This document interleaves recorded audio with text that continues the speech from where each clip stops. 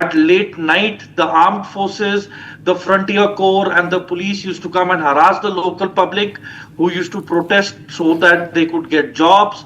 And in protest, anybody used to get injured, used to be later on who they used to go to the hospitals, they were kidnapped, and there were disappearances of individuals and young youth from the hospitals are very grim at the moment.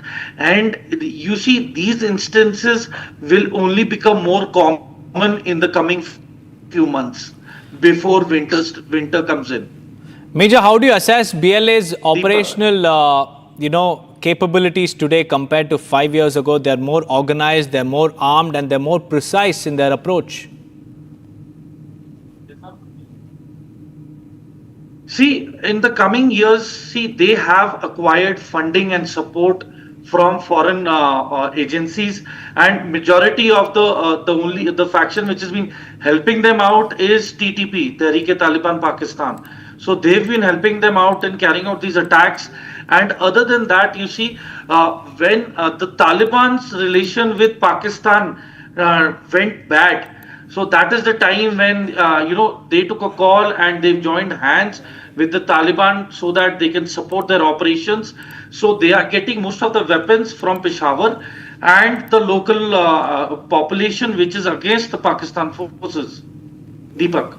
Right, Major, thank you for joining me with those insights. Well, that's the latest coming in from Pakistan, where the BLA has claimed responsibility for a remote-controlled bomb attack on Jaffar Express near the Aab Gum area of Machh. And this has targeted a section of the railway where personnel were clearing the railway track. And the explosions that were laid there by BLA have killed 4 individuals. Now, let's move on and tell you what's happening as far as the Air India technical snag is concerned, because Air India's flight AI 996 operated by a Boeing 787 aircraft was again cancelled in Dubai due to a technical issue, and the cancellation came after all passengers had already boarded for the Dubai to Delhi aircraft. But it seems like this flight has also been cancelled, and this is one among many Air India flights that have faced disruptions over the past few days due to technical and operational issues. And we are awaiting more details as to what the technical snag was as far as this Boeing 787 aircraft is concerned. We also have J. Venkateshwar Rao, an aviation expert, joining us live. A very good afternoon to you, Mr. Rao. Air India planes in the last 48 to 72 hours have encountered massive glitches, some of them mid-air, some of them after takeoff, some of them when the aircraft made a pit stop. How do you look at the situation turning out for Air India and most importantly, Boeing? Let me start by saying that the situation could have been controlled a long time back if proper checks and balances were put in place and if rules were adhered to. Having said that, the delays or the glitches that you find now on the Dreamliner is thanks to the DGCA having woken up now and issued an order on 13th of June, wherein they said that there will be a one-time check before departure of the flight time India with effect from 15/6/2025, inspection of fuel parameter monitoring and associated system checks, inspection of cabin air compressor and associated systems, electronic engine control system test, engine fuel driven actuator operational test and oil system check, serviceability check of hydraulic system, review of takeoff parameters. Now, now DGCA is admitting that these were the issues that were boggling this aircraft. Now, that is for now Boeing to have a look at why these things were happening. There has been a lot of cover-up going on for a long time on these aircrafts. From the time these aircrafts have come to Air India, we've been flagging a lot of issues. I don't know how to put this, but Boeing, when we ordered the aircraft itself, we ordered it when it was on the design stage on the table. Air India was a testing ground for it, and we faced a lot of fluck both with passengers and the aircraft maintenance. So it is not. I mean, this was just a catastrophe waiting to happen. And to be very honest with you, DGCA has always been tweaking the rules, and I have bringing it time and again to the notice of the people that in DGCA, in Air India. In fact, I have also written to the FAA, I've written to EASA, I've written to CASA. Everybody was quiet on this. You see, the problem is when there's an accident or an incident, we all wake up and then it's back to normal or square one, because as long as there is no constant monitoring, this is bound to happen. This is nothing but a domino effect that you're seeing in today.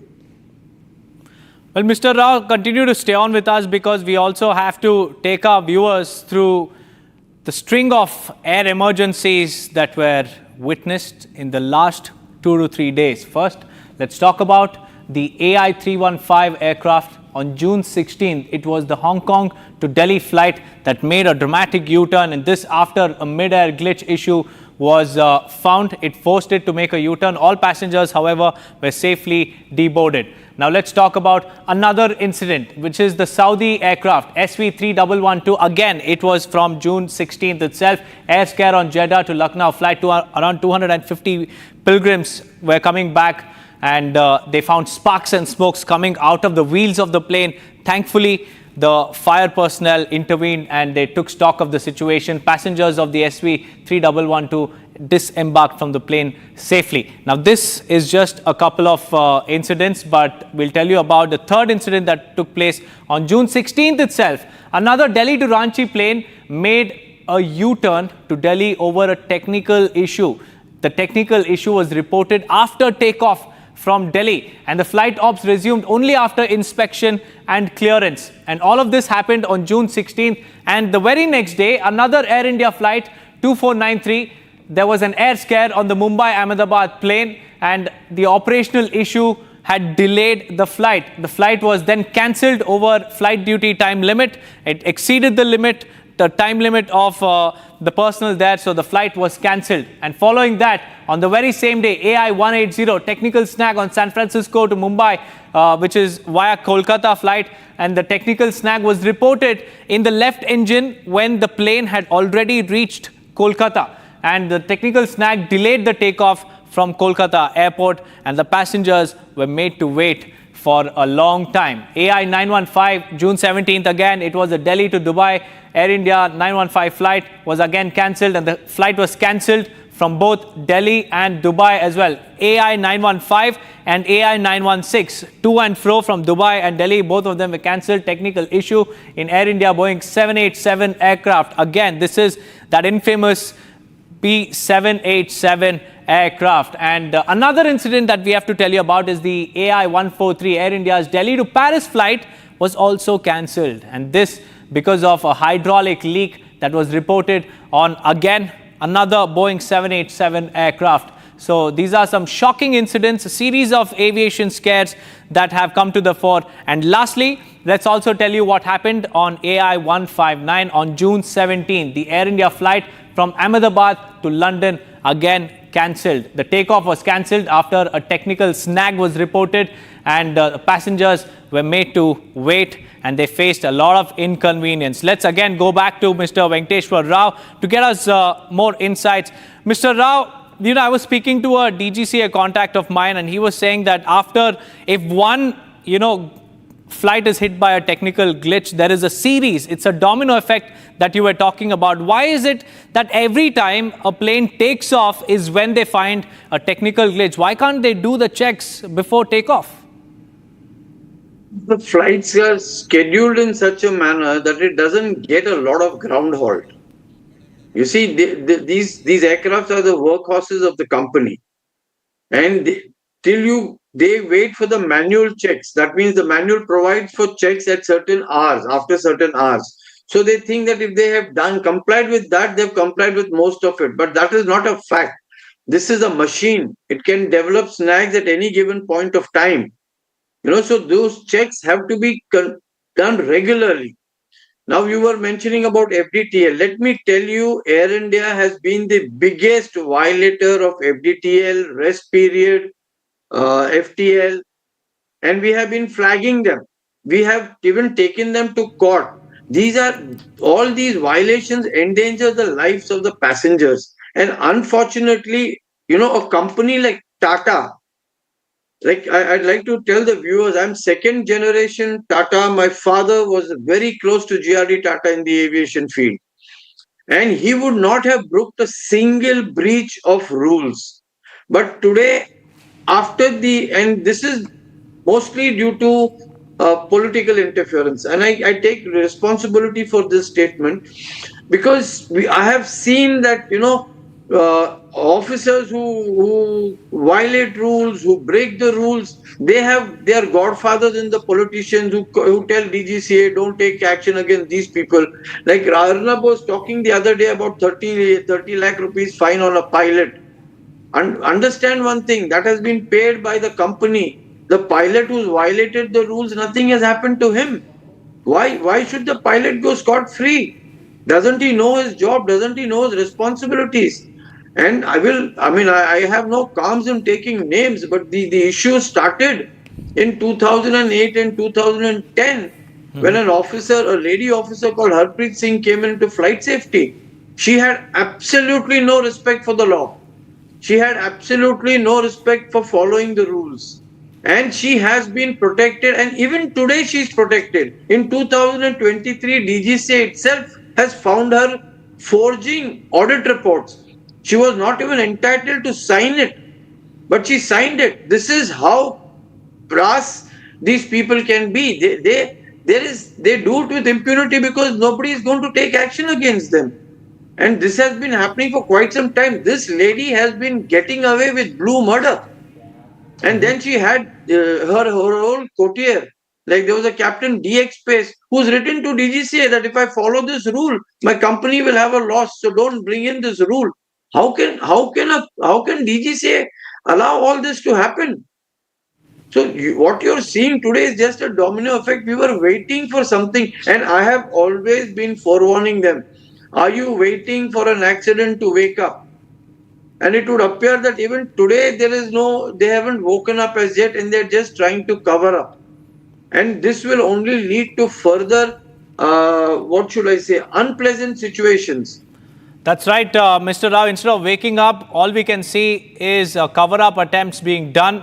But what we need to tell our viewers is that all of this points at just one thing, and that is passenger safety is being compromised. And it's time that the airlines and the plane makers wake up and fix these issues before another life is lost. But many thanks, Mr. Rao, for joining us on this broadcast. Let's now move on to an unthinkable praise from Pakistan's parliament. Viewers, a sitting MP has openly admitted that Uttar Pradesh, an Indian state, is economically stronger than Pakistan itself. And the comparison isn't just startling, it's a humiliation for Islamabad and a big nod for Yogi model of governance.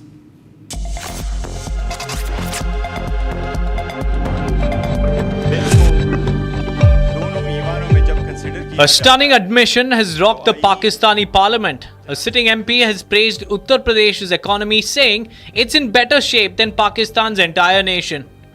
In a video now viral on social media, the MP says Pakistan's total budget is $62 billion, while Uttar Pradesh alone has a budget of $97 billion. ये मैं आपको कुछ facts figure देता हूं। पाकिस्तान का total budget outlay हमारा 62 billion है, जबकि इंडिया 50 स्टेट से एक स्टेट का बजट आउटले उत्तर प्रदेश का 97 बिलियन है। हमारा total tax revenue 50 billion, revenue 50 billion, जबकि उत्तर प्रदेश का 80 बिलियन। हमारा टैक्स रेवेन्यू उनके टैक्स रेवेन्यू से 16 बिलियन कम है।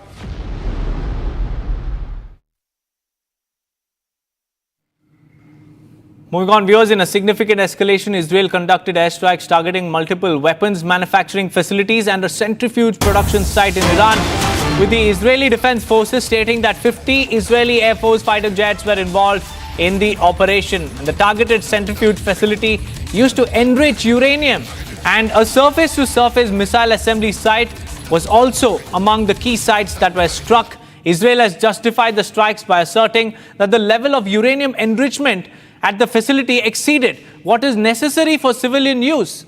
And this is the justification coming in from Israel after it struck several of Iran's military and nuclear facilities, surface-to-air missile launchers, missile depots, and also these nuclear enrichment, uranium enrichment facilities were also completely bombarded. Israeli jets were unleashed by the Israeli Air Force.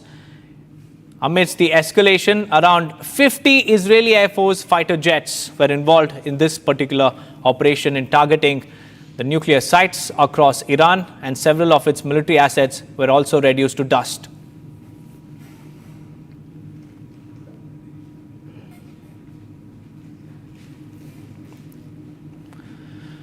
Well, viewers, tensions between Israel and Iran have reached a boiling point as the IDF unleashed a series of powerful airstrikes on Iranian military targets, which we just told you about. And in this explosive compilation, we bring you those 9 shocking videos capturing the sheer scale and intensity of these attacks, from missile-laden drones to precision air raids. These visuals reveal the raw reality of modern warfare and the escalating conflict that's gripping the Middle East.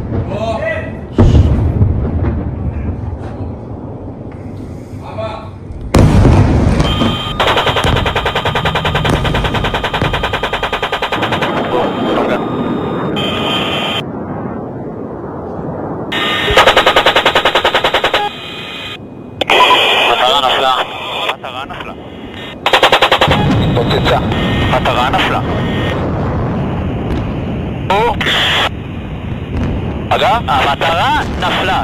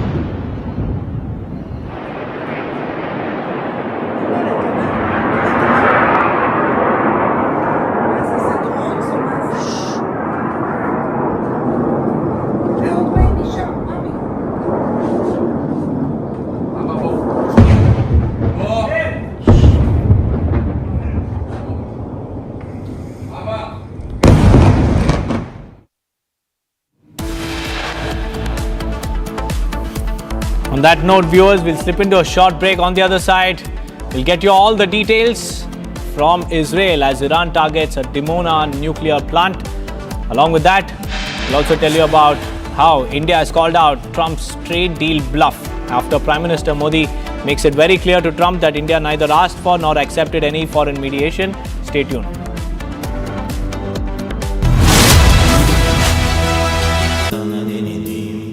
Amity has been ranked among the top universities globally for producing the most employable graduates by the Times Higher Education UK. Yet another testimony to Amity's excellent placement record.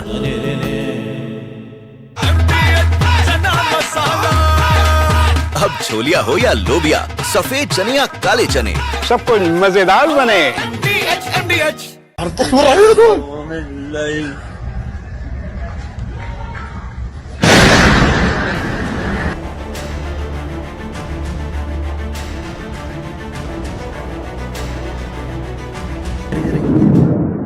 Ini filho. Uau, vai bater zico.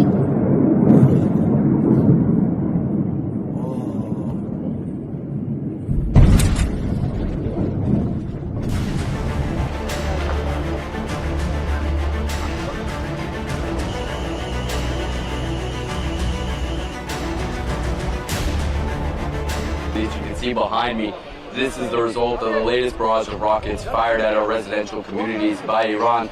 It's continuing the pattern as we're seeing.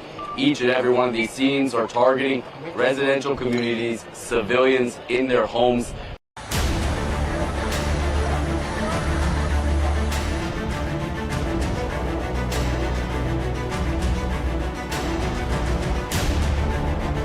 אחרי שקיבלנו את ההתראות בלילה, נכנסנו לממ"ד, המתנו, היה את האזעקה, המתנו.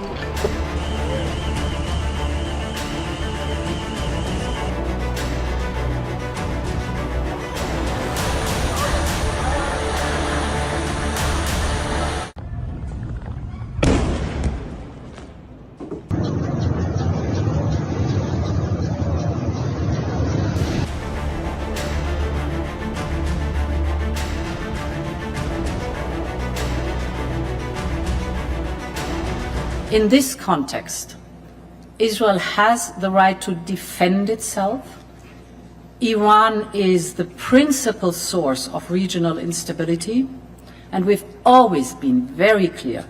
Iran can never have a nuclear weapon.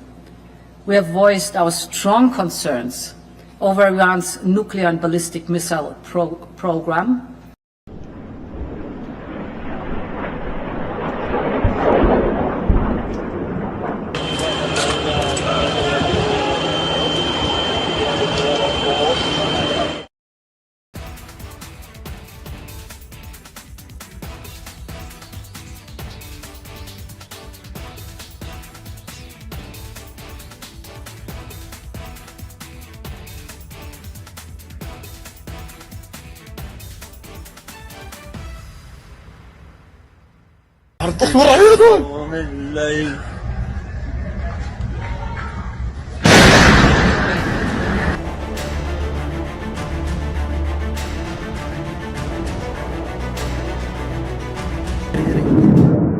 Ini filho.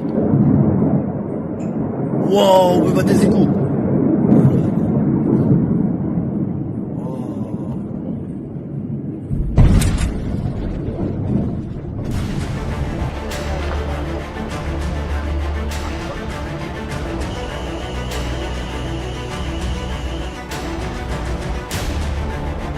As you can see behind me, this is the result of the latest barrage of rockets fired at our residential communities by Iran.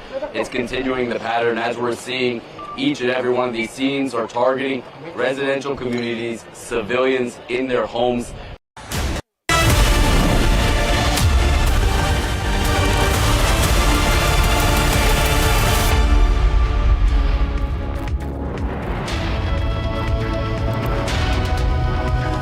Welcome back, ladies and gentlemen. You're watching Live and Breaking with me, Krutat Patnaik, at 12:30 p.m. this Wednesday afternoon. A threat of assassinating Ayatollah Khomeini from the US president. An evacuation ordered immediately of Indian students from Iran. Those are the realities that we are looking at in West Asia this afternoon. I'll bring you all the details on this developing story in just a moment. But as always, let's start this Live and Breaking bulletin with the headlines. Baloch Liberation Army claims responsibility for remote-controlled bomb attack on Jaffar Express train. 4 killed.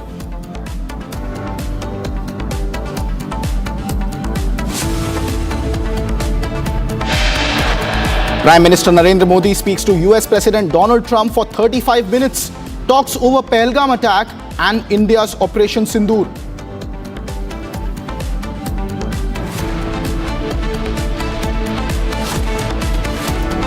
Trump's trade deal bluff called out. Prime Minister Modi makes it exemplarily clear to Trump that India neither asked nor accepted any foreign mediation. Air India flight cancelled in Dubai due to a technical issue after passengers had already boarded the plane.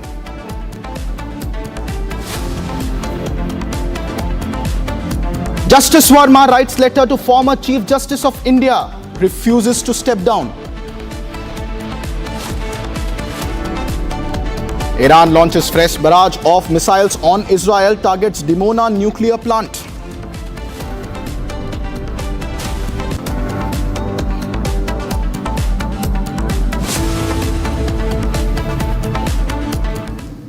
Ladies and gentlemen, the situation continues to be extremely grim in Israel following sirens regarding a hostile aircraft infiltration that was sounded between 9:04 a.m. this morning and 9:19 in the southern Golan Heights, which is in the northern part of Israel. 3 UAVs or drones that were launched towards Israel from Iran were intercepted by the Israeli Air Force.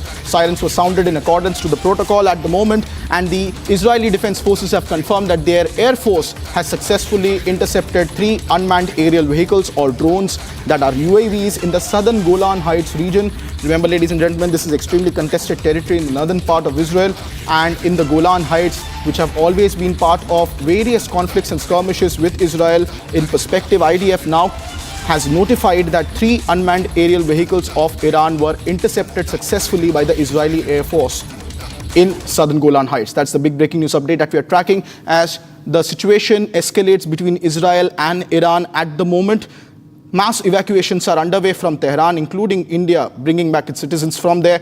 Many of them had crossed over to Armenia as well. And the barrage of missiles and unmanned aerial vehicles continues from the Iranian side with no respite and no signs of any ceasefire-like situation. In fact, in the last 24 hours, the situation has further deteriorated, with even US President Donald Trump launching direct threats to the supreme leader of Iran, Ayatollah Ali Khamenei. And he's also gone on to say on record that he was in their crosshairs and could have been assassinated. At this stage, the situation continues to remain grim as there is no information yet on a direct attack on US. However, the Iranian barrage of missiles and drones on Israel continues. That's the big breaking news update that we are tracking at this point of time. I have my colleague Shavan joining us live from the newsroom with more details on the story. Shavan, more drones intercepted now in the southern Golan Heights. This is also the first notified drone interception in the northern part of Israel, especially in the southern Golan Heights. What's the latest we are picking up in terms of updates? Well, in fact, let me take you through the details that we have right now from both the countries, beginning with Israel. The Israeli Defense Forces have just put out a statement a short while back saying that they have been able to intercept UAVs. That was around 9 o'clock Israeli time, and this was in South Golan, where they were able to intercept. As far as the Iranians are concerned, they say that this is the 11th wave of missile strike that they have essentially carried out. In fact, this time they've also used Fatah missiles that have been used by the Iranians to target multiple military installations in Israel. In fact, this is a list that has been provided by the Iranian Foreign Ministry, which basically includes a number of air bases in Israel, which includes the Al Jalil base, that's the military headquarters in northern Israel, the Haifa port infrastructure that has been targeted. Apart from that, Ovada Air Base, that's the command center and the electronic warfare control hub. The Nevatim Air Base, remember this happens to be the air base which houses the F-35s, that's the F-35 squadrons in the Nevatim Air Base, and of course multiple power plants. Important to point out here that these are claims that have been made by the Iranians. In fact, there is a statement that the IRGC has also put out a short while back stating that their targets remains only those military installations. Both sides have contradicted this, countered this, if I may say so. The Israelis say that their only target right now are the nuclear facilities in Iran. In fact, they're hoping that the United States of America would be drawn into this, and the final lap of the war would be conducted by the United States of America. As far as the Iranians are concerned, they claim that it's not the nuclear facilities that are being targeted or the military installations, it's the civilian areas. In fact, just a short while back, we received a video coming in from the Iranian Foreign Ministry where they have put out details of how a nursing home has been targeted by the Israelis. Now, both sides have made multiple claims. Now, in the fog of war, what's really happening is that there is extensive damage that both the countries have witnessed right now, and there isn't any sight of de-escalation at this point in time, because the Israelis are certainly hoping that President Trump will come on board and they will carry out what they're calling the final lap, and the end of the conflict would be the elimination of the Supreme Leader himself. But President Trump, remember, last evening has already indicated that the United States of America isn't really planning to eliminate the Supreme Leader of Iran, at least for now. That's what President Trump has to say. As far as the fighter jets that have moved to the military bases in Europe, multiple US officials who have been quoted by the Western media have indicated that these are defensive positions that have been taken by the forces, the American forces. Shravan, please stay with us as we are getting more breaking news information coming in, as you rightly pointed out, of the fog of war. However, the first official confirmation, ladies and gentlemen, coming in from the Iran's foreign ministry that reported that the country's Fatah missiles were significantly enhanced and the precision impact strikes were carried out in the last round of escalation between Israel and Iran. These are hypersonic missiles that were used by Iran last night. That is now the official statement coming in from the Iranian Foreign Ministry, whose air defense has been completely neutralized by the initial rounds of strikes and cyber assault by Iran. These were visuals from last night and also coming in from previous days in a significant matter of escalations, ladies and gentlemen. The hypersonic missiles of Iran have been weaponized and have been operationalized in this latest bout of escalation between Israel and Iran. That's the latest breaking news update that we are tracking. This hypersonic missile travels apparently at the speed of Mach 13 to 15 and takes only 336 seconds to reach to its target reportedly. That's the big breaking update that is coming in. And as we track these developments very closely, Republic TV is the only network to report from both Israel and Iran. And here is a detailed ground report from a nursing home in Qasr-e-Shirin in the Kermanshah area of Iran. At the same time, this was Iran that was claiming that Israel targeted various medical institutions in the Kermanshah area, starting from the first night of the attack on June 13. Take a look at this report, ladies and gentlemen.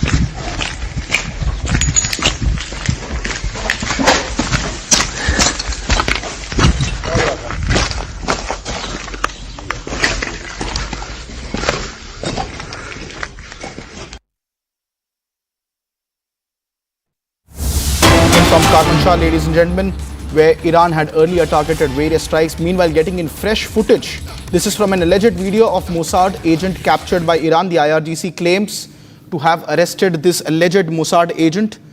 These are updates coming in as a crackdown both ensues in Iran as the strikes continue.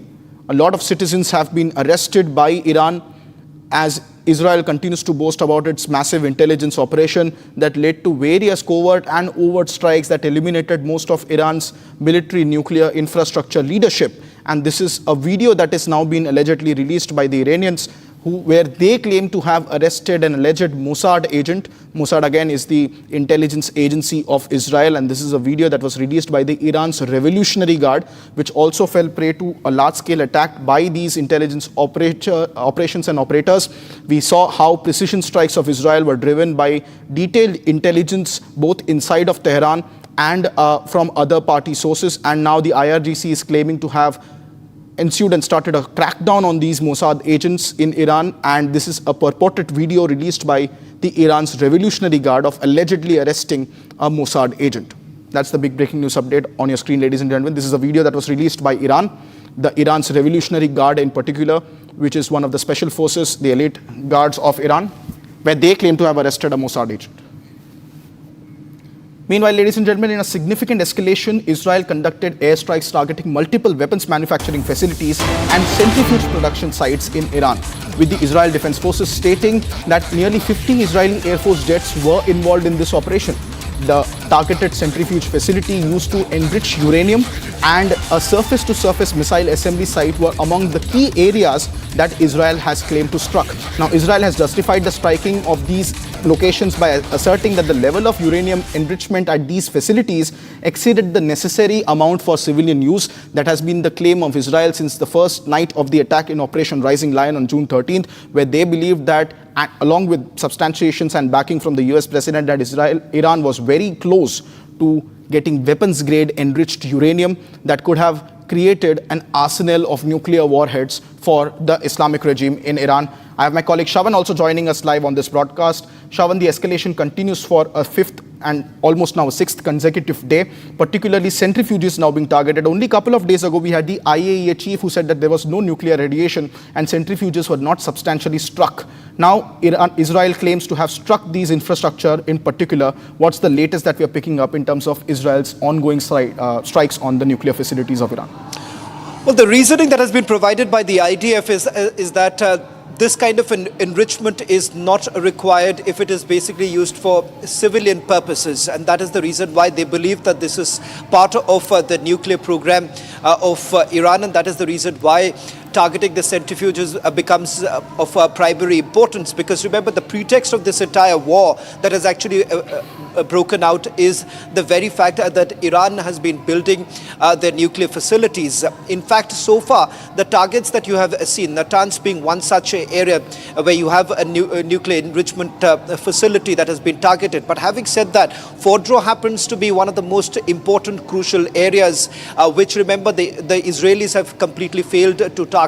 The reason being is that the Israelis do not have the capacity right now to carry out these bunker busters in that very area. That is the reason why they're certainly hoping that the United States of America will basically step in, because it's only the United States of America which has the capability as well as the resource to carry out these bunker boosters, and that can only be done by them. And that's why they're certainly hoping that US will be drawn into this entire picture, and perhaps they would be able to complete what they have essentially started. But remember, US has been absolutely non-committal about this entire issue, because right from the beginning, President Trump has been saying that United States of America does not want to fight a war for others, and that is the reason why they haven't really stepped in. So far, whatever they have essentially done, they've done it as an ally of Israel, and that is the reason why they've been able to help Israel in this barrage of missiles that have been launched by the Iranians. The Iranians, on the other hand, have been maintaining that if at all United States of America is interested in diplomacy, if they're serious about diplomacy, then perhaps the time is ripe that they pick up the phone and speak to Prime Minister Netanyahu and call in for a ceasefire. Thank you very much, Shravan, for tracking those details. It is extremely crucial to also note that this escalation of Israel continuing to strike centrifuges comes just a couple of days after the IAEA Board of Governors meeting. We'll be closely tracking, ladies and gentlemen, these updates. But meanwhile, here is all that is happening on the war front in West Asia in this quick wrap of stories. The Iran-Israel conflict escalated further as more Iranian missiles were intercepted over Tel Aviv, prompting the Israeli military to launch a series of strikes near Tehran. Israel claims now that the ongoing offensive, which has killed at least 224 people in Iran, is aimed at halting Iran's progress towards developing more nuclear weapons. Rising hostilities in Iran dominated the G7 summit's final discussions. Canadian Prime Minister Mark Carney, hosting the summit, called for de-escalation across the Middle East, urged the ceasefire in Gaza, warning that Iranian crisis igniting a border conflict or a regional conflict can be an issue for the entire region. G7 leaders also reiterated our commitment to the pursuit of peace and stability in the Middle East. Made clear that Iran is the principal source of regional instability and terror. And we've been consistently clear that Iran can never have a nuclear weapon. We urge that the resolution of the Iranian crisis leads to a broader de-escalation of hostilities.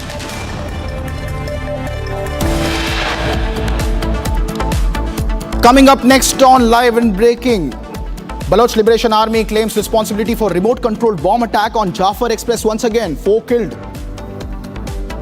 We'll be bringing you more details on the Air India flight cancelled in Dubai due to technical issue after all passengers were already on board the aircraft. More details on Live and Breaking right after the short break, ladies and gentlemen. Do not go anywhere. आधे bowl दही में 4 चम्मच MDH चटनी पुदीना मसाला डाला, stir करो, पुदीना चटनी तैयार। MDH चटनी पुदीना मसाला। विमल में गुलिस्तान की ये कुछ लजीज फरिश्ते जब साथ घुले तो जी ललचाए और दिल कहे कि स्वाद की जुबान में खुद को ऐसा डुबाऊं कि निकल ना पाऊं। विमल की जुबान कुछ है ही ऐसी, मानते हैं ना? विमल, बोलो जुबा Kesari.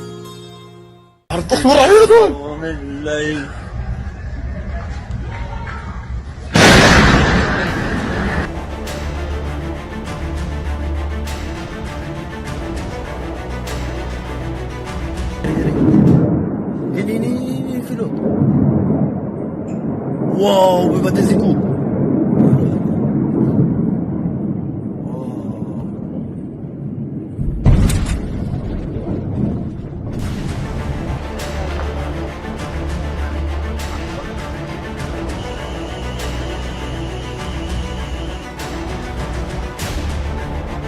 As you can see behind me, this is the result of the latest barrage of rockets fired at our residential communities by Iran.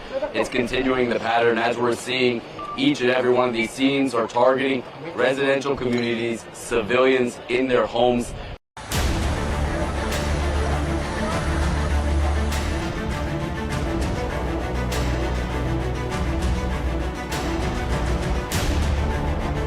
אחרי שקיבלנו את ההתראות בלילה, נכנסנו לממ"ד, המתנו, היה את האזעקה, המתנו.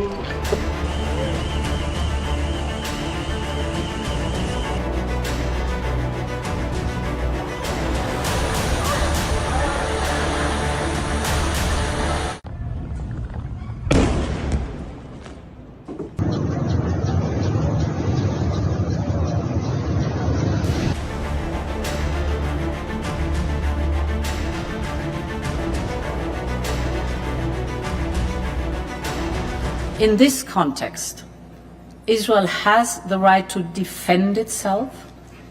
Iran is the principal source of regional instability, and we've always been very clear.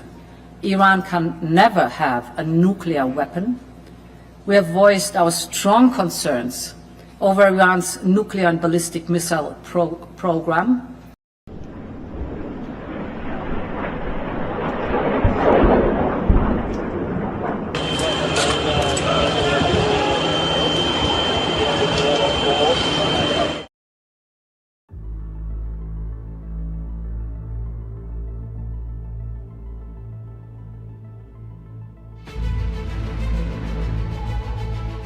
Technical reasons, sir, would like to stay closer to Hong Kong.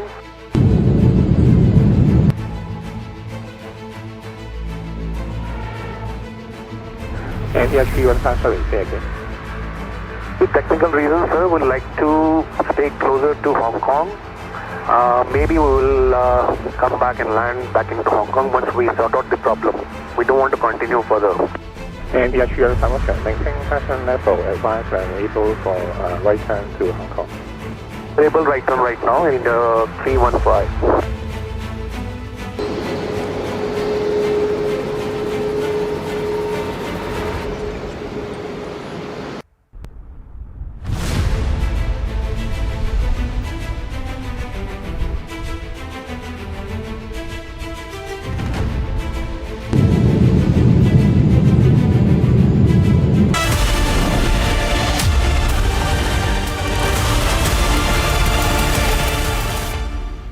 Welcome back, ladies and gentlemen. As US President Donald Trump has now made some very controversial statements, in the latest on the Israel-Iran conflict, he has sparked an intense debate. What does he mean when he says he wants the conflict to come to, quote, a complete end, and how it might impact the entire region? Explore the implications of Trump's words and the potential path towards peace or stability in the entire region. Here's a detailed report. You just posted right before we took off that you're not leaving because of a ceasefire. Why are you? Can you elaborate? Get it better than ceasefire. We're not looking for a ceasefire. I didn't say I was looking for a ceasefire. That was Emmanuel, nice guy, but he doesn't get it right too often. But we're not looking. We're looking for better than a ceasefire. What specifically is better than a ceasefire? What are you looking for here? An end, a real end, not a ceasefire. An end. So something that will be permanent. Or giving up entirely. Is that okay too? Are you close there? Is that possible in the next 24 months? Why not? Certainly possible. Complete give up. That's possible, yeah. Doing pretty well. Right now we're doing pretty well. Remember, Iran cannot have a nuclear weapon. It's very simple. We don't have to go too deep into it. They just can't have a nuclear weapon. What was the thinking on the call for Tehran to evacuate? Is there a threat or is there incoming? What was the thinking on the full evacuation? I want people to be safe. And that's always possible. A thing like that could happen. I just want people to be safe. You have great people that know how to protect themselves. And when you say better, what? Oh, we'll come down so hard if they do anything to our people. We'll come down so hard that the gloves are off so beautifully. Now, I think they know not to touch our troops. Are you open to negotiating with the Iranians right now, or do you want to wait? I don't know. I've been negotiating. I told them to do the deal. They should have done the deal. Their cities have been blown to pieces. They've lost a lot of people. They should have done the deal. I told them do the deal. So I don't know. I'm not too much in a mood to negotiate. Yeah, I think it's safer. There's a lot of bad things happening. No, I think it's safer for them to evacuate.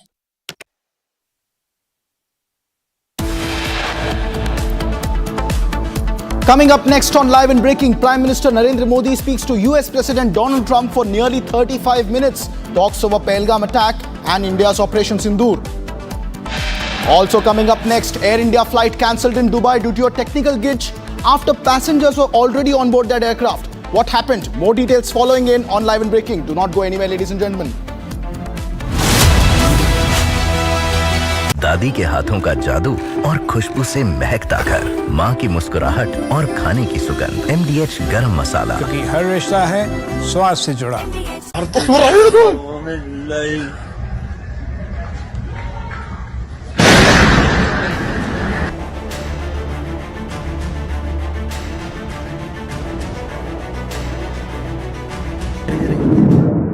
הנה, אפילו. וואו, בבתי זיקוק.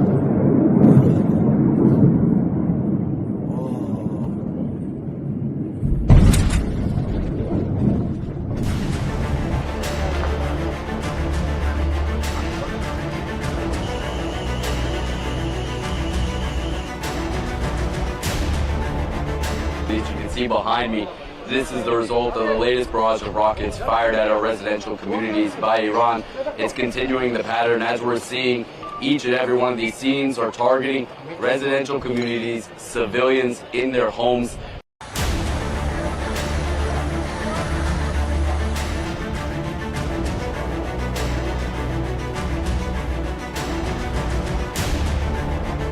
אחרי שקיבלנו את ההתראות בלילה, נכנסנו לממ"ד, המתנו, היה את האזעקה, המתנו.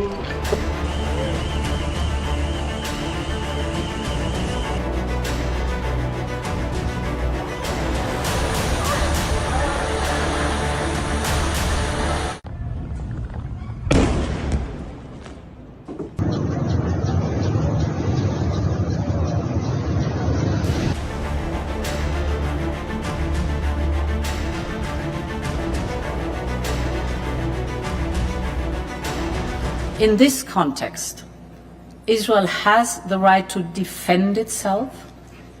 Iran is the principal source of regional instability, and we've always been very clear. Iran can never have a nuclear weapon.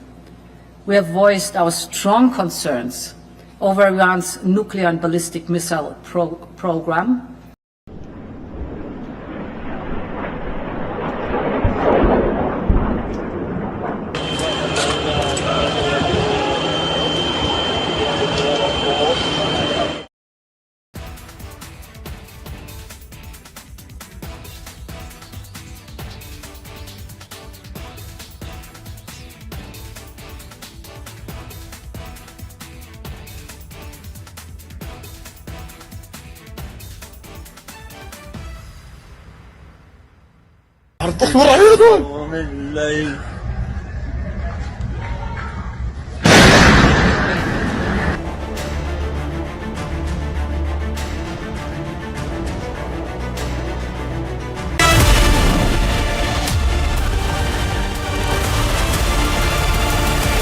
MDH की हल्दी मिर्ची धनिया करे कमाल, ये रंग दे, ये खुशबू दे, ये तीखा, ये कम पड़े, क्या निराला MDH masala.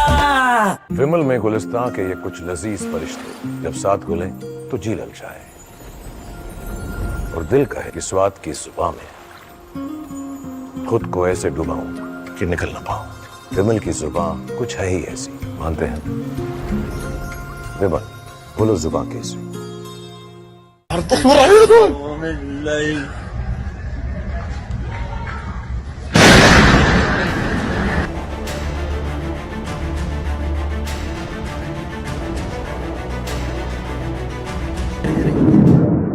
הנה, אפילו. וואו, בבתי זיקוק.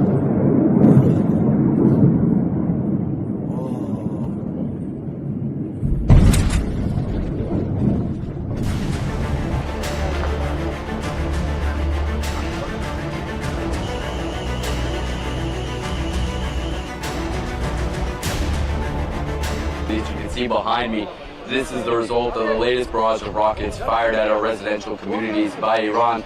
It's continuing the pattern as we're seeing. Each and every one of these scenes are targeting residential communities, civilians in their homes.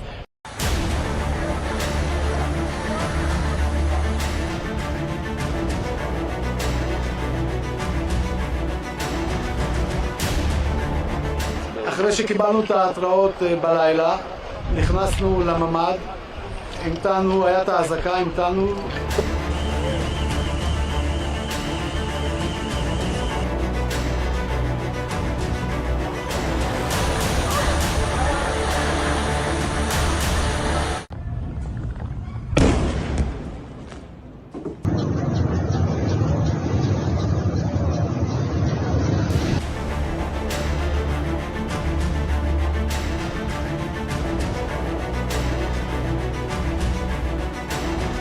In this context, Israel has the right to defend itself. Iran is the principal source of regional instability, and we've always been very clear. Iran can never have a nuclear weapon. We have voiced our strong concerns over Iran's nuclear and ballistic missile program.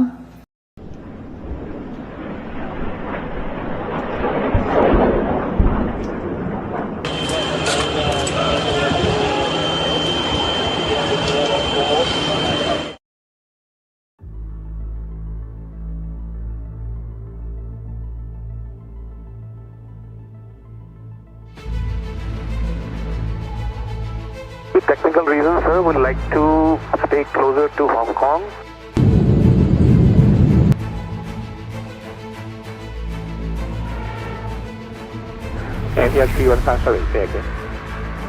With technical reasons, sir, would like to stay closer to Hong Kong.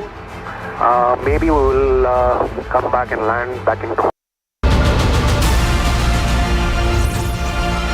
You can see one of the targets of the Iranian missiles, but all of them, as you can see, are completely destroyed just from one ballistic missile. You see, this is what happened from one ballistic missile that Iran showed towards Israel. This is what Iran doing. They are striking civilian residential areas all across Israel.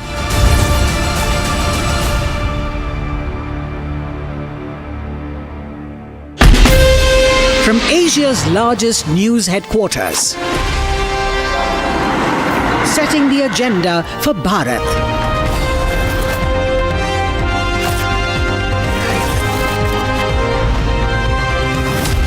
You're watching Republic.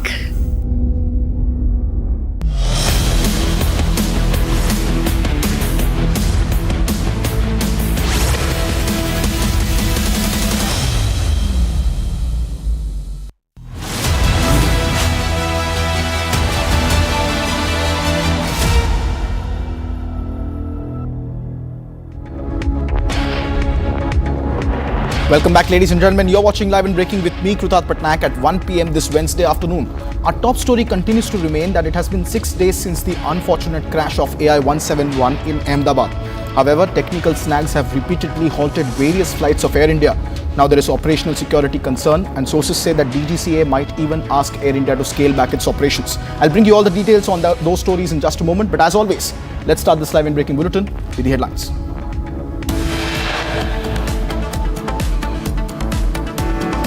Baloch Liberation Army claims responsibility for remote-controlled bomb attack on Jaffar Express train.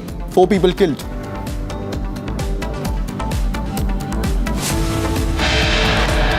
Prime Minister Narendra Modi speaks to US President Donald Trump for close to 35 minutes. Talks over Pahalgam attack and India's Operation Sindoor.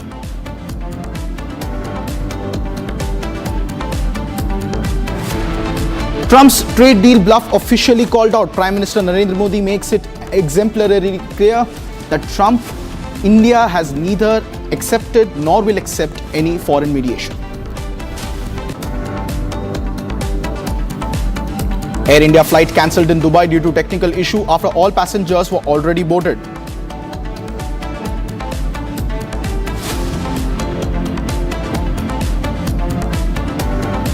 Justice Verma writes a letter to former Chief Justice of India, refuses to step down.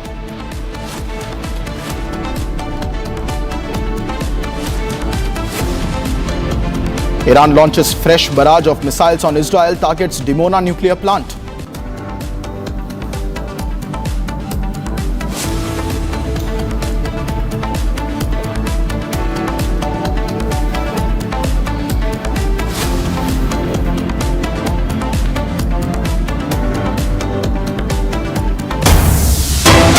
Meanwhile, ladies and gentlemen, big breaking news update coming in the Air India security lapses story. Top sources from the Director General of Civil Aviation or the DGCA say that DGCA is likely to ask Air India to reduce the flight operations by close to 30%. It comes after big technical snags have been found in most Boeing aircrafts of Air India in the past few days. Regulator orders Air India to fix the snags first and go through thorough inspection. These are sources from the DGCA that indicate that Air India can even be asked to reduce its operations by close to 30%, a very drastic reduction in the fleet's operational capability if true, because there were various technical snags that have been back-to-back reported, in particularly to the wide-body aircraft fleet of the Boeing manufacturer in the last 3 to 4 days, as we have seen. And now DGCA sources indicating that in fact, Air India could be asked to scale back its flight ops by 30%, which is a very significant reduction. I have my colleague Harsha who is leading the coverage on this story. Harsha, what's the latest that you're tracking up from your sources within the DGCA on a potential scale back of operations for Air India on the cards?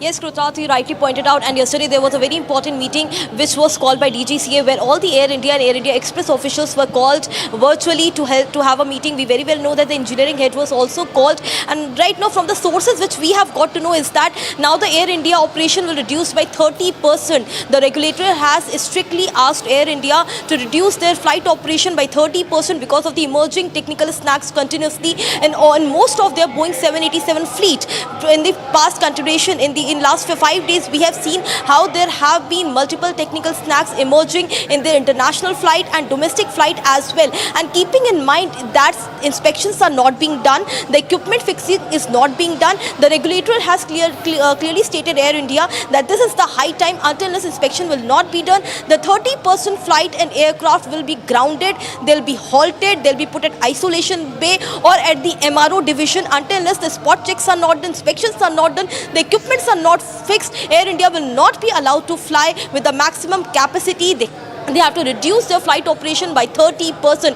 This is the very big which we are learning. We can say that's a very big step and first strict action against Air India which the regulator has taken since the time of the plane crash. Back to you. Thank you very much, Harsha, for tracking those details. Stay with us as I am also being joined by Captain Ehsan Khalid, who's a veteran pilot, also joining us live on this broadcast with more details.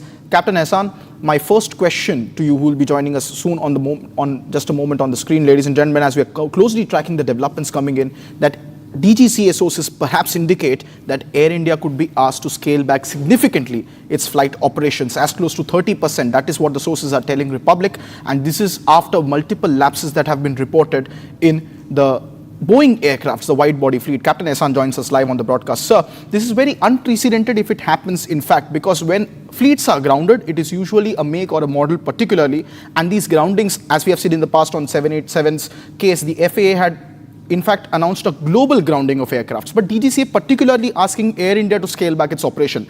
Does it point out to several MRO faults or several safety standard protocols which are very specific and niche to Air India's case at the moment that DGCA would perhaps ask it to scale back operations? Do you see this happening? Good afternoon. First of all, I am not privy whether DGCA has asked to scale operations of Air India or not. It is our conjecture that it may. The number of incidents that has increased over last 2-3 days is probably just an indication of anxiety level on the part of engineers, operators, pilots, and everyone put together, because right now we do not have the exact information as to what made the aircraft go down. Therefore, each and everything is being looked at from the microscopic angle. That could explain why we are having more than the normal kind of a snag, and each snag is also being now in the scanner of the media too. Coming back to the fact that scaling down of operations of Air India or the fleet, I think it is right to happen only after we know what has happened. Okay, we might be actually barking at the wrong tree. If it was a, let's say, software issue, then it has nothing to do with maintenance, it has nothing to do with Air India practices, while all these can improve a lot. Okay, well, we have to agree that Air India, the best chance for Air India to revive is Tata companies. If Tata cannot revive it, cannot make it better, then this airline has no more future.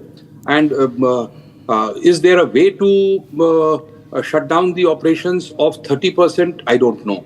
That will further, actually what will happen is when you do that, there is more pressure that you put in onto the operations and commercial, and there would be cracks developing there. So any knee-jerk reaction like this, 30% down, 50% here, not there, is going to actually be shown. Because you see, Captain Ehsan, just stay with us for a moment. I'm also getting in a fresh breaking news update, and I'll just come to you right back after the second. Sorry to interrupt you. Ladies and gentlemen, flight AI 2491 from Mumbai to Lucknow has been cancelled due to operational constraints. That's the latest update that we are tracking related to the flight crew's duty time regulations. Now, this is a new factor that has now entered into the latest spate of cancellations of Air India. Despite efforts in arranging an alternate route, the flight could not be operated, resulting in significant delays and eventual cancellation of both onward sector and the return sector. Amidst the disruption, some passengers also expressed their frustrations, leading to damage to the aircraft cabin and deployment of emergency chute through the overweight exit. The Central Industrial Security Force was also present at the site to maintain the order. I have my colleague Harsha who's live from the newsroom with more details on the story. Harsha, what's the latest? So Krudar, this was the yesterday flight Bombay to Lucknow, which was scheduled to depart from Bombay at around 6:55 in the evening.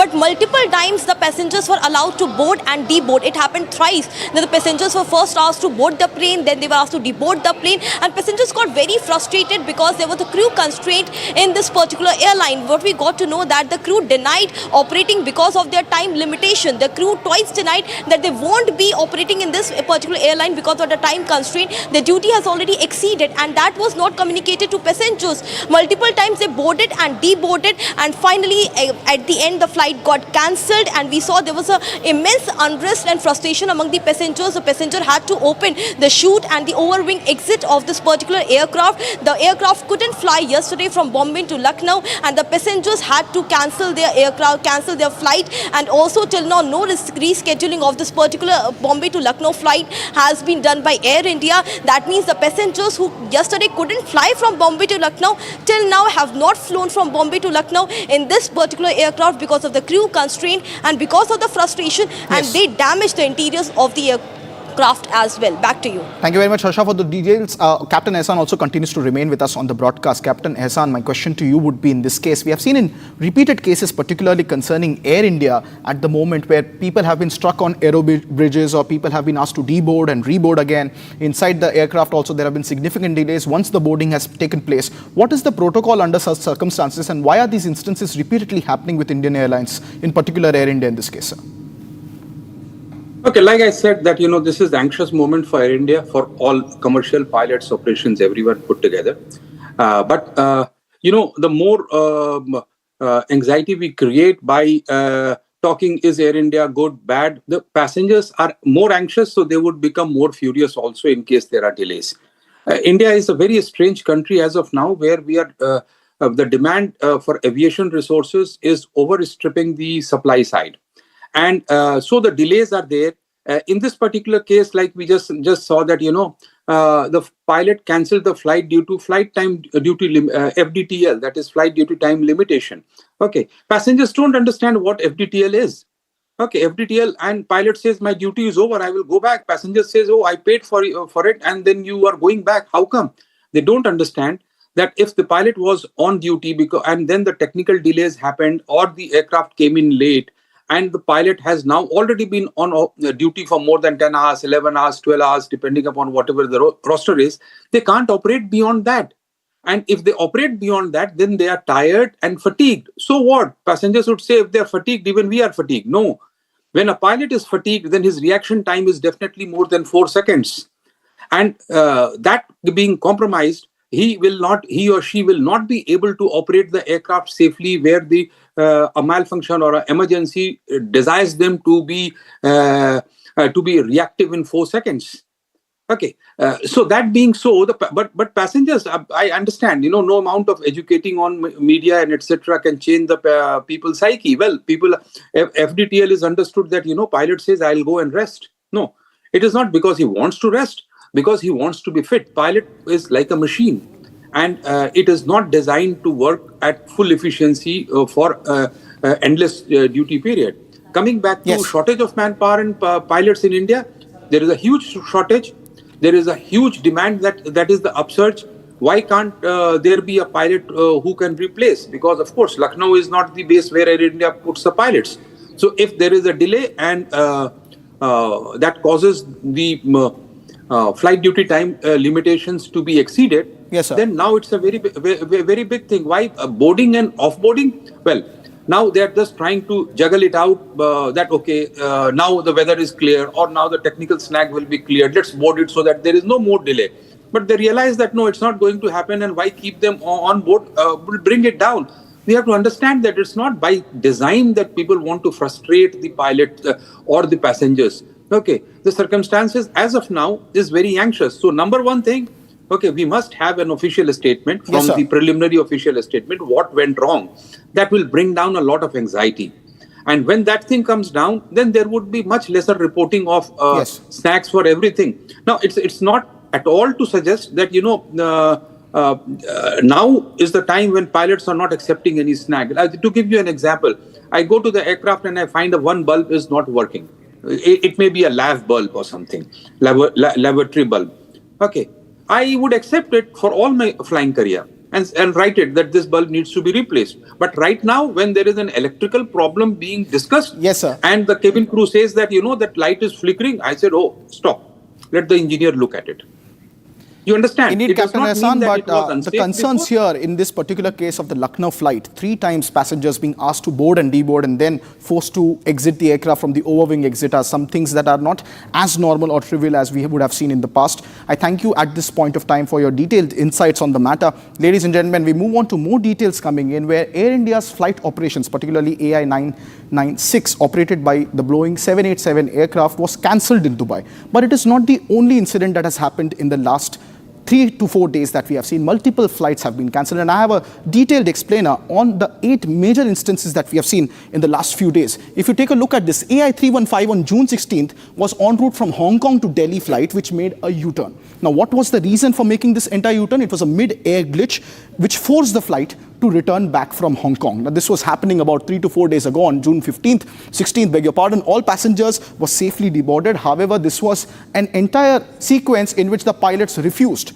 to, in fact, carry on with the flight and they were asked to come back. This was SV3112 on June 16th, which was Saudi Arabia flight. It was an air scare on the Jeddah flight, which was on the Lucknow flight route. And while making a landing there were some issues and sparks and smokes were seen from the plane's forward landing gear. And there were some issues which were pointed out, following which even this international airline, the Saudi Arabia Airlines, was also found with a technical glitch. Now, moving on to more updates that were coming in, all the passengers safely disembarked in this flight in particular. However, another serious landing gear concern was already brought up in this case. Now, this was a Delhi to Ranchi Air India flight, which was again on June 16th, where the plane had to make a U-turn to Delhi over another technical issue. Now, what are the details of these technical issues are something that are not yet made privy to the people and have been reported to the DGCA perhaps. But these technical issues were reported soon after takeoff from Delhi, which shows that perhaps there were some concerns with the pilots when they took off and they felt that they could no longer carry on and they had to return back to Delhi. The flight ops resumed after inspection and clearance,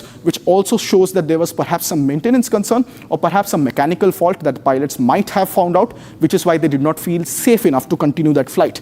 This is another flight, AI 2493 on June 17th. Now, this air scare from the Mumbai-Ahmedabad plane was something that again repeated itself on the Ahmedabad circuit. This one was, there was an operational issue which led to the delay of the flight on June 17th. Following which, when further details were gotten, the flight was cancelled over an FDTL issue, another technical issue that was faulted between the Mumbai and Ahmedabad Air India flight. Now, on June 17th, AI 180, a technical snag on board a long-haul flight, San Francisco to Mumbai via Kolkata. It was a very premier, important route of Air India. This flight also experienced some technical snags which were reported in the left engine. Now, the engines of the Boeing 787 airliner were extremely under focus because of the AI 171 crash, supposedly which happened because of the stalling of the aircraft because of issues in both the engines. Now, this technical snag also led to delay of the takeoff from Kolkata.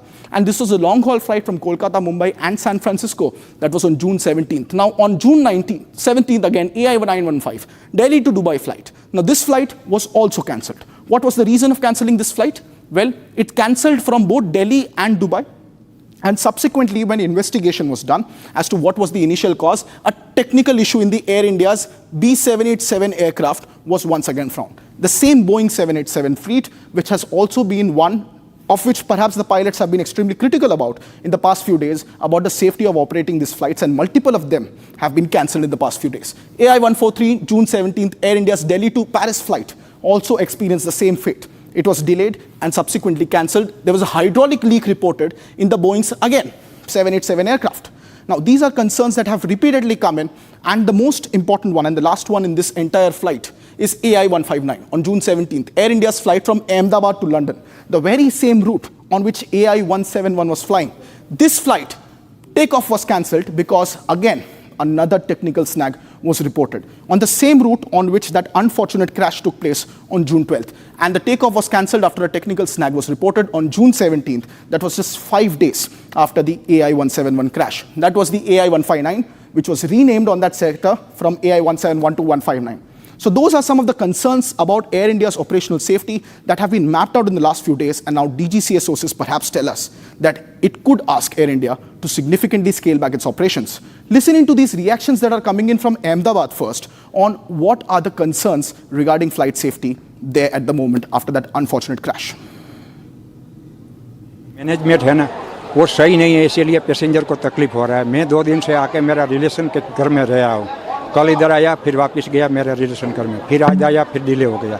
तो हम request कर रहा है airlines के कि आप अच्छी तरह से मैनेजमेंट करो, हम आपके साथ हैं। क्योंकि टाटा कंपनी है, हमारी इंडियन कंपनी है और इंडियन के लिए उसने दिया हुआ है, इसीलिए मैं खुश हूँ। लेकिन ये पब्लिक के जो परेशानी है वो कुछ दूर होएगा तो हम उसके लिए रिक्वेस्ट कर सकते हैं। कल भी मेरी फ्लाइट कैंसिल हुई थी, मैं बहुत परेशान हो गई थी। कल भी 1 बजे की थी, बाद में डिले की 3 बजे की, और बाद में वो कैंसिल हुई। और वो लोग ताज में स्टे देने वाले थे, बट वो भी फिक्स टाइम नहीं था कब देने वाले थे।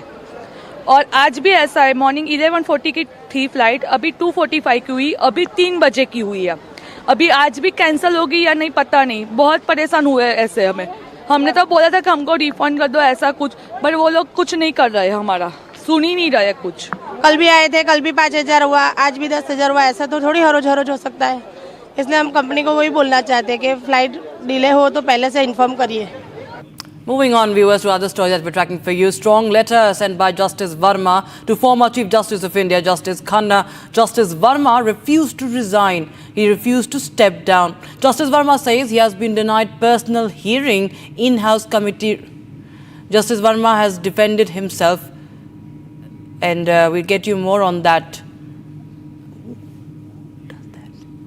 And that's the big update we have right now, viewers. One of the biggest judicial scandals that has in the history of the country. And Justice Verma, meanwhile, stays defiant. Justice Verma, it's a strong letter in strong words, but Justice Verma, he has sent he had written to former Chief Justice of India, Justice Khanna, Justice Sanjeev Khanna, refusing to step down. And we have our Executive Editor for Legal Affairs, and we have Rhythm joining us. Rhythm, tell us more details about this letter by Justice Verma. And clearly what we understand is that he continues to defend himself, and he is defiant, and he refuses to step down. That's right. This letter was written on the 6th of May. This is a letter that was sent to former Chief Justice of India, Justice Khanna.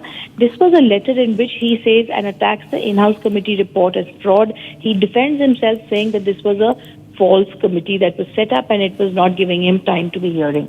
The background of this report is clear that in the May 4th letter, the former Chief Justice of India told Justice Verma that he is satisfied with the conclusion of the in-house committee. The in-house committee on the 3rd of May had said there was unaccounted cash that was found in the storeroom at Justice Verma's official residence. This letter then advised Justice Verma, the former Chief Justice of India told him, you either resign or take voluntary retirement within 48 hours. Justice Verma attacked Justice Khanna's letter, and he said, I don't appreciate the fact that you told me to take voluntary retirement within 48 hours. I am extremely sad at the process that is being followed. You will appreciate I have served the institution for more than 11 years. He said, respectfully note that at no point during the inquiry was I informed of this committee's tentative views. Even after finding of serious misconduct, he says, an advice was rendered. In another case, Justice Sen was granted time to examine the report. Then he says, I'm confident that you will keep this report confidential. And finally, he says that the fundamental unfairness of the procedure adopted is flawed, and therefore this finding is flawed. So essentially what he's trying to do is attack the 3-judge inquiry committee that was set up. He's trying to attack the findings reflected in the report. And finally, Justice Verma says, no, I'm not going to step down, because if I step down, then it shows that I am agreeing with the contents of this report. Right. Thank you so much, Rhythm, for joining us with those details coming in on that story.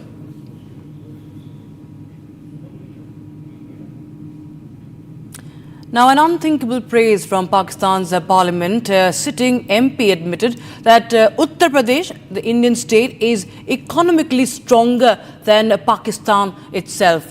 The comparison isn't just startling, it's a humiliation for Islamabad and a big nod to Yogi's model of governance and, of course, development.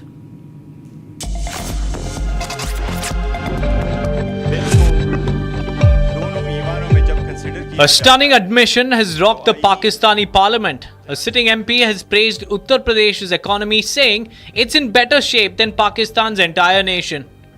In a video now viral on social media, The MP says Pakistan's total budget is $62 billion, while Uttar Pradesh alone has a budget of $97 billion. ये मैं आपको कुछ fact figure देता हूं। पाकिस्तान का total budget outlay हमारा 62 billion है, जबकि इंडिया 50 स्टेट से एक स्टेट का बजट आउटले उत्तर प्रदेश का 97 बिलियन है।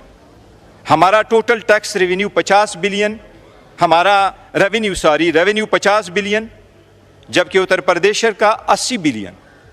हमारा टैक्स रेवेन्यू उनके टैक्स रेवेन्यू से 16 बिलियन कम है।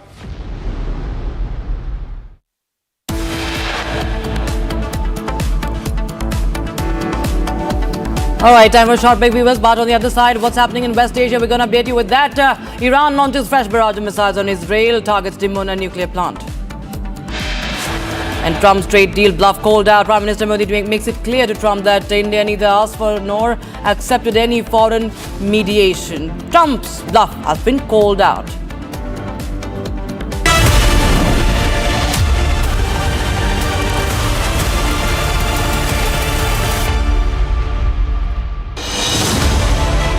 I have seen it, what it takes to report from the front lines. Accuracy, urgency, courage, responsibilities. At Republic School of Journalism, you'll be trained for that reality.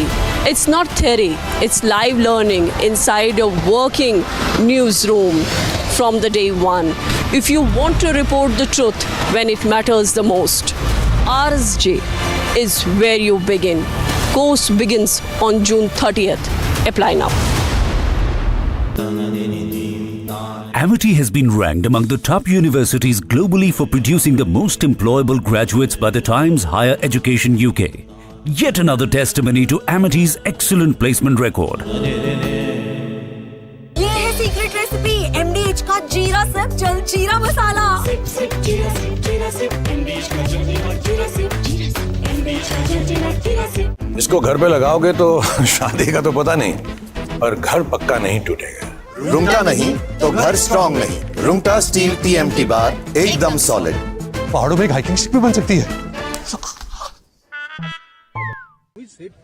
This is pre-planned, and Raja has been hit by all three. How these three people, 3 men and all that actually had hit Raja, and Sonam was there, and then she had destroyed the phone and all that, and so that's how it happened.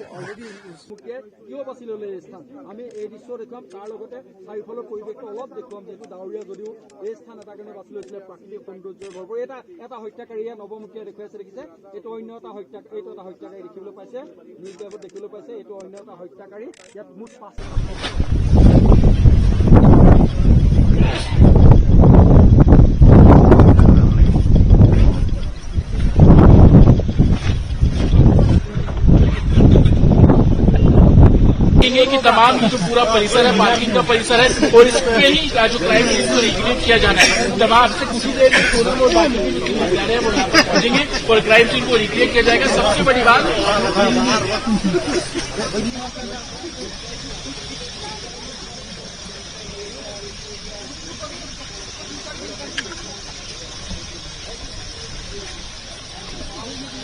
Hotel करवा दें।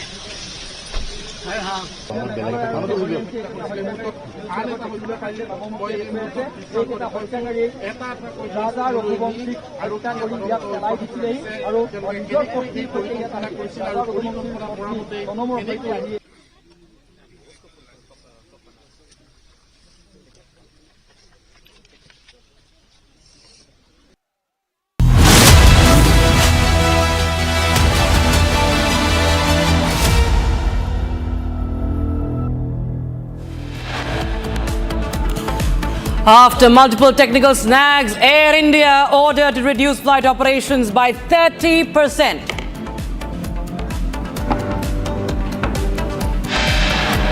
Air India flight cancelled in Dubai due to a technical issue after all passengers had already boarded. Trump's trade deal bluff called out. Prime Minister Modi makes it clear to Trump that India neither asked for nor accepted any foreign mediation. Justice Verma writes letter to former Chief Justice of India, refuses to step down. Iran launches fresh barrage of missile on Israel, targets the Dimona nuclear plant.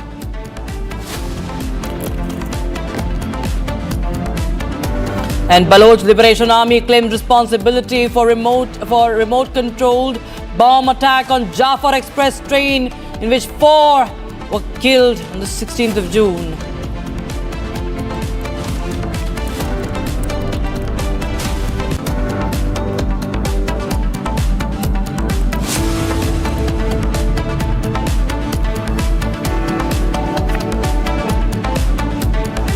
Very good afternoon, viewers. You're watching live and breaking. I'm Machh with you. We start with the updates coming in from West Asia as the situation is only escalating. Israel has conducted airstrikes targeting multiple weapons manufacturing facilities and a centrifuge production site in Iran, with Israel Defense Forces stating that 50 Israeli Air Force fighter jets were involved in operation.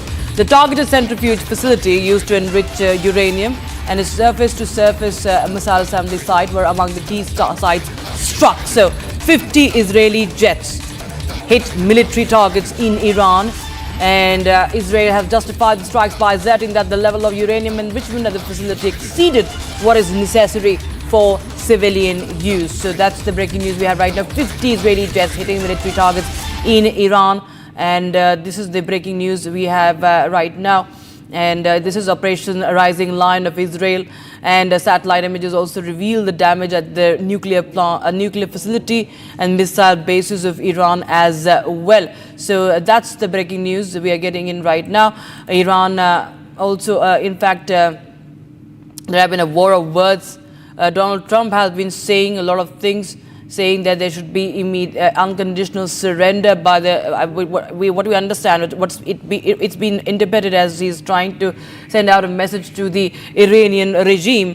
He's trying to send out a message to Ayatollah Khamenei. In fact, US says that we very well know where Khamenei is hiding, and we're not going to kill him. That's what they say. They're trying to say that they should surrender, they should give up their nuclear facilities and the uranium enrichment facilities. That is what is the goal. That's what is being said. Ariela Rosenthal, Director of International Relations at Ashdod Municipality, is joining us from Ashdod of Israel. Now, Ariela, we are of course continuing to track more updates. The situation is only escalating. If we see now in the latest, Israel has conducted military airstrikes, 50 airstrikes. In 50 military targets at least have been hit, what we understand. But when Donald Trump says that we know where Ayatollah Khamenei is hiding, and we're not going to kill him, what is he trying to say? Well, the U.S., Israel's best ally, as we heard here by the communication sources, that Trump is outlining that he will not accept Iran to be a nuclear country. So I can only presume that the U.S. will join Israel, since everybody understands that Israel is not only defending to preserve its security and its very existence, but at the same time the Lion's operation is contributing and will in the near future to a safer and more stable Middle East, and preventing Iran from becoming a nuclear country. Right. And if we talk about what's happening as far as the firefighting is concerned, what is the latest that you are picking up from Israel? Well, currently we are still continuing the operation in Iran. On terms of the home front, we are, of course, listening to the home front guidelines. Last night, I can tell you, we woke up due to sirens at least twice. Thank God there was no devastation, but thousands of missiles have been launched to kill and destruct the state of Israel, with defining military targets and just targeting civilians. There were diplomats that have been hit also, and there's lots of destructions throughout the country. So this is the real difference between Israel and Iran. Israel is only targeting military plants, whereas the Iranian regime is launching missiles, ballistic missiles, on human and dense populations of the country of Israel.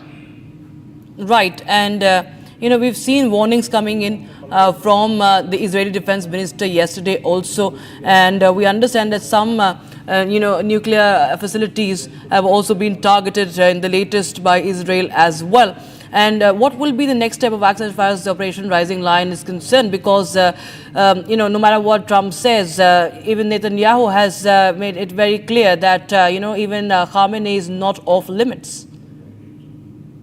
Of course, Israel cannot and will not accept the current situation where the Iranian regime will be with the nuclear weapons and ballistic missiles headed by nuclear defenses. This will not be accepted by the state of Israel. My Prime Minister Netanyahu has made it clear that when he says they will not be with nuclear weapons, they will not be. And this is why they arose the Lion operations and the Rising Lion, and I'm sure that my country will, if it has to, will target all military and all facilities who are coordinated with the Iranian regime. I just request you to stay on with us. We're just bringing our viewers this report on the latest tensions that have been only on a boiling point now. They're reaching a boiling point now, and the Israeli Defense Forces unleashing a series of powerful airstrikes on Iranian military targets. And in this compilation, we are bringing you the 9 shocking videos that capture the sheer scale and intensity of the attacks, from the missile-laden drones to the precision air raids.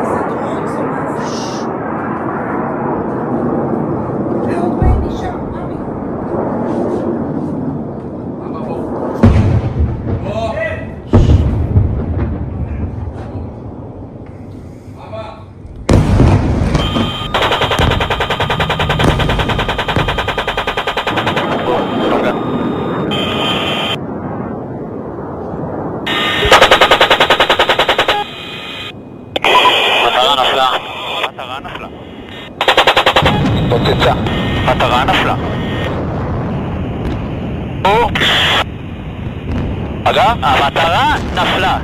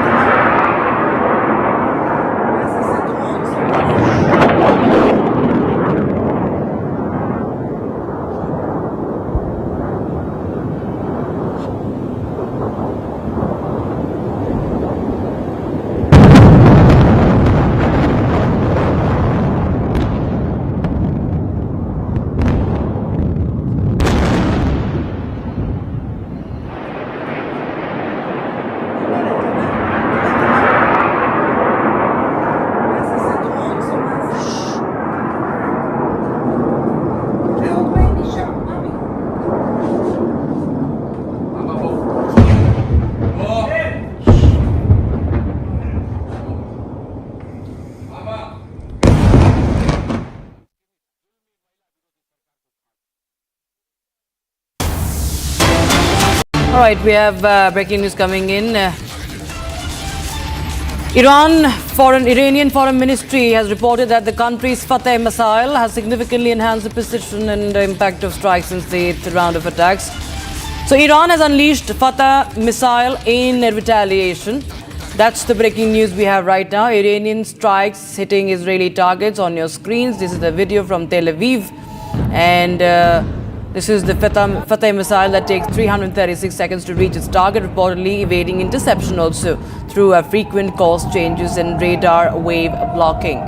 So there you have. This is Operation True Promise 3 of Iran. And you can see the Iranian strikes at Tel Aviv, on Tel Aviv.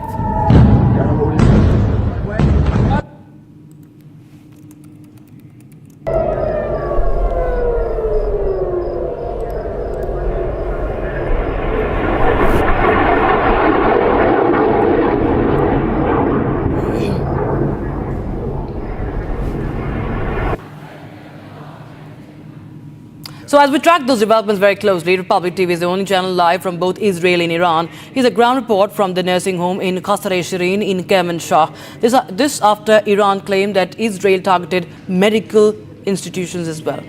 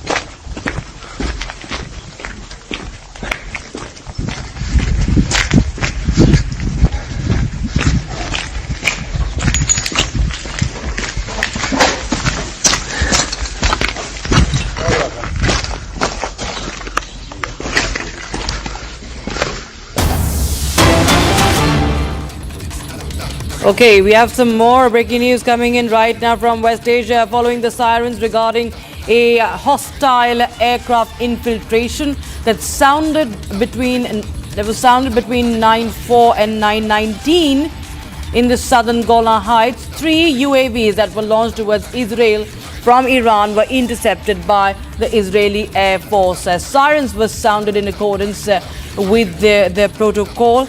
And this is the update we have, the Golan Heights there.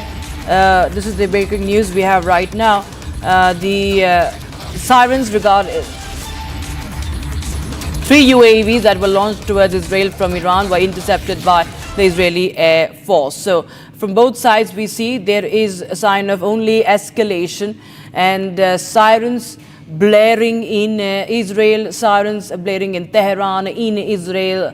Also, barrage of missiles fired by Iran on Tel Aviv. And now another video that we are getting in right now, and we are breaking this for you, is that fresh footage of alleged video of Mossad agent being captured. That's what we are breaking next. This is another breaking news. We can go ahead with that breaking. This is an alleged video of Mossad agent being captured. The IRGC claims to have arrested a Mossad agent. That's the update we are getting in right now. Remember, yesterday Iran had also claimed that it has hit the Mossad headquarters, and there you have this video, this perverted video. Allegedly, this is a Mossad agent that has been captured by Iran. Mossad, the spy agency of Israel, the intel agency, and there you have this man who has been pinned down. And Iran claims that this is a Mossad agent that has been arrested by the Iranian authorities amidst the escalation. There you have, he has been pinned down to the ground, and this is how he has been arrested. This is a big escalation, of course, coming in right now. Iran claimed that a Mossad agent has been arrested, and many such claims have been made by by Iran. In fact, 2 days ago there was also news of an Iran executing a Mossad agent. That is the update we are getting right now. So Tehran says they've arrested a Mossad agent and they have made there's several charges against him as well. So that's the breaking news we are getting in right now. This is the video, a dramatic arrest of a Mossad agent captured on a camera. And the fact that Iran has released a video of this sends out a big message from Iran. And, there is a reason why they have released this video claiming that this is a Mossad agent that they have arrested. And this is, of course, another... this could be a setback to Israel if at all it's true, if the claims are true. And this is the update we're getting in right now. Yesterday we saw how Iran had also claimed that it has attacked via the airstrikes.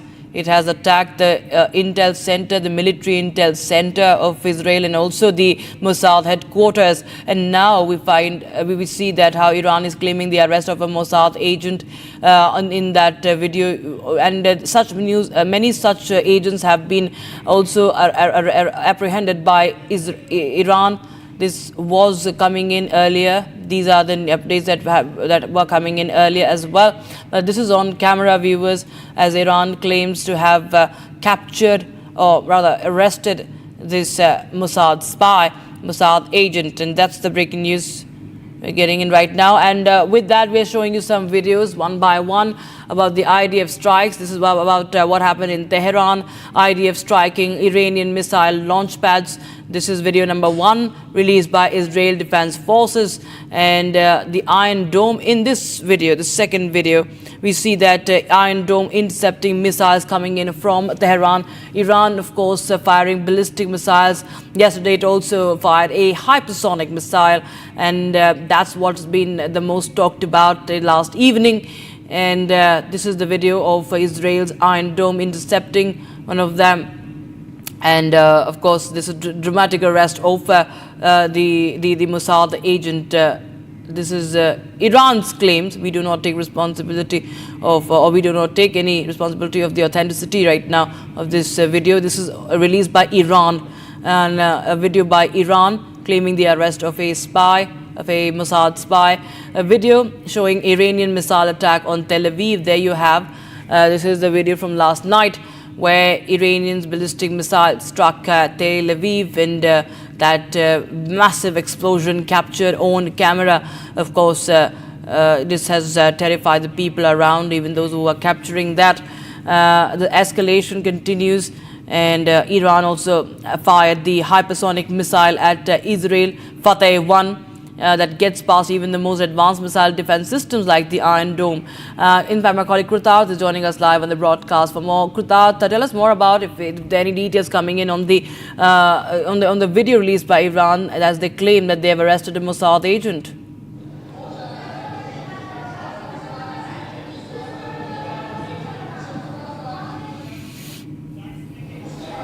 And more breaking visuals coming in from Iran, ladies and gentlemen, as we track the escalation between Israel and Iran. These are explosions being reported from various parts of Iran. The first visual that will be on your screen in just a moment is an explosion coming in from the Arnab Industrial Park of the Keshwar Square in Iran. Severe escalations coming in as Republic is the only network tracking in exclusive visuals from both Israel and Iran as the escalation continues for a 6th consecutive day. And these are breaking visuals that are coming in at this moment, this afternoon at 1:47 p.m. As we track the updates coming in from Israel and Iran, this is the visual on your screen. That is an explosion in the Arab Industrial Park area of the Keshwar Square in Iran. There you can see also on your screen is an Israeli Hermes 900 reconnaissance drone. It is a combat drone that is flying all over Karmanshah. Remember, Karmanshah is a province in the southwestern part of Iran. It is also a site at which there are multiple missile launchers that are there at a hillside base, which is a major ballistic missile launch capability base right there. And you can see Iran Iran's airspace being violated again by the Israeli reconnaissance drone. That is apparently, as per reports, Israeli Hermes 900 reconnaissance drone, which is on a reconnaissance mission over the skies, dominating the skies over Kermanshah. Now the visual on your screen is also from the Keshwar Square in Iran, where the explosions are being reported in the Arnab Industrial Park area. Huge plumes of smokes rising in from the industrial park in Iran, in Keshwar Square. It is a major place of manufacturing capability of Iran, which has also been hit there in the industrial park, and very dramatic visuals coming in as for a 6th consecutive day. Heavy barrage of Israeli air domination continues in various parts of Iran indiscriminately. It was a couple of days ago that the Israeli Air Force had asserted that it has complete domination of airspace in western Iran, all the way up to the outskirts of Tehran. And the next visuals that will be coming on your screen in just a moment will be of the Parchin military complex in Tehran. I'll get to that visual in just a moment, but these are visuals coming in from the Keshwar Square in the Ardabil Industrial Park area of Iran. There you can see huge plumes of smokes rising because there was a massive strike that was done here. Just moments ago, we also saw over the Kermanshah area, where a major military missile base of Iran is also located. There were reconnaissance drones. The Hermes 900 flagship reconnaissance drones of Israel, were also dominating the skies and scanning for more targets. And this is a fire that is reported from the Keshwar Square in Iran. More breaking updates coming in as we look at more visuals coming in from Iran. Republic, the only network reporting these visuals live and first. These are shots coming in from an Iranian military complex on the outskirts of Tehran. This is the Parchin military complex in Tehran. These are live visuals also from Kermanshah in Iran. So you see complete annihilation of the missile launch capabilities. This also comes just hours after Iran claimed to have launched cruise missiles for the first time on Israel. A massive escalation. And now Israel is upping the ante with direct attacks and strikes on various parts. We saw just 3 days ago, also when the Operation Rising Lion started, that the air defense radars of Iran were targeted heavily by Israel, and the entire western part of Iran, as claimed by the IDF, is left without any air defense cover. Israel has complete air superiority in this entire vast swathe of land, and we are seeing continuous visuals coming in of a barrage of strikes and missiles as Israel is continuing to escalate the conflict with Iran this afternoon. More plumes of smoke rising. The industrial parks have been targeted. In Kermanshah, we have also seen how missile facilities have been targeted, and now more visuals coming in of a military base on the outskirts of Tehran, where the Pashtun military base is also something that has been directly hit by the Israelis. Those are breaking visuals coming in a massive escalation in the West Asian theater. Israel is not giving up. The Hermes 900 reconnaissance drones are flying all over Kermanshah and are identifying various targets, and plumes of smoke continue to rise. Back to the studio. Right, Kruta, thanks so much for joining us with those details coming in. Republic TV closely is tracking those details on the situation in West Asia. Meanwhile, the other big story that we're tracking is what's happening with Air India. Well, it's facing action finally, and we'll get you more after multiple technical snags. Air India has been ordered to reduce flight operation by 30%, and in fact, as we speak about the action, another Air India flight has been cancelled in Dubai due to a technical issue after passengers had boarded the flight. We'll get you more on that. Don't go anywhere.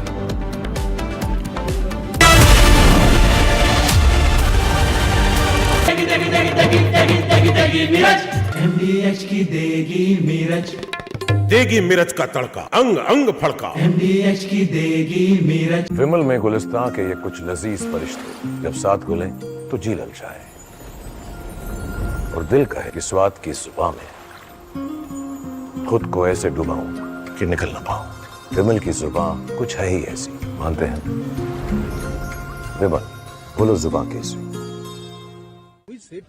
This is pre-planned, and Raja has been hit by all three. How these three people, 3 men and all that, actually had hit Raja, and Sonam was there, and then she had destroyed the phone and all that, and so that's how it happened.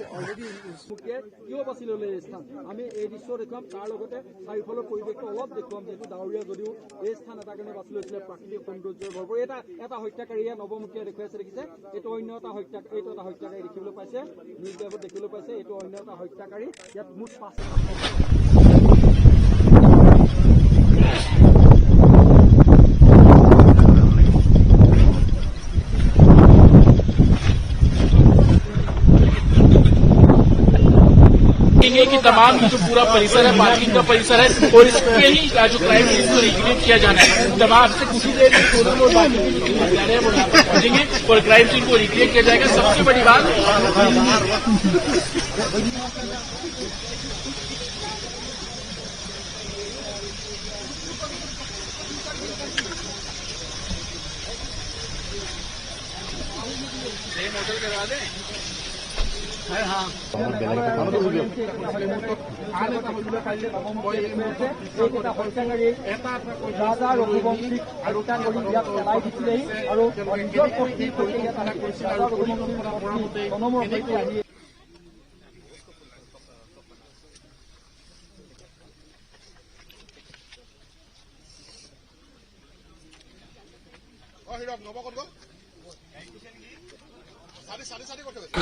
This construction has been based on the delegations we've been conducting over the last few days. I have already told you that in the delegations they have admitted to the offence, and we just had to actually replay or recast how they had done it. And we started off from the Balochistan parking lot where they had kept the scooties. Then we have moved on to a place about 3 to 4 kilometers from Vaisadong parking lot, whereby they had stopped to take photographs, and there was an attempt in that place, but it was not peaceful because Raja started off his bike, and so they had to move on. And they had stopped about 200 meters away from the Vaisadong parking lot. There only photographs were taken, but attempt was not made in that point. We finally came to the Vaisadong parking lot where the scooties were kept. We ascertained where the scooties were kept. We had ascertained where Raja was standing. We had taken to replay the whole thing. We had taken one of our personnel from the fire emergency services as Raja to replay the role of Raja. We have ascertained what was the position just before the murder, who was standing where, and how the blow took place. So 3 blows took place. The first blow was by Vishal, alias Vicky. The second blow was by Anand, and the last blow was by Akash. On Prime Time, we're not just reading the news, we are leading it with responsibility. Every night, we're asking tough questions, breaking the biggest stories, and setting the national agenda. At Republic School of Journalism, you will learn how to front the news with confidence, clarity, and conviction. RSJ Diploma begins June 30th. Your Prime Time starts here.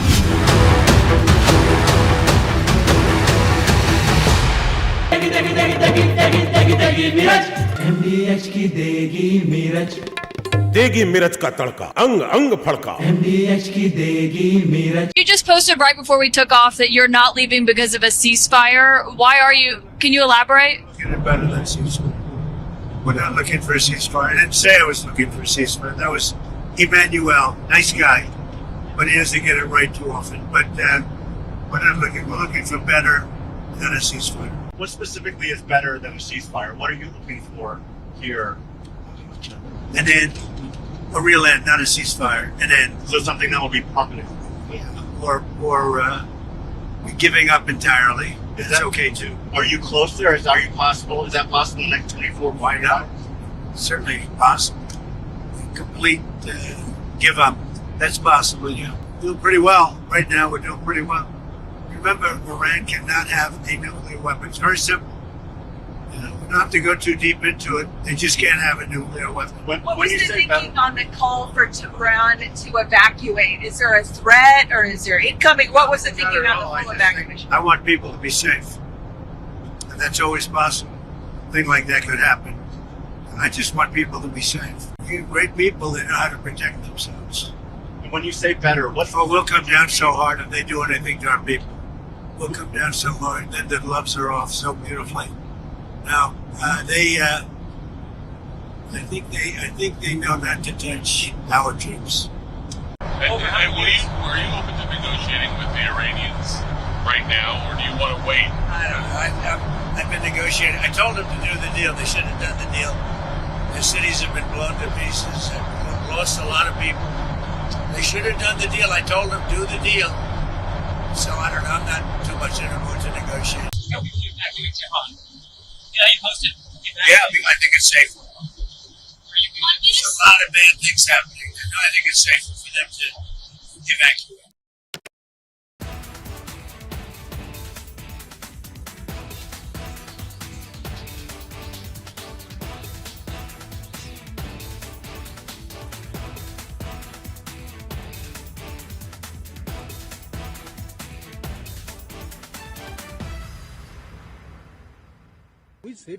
This is pre-planned. And Raja has been hit by all three. How these three people, three men. You can see one of the targets of the Iranian missiles, but all of them, as you can see, are completely destroyed just from one ballistic missile. You see, this is what happened from one ballistic missile that Iran shot towards Israel. This is what Iran doing. They are striking civilian residential areas all across Israel.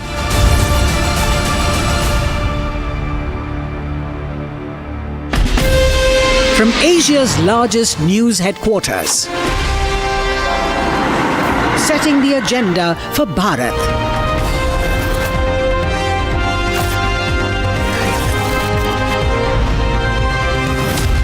You're watching Republic.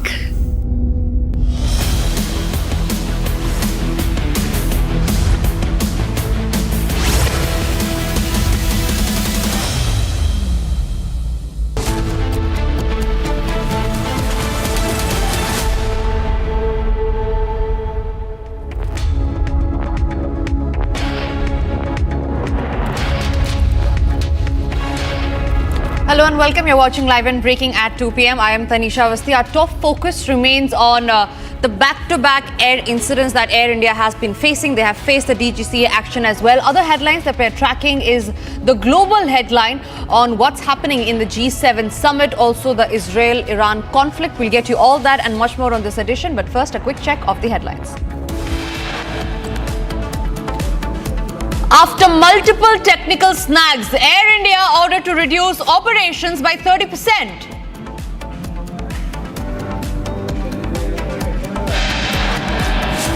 Air India flight cancellation in Dubai due to technical issue after all passengers had already boarded the flight.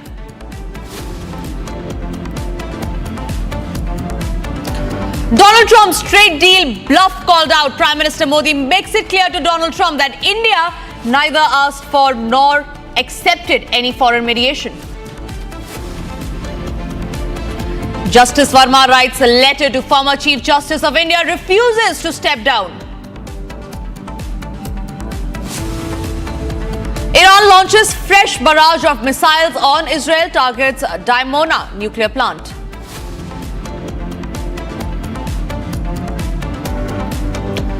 Baloch Liberation Army claims responsibility for remote-controlled bomb attack on Jaffar Express train that had killed 4.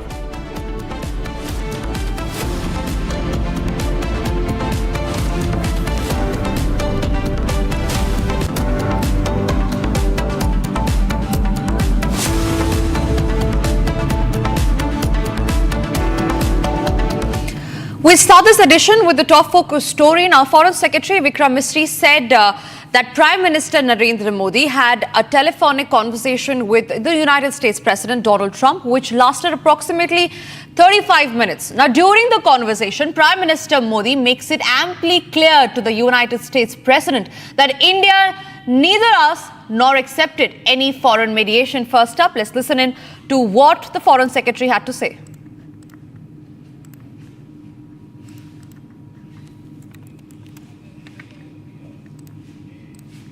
प्रधानमंत्री मोदी ने राष्ट्रपति Trump से operation सिंदूर के बारे में विस्तार से बात की। प्रधानमंत्री मोदी ने राष्ट्रपति ट्रंप को स्पष्ट रूप से कहा कि 22 अप्रैल के बाद भारत ने आतंकवाद के खिलाफ कार्रवाई करने का अपना दृढ़ संकल्प पूरी दुनिया को बता दिया था। प्रधानमंत्री मोदी ने कहा कि 6-7 मई की रात को भारत ने पाकिस्तान और पाकिस्तान ऑक्यूपाइड कश्मीर में सिर्फ आतंकी ठिकानों को ही निशाना बनाया था। प्रधानमंत्री मोदी ने राष्ट्रपति ट्रंप को स्पष्ट रूप से कहा कि इस पूरे घटनाक्रम के दौरान कभी भी किसी भी स्तर पर भारत अमेरिका ट्रेड डील या अमेरिका द्वारा भारत और पाकिस्तान के बीच मध्यस्थता जैसे विषयों पर बात नहीं हुई थी। सैन्य कार्रवाई रोकने की बात सीधे भारत और पाकिस्तान के बीच दोनों सेनाओं की एग्जिस्टिंग चैनल्स के माध्यम से हुई थी और पाकिस्तान के ही आग्रह पर हुई थी। प्रधानमंत्री मोदी ने जोर देकर कहा कि भारत ने न तो कभी मध्यस्थता स्वीकार की थी, न करता है और न ही कभी करेगा। इस विषय पर भारत में पूर्ण रूप से राजनीतिक एकमत है। राष्ट्रपति ट्रंप ने प्रधानमंत्री द्वारा विस्तार में बताई गई बातों को समझा और आतंकवाद के खिलाफ भारत की लड़ाई के प्रति समर्थन व्यक्त किया। Joining us on the broadcast is retired Major General K.K. Sinha. Thank you very much, sir, for speaking to Republic. First and foremost, how do you see this statement that has been given by the Foreign Secretary panning out? And this comes after there was huge uproar as well about why did Donald Trump mediate an Indian issue, that to an issue that was related to Pakistan. And now that the Prime Minister has made very clear that India neither accepted nor will do in future any foreign mediation. How do you see this statement turning out? Tanisha, Jai Hind and good afternoon. You asked me how I see this statement has come from Foreign Secretary Ministry.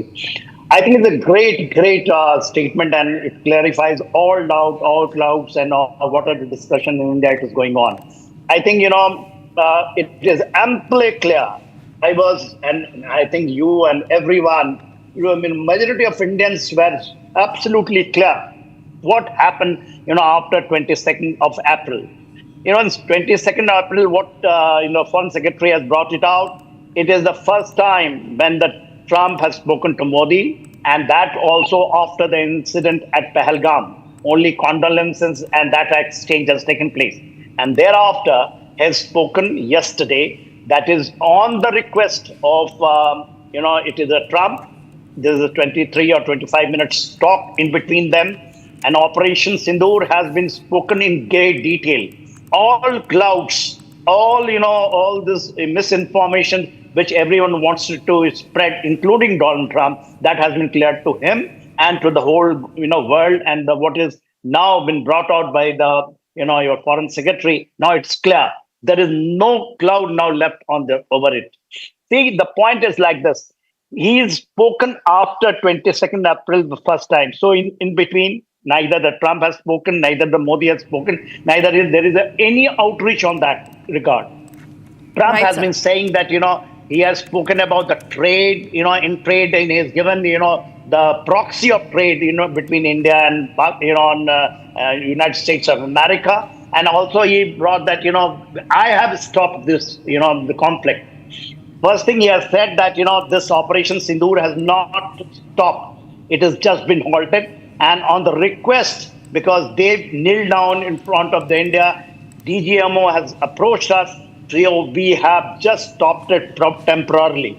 If anything happens, even a single bullet is fired from this side, the heavy selling, goli ka jawab gola se hoga. This is exactly he has told to him. Absolutely, and I think Trump has understood the whole thing. Yes, sir. And moreover, you see, the most important, we have to, if Tanisha, if you give me time or if you ask me something else. No, sir, please continue, sir. Yes. See, what Tanisha, this is very important. Your viewer has to understand this, that after such a long time, when the Modi has spoken and on the request of Trump, because they were supposed to meet, there was supposed to be meeting in a sideline of G7 at Canada. But Trump has to leave, what is happening in the Middle East. That's why he has left.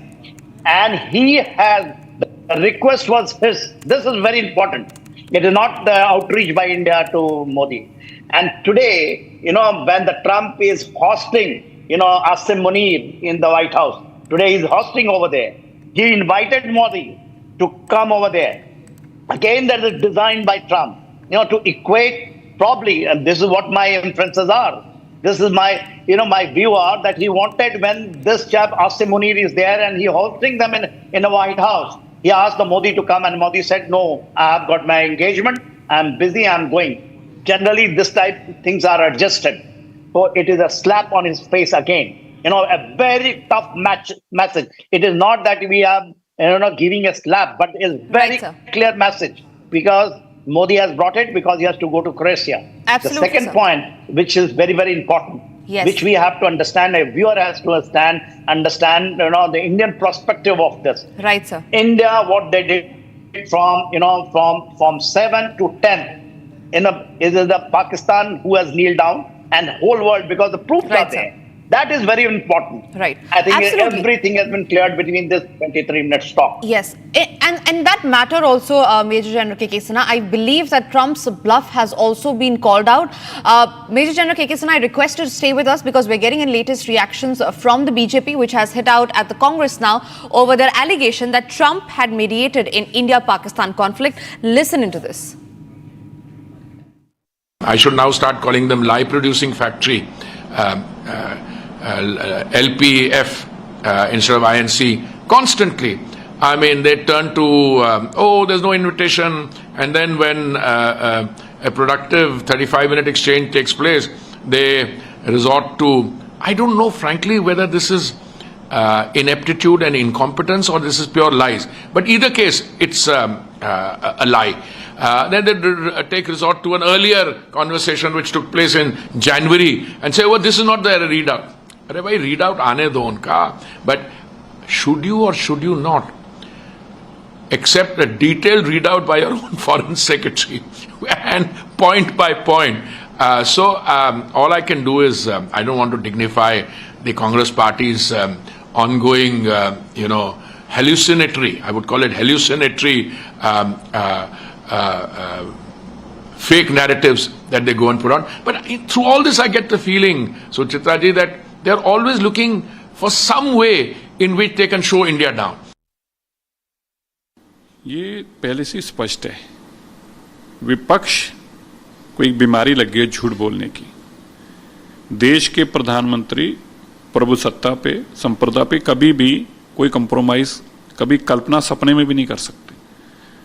विदेश मंत्री ने क्या बताया, स्पष्ट किया कि जब Trump की तरफ से ऐसा अगर कहा भी गया तो हमने स्पष्ट कहा इस कूटनीति में किसी भी दूसरे मुल्क की इन्वॉल्वमेंट नहीं बर्दाश्त की जा सकती, क्योंकि हमारा स्टैंड बड़ा क्लियर है. पीओके हमारा है और इसके ऊपर किसी बातचीत के लिए भी किसी और को बीच में नहीं लाया जाएगा.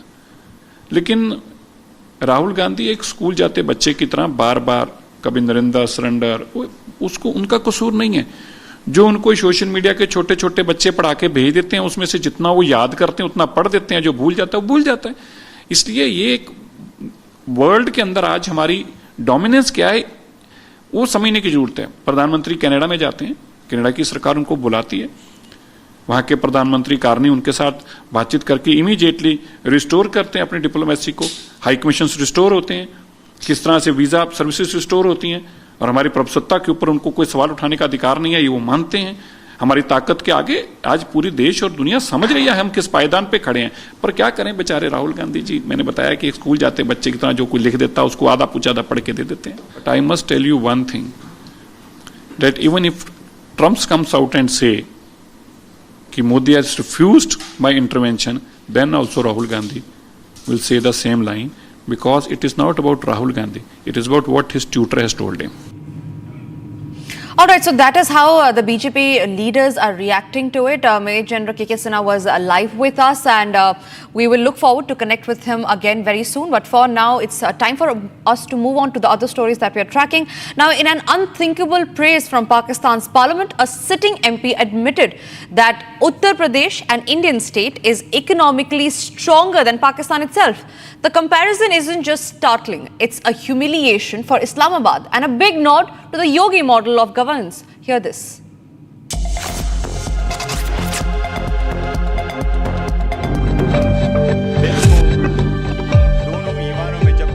A stunning admission has rocked the Pakistani parliament. A sitting MP has praised Uttar Pradesh's economy, saying it's in better shape than Pakistan's entire nation. In a video now viral on social media, the MP says Pakistan's total budget is $62 billion, while Uttar Pradesh alone has a budget of $97 billion. ये मैं आपको कुछ facts figure देता हूं। पाकिस्तान का total budget outlay हमारा 62 billion है, जबकि इंडिया 50 स्टेट से एक स्टेट का बजट आउटले उत्तर प्रदेश का 97 बिलियन है। हमारा टोटल टैक्स रेवेन्यू 50 बिलियन, हमारा रेवेन्यू 50 बिलियन, जबकि उत्तर प्रदेश का 80 बिलियन। हमारा टैक्स रेवेन्यू उनके टैक्स रेवेन्यू से 16 बिलियन कम है।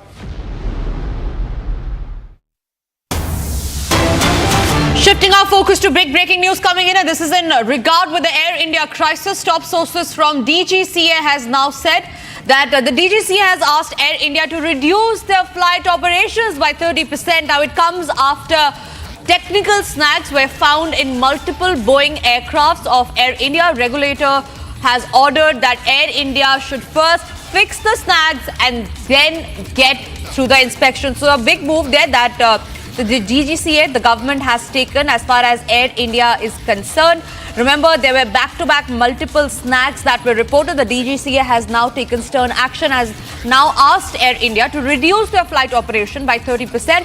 It comes big after technical snags were found in most Boeing aircrafts of Air India. The regulator has ordered Air India to first fix the snags and then get through the inspection. Harsha, my colleague, is joining us from the newsroom on that. Harsha, the action, I believe, is too little, too late. What else has the DGCA ordered as far as the Air India Boeing aircrafts is concerned?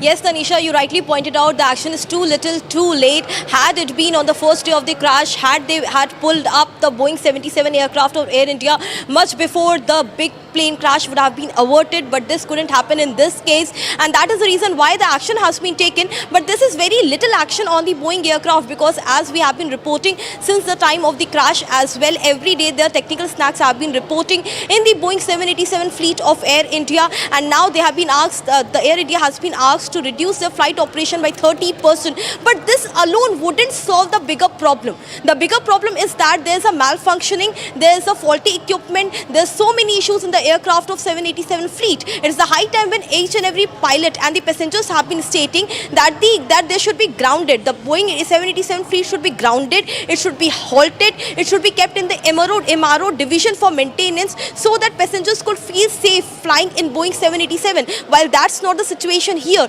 but now let's see if Air India will adhere by the order of DGCA and they will reduce their flight operation by 30%, because in the earlier as well we have not seen that Air India has not taken the show cause notices of DGCA very seriously. Never ever they have taken seriously the show cause notice of DGCA, and that is the reason why this bigger plane crash happened. But this was a yesterday meeting where DGCA has strictly told Air India to reduce their flight operation by 30%. Now we have to see whether the Boeing will be halted, grounded, or they will go for the serious inspection, as this is the need of the hour. Back to you. Absolutely, Harsha. Thank you very much for sharing those details with us. Remains to be seen on what further action will DGCA take as far as Air India Boeing aircrafts is concerned. The action is certainly not enough. We move on to the other breaking news that's coming in. A flight AI2491 from Mumbai to Lucknow was cancelled due to operational constraints related to crew flight duty time regulations. Now, despite efforts to arrange alternate crew, the flight could not be operated, resulting in significant delays and eventual cancellation of both the onward and the return sectors. Now, amidst the disruption, some passengers expressed their frustration, leading to damage the aircraft cabin and deployment of an emergency through the overwing exit. Now, the Central Industrial Security Force, that is the CISF, was present at the site to maintain order. So that's the latest breaking news that's coming in. Aviation crisis incidents back-to-back that's coming in.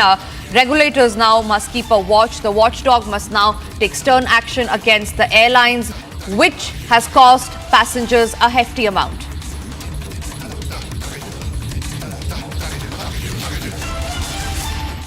The string of air emergencies that were witnessed in the last 2 to 3 days. First, let's talk about the AI-315 aircraft. On June 16th, it was the Hong Kong to Delhi flight that made a dramatic U-turn, and this after a mid-air glitch issue was found. It forced it to make a U-turn. All passengers, however, were safely deboarded. Now let's talk about another incident, which is the Saudi aircraft SV3112. Again, it was from June 16th itself. Air scare on Jeddah to Lucknow flight. To around 250 pilgrims were coming back, and they found sparks and smokes coming out of the wheels of the plane. Thankfully, the fire personnel intervened and they took stock of the situation. Passengers of the SV3112 disembarked from the plane safely. Now, this is just a couple of incidents, but we'll tell you about the third incident that took place on June 16th itself. Another Delhi to Ranchi plane made a U-turn to Delhi over a technical issue. The technical issue was reported after takeoff from Delhi, and the flight ops resumed only after inspection and clearance. And all of this happened on June 16th. And the very next day, another Air India flight 2493, there was an air scare on the Mumbai-Ahmedabad plane, and the operational issue had delayed the flight. The flight was then cancelled over flight duty time limit. It exceeded the limit, the time limit of the personnel there, so the flight was cancelled. And following that, on the very same day, AI-180, technical snag on San Francisco to Mumbai, which is via Kolkata flight, and the technical snag was reported in the left engine when the plane had already reached Kolkata, and the technical snag delayed the takeoff from Kolkata airport, and the passengers were made to wait for a long time. AI-915, June 17th, again, it was a Delhi to Dubai Air India 915 flight was again cancelled, and the flight was cancelled from both Delhi and Dubai as well. AI-915 and AI-916, to and fro from Dubai and Delhi, both of them were cancelled. Technical issue in Air India Boeing 787 aircraft. Again, this is that infamous B787 aircraft. And another incident that we have to tell you about is the AI-143, Air India's Delhi to Paris flight was also cancelled. And this because of a hydraulic leak that was reported on, again, another Boeing 787 aircraft. So these are some shocking incidents, a series of aviation scares that have come to the fore. And lastly, let's also tell you what happened on AI-159 on June 17. The Air India flight from Ahmedabad to London again cancelled. The takeoff was cancelled after a technical snag was reported, and passengers were made to wait, and they faced a lot of inconvenience. The aviation sector, ladies and gentlemen, is in a crisis, and it remains to be seen what the watchdog will take action as far as several airlines is concerned, and not just Air India, because what we're talking about here is passengers on priority, passengers not having to face any difficulty. We're keeping a very close watch on that story, but for now, it's time for us to slip into a short break. And after the break, we'll get you the details of how Iran has launched a fresh barrage of missiles on Israel and has targeted the Dimona nuclear plant. Also after the break is Baloch Liberation Army claims responsibility for remote control bomb attack on Jaffar Express train that had killed 4 people.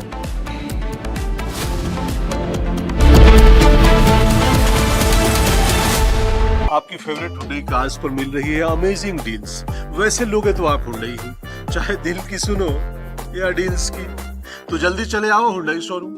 ये है secret recipe MDH का जीरा SIP जल जीरा मसाला। SIP SIP जीरा SIP MDH का जल जीरा सिप MDH का जल जीरा सिप। विमल में गुलिस्तां की ये कुछ लजीज फरिश्ते जब साथ घुले तो जी ललचाए, और दिल कहे कि स्वाद की इस जुबान में खुद को ऐसा डुबाऊं कि निकल ना पाऊं।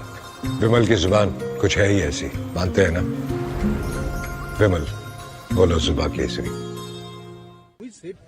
This is pre-planned. And Raja has been hit by all three.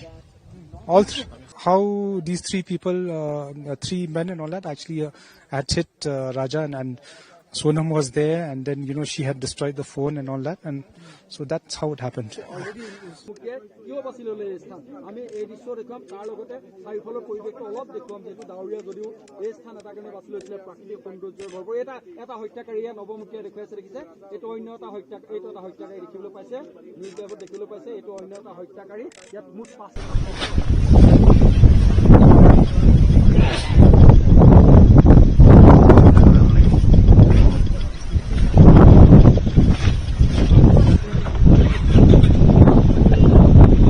कि तमाम जो पूरा परिसर है, पार्किंग का परिसर है, और इसके ही जो क्राइम सीन को रिक्रिएट किया जाना है। तमाम से कुछ ही देर में सोनम और बाकी जा रहे हैं, वो यहाँ पर पहुंचेंगे और क्राइम सीन को रिक्रिएट किया जाएगा। सबसे बड़ी बात करवा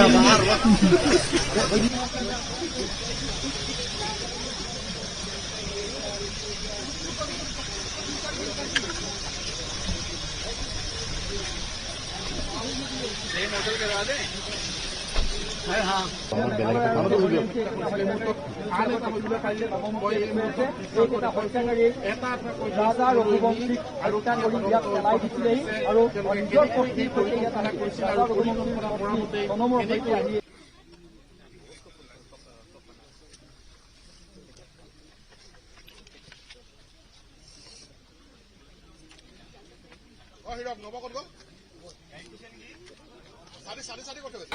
This construction has been based on the interrogations we've been conducting over the last few days.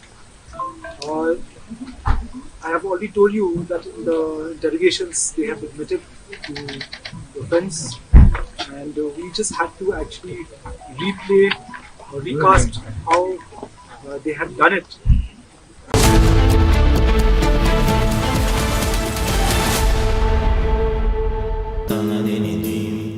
Amity has been ranked among the top universities globally for producing the most employable graduates by the Times Higher Education UK.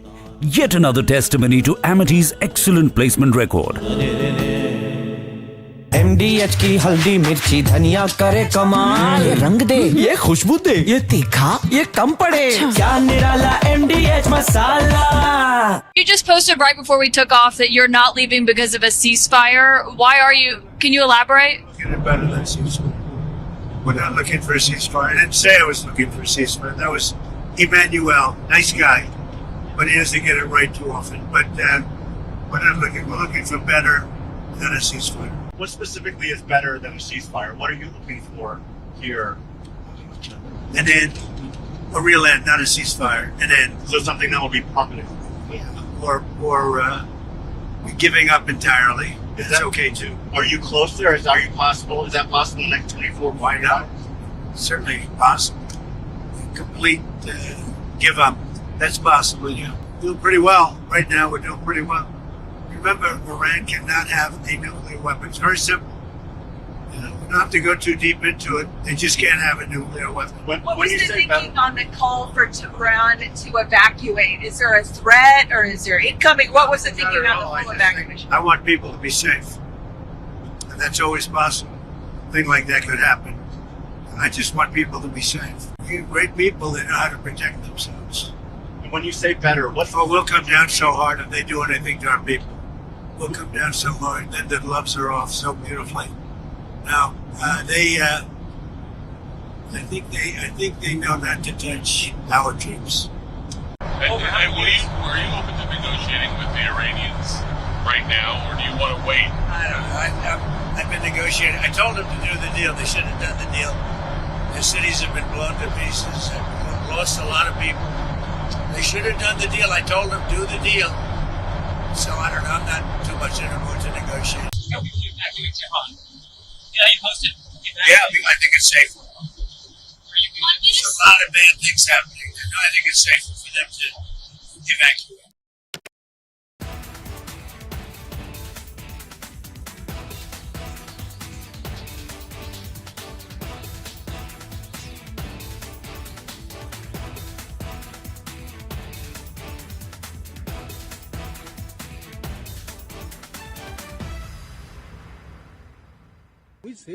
This is pre-planned. And Raja has been hit by all three.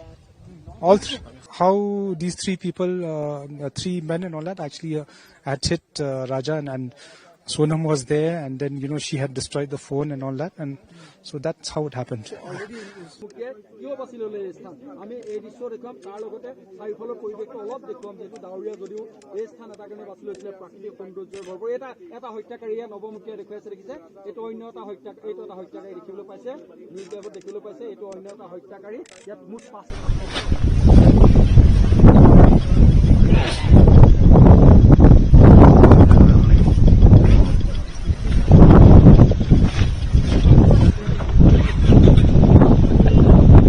कि तमाम जो पूरा परिसर है, parking का परिसर है, और इसके ही जो क्राइम सीन को रिक्रिएट किया जाना है। तमाम से कुछ ही देर में सोनम और बाकी जो हत्यारे हैं वो यहाँ पर पहुंचेंगे और क्राइम सीन को रिक्रिएट किया जाएगा। सबसे बड़ी बात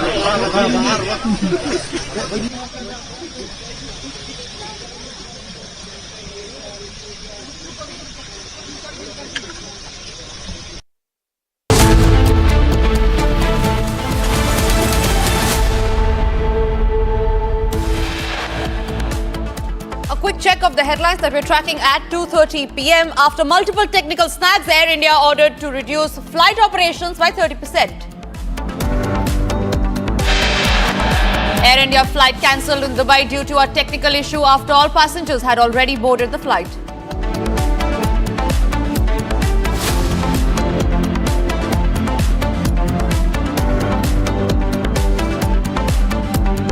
Trump's trade deal bluff called out. Prime Minister Modi makes it clear to Trump that India neither asked nor accepted any foreign mediation.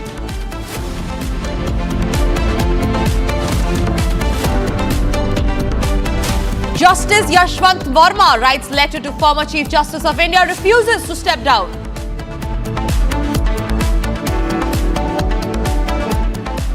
Iran launches fresh barrage of missiles on Israel targets Dimona nuclear plant. And Baloch Liberation Army claims responsibility for remote-controlled bomb attack on Jaffar Express train that had killed 4 people.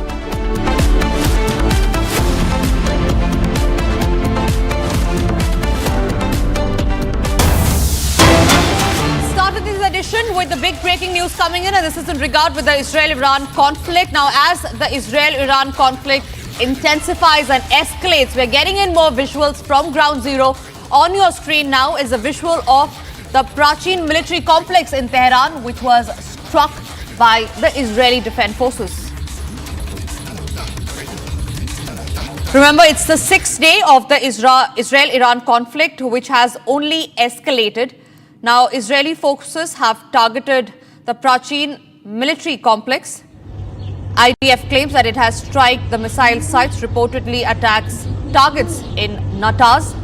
Now, there were other initial reports also that said that surface-to-surface missile sites in central Iran have been struck by the IDF overnight between Sunday and Monday, is what the IDF claims. The Saudi state-owned news source AI has also said that Israeli forces have struck targets in the area city of Natanz in central Iran. There were other reports that stated that they were simultaneously carrying out large-scale attacks on other nuclear sites across Iran. The IDF is reportedly remembered trying to thwart a launch by Iran by striking their soil after they detected that Iran was attempting to send missiles towards Israeli territory. Moving on to more breaking news coming in, the Iranian Foreign Ministry spokesperson has given a big statement where he says that any American intervention would be a recipe for an all-out war in the region. That's a huge statement that has come from Iran. Remember, just yesterday, there were reports that claimed that the United States is mulling to come in the war and support Israel. And in regard with the same, the Iranian authorities, the Iranian Foreign Ministry to be specific here, has released a statement saying and warning that any American intervention would be a recipe for an all-out war in the region.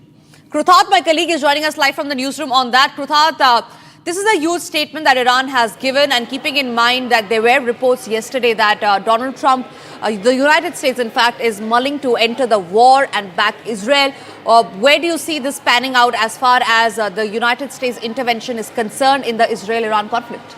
Less than 24 hours ago, Tanisha, the warning had come directly from President Donald Trump's Truth Social account that he knows exactly where Ayatollah Ali Khamenei is hiding, in which bunker, and that they have capability of striking. This is not the first time. Even on Friday, there was leakage in Israeli press that suggested that Israel had a window of opportunity to directly target Ayatollah Khamenei on Friday. However, sources said that Trump had vetoed that call. Subsequently, this call was given 24 hours ago, and now the first official reaction from the Iranian government coming in, with the second highest minister in the rank and file speaking out against Trump's open threat of eliminating the supreme leader of Iran just 24 hours ago. There is massive speculation on whether US is likely to enter the theater of war in West Asia. He had to cut short his G7 visit and rushed back to Washington overnight for an emergency meeting of the National Security Council there. And there were all indications that US is very, very seriously looking at a situation where it could possibly enter the war theater in West Asia. Israel has said that they are looking forward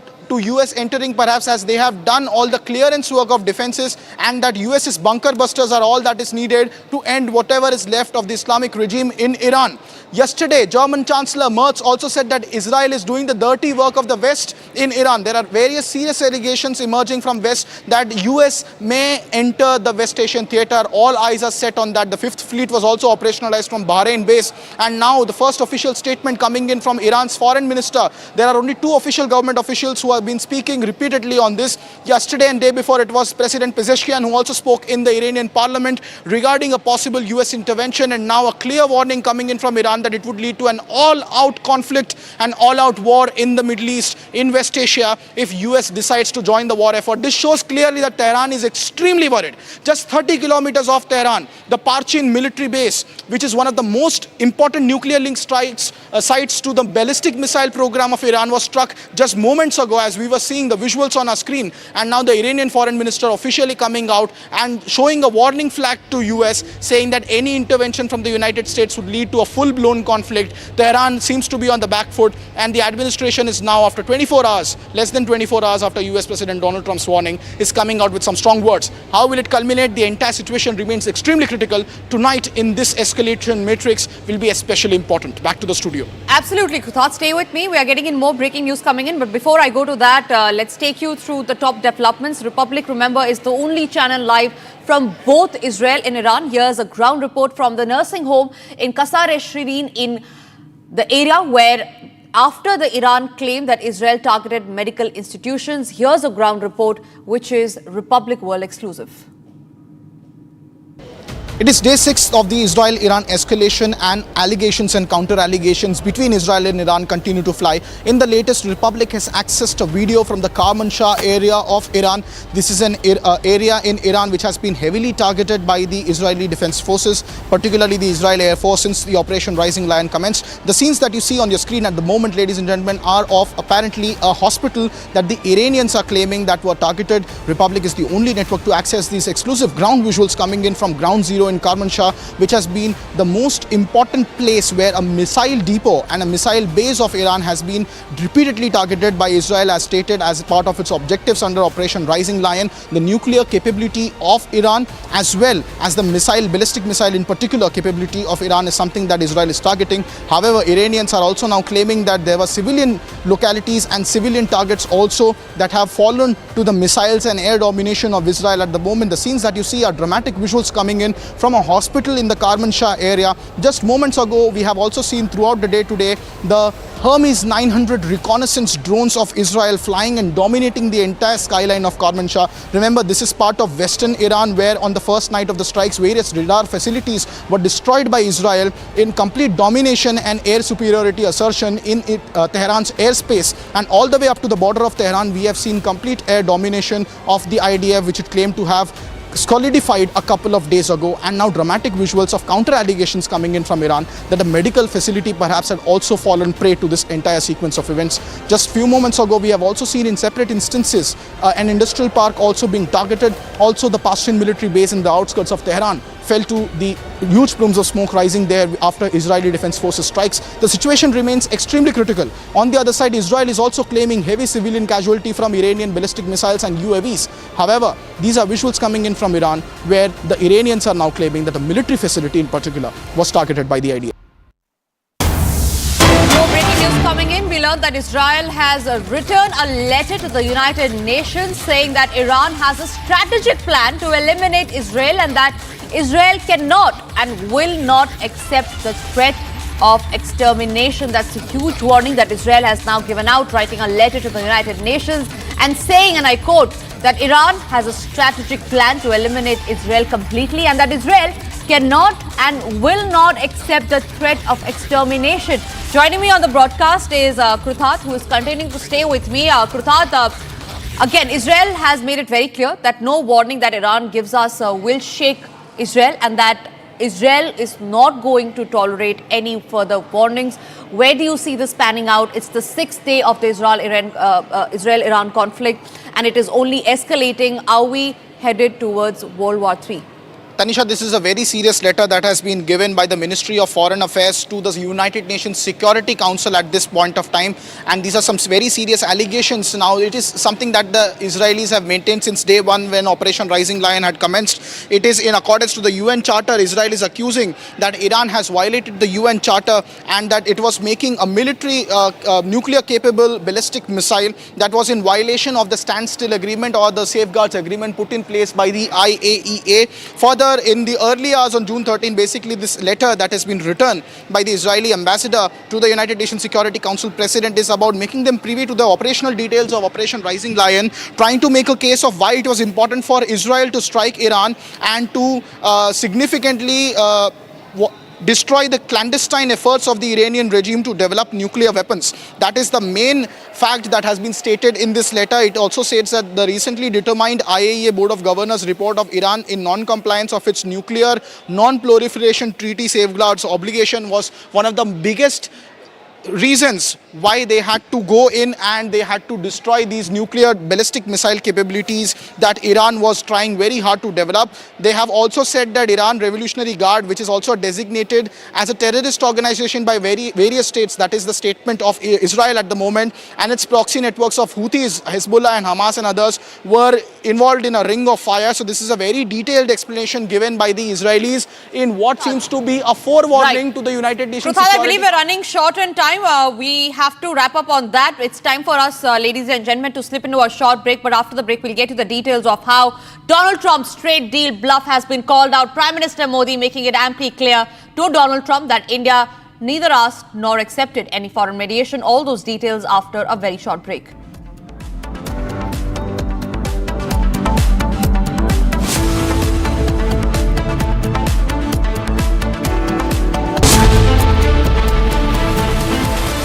दादी के हाथों का जादू और खुशबू से महकता घर, माँ की मुस्कुराहट और खाने की सुगंध, MDH गरम मसाला, क्योंकि हर रिश्ता है स्वाद से जुड़ा। विमल में गुलिस्तान की ये कुछ लजीज फरिश्ते जब साथ घुले तो जी ललचाए और दिल कहे कि स्वाद की इस जुबान में खुद को ऐसा डुबाऊं कि निकल ना पाऊं। विमल की जुबान कुछ है ही ऐसी, मानते हैं ना? विमल, बोलो जुबान केसरी। MDH की हल्दी मिर्ची धनिया करे कमाल, ये रंग दे, ये खुशबू दे, ये तीखा, ये कम पड़े, क्या निराला MDH masala. This is pre-planned. And Raja has been hit by all three. How these three people, 3 men and all that, actually had hit Raja and Sonam was there, and then she had destroyed the phone and all that, and so that's how it happened.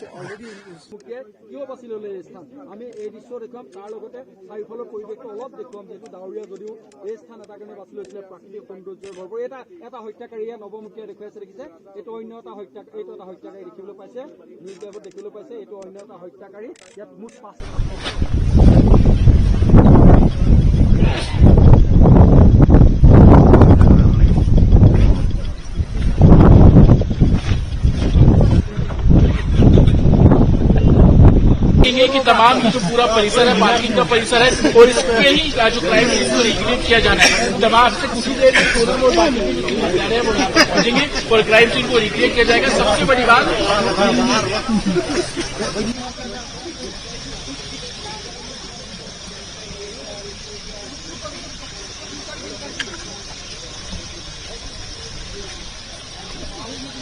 Hotel करवा दें।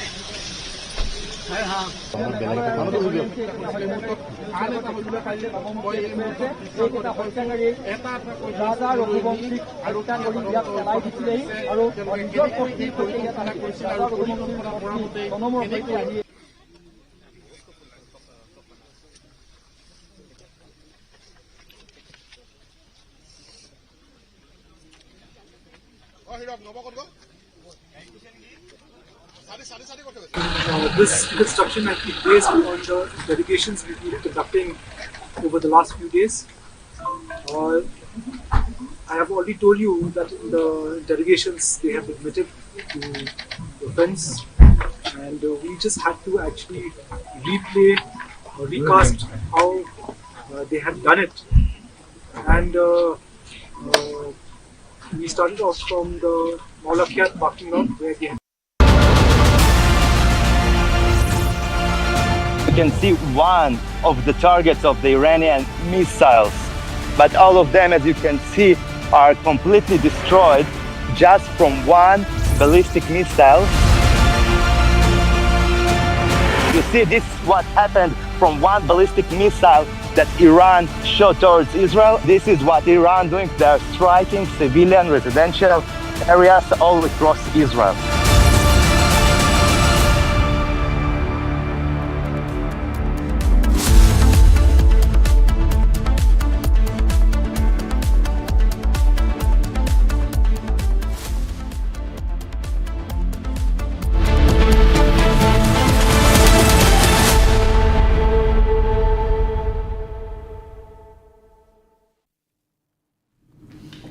Thank you for staying with Republic. Now, following the sirens regarding a hostile aircraft infiltration that sounded between 9:04 and 9:19 in the southern Golan Heights, 3 UAVs that were launched towards Israel from Iran were intercepted.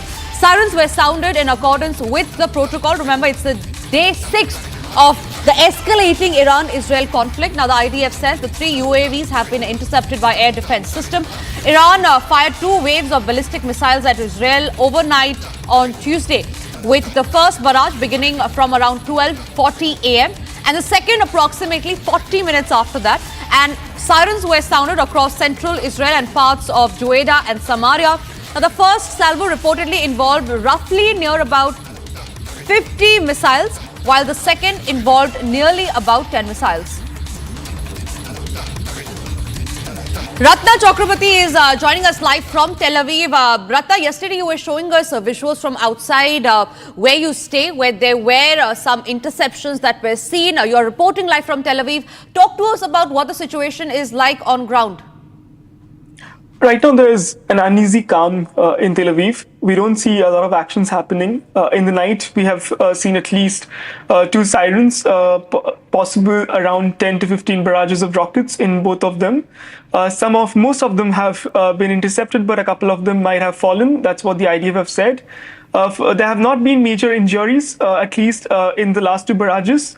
That's at least from the Tel Aviv side. But apart from that, there have been also sirens in the south, in the Negev region, and also there have been sirens in the north near Haifa and the Golan and the region around at the northern part of Israel. So that has been happening. But from the morning, yesterday, as we have seen, there have been siren at least once at least in the afternoon or the morning, but there has been nothing as of now, I would say. Right, absolutely. Ratna, also take us through about what was the situation last night when we believe that there were nearly approximately about 15 to 10 missiles in a wave of 2 that were fired at Israel. And were there any damages and destruction that was reported? For the moment, the information that's there, that yes, there have been a couple of missiles which have had direct hits. But that's in central Israel. I haven't yet visited the area to actually see the scale of destruction. And we haven't seen also visuals coming in from any sources. So I wouldn't be able to exactly tell you what the damage has been. But yes, there have been direct hits. But yesterday, when I can tell you from a personal experience that when I was in the shelter room, I could actually feel a lot of interceptions happening over my head. Quite more than the usual ones that we have experienced in the last few days. So it was an intense night, a couple of sirens. And let me tell you that it's an unusual one because almost on all the other days when you have seen the missiles or the barrage of missiles that are coming in, there at least been a gap of 1 to 2 hours. Yesterday's case, it was within the span of 40 minutes, we have seen 2 barrages hitting central Israel and north Israel. Right. Ratna, thank you very much for speaking to us and sharing all those details. We'll keep coming back to you as and when there are updates in the story. We move on to the other stories that we're tracking. Now, tensions between Israel and Iran have reached a boiling point as the Israel Defense Forces unleash a series of powerful airstrikes on Iranian military targets. In this explosive compilation, we bring you 9 videos capturing the sheer scale and intensity of the attacks, from missile-laden drones to precision air raids. These visuals reveal the reality of modern warfare and the escalating conflict that's crippling the Middle East.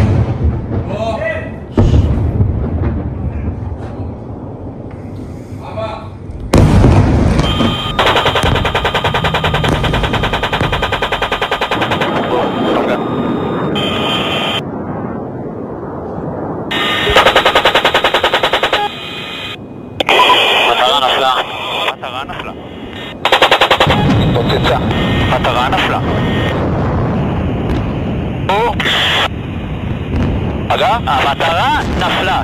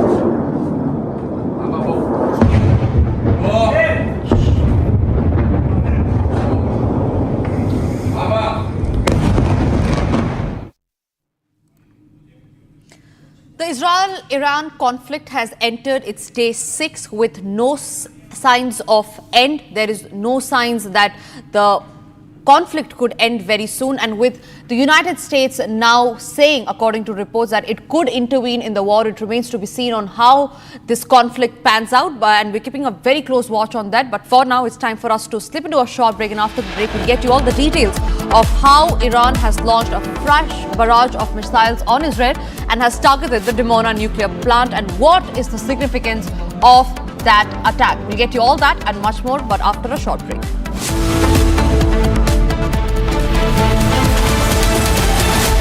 आधे bowl दही में 4 चम्मच MDH चटनी पुदीना मसाला डाला, stir करो, पुदीना चटनी तैयार। MDH चटनी पुदीना मसाला।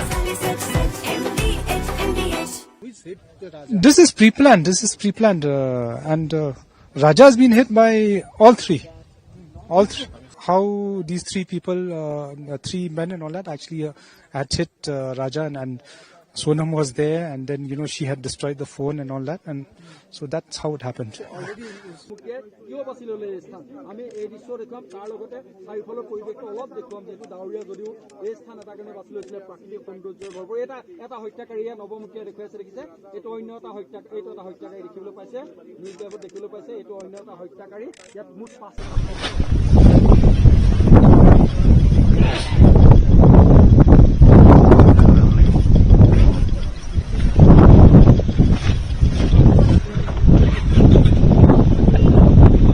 कि तमाम जो पूरा परिसर है, पार्किंग का परिसर है, और इसके ही जो क्राइम सीन को रिक्रिएट किया जाना है। तमाम से कुछ ही देर में सोनम और बाकी जो हत्यारे हैं वो यहाँ पर पहुंचेंगे और क्राइम सीन को रिक्रिएट किया जाएगा। सबसे बड़ी बात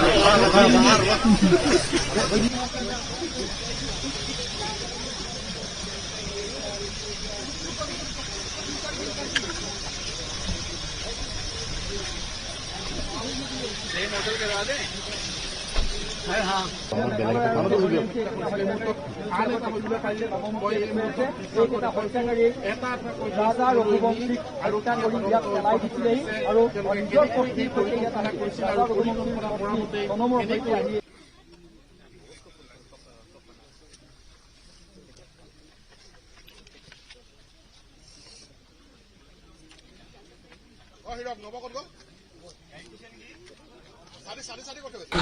This construction has been based on the delegations we've been conducting over the last few days.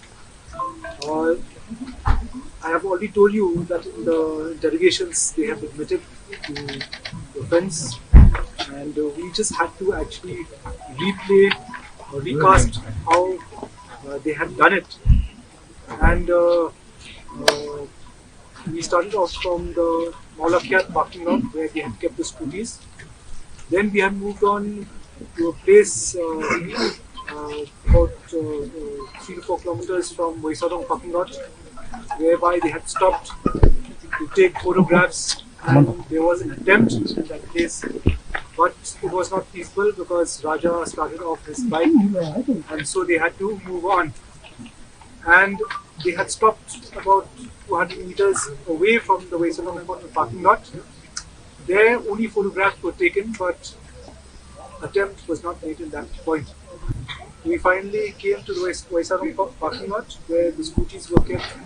We ascertained where the scooties were kept. We had ascertained where Raja was standing. We had taken to replay the whole thing. We had taken one of our personnel from the fire emergency services as Raja to replay the role of Raja. We have ascertained what was the position just before the murder, who was standing where, and how the blow took place. So 3 blows took place. The first blow was by Vishal, alias Vicky. The second blow was by Anand, and the last blow was by Akash. There's one more.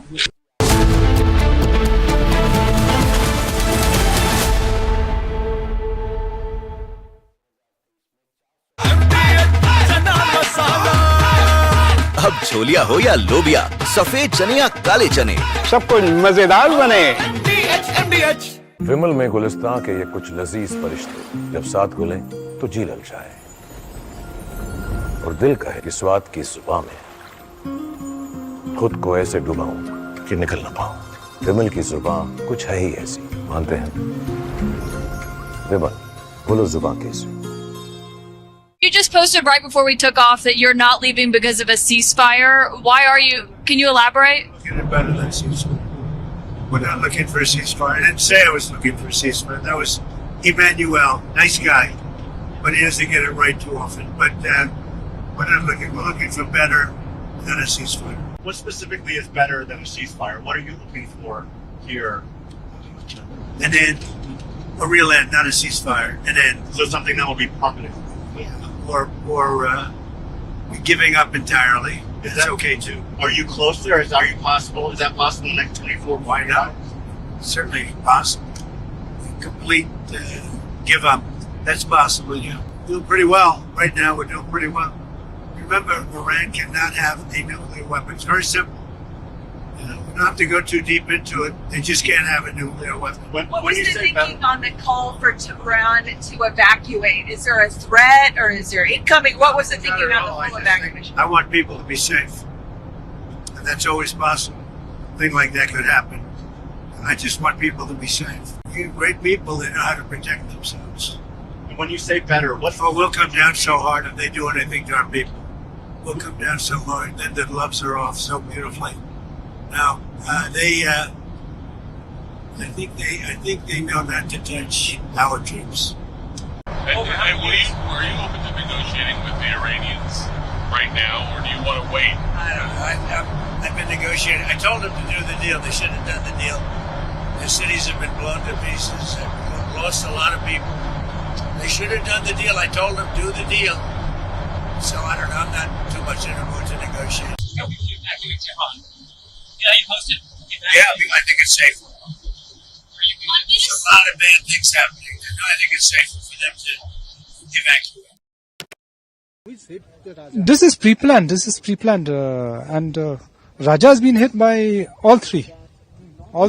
How these three people, three men and all that, actually had hit Raja, and Sonam was there, and then she had destroyed the phone and all that, and so that's how it happened.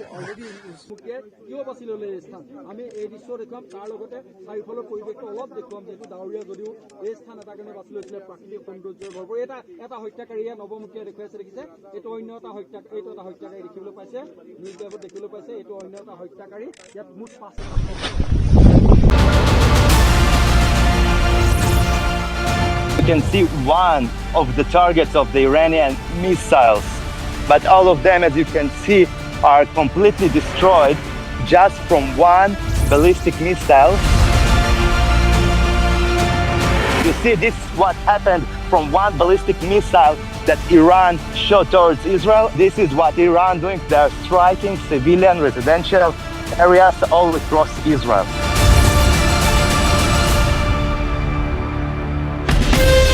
From Asia's largest news headquarters, setting the agenda for Bharat.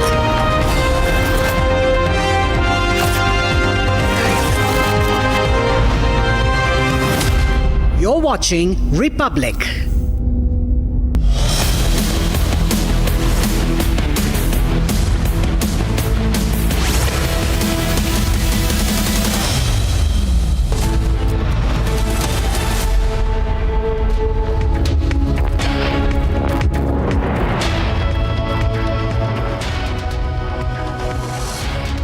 A very warm welcome, viewers. You're watching live and breaking. I'm Dr. Machh with you. The situation in West Asia is only escalating, viewers, and we'll get you all the latest updates. We'll get you ground reportage from West Asia. Republic TV, only channel to report from both Israel and Iran. We'll get you more. First, the headlines.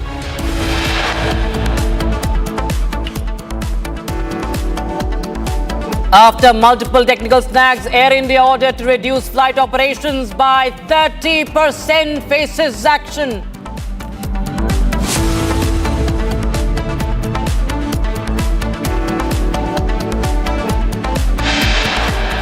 Air India flight cancelled in Dubai due to a technical issue after all passengers already boarded.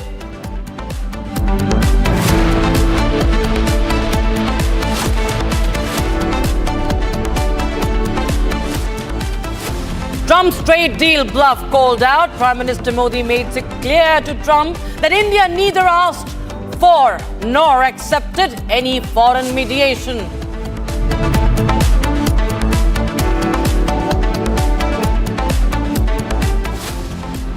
Justice Verma writes letter to former Chief Justice of India, refuses to step down.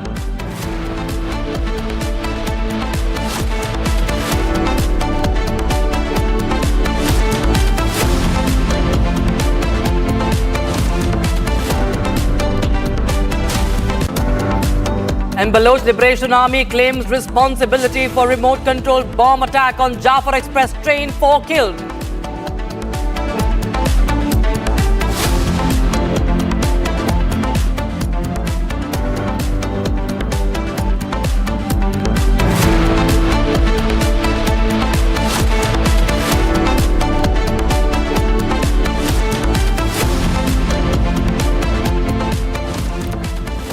have breaking news coming in right now, viewers. Now, the Israeli forces, led by the 162nd Battalion, 162nd Division, is operating in the Jabalia area in the northern Gaza Strip. Now, in recent weeks, the forces eliminated numerous terrorists, dismantled the military infrastructure above and below the ground, and located and seized the weapons, some of which were hidden in the civilian buildings also.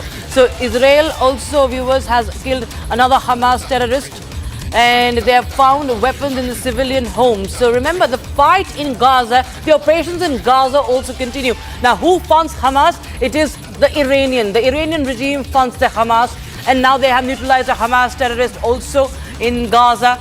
And the Givati Brigade has eliminated terrorist cell in Jabalia. They have found weapons also in the civilian homes. Now you understand why in civilian areas those Israeli defense forces were carrying out operations, while we saw that the Gazans, the Palestinians and other groups have been crying foul that why is Israel targeting the civilian groups. Well, you see that the Israelis have found found weapons in civilian homes, and not just that, they have eliminated a terrorist cell in Jabalia, that's in northern Gaza. So this is of course the soldier there in action of Israeli forces under the command of 162nd Division operating in Jabalia. And it becomes very important to understand that the situation in West Asia is only escalating, viewers. Israel was always, Israel for the longest time has been engaged with this war with the Hamas. It has removed the top leadership, but not to forget that now for the first time we see the escalation between Iran, direct confrontation with Iran, and the escalation is something that is unprecedented between the two countries. Israel continues to strike Iran. Meanwhile, Israel's operations in Gaza also continue. Visuals from Gaza, from Jabalia coming onto your screens. Meanwhile, we have the Israeli Defense Forces statement also coming in. Let's take a listen in. At midnight, while the people have been at their homes and they have targeted the homes of civilians, which led to big casualties. As you know, hundreds of innocent people, including big number of children and women, have been killed during these attacks. And a big number of civil infrastructure, including water and energy infrastructure, has been hit and has been destroyed. And there is a danger, a big danger around our peaceful nuclear facilities because of the possible explosion of the people not only in Iran but in our neighborhood to hazardous leaks. And all these things show that we are facing with an irresponsible entity. And the bitter fact is that this entity is supported by many Western countries, particularly United States, financially and logistically and militarily. They are providing intelligence to this entity. They are providing military arms to this entity. And they are supporting even politically. And they are trying to justify what Israel has done. It is a very complicated situation in our region. There are some things which should be clear for everybody. The first thing is that this is an act of aggression committed by Israel, no doubt about it. There are all elements which can describe an act of aggression. Israel has attacked our country without any reason. Israel has attacked our civilians, our civil infrastructure. And Israel has violated the integrity of Iran, has violated our territorial integrity, and has violated the right of Iranian people to live in peace. This is the first point which I would like to be clear for everybody. The second point is that Israel, during this aggression, has violated all norms of international law and all norms of human rights by targeting civilians, by violating the principle of distinction, the principle of proportionality, and the principle of informing the people about the attacks. And therefore, Israel has violated all norms of international humanitarian law and all principles of human rights.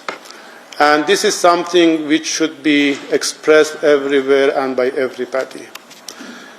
And the third point is that Iran will respond. Iran is resolute in responding to Israel attacks. We will show no any doubt, no any reluctance in defending our people, in defending our security, in defending our land. We will respond very seriously and strongly. And that is what we are doing now. Nobody should expect Iran to show any kind of restraint. Nobody should expect Iran to be indifferent to its security and security of the people. Iran will respond very strongly. And we will stop aggression by all means, and by the confidence that the people of Iran have in our military forces. Our military forces, on behalf of our people, will defend the country and will defeat Israel. They will stop aggression, they will stop aggressors. And nobody should talk about any kind of restraint. And what we are doing now is not only on behalf of the Iranian people, it is on behalf of the humanity, because humanity is attacked. The international peace and security has been attacked. An international order has been attacked. Human rights has been attacked. International law has been attacked. And we are going to defend all of these things. And one of the reasons Israel is continuing committing such crimes is the great impunity bestowed to this entity. Whatever Israel is doing is receiving impunity by Western countries, and particularly by the United Nations Security Council. Nowadays, Security Council has become the most useless organization in the world. It does nothing. It delivers nothing. And that's one of the main reasons why Israel is continuing to commit such crimes. And the same is with the Western countries, particularly the United States. They have covered Israel by huge impunity.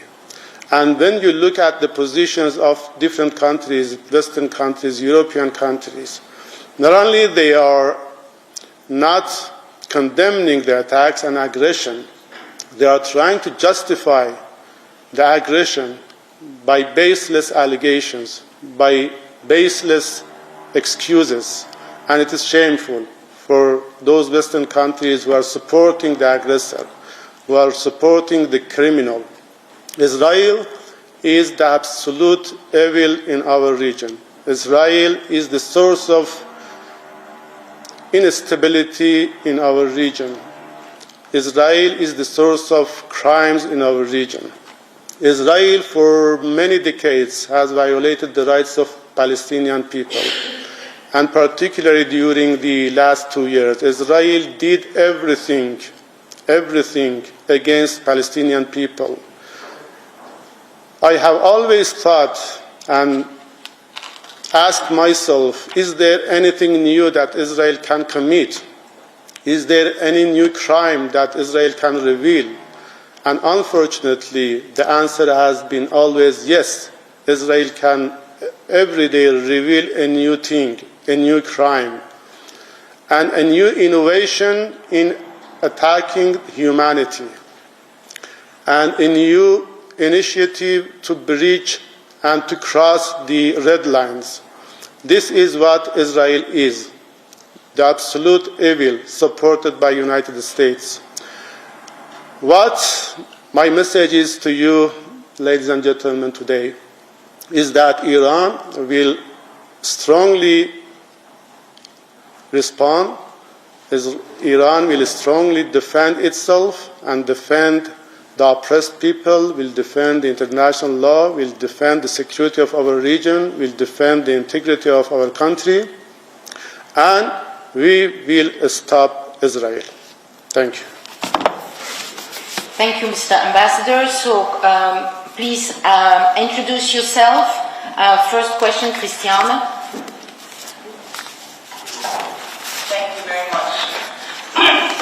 Mr. Ambassador, we are all looking at this horror and the attacks that happen on all sides. But a question that has fallen by the wayside a little bit, can you explain to us why?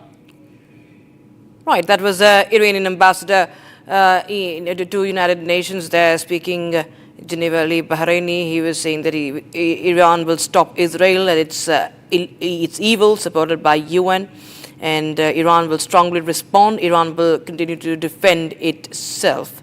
Also saying that Israel is source of instability in the region.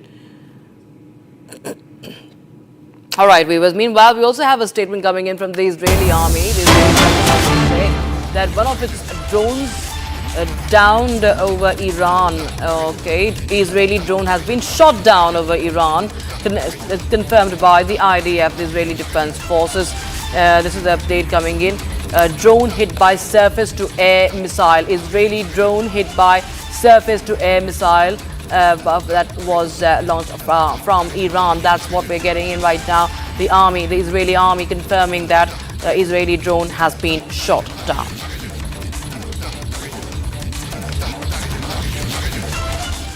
And there you have Israeli, of course, Israel also striking Iran. So their firefighting in the skies continue. These are visuals that have come in. Israel striking Iran, Israel defense system, in Israeli defense forces intercepting the Iranian drones also.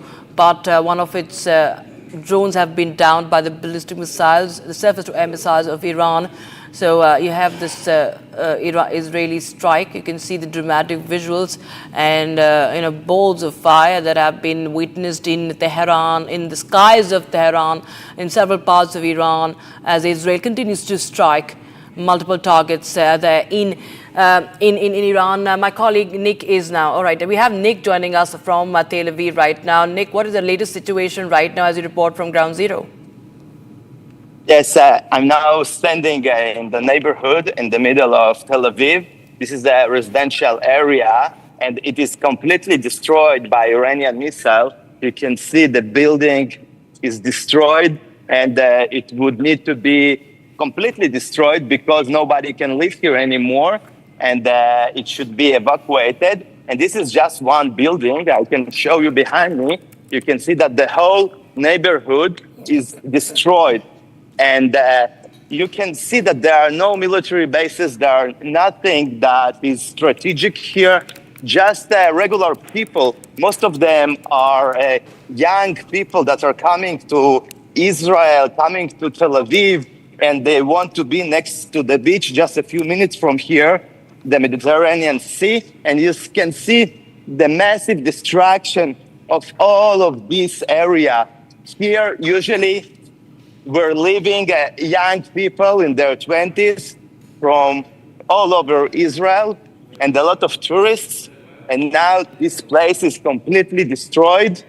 Here hit the missile from Iran, and from the shock wave, all the buildings for hundreds of meters were destroyed. You can see the complete destruction. Now this site is closed. People can't come here because it is really dangerous. And also where I'm standing here, underneath, there is a construction of a metro station. And because of this ballistic missile, maybe all of this ground can collapse any moment. You can see here, this is the construction of the metro that was before. And this huge building also can collapse. And inside was the consulate of the United States. So maybe this is a reason for the United States, the casus belli, to join Israel in the war against Iran, you can see the massive distraction here all around. You know, as you mentioned about United States, the President of the United States, Donald Trump, has, written on social media yesterday that, they very well know where Khamenei is hiding. At the same time, say that we do not intend to kill him. At the same time, he calls for unconditional surrender. That's a strong message that has been sent out in capitals by Donald Trump. Now, what does that really mean? It means that Israel wants to change the regime in Iran. After 79, the new regime is bad for Israel, but the United States still doesn't want to do it, at least not openly, publicly. They're afraid that the consequences maybe can be very bad to the economy, especially because the prices of the fuel can go really up, the prices of oil, and it's bad for America. I think this is the main reason why they still want to try to solve this conflict in other ways. Right, and speaking of what's happening right now on ground, we're going back to what's happening on ground. Nick, if you could just tell us more about the strikes that continue, because we've seen that Israel has continued to strike major targets in Tehran. Many nuclear facilities also being targeted by Israel. In fact, just stay on with us, Nick. We have breaking news coming in. The president of Israel, Isaac Herzog, has visited northern Israeli town of Tamra following the Iranian missile strike. That's the breaking news we are getting in right now. The Israeli president, Herzog, is taking stock of the situation in northern Israel, visiting the town of Tamra that has witnessed a lot of impact as far as the Iranian strikes are concerned. You can see the civilian areas that have been affected. And Nick, I'll just go across to you on that. Nick, Isaac Herzog right now is taking stock of the situation. He's in Tamra. Tell us more about this place. What has really happened over there? One of the places where the ballistic missile hit, and in the Arab communities, they don't have bomb shelters and they don't have enough places to hide like in the Jewish cities in Israel. But even with those bomb shelters, you see that it's not always enough because the ballistic missiles are really strong, massive. And the Arab communities, also some of them, especially the Bedouins, they are living next to bases of the Israeli army that Iran also trying to target them, especially of the Air Force of Israel. And the Bedouin communities are surrounding those places in the Negev desert. So this is one of the reasons why if something should there, they don't have too much what to do about that. They just can't pray to God that it will not fall on them. Right. Nick, thank you so much for joining us with that ground report coming in from Tel Aviv of Israel. And Republic TV, of course, continues to get you more such ground reports to help you understand what's really happening, viewers. With that, let's take a quick look at some more news that is coming in from West Asia as the conflict escalates. The Iran-Israel conflict escalating further as more Iranian missiles were intercepted over Tel Aviv, prompting the Israeli military to launch a series of strikes near Tehran. Israel claims the ongoing offensive, which has killed at least 224 people in Iran, is aimed at halting Iran's progress towards developing a nuclear weapon.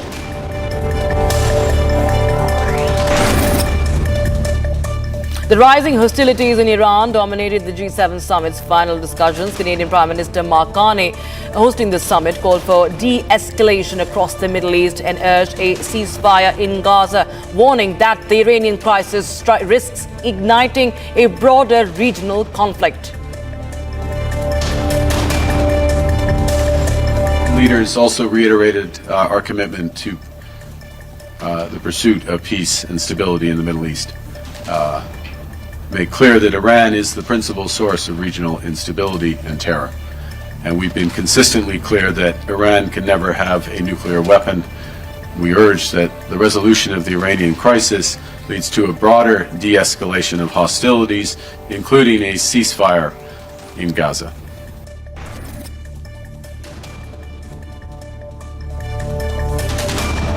Iranian missiles intercepted over Jerusalem as Tehran launched another wave of attacks on Israel amid the escalating conflict. The exchange follows days of intensifying violence, with Israel continuing its air campaign targeting Iran's military and nuclear infrastructure.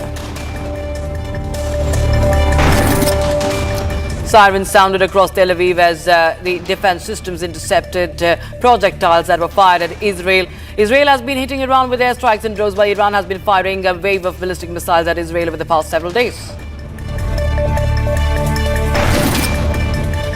Iran's top military commander, General Abdul Rahim Mousavi, warned of an imminent punitive operation against Israel and urged residents of Tel Aviv and Jaffar to evacuate, now declaring earlier missile attacks as mere warnings. Mousavi promised more forceful actions soon.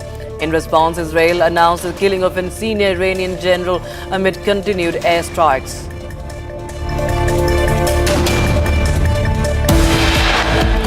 And after multiple technical snags, the Air India has been ordered to reduce its flight operations by 30%. Also, another flight of Air India cancelled, this time in Dubai, due to a technical issue once again after passengers had boarded. We'll get you more on that.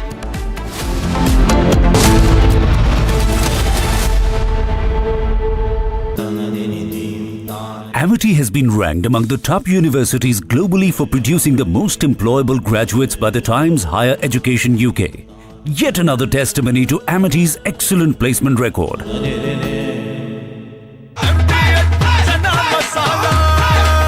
अब छोलिया हो या लोबिया, सफेद चने या काले चने, सब कुछ मजेदार बने। विमल में गुलिस्तां के ये कुछ लजीज फरिश्ते जब साथ घुलें तो जी ललचाए और दिल कहे कि स्वाद की जुबां में खुद को ऐसे डुबाऊं कि निकल ना पाऊं। विमल की जुबां कुछ है ही ऐसी, मानते हैं? विमल, बोलो जुबां कैसी? This is pre-planned. And Raja has been hit by all three. How these three people, three men and all that, actually had hit Raja, and Sonam was there, and then she had destroyed the phone and all that, and so that's how it happened.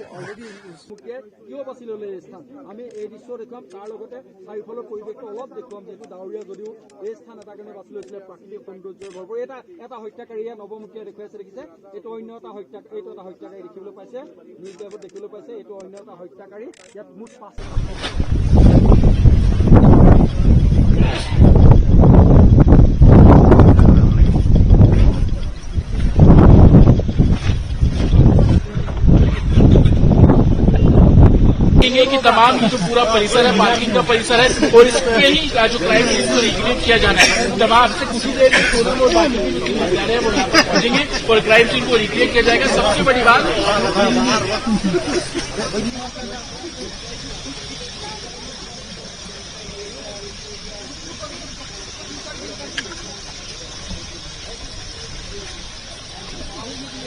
Hotel करवा दें।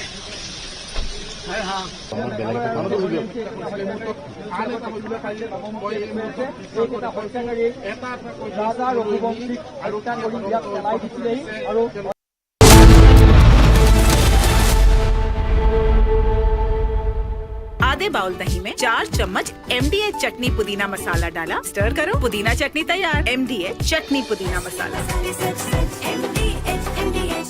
इसको घर पे लगाओगे तो शादी का तो पता नहीं, पर घर पक्का नहीं टूटेगा। रुंगटा नहीं तो घर स्ट्रॉन्ग नहीं। रुंगटा स्टील TMT बार एकदम solid.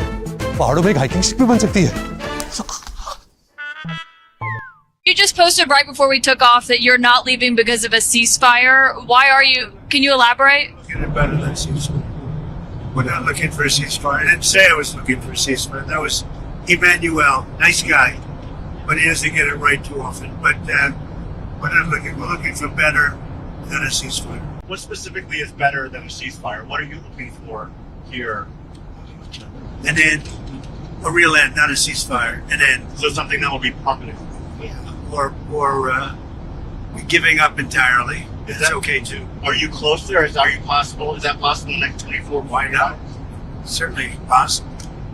Complete give up. That's possible. Yeah, doing pretty well right now. We're doing pretty well. Remember, Iran cannot have a nuclear weapon. It's very simple. You know, we don't have to go too deep into it. They just can't have a nuclear weapon. What was the thinking on the call for Tehran to evacuate? Is there a threat or is there incoming? What was the thinking on the full evacuation? I want people to be safe. And that's always possible. A thing like that could happen. I just want people to be safe. You're great people, they know how to protect themselves. And when you say better, what? Oh, we'll come down so hard if they do anything to our people. We'll come down so hard, then the gloves are off so beautifully. Now, I think they know not to touch our troops. And are you negotiating with the Iranians right now, or do you want to wait? I don't know. I've been negotiating. I told them to do the deal. They shouldn't have done the deal. The cities have been blown to pieces. We've lost a lot of people. They should have done the deal. I told them do the deal. So I don't know. I'm not too much in the mood to negotiate. Yeah, I think it's safer. There's a lot of bad things happening. No, I think it's safer for them to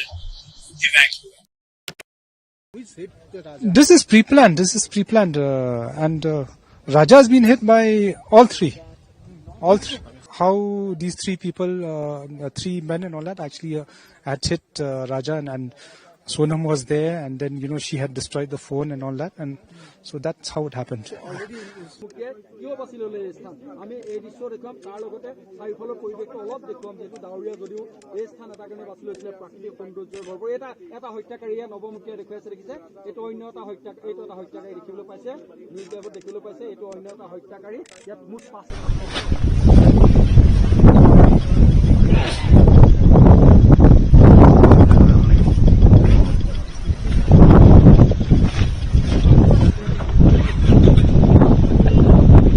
कि तमाम जो पूरा परिसर है parking का परिसर है और इस I have seen what it takes to report from the front lines. Accuracy, urgency, courage and responsibility. At Republic School of Journalism, you'll be trained for that reality. It's not theory, it's live learning inside a working newsroom from day one. If you want to report the truth when it matters the most, RSJ is where you begin. Courses begin on June 30th. Apply now.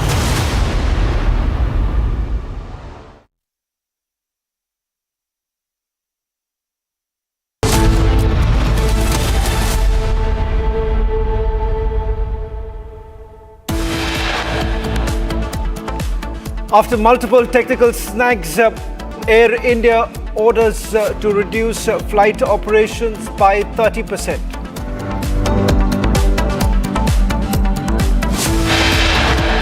Air India flight cancelled in Dubai due to a technical issue after all passengers had already boarded.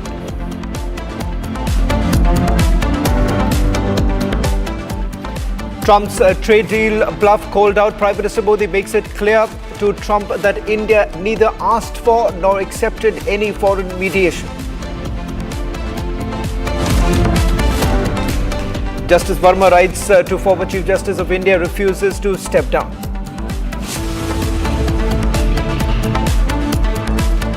Baloch Liberation Army claims the responsibility for remote control bomb attack on Jaffar Express, train 4 killed.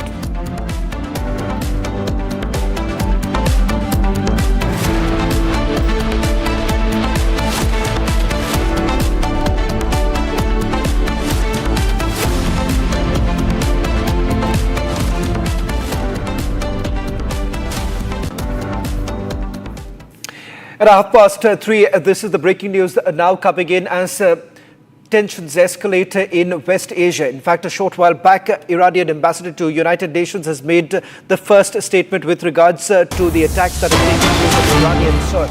I'm going to just quickly take you through the statement that has been put out by Iran's ambassador to the United Nations in Geneva. And this is what Iran has to say, and I'm quoting, "Whatever Israel is doing with the support of US intelligence. We will follow the developments and actions of developments. At any point we come to the conclusion that the United States is directly involved in the attacks on Iran, Iran will respond to the United States of America." In fact, What we have essentially seen are two important aspects since the war began on Friday.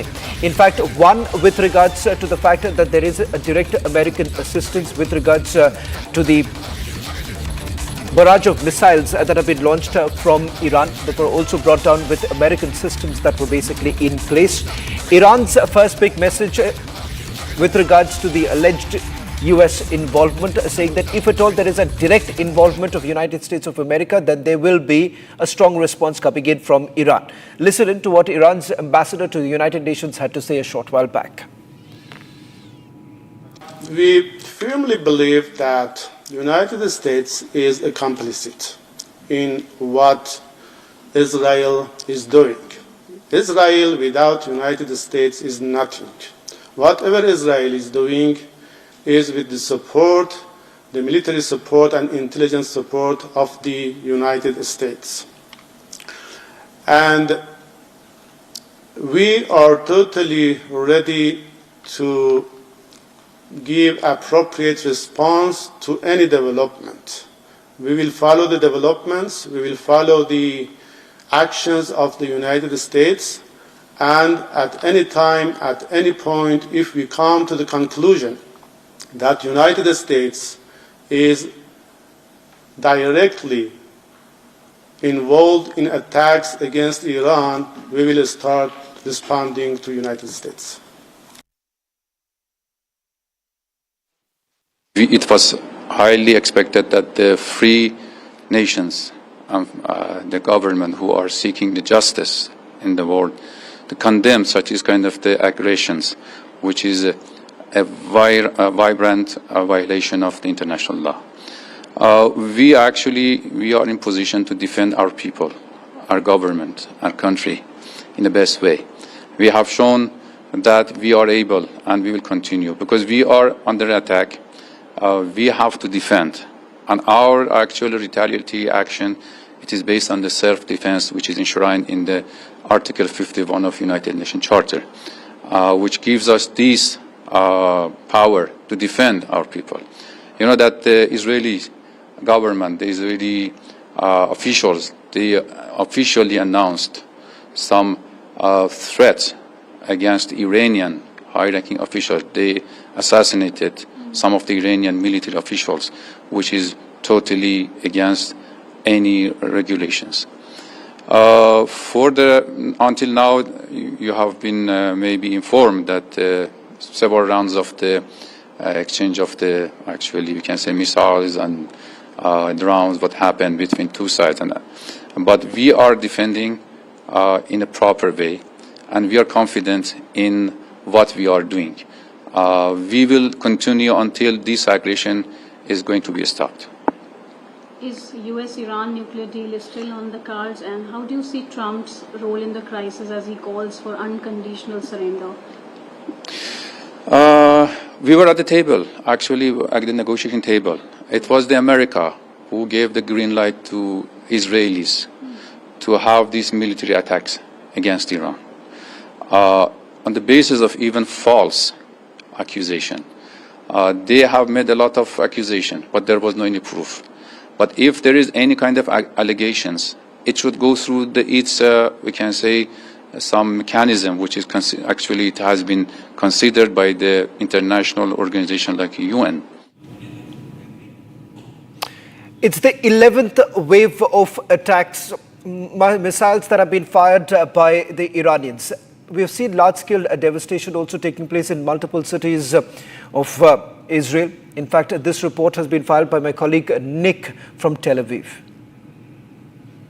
This is the hole that made just one ballistic missile that was fired from Iran towards a residential area in the center of Israel. Meters from here, there are kindergarten, schools, a lot of buildings with innocent people living there. And you can see the impact. One blast of a ballistic missile destroys anything with the shock wave in a radius of around 500 meters. And Iran continued to bombard Israel with hundreds of those kind of missiles for 5 days. Israel tries to destroy the nuclear capability of Iran because they also can use the nuclear weapons and to strike the same areas, but the impact will be much more bigger. Joining us on this broadcast is Major Samarpal Tur. Major Tur, United States of America and its role. Iran says that if at all there is a direct action coming in from US, then the response from Iran will be hard. Do you believe that this is perhaps the time that US is taking to finally come up with a deal with Iran? Shravan, as you see, the geopolitics, right now, the Russians are quiet. The Chinese have given a very strong statement that the world can go on without America. And as far as the war against Iran is concerned, Shravan, there is actually going to be no practical output if you do not have, troops on the ground. So that is definitely not the present phase one that they are going to do. So what I certainly feel is, their nuclear assets are going to be decimated once and for all and finally. So they are going to destroy the nuclear program first. Secondly, it is just a matter of time when the top Iranian officials will be offered political asylum in Russia, maybe China, maybe North Korea, maybe some Arab country. But as of now, you see, none of the Arab countries have come out openly and criticized or asked for truce or peace at the moment, other than Pakistan. So you see, it's a very fragile and a volatile situation. Let us not forget that, Houthis, Hamas, and Hezbollah, these three have been the proxies of Iran for n number of decades. And now Iran is talking in UN in terms of safeguarding its sovereignty. What happened to the sovereignty of Israel when, Hezbollah was being provided arms, ammunition, and missiles by Iran? And now they are saying that the Americans have given the green signal. Fair enough. They would have given it because the intelligence on ground is definitely stating something that now... Just ask you a quick question. Can you really trust the Americans right now? Israelis are certainly hoping the Americans will come in because Israel right now sees a stumbling block. They cannot perhaps carry out an attack on Fordo nuclear facility. They need the US help. But US sees this as an opportunity, that this perhaps is the time for striking a deal with Iran and let this pass. See, Shravan, the GBU-57 is the only potent weapon or a bomb that can penetrate into the depth to where the bunkers have been made in Iran. Secondly, you see, this is a war against ideology. This is going to break the backbone of terrorism all around the world. And let us not forget, there are lakhs of Houthi rebels who are ready to move into Iran and fight this war. So definitely it is going to be a large-scale war with a number of, refueling aircraft which are moved in. USS Nimitz and its fleet has been ordered to move in towards Iran. So definitely these are not small orders. These are massive and concrete and decisive, military orders which are being carried out. And in coming 48 hours, definitely let's not be surprised that the Americans will be bombing Iran with the B-52s and the B-2 bombers. Well, thank you very much, Major Tur, for putting this into perspective.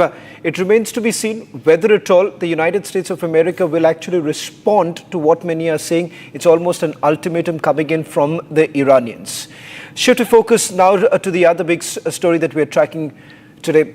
Foreign Secretary Vikram Misri on 18th of June said that Prime Minister Narendra Modi had a telephonic conversation with US President Donald Trump, which lasted approximately 35 minutes. Now, during the conversation, Prime Minister Modi made it abundantly clear to President Trump that India neither asked nor accepted any foreign mediation. Remember, multiple times claims have actually been made by President Trump that the ceasefire was only because the United States of America had actually stepped in. India has maintained that there was no mediation as far as Operation Sindoor is concerned, and this once again was told to President Trump by Prime Minister Modi. Listen to what the Foreign Secretary had to say. प्रधानमंत्री मोदी ने राष्ट्रपति Trump से operation सिंदूर के बारे में विस्तार से बात की। प्रधानमंत्री मोदी ने राष्ट्रपति ट्रंप को स्पष्ट रूप से कहा कि 22 अप्रैल के बाद भारत ने आतंकवाद के खिलाफ कार्रवाई करने का अपना दृढ़ संकल्प पूरी दुनिया को बता दिया था।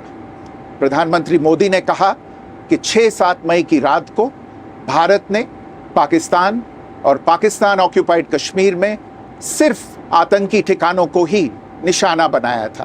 प्रधानमंत्री मोदी ने राष्ट्रपति ट्रंप को स्पष्ट रूप से कहा कि इस पूरे घटनाक्रम के दौरान कभी भी किसी भी स्तर पर भारत अमेरिका ट्रेड डील या अमेरिका द्वारा भारत और पाकिस्तान के बीच मध्यस्थता जैसे विषयों पर बात नहीं हुई थी।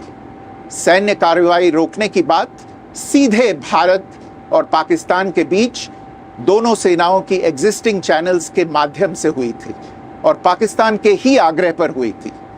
प्रधानमंत्री मोदी ने जोर देकर कहा कि भारत ने न तो कभी मध्यस्थता स्वीकार की थी, न करता है और न ही कभी करेगा। इस विषय पर भारत में पूर्ण रूप से राजनीतिक एकमत है।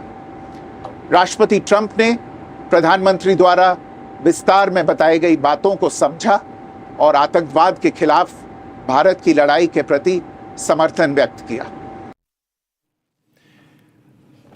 Colonel Shailendra is joining us right now. Colonel Shailendra, this was known all this while, but there was politics over this entire issue. Even till today, questions were essentially raised whether at all protocols were followed or not, and the United States of America had basically stepped in. The fact of the matter is the DGMOs were involved, and this is what the Prime Minister had to tell President Trump.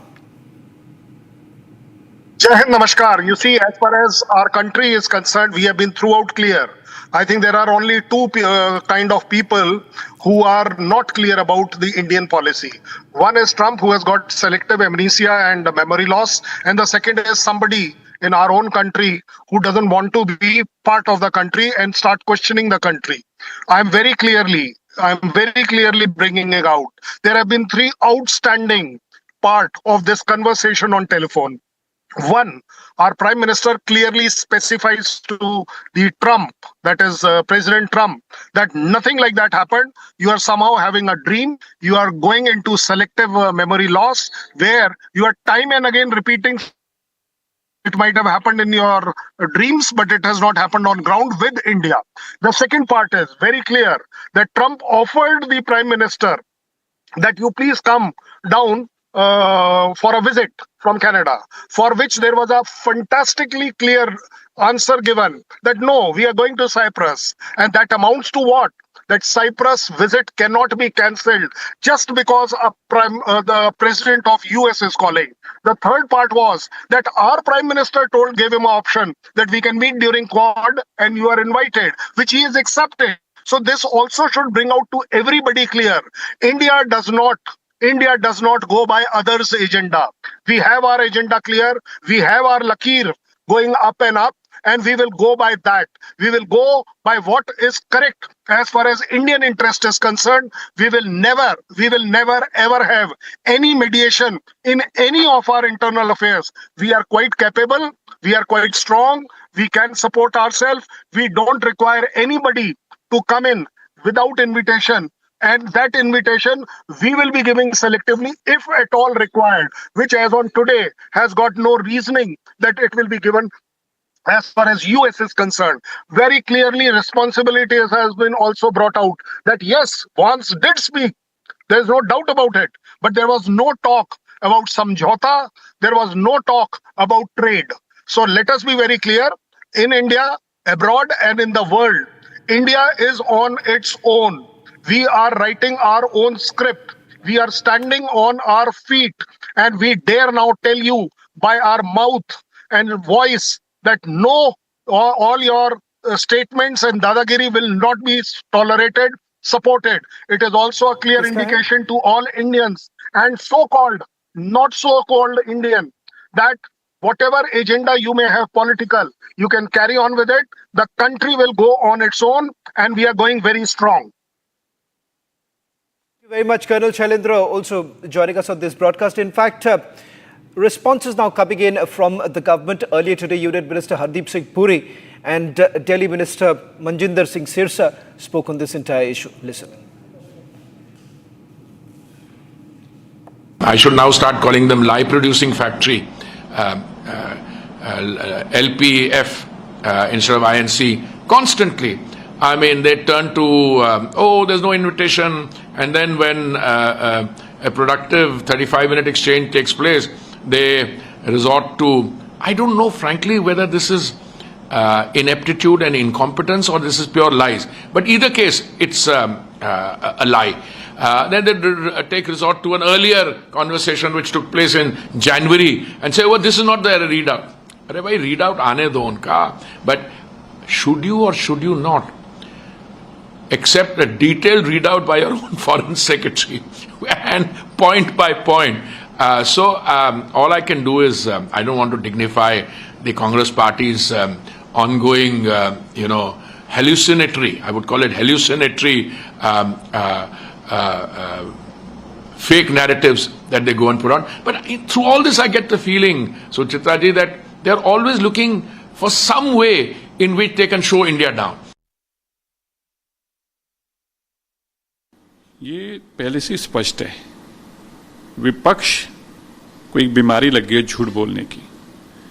देश के प्रधानमंत्री प्रभु सत्ता पे, संप्रदा पे कभी भी कोई compromise, कभी कल्पना सपने में भी नहीं कर सकते। विदेश मंत्री ने क्या बताया, स्पष्ट किया कि जब ट्रंप की तरफ से ऐसा अगर कहा भी गया तो हमने स्पष्ट कहा इस कूटनीति में किसी भी दूसरे मुल्क की इन्वॉल्वमेंट नहीं बर्दाश्त की जा सकती, क्योंकि हमारा स्टैंड बड़ा क्लियर है, पीओके हमारा है और इसके ऊपर किसी बातचीत के लिए भी किसी और को बीच में नहीं लाया जाएगा। लेकिन राहुल गांधी एक स्कूल जाते बच्चे की तरह बार बार कभी नरेंद्र सरेंडर, उसको उनका कसूर नहीं है। जो उनको सोशल मीडिया के छोटे छोटे बच्चे पढ़ा के भेज देते हैं, उसमें से जितना वो याद करते हैं उतना पढ़ देते हैं, जो भूल जाता है वो भूल जाता है। Let's also take you through what else is making news right now. Another gangster has been neutralized in Lucknow under the ongoing Operation Langra. Police as well as the SIT carried out this late night encounter. One criminal injured, another on the run. Gunfire was also exchanged, warning ignored. The heat is also now back on Uttar Pradesh's most wanted.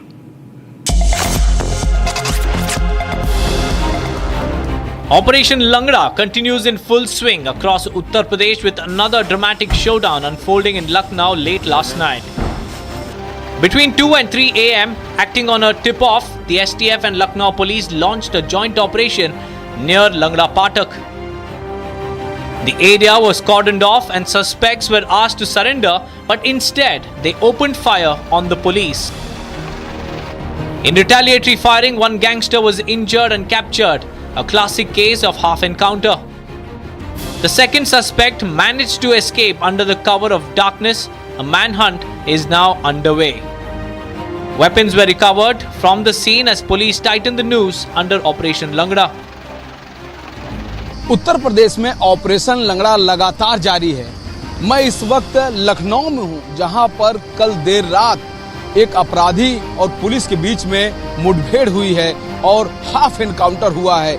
यानी कि उत्तर प्रदेश में सिर्फ लखनऊ राजधानी ही नहीं, कई अन्य जगहों पर लगातार इस तरह की कार्रवाई जारी है। आप देख सकते हैं कि यहाँ पर पुलिस ने चूना लगाकर इस एरिया को सुरक्षित किया हुआ है। बड़ी बात यह है कि जो खून का जो निशान है वह अब भी दिखाई दे रहा है। तो पुलिस के मुखबिर होते हैं, उन्होंने सटीक जानकारी दी कि साहब कुछ दिन पहले जिन लोगों ने महिलाओं के साथ छीना झपटी किया था, उनके साथ लूटकांड किया था, वो अपराधी अपाचे बाइक से मुहैया होते हुए लंगड़ा फाटक की ओर जा रहे हैं। ऐसे में एसटीएफ सक्रिय होती है और तुरंत यहाँ पर पहुँचती है। साथ में लखनऊ की पुलिस और लोकल आलमबाग की पुलिस होती है और यहीं पर उनको घेरने की कोशिश की जाती है, लेकिन वह लोग गोली चला देते हैं और पुलिस को फिर आत्मरक्षा में गोली चलानी पड़ती है, जिसके कारण एक बदमाश तो घायल हो जाता है और दूसरा बदमाश रात का फायदा लेकर भागने में सफल होता है।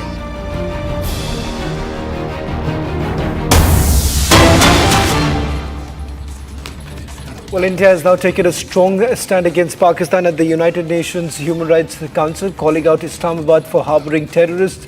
India defended Operation Sindoor, saying that defensive action is not just a right, but a solemn duty.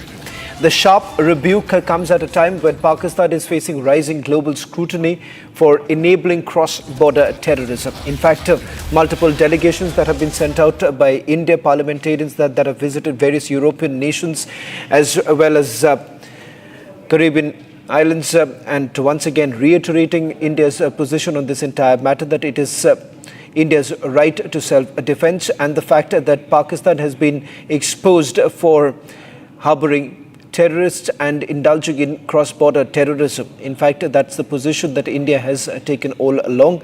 In fact, several of the foreign dignitaries have also been briefed about why Operation Sindoor was the need of the hour. This was in the backdrop of the horrific attack that took place in Pahalgam, claiming the lives of over 24 people. Important to point out here on your screens right now, this was the statement that was put out by the Indian ambassador a short while back, Indian envoy to UNHRC. This is what the ambassador had to say. 22nd April 2025, Pakistani terrorists turned a serene sanctuary in Jammu and Kashmir into a killing field, carrying out a barbaric execution of 26 Indian tourists in Pahalgam in front of their families. The UN Security Council rightly condemned this reprehensible act of terrorism and called for all perpetrators, organizers, financiers, and sponsors to be held accountable. And we all know that those sponsors operate from Pakistani soil. Pakistan's attempt to mischaracterize Operation Sindoor, our precise and proportionate response, as military aggression is unconscionable. When a state harbors terrorists who massacre innocents, defensive action is not just a right, it is a solemn duty. From hosting Osama bin Laden in its military cantonment to conducting state funerals for globally sanctioned terrorists, Pakistan never fails to disappoint. It claims victimhood while remaining the acknowledged epicenter of jihadist terror. After multiple technical snags, Air India ordered to reduce flight operations by 30%. Air India flight cancelled in Dubai due to a technical issue after all passengers had already boarded.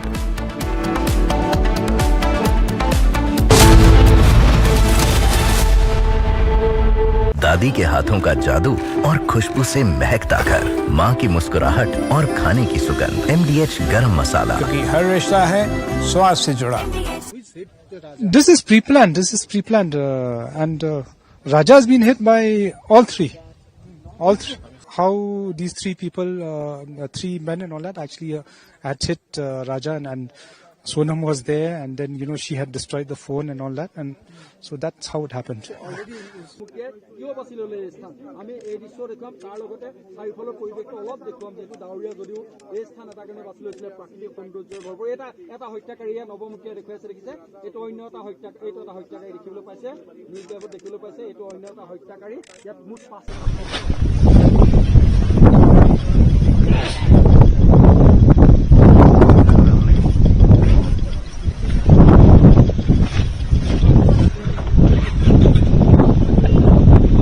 कि तमाम जो पूरा परिसर है, parking का परिसर है, और इसके ही जो क्राइम सीन को रिक्रिएट किया जाना है। तमाम से कुछ ही देर में सोनम और बाकी जो हत्यारे हैं वो यहाँ पर पहुंचेंगे और क्राइम सीन को रिक्रिएट किया जाएगा। सबसे बड़ी बात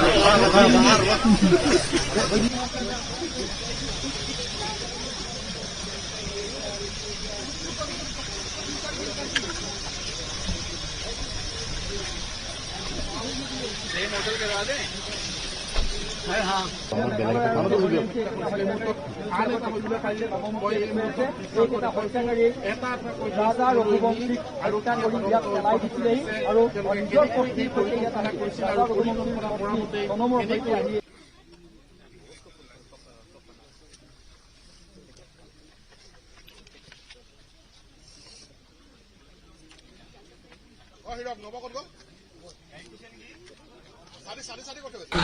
This construction has been based on the delegations we've been conducting over the last few days.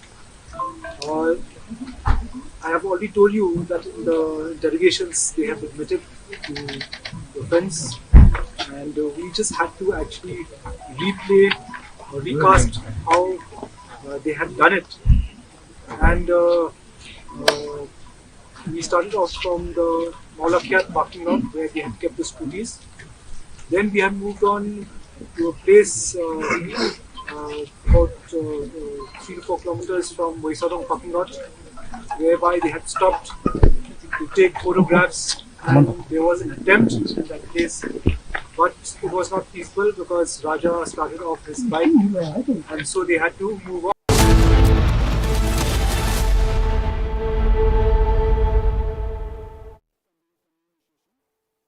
आपकी फेवरेट हुंडई कार्स पर मिल रही है अमेजिंग डील्स। वैसे लोगे तो आप हुंडई ही, चाहे दिल की सुनो या डील्स की, तो जल्दी चले आओ Hyundai showroom.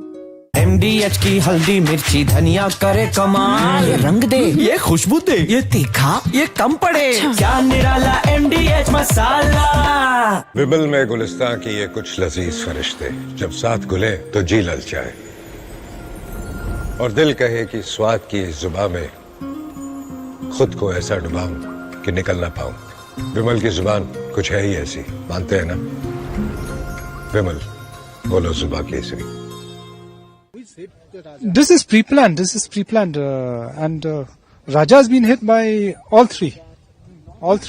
How these three people, 3 men and all that, actually had hit Raja, and Sonam was there, and then she had destroyed the phone and all that, and so that's how it happened.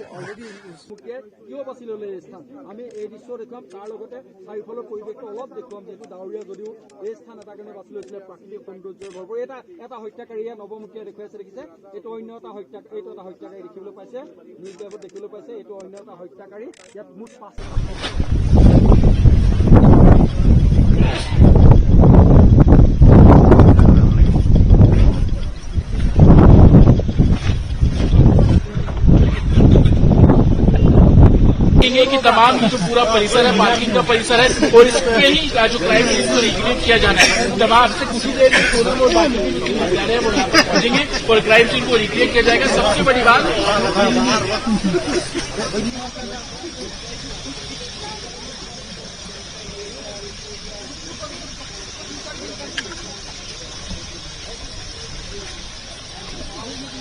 Hotel करवा दें।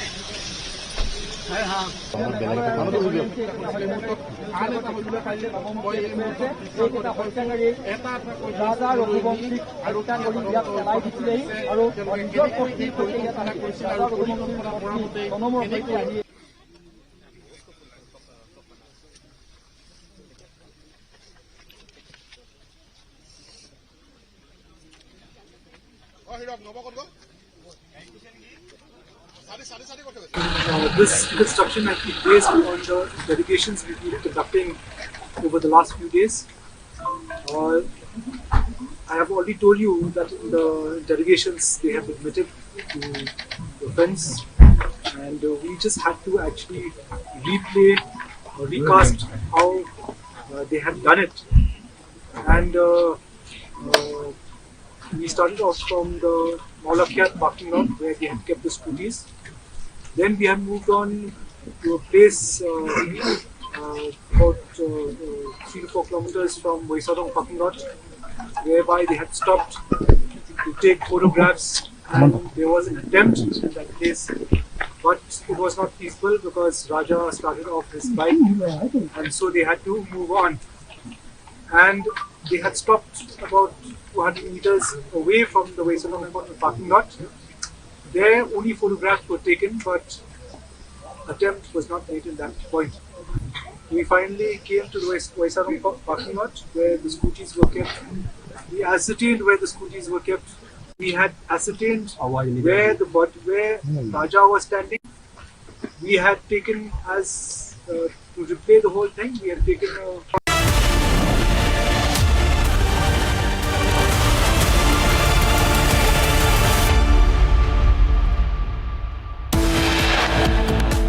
follow the developments, we will follow the actions of the United States, and at any time, at any point, if we come to the conclusion that United States is directly involved in attacks against Iran, we will start responding to United States. Iran's ambassador to the UN in Geneva says if US intervenes, Iran will respond. Fresh footage from Israel-Iran conflict shows the elimination of the terrorist cell in Jabalia.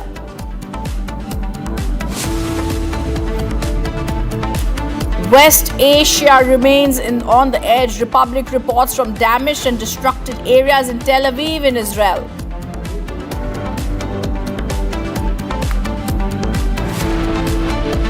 After multiple technical snags, Air India ordered to reduce flight operations by 30%.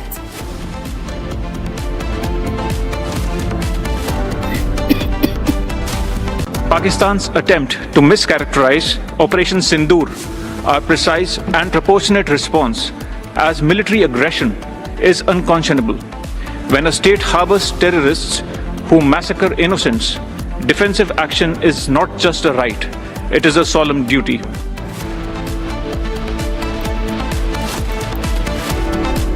And Indian diplomat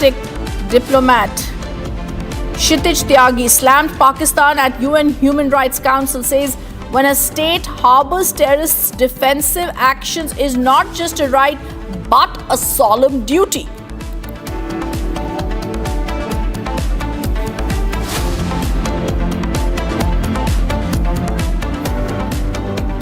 Good evening, welcome to Republic TV. Our top focus, the breaking news that's coming in. Indian markets closed relatively flat amid the Israel-Iran crisis. Nifty is now down by 0.17% and global markets trade in positive zone. The big breaking news that's coming in the Nifty, Sensex is down just 0.17%. I'm going to try and go across to business editor Pranav is joining us live from our digital newsroom. Pranav, Indian markets have closed flat. Nifty Sensex is down just 0.17%, relatively less hit by the Israel-Iran crisis. Explain to us how this is going to be impacting us, Pranav. Well, yes, Indian markets have been relatively less impacted. Over the past about 5 days that the conflict has been brewing, the Indian markets have actually risen for the past 2 days, for the past 2 sessions, and today it has closed flat. It is, if you view it against the global markets today closed in the green zone or relatively in the positive zone, but the US markets yesterday were down about 1%. So obviously, yes, the conflict has hit global markets to an extent, but the Indian markets look relatively isolated as of now. Now, we were talking to an analyst today morning who says that some of the key factors behind the relatively isolated response of the Indian markets is one, the RBI repo rate, which took place about a week ago, followed by the strong fundamentals and the macros, which is supporting the Indian sentiment. As far as the outcome is concerned, the only fear is that if Israel indeed attacks Iran's oil wells, that is when analysts are afraid that the markets could react wildly and there could be a sharp fall. I also want to get in a sense about global markets that are trading in the positivity zone, Pranav. Global markets in the sense today, Hang Seng index was up. Some of the Asian markets have been up today. This normally does not happen, that when the US markets, which trade all throughout the night, when they fall, the global markets normally follow the suit. But yesterday, despite the fact that the S&P 500 and Dow Jones were down 0.7 and 0.1% and 1%, despite that, the global markets, that is Hang Seng, Kospi, FTSE, all have been trading in the positive, though with minor gains, but in the positive zone despite a major conflict brewing in the Middle East. Absolutely, and that's going to be our top focus, Pranav. I also want to ask you and get a sense from you on not only the Nifty, because the Nifty Mid-Cap 150 Index highlights have also been given out today. We are seeing a slight decline from yesterday. At previous sees a slight decline in today's session. Like we were saying, it's trading at 24,809.50, down from 53 points. So, Pranav, global markets are seeing this rising down, but Indian markets actually are remaining unfazed by what's happening between Israel and Iran in the West Asia. Yes. In fact, Indian markets have been unfazed. As I said just a few minutes ago, that over the past 5 days that the conflict has been brewing, for the past 2 days, in fact, markets rose. So there were long green candles that were formed on Nifty daily charts and Sensex daily charts. As far as sectoral is concerned, defense stocks have been on a rise. Oil stocks again rose yesterday, but today they've again closed flat. So some sectors are seeing gain. Auto stocks today have in fact closed in positive. So sectorally, in fact, we are seeing that some sectors are gaining despite the conflict. Some sectors are obviously under pressure, because of which the markets are pulled down to the flat levels and not really rising today. All right, thank you for giving us those details, Pranav. Now we're also going to give and get you details about the tensions between Israel and Iran that have reached a boiling point as the Israel Defense Forces unleashed a series of powerful airstrikes on Iranian military targets. In this explosive compilation, we bring you 9 shocking videos capturing the sheer scale and intensity of the attacks, from missile-laden drones to precision air raids. These videos reveal the raw reality of modern warfare and the escalating conflict that's gripping Western Asia. Viewer discretion is advised due to the graphic nature of the footage.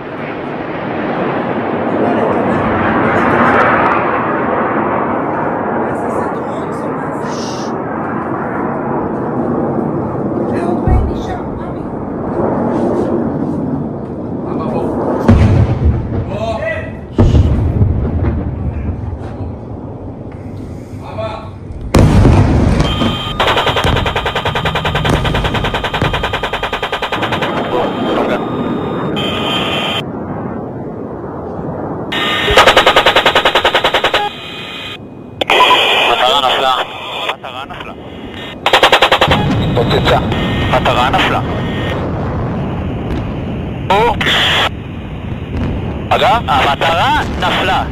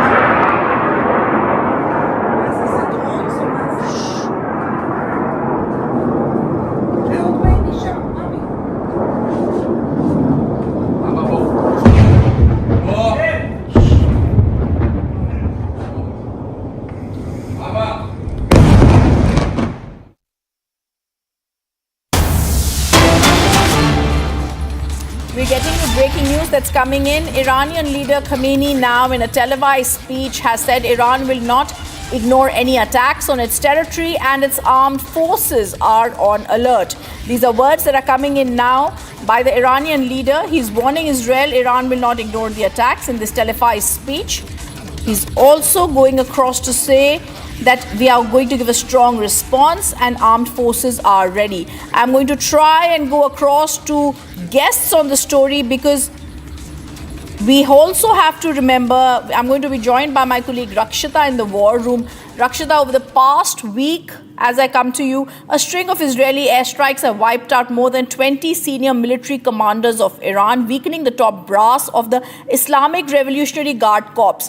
This also shows us that Iran's offensive has been Israel's offensive devastated Tehran's nuclear sites. Of course, we've seen a lot of response, but in the absence of experienced military leadership, how far is Khamenei really going to go? You have guests, several questions to be asked. One of them, this as India warns US of a strong response. Iran warns US of a strong response. Yes, right now, this is a big statement coming in. This is the first response, remember, from Ayatollah Khamenei after what happened after what Trump had in fact said. There were posts on Truth Social by Donald Trump where he said that there should be unconditional surrender. Not to forget, he had also talked about that they very well know where Khamenei is about that. So we have Major General A.K. Sivach also joining us, and our defense expert Brigadier Sandeep Thapar also here in the war room. Major General Sivach, how do you see this? We also have Israeli entrepreneur Terry Newman who joining us from Israel right now live on the broadcast. And thank you, gentlemen, for joining us. So now this is Khamenei clearly saying that we will stand in face of imposed war just as we stand in face of imposed peace. It's a very interesting statement that has come in from Khamenei, and he remains defiant. He says that we are on alert, our defense forces are on alert. The point today is that if you see the war, and it has been 5 days now, basically Israel has able to cripple Iran to quite a bit extent. It has managed to destroy, you can say, its nuclear facility to some extent, then also energy, you can say, installation. Main thing is that managed to kill the top military commander as well as the nuclear scientist.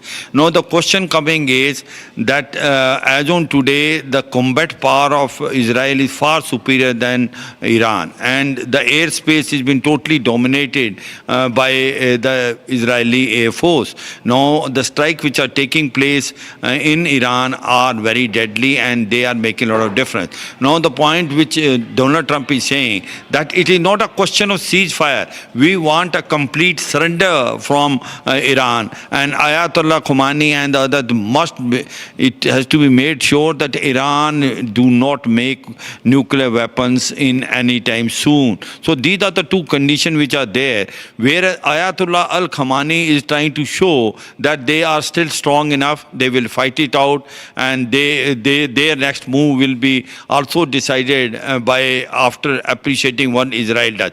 And the one point one must appreciate as far as Iran is concerned, its rockets, missiles and drones, paraphernalia is quite a bit. They are now targeting the main cities in Israel, including Tel Aviv, and also the other cities which basically manufacture weapons and also military stores. Now the question comes is US likely to join directly in this war or not? That is a $1 million question. Now the point earlier was there that until and unless Iran does not attack the military bases of US in Middle East, the US is unlikely to join. But probably there is some change which is taking place, which is saying that since the Farado uranium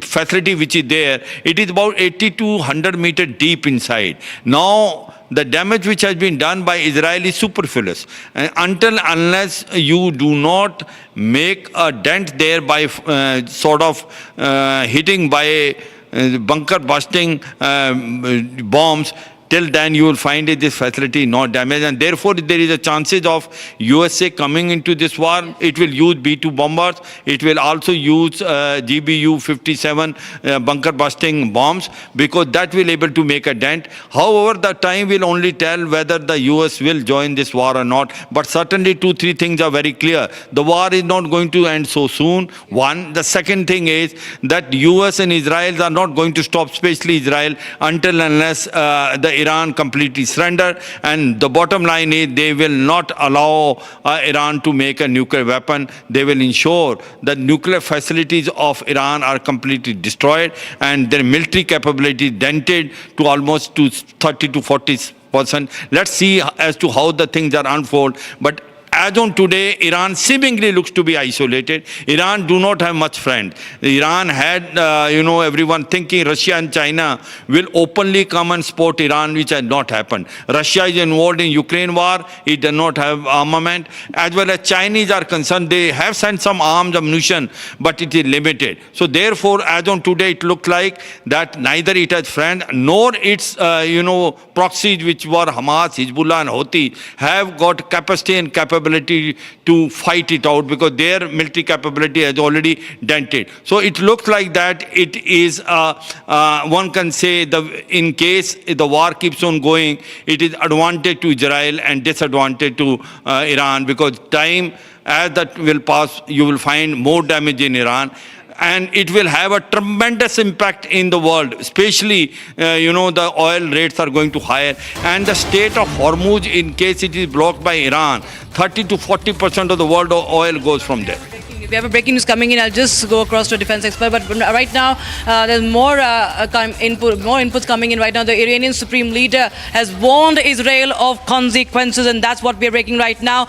Iranian Supreme Leader says that Israel has made a grave mistake and will face the consequences. Remember, Khamenei has also spoken right after Trump's, big warning that there must be an unconditional surrender, and they have also said that US very well knows where Khamenei is hiding, to which Khamenei hits back and says that Iran will not surrender, and that it's Israel's action. Israel has made a grave mistake. We have Terry Newman from Israel right now. Iran has vowed consequences for Israel's actions. Terry, how do you see this? Because Khamenei clearly says that he is not ready to budge. His tone is clearly escalatory, be it what he thinks of what Trump has said or what Netanyahu is doing. Good afternoon. Yes, so the supreme leader in Iran is taking a very aggressive approach to this. I have to say, I'm not quite sure why he's doing this. He is losing all of the senior military people around him. And as he is appointing new senior military people, they are then being assassinated one after the other. So he is very much with his back against the wall. Now, we've discussed this in the past. If he is a logical individual, he would try and find a way out of this in order to save his own people. He is the head of a country of 90 million people, most of who are decent, upstanding members of society. But he appears not to be of that kind. And so he is happy. There's a word in Arabic, a shaheed, which is a martyr. And it appears he wants to take Iran down the martyrdom role, which is immensely dangerous. And so if we have here a leader who prefers death over life, it is absolutely essential that we remove any nuclear ambitions and any nuclear capabilities that have been developed so far. Even in the North Korean situation, where I think the West lost, it missed the ball, it took its eye off the ball, and North Korea is now a nuclear country, but the rulers of North Korea want to live. Here we have a situation where a country wants to go nuclear, and the supreme leader is more interested in dying because he thinks he's going to be a martyr. This has to be stopped. The Chancellor of Germany openly said yesterday that Israel is doing the dirty work on behalf of Europe and the democratic world. And we look to our friends in India, to our supporters around the world, to help us in this mission. Right. In fact, I'll just go to Brigadier Thapar also on that. He's clearly warned America of dire consequences, because we've seen US, in the beginning it has said that it will stay away, but there is no hand of United States as far as, this conflict is concerned. But we've seen that how US continues to mobilize its resources. At the same time, Trump warns Khamenei, and now Khamenei says that there will be irreparable damage to the United States. If to just quote him, he says, any intervention, any military intervention will cause irreparable damage. Americans should know Iran will not surrender. So do you feel that the US will finally enter the war? See, it's a conjecture whether it will finally enter, because the moment US enters the war will change its shape. I personally feel that Israel has taken a little bit more than it can chew, because Iran is not Hamas, it's not Lebanon. It's a fairly big country. It's got very big armed forces, so it will fight. Of course, Israel is a stronger side, but see, Israel has been fighting for the last 3 years. It's run out of ammunition. Its armed forces must be tired. It's got still fighting going on with the local Lebanon and other places. Now, Iran also has its Hezbollah and Houthi to trouble Israel. So, definitely Israel has an upper hand, but it can't crush Iran so fast. However, if the Americans enter, then it changes the... Now, notice, now tie this up with Pakistan chief having lunch with Trump tomorrow, and Trump rushing back from the meeting. Probably Pakistan may turn sides and offer Americans certain bases to operate against Iran. If this could be the reason behind calling the US, the Pakistan chief to that place. I mean, again, I'm just imagining that if quite possible that Pakistan will turn sides, though it's been supporting Iran, but it could do that. Is done that earlier also too. So the moment America enters, Iran can no longer fight the war. Right. So we have breaking news coming in. Israeli jets targeting Iranian helicopters mid-air. So this is breaking we have. In fact, the Israeli Air Force has said that they've destroyed Iranian attack. They've thwarted the Iranian attack helicopters in the strike. The Israeli Air Force aircraft continue to fly over Iranian skies and locate targets for attack, says Israel. And they say that Israeli Air Force have identified and attacked 5 Iranian AH-1 attack helicopters that were at a military base in the Kermanshah area. These helicopters were intended to attack the Israeli aircraft operating in the Iranian skies. So this is another escalation. We can see Israel hitting the Iranian military base. That's what we are breaking right now.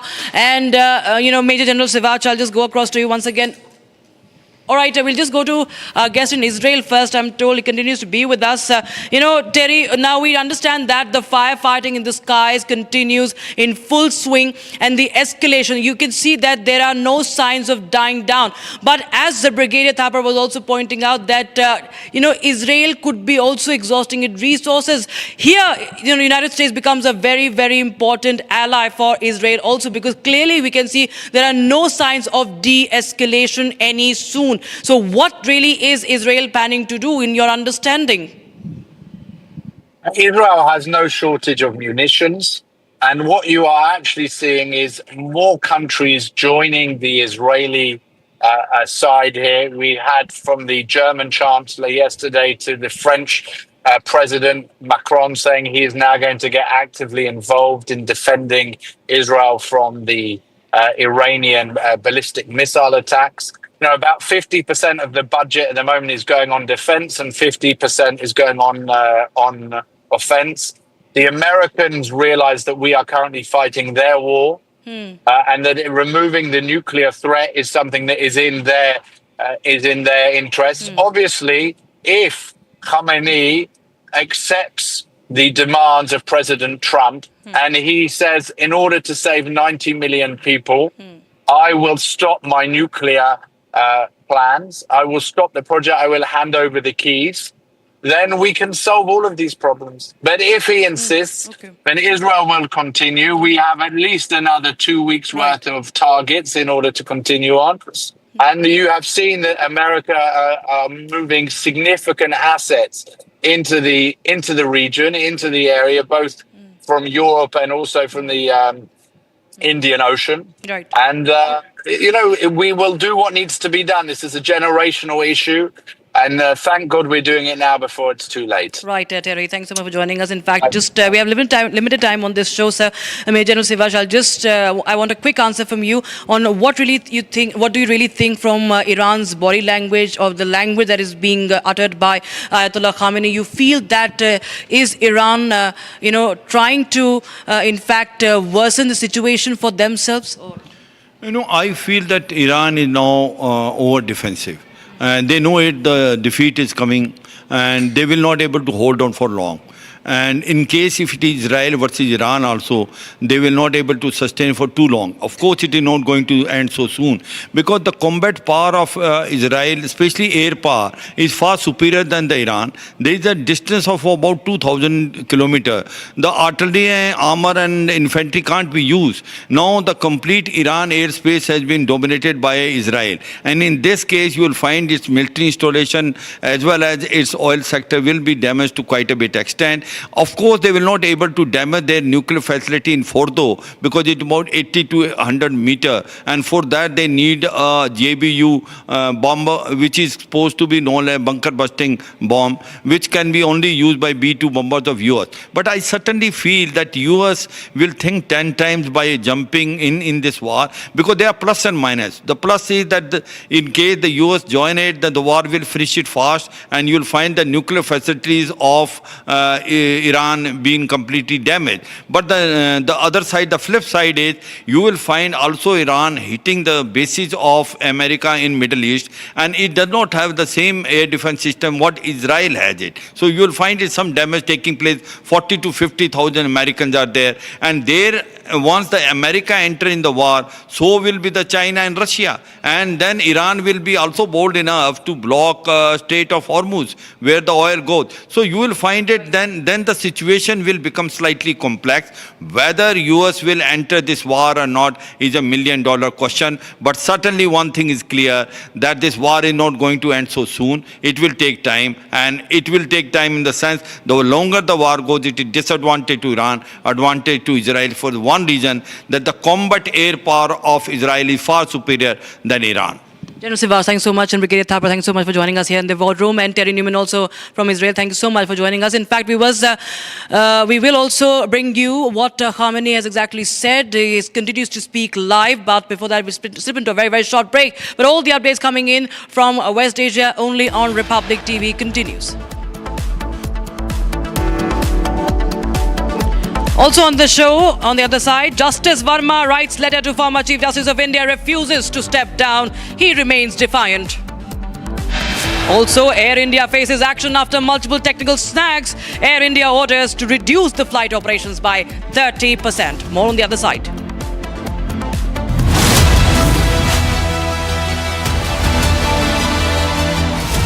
ये है secret recipe MDH का जीरा SIP जल जीरा मसाला।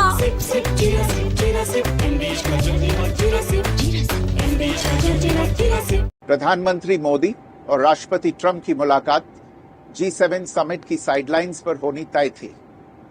राष्ट्रपति Trump को जल्दी वापस अमेरिका लौटना पड़ा, जिसके कारण ये मुलाकात नहीं हो पाई।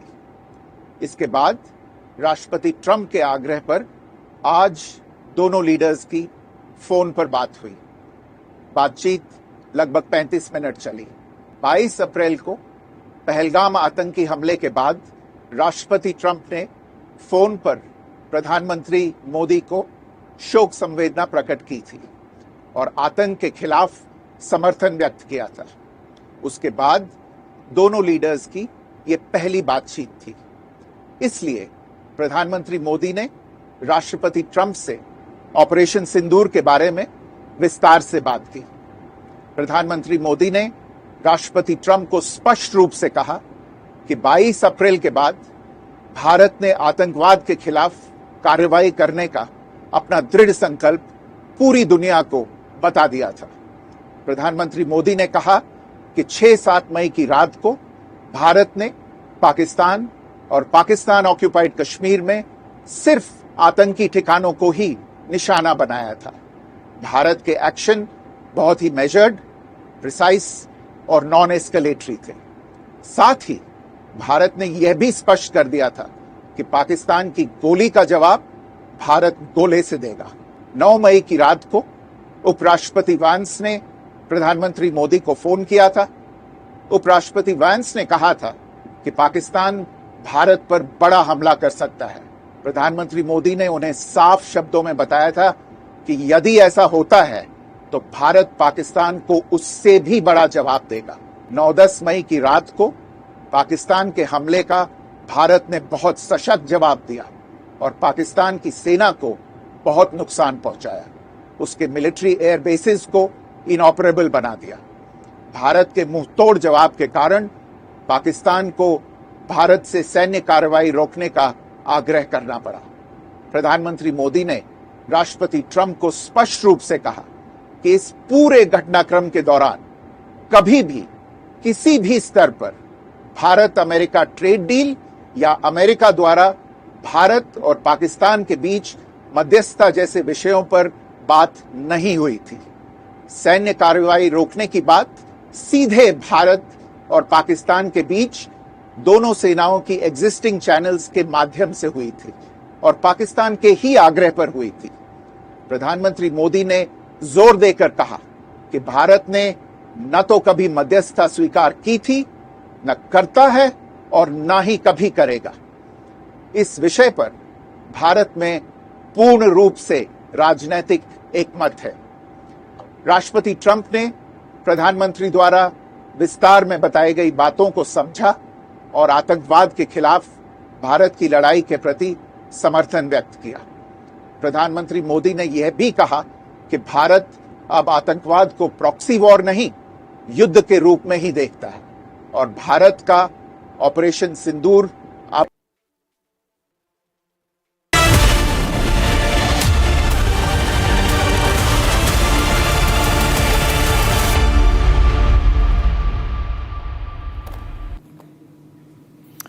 All right, welcome back, friends. A twist in the Justice Verma cash hoard case where a strong letter has emerged written by Justice Verma himself to the then Chief Justice of India, Justice Khanna, in which Justice Verma has refused to resign and has given reasons as to why he has taken this decision of not stepping down. Justice Verma says he has been denied personal hearing, in-house committee report by the in-house committee, and that the report constitutes a fraud because principles of natural justice were not followed. Essentially, Justice Verma defending himself in this letter which he has written to then Chief Justice Khanna, which is coming out now. I am told Rhythm is going to join us over the phone on this, but these are the details of the letter which can be seen. And this is very clear that Justice Verma has taken a defiant posture and is saying that principles of natural justice were not followed. Rhythm joins us, our executive editor, legal affairs, over the phone. Rhythm, A, when was this letter written? B, it is clear that Justice Verma believes that the process of law has been stacked against him. Well, absolutely. This letter was written on May 6th. It was in response, Abhishek, to the May 4 letter of former Chief Justice of India, Justice Sanjeev Khanna. May 3rd, the inquiry committee report came out. May 4th, immediately after that, with great alacrity, the former Chief Justice wrote to Justice Verma, told him he should either step down or he should go for retirement, and that should happen within 48 hours. Justice Verma, not taking kindly to the 2-day deadline given by the former Chief Justice, immediately shot back this letter in which he refused to do anything. The 4 big points in this letter: first, it's very strongly worded. He is refusing to step down. He says he's been denied a personal hearing, and he also says the in-house committee report is a fraud. He defends himself. In this letter, he also goes on to say in great detail that he believes he should have been given a bigger hearing. He also says, if I go across with the advice that you're telling me, my acquiescence is going to be an outcome that I consider whatever's been said against me to be true. I have 11 years of service. You need to consider that. You cannot give me just a 48-hour window. In another case like this, in Justice Sen's case, a bigger time was given to him, a larger time, and therefore I'm saying keep these documents confidential and give me a better hearing. All in all, Justice Verma refused to step down. The impeachment proceedings in the parliament could happen soon, Abhishek, because that's the only way to go with this blatant disregard for the rule of law being followed by the former Delhi High Court Judge, Justice Verma. Right, Rhythm, stay with us. In fact, we have a guest, Subhash Jha from the legal fraternity. He's advocate practicing in the Bombay High Court as also of the Supreme Court. And Mr. Jha, you know, of course, now that Justice Verma wrote a letter to the then Chief Justice, Justice Khanna, saying that in his case, principles of natural justice were not followed in terms of not giving him enough time. How tenable are these arguments given the kind of defiant tone that the letter has? See, look here, the law as it stands today, that if you pass any order, any administrative order or order of this nature, where an in-house inquiry conducted an inquiry and he was not afforded an opportunity of fair hearing, then he is justified perfectly in claiming that he was denied the principles of natural justice. Then he's absolutely right. This would be legally tenable argument. But I'm saying something different. Why there has to be an opportunity? Say, for example, if he is an accused like a normal person, would he be given a fair and reasonable opportunity of being heard in the matter in the teeth of these kind of material? 15 crores of rupees were found at his residence in a very, very suspicious circumstances, were found to be burning. So therefore, in my assessment, the government of India has to give a complete relook to the issue. This is not a solitary case of cash being found at the residence of one A judge or B judge or C judge. What about other Vermas who are sitting on fence or in every high courts or in the Supreme Court?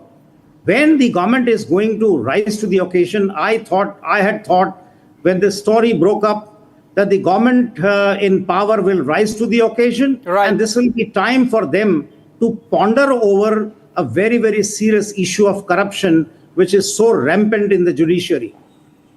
Obviously, you know, that's the thought in everybody's mind concerned about the issue of corruption, Mr. Jha. And obviously, while the process is being followed, this is just one of the many developments on this story where Justice Verma, we are hearing of Justice Verma's side for the first time through that letter and its contents coming out. Thank you so much, Mr. Jha, for joining us. Moving on from this and on to the big one, which is Foreign Secretary Vikram Misri informed that Prime Minister Narendra Modi had a telephonic call with US President Donald Trump, which lasted about 35 minutes. And during the conversation, Prime Minister made it amply clear to Trump that India neither asked for nor accepted any foreign mediation. Now, that's really some plain speaking that the Prime Minister has done with President Trump. First, let's listen to Foreign Secretary Vikram Misri.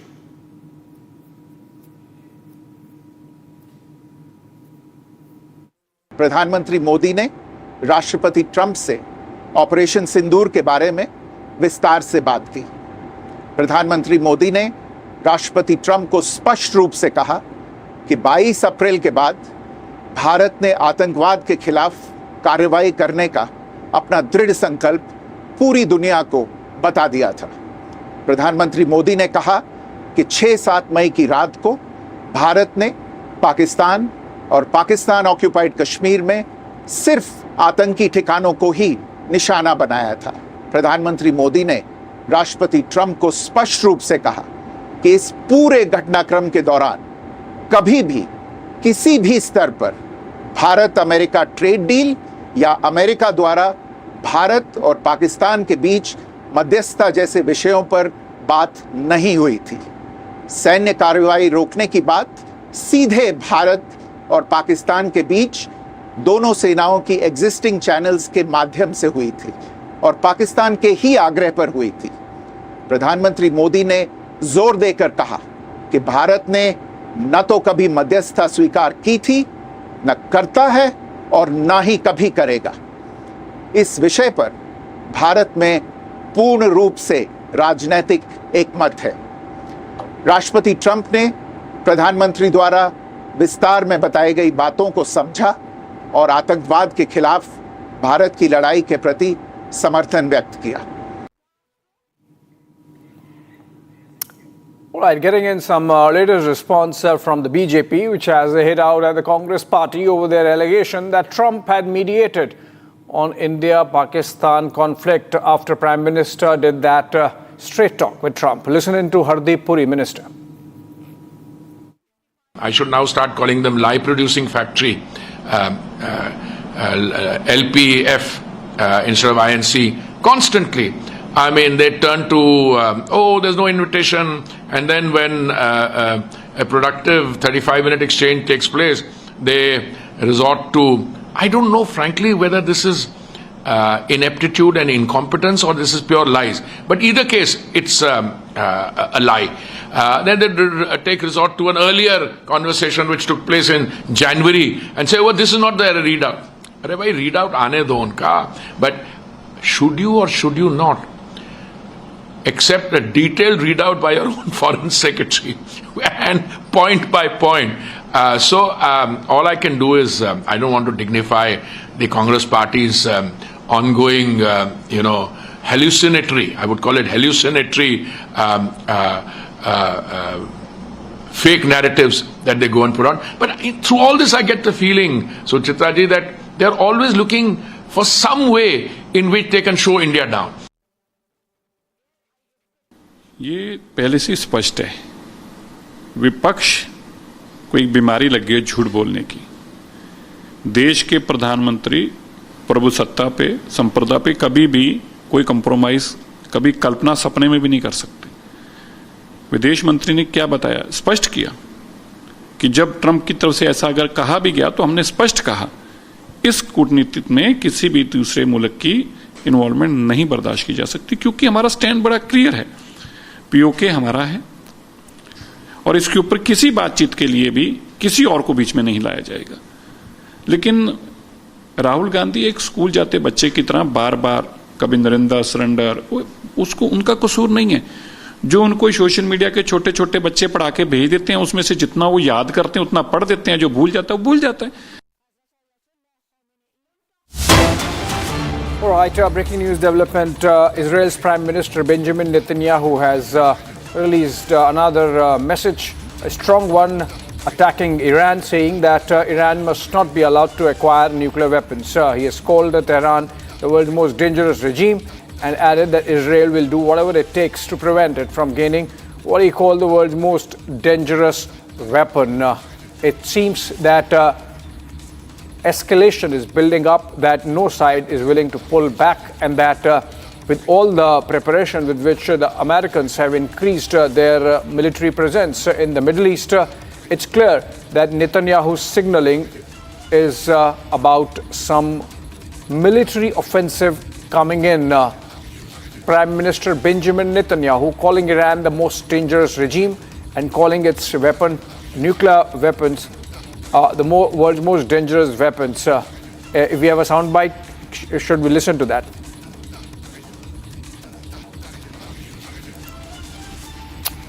All right, moving on. In fact, there is a rebuttal coming in with Iran's ambassador to the United Nations in Geneva, who has hit back, saying whatever Israel is doing, it's doing with US intelligence support.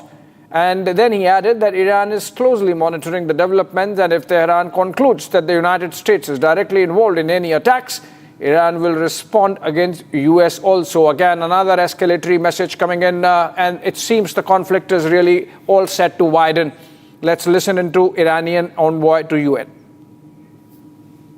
We firmly believe that the United States is complicit in what Israel is doing. Israel without United States is nothing. Whatever Israel is doing is with the support, the military support and intelligence support of the United States. And we are totally ready to give appropriate response to any development.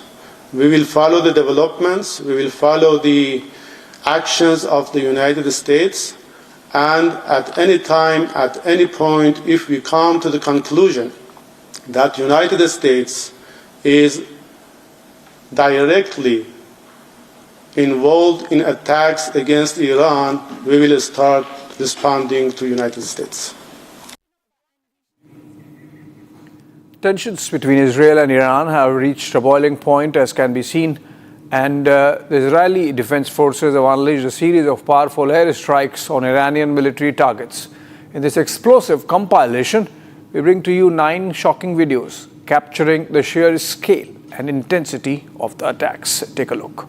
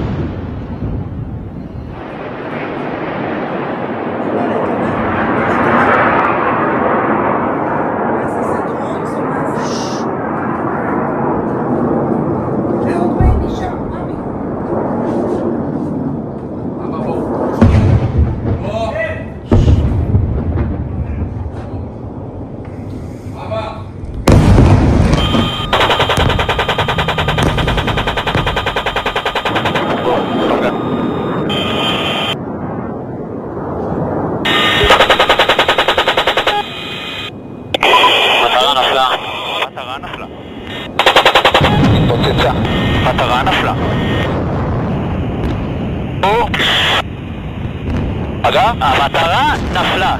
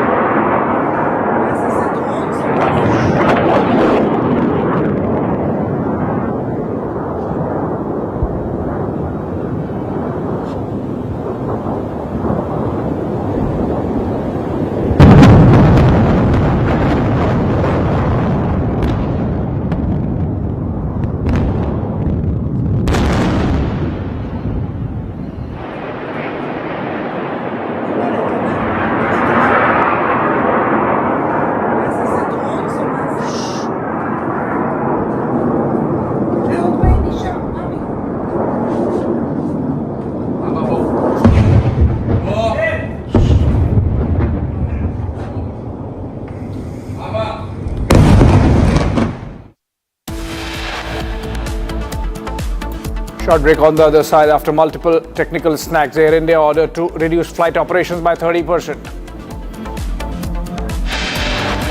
Indian diplomat Kshitij Tyagi slams Pakistan at the UN Human Rights Council. Says when a state harbors terrorists, defensive action is not just a right but a solemn duty.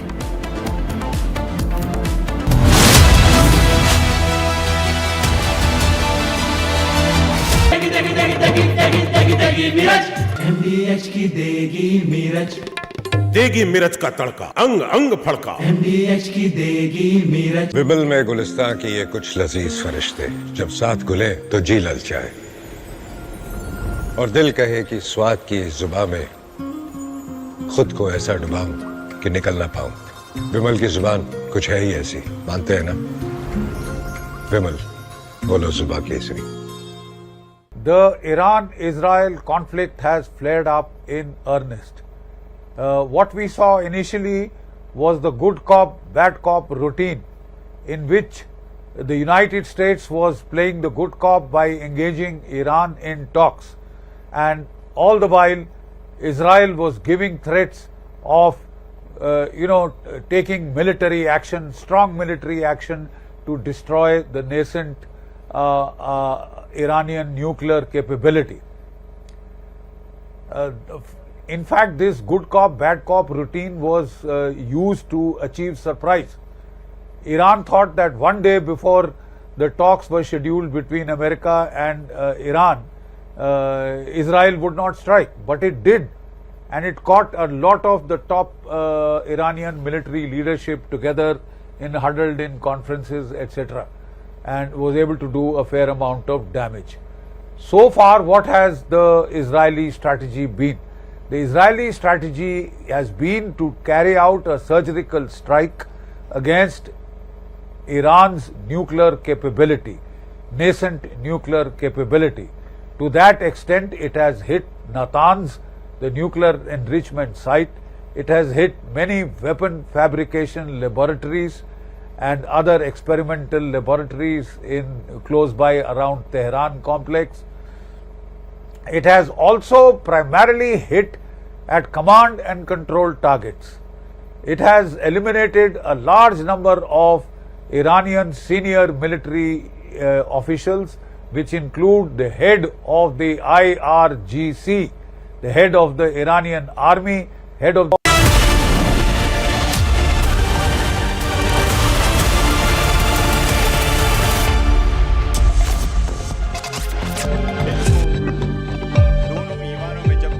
A stunning admission has rocked the Pakistani parliament. A sitting MP has praised Uttar Pradesh's economy, saying it's in better shape than Pakistan's entire nation. In a video now viral on social media, the MP says Pakistan's total budget is $62 billion, while Uttar Pradesh alone has a budget of $97 billion. ये मैं आपको कुछ fact figure देता हूं। पाकिस्तान का total budget outlay हमारा 62 billion है, जबकि इंडिया 50 स्टेट से एक स्टेट का बजट आउटले उत्तर प्रदेश का 97 बिलियन है। हमारा total tax revenue 50 billion, revenue 50 billion, जबकि उत्तर प्रदेश का 80 बिलियन। हमारा टैक्स रेवेन्यू उनके टैक्स रेवेन्यू से 16 बिलियन कम है।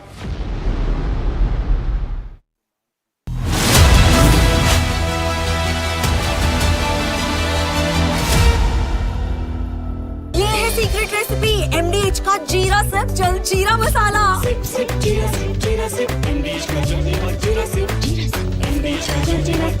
You just posted right before we took off that you're not leaving because of a ceasefire. Why are you? Can you elaborate? Get it better than ceasefire. We're not looking for a ceasefire. I didn't say I was looking for a ceasefire. That was Emmanuel, nice guy, but he doesn't get it right too often. But we're not looking. We're looking for better than a ceasefire. What specifically is better than a ceasefire? What are you looking for here? An end, a real end, not a ceasefire. An end. So something that will be permanent.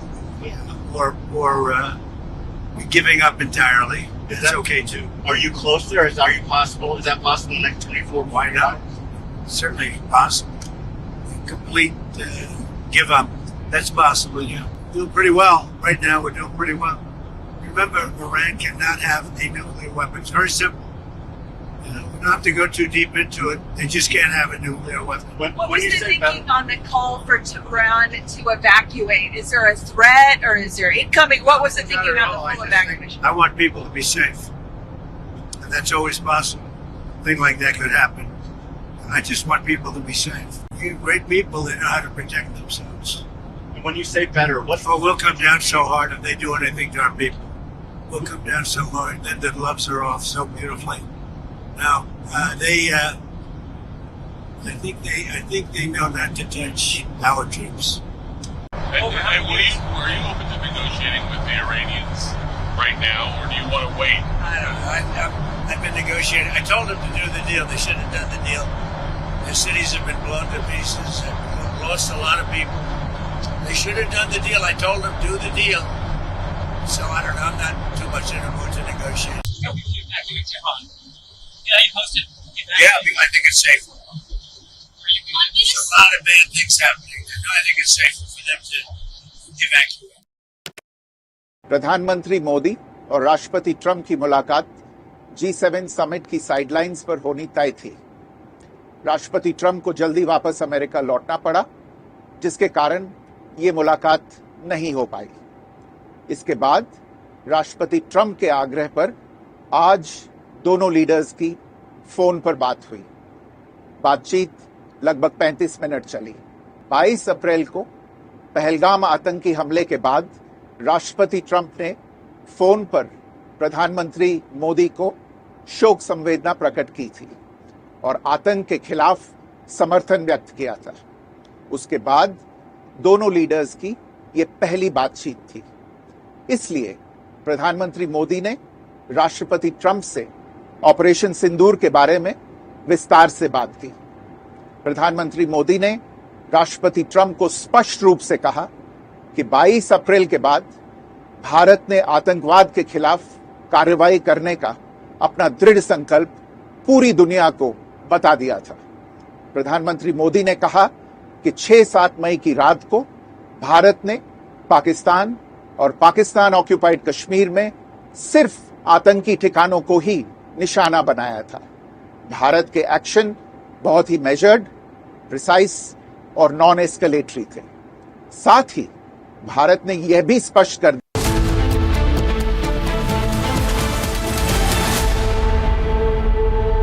MDH की हल्दी मिर्ची धनिया करे कमाल, ये रंग दे, ये खुशबू दे, ये तीखा, ये कम पड़े, क्या निराला MDH मसाला। विमल में गुलिस्तान के ये कुछ लजीज फरिश्ते जब साथ घुले तो जी ललचाए और दिल कहे कि स्वाद की जुबान में खुद को ऐसे डुबाऊं कि निकल ना पाऊं। विमल की जुबान कुछ है ही ऐसी, मानते हैं? विमल, बोलो जुबान कैसी?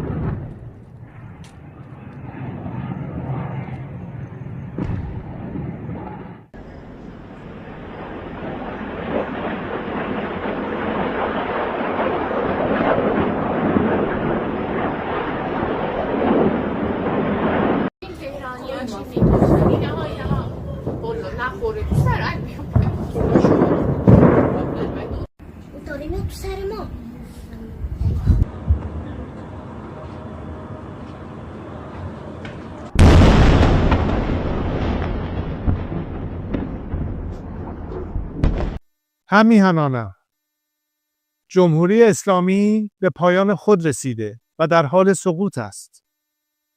خامنه‌ای همچون موشی هراسان زیر زمین پنهان شده و کنترل اوضاع را از دست داده است. آنچه آغاز شده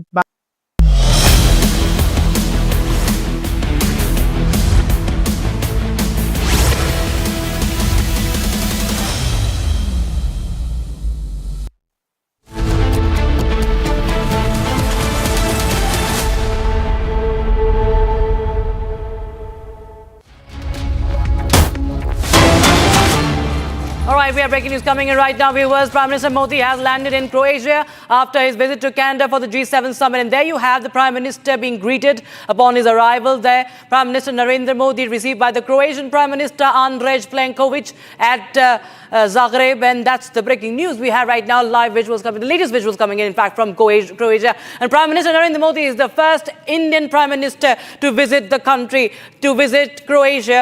And it's a historic visit to Croatia, of course. The first time an Indian Prime Minister has visited the Balkan nation.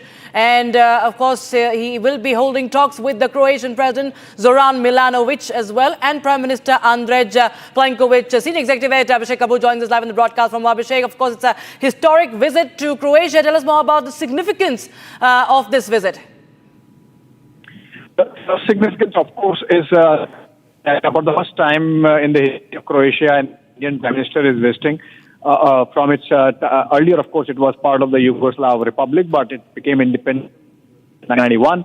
And so if you look at it, about 35 years in its independent history, and no Indian Prime Minister has visited. So Prime Minister Modi, like he has done in so many geographies, many countries, becoming the first Prime Minister visiting for the first time in 3 decades, 4 decades, like he did in the case of Cyprus, visiting for the first time, 25. So that's significance number one. Significance number two, it's a European country, part of the European Union, it's part of the Eurozone, it's part of the Schengen area, it's part of the NATO, and for all these, memberships and alliances, India's presence has to be there and was not there at this top level, so that gap is plugged. So that's significance number. And significance number three, of course, is that in the geopolitical churn we are seeing in the present with the war in Europe, with the war in the Middle East, I think this engaging with this important geography gains that much more importance. So Prime Minister, even if it's for a few hours, Croatia, in fact, that the Prime Minister being the airport itself also underscores that seriously and giving due importance. The fact that Croatia was part of the former Yugoslav Republic, and so the people ties are significant from us. The fact that there is a university, in the capital of Croatia, has an independent department of Indology, so that cultural presence is there. And of course, the fact that India is astutely building an alternate to Chinese BRI with, of course, like-minded, the which is in the Middle East, Europe. So the fact that the geography there, it abuts the Adriatic Sea and and all those things taken. Right. Right, Abhishek, thank you so much for joining us with details coming in on that story. So those are the latest visuals coming in from Croatia. The Prime Minister, of course, is the first Indian Prime Minister to visit this European country. Remember, it's very important as far as this visit is concerned. Croatia, of course, is an EU and a NATO member, key European partner for India in a changing global security landscape. And of course, there are going to be bilateral talks and agreements, and there's a lot of investment as far as Croatia is concerned. So strengthening of bilateral ties and focus on trade, technology and cultural exchange will also be on agenda.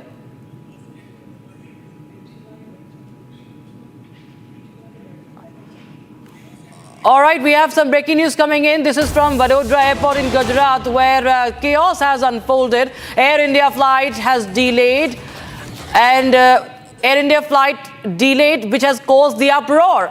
Now, the staff said the flight was delayed due to a technical fault, and later it was said to be a temperature issue. Although the pilot of the airline said it was another flight, passengers were frustrated by repeatedly getting different reasons from the Air India officials. Passengers, in fact, also were engaged in a fight or the argument with the staff, and the flight scheduled for 7 a.m. started very, very late. So angry passengers from multiple locations is the scene that has become very common today, viewers. Now, this is from Vadodara Airport. And you see that the airlines are trying to engage, the airlines trying to speak to the passengers, and they are visibly very angry because A, their flight is delayed, B, then they are not even given the correct reason. They are left in the lurch. And because, of course, it's their time and it's their money. Every passenger is investing time and money, their energy, and that goes for a toss when such delays, such cancellations happen. Once they tell that it happened due to temperature, then the airline staff says it happened because of a technical fault. Air India flight, once again, another Air India flight We have lost count of the Air India flights, viewers, that are suffering these glitches. अभी पहले जो बुलाना है वो बुला देने का फिर ठोकने का बोलो ना. Okay, there you see the argument that is unfolding at the Vadodara airport. You can see visibly angry, enraged passengers over there. And you see the airlines staff managers also scrambling as to what to do. All right, my colleague Gopi is joining us live on the broadcast for more. Gopi, you've been tracking what's been happening in Gujarat. And this is another Air India flight. This time, some dramatic scenes unfolding at the Vadodara airport. The number you have dialed is... Gopi, can you hear me? Are you connected with us? Gopi, we'll just connect with my colleague Gopi, who is reporting from Gujarat right now, and chaos unfolding at the Vadodara airport.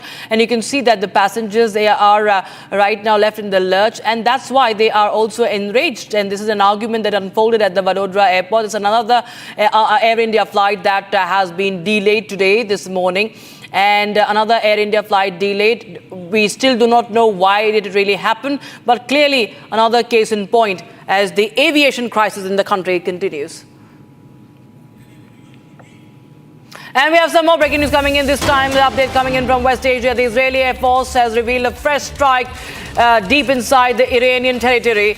Israeli fighter jets operating over Iranian skies this morning identified and destroyed 5 Iranian AH-1 attack helicopters stationed at the military base in western Iran. This happens, viewers, even as Ayatollah Khamenei has said that it is not going to surrender. It has also warned the United States of joining the war with Israel, and says that it will not augur well, that there will be dire consequences for Israel and the United States if it comes in.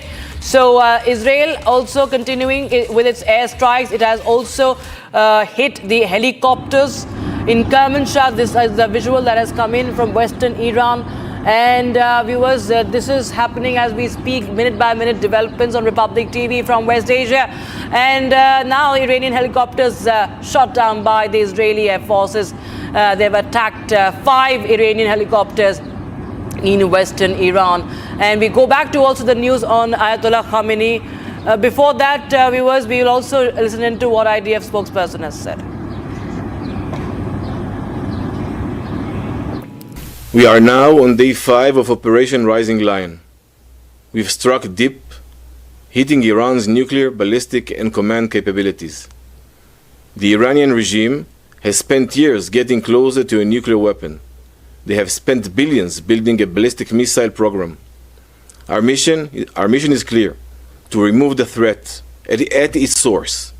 Last night, the IDF eliminated Ali Shamadani, the regime's wartime chief of general staff.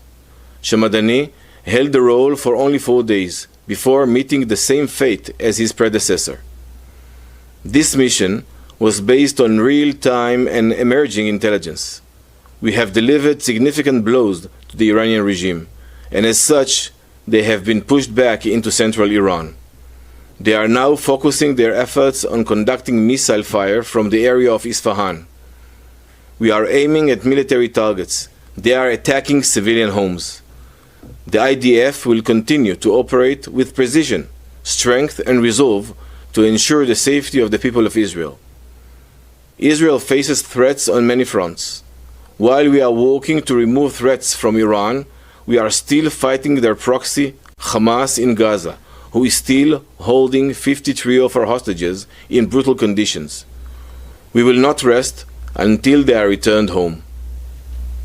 Thank you very much.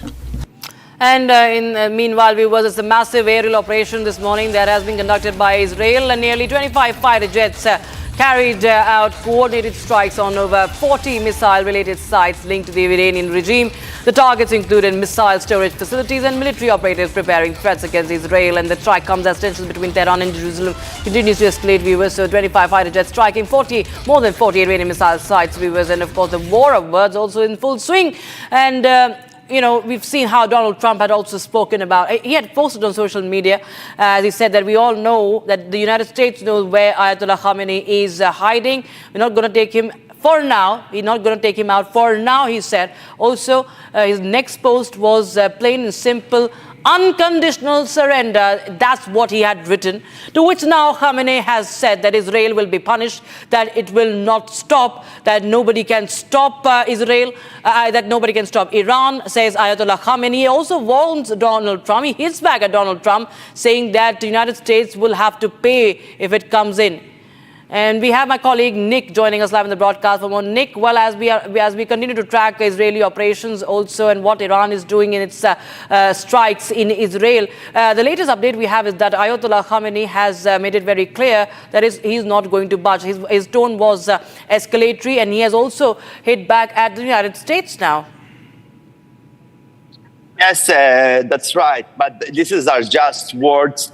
I think that Iran wants this war to end because they understand they don't have enough capabilities even to withstand Israel for a long term, because now Israel controlling the airspace of Iran, and also Israel has much more power to destroy very sensitive places that Iran was developing there, the nuclear weapons, and also Israel can target almost any military leader of Iran, and even they can target the leadership of Iran. They don't do it yet, but yet Khamenei can be the next target. And the Minister of Defense of Israel already said it, that if Khamenei will continue, maybe his fate will be like this of Saddam Hussein. That's why I think Iran talking about that they are strong, but actually they're really weak.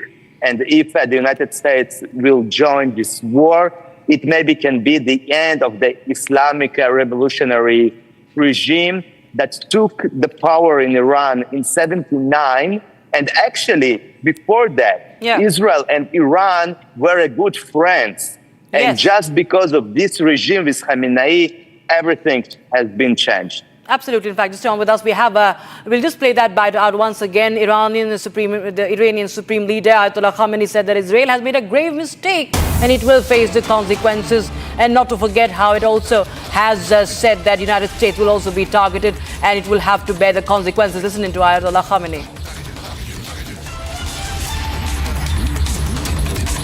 So Iranian Supreme Leader warning Israel of consequences and the United States as well. Because remember, Donald Trump has said that there should be an unconditional surrender. Now remember that US has been a long-time ally of Israel, and it has also mobilized its resources. If we talk about the US Navy, or if we talk about the United States Air Force, and it is there to protect. It wants to protect, of course, its own air bases. And Iran had said that whoever, just to put it in context, viewers, whoever tries to come in or help Israel, we will attack. We will attack UK, France, or United States air bases. We will attack United States.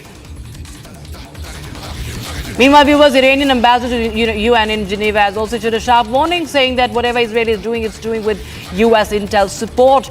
And they also said that Iran is closely monitoring the developments, and if Tehran concludes that the US is directly involved in any attack, Iran is going to respond to the United States.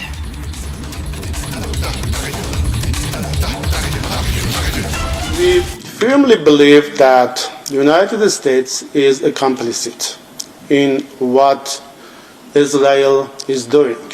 Israel without the United States is nothing. Whatever Israel is doing is with the support, the military support and intelligence support of the United States. And we are totally ready to give appropriate response to any development. We will follow the developments, we will follow the actions of the United States, and at any time, at any point, if we come to the conclusion that the United States is directly involved in attacks against Iran, we will start responding to the United States.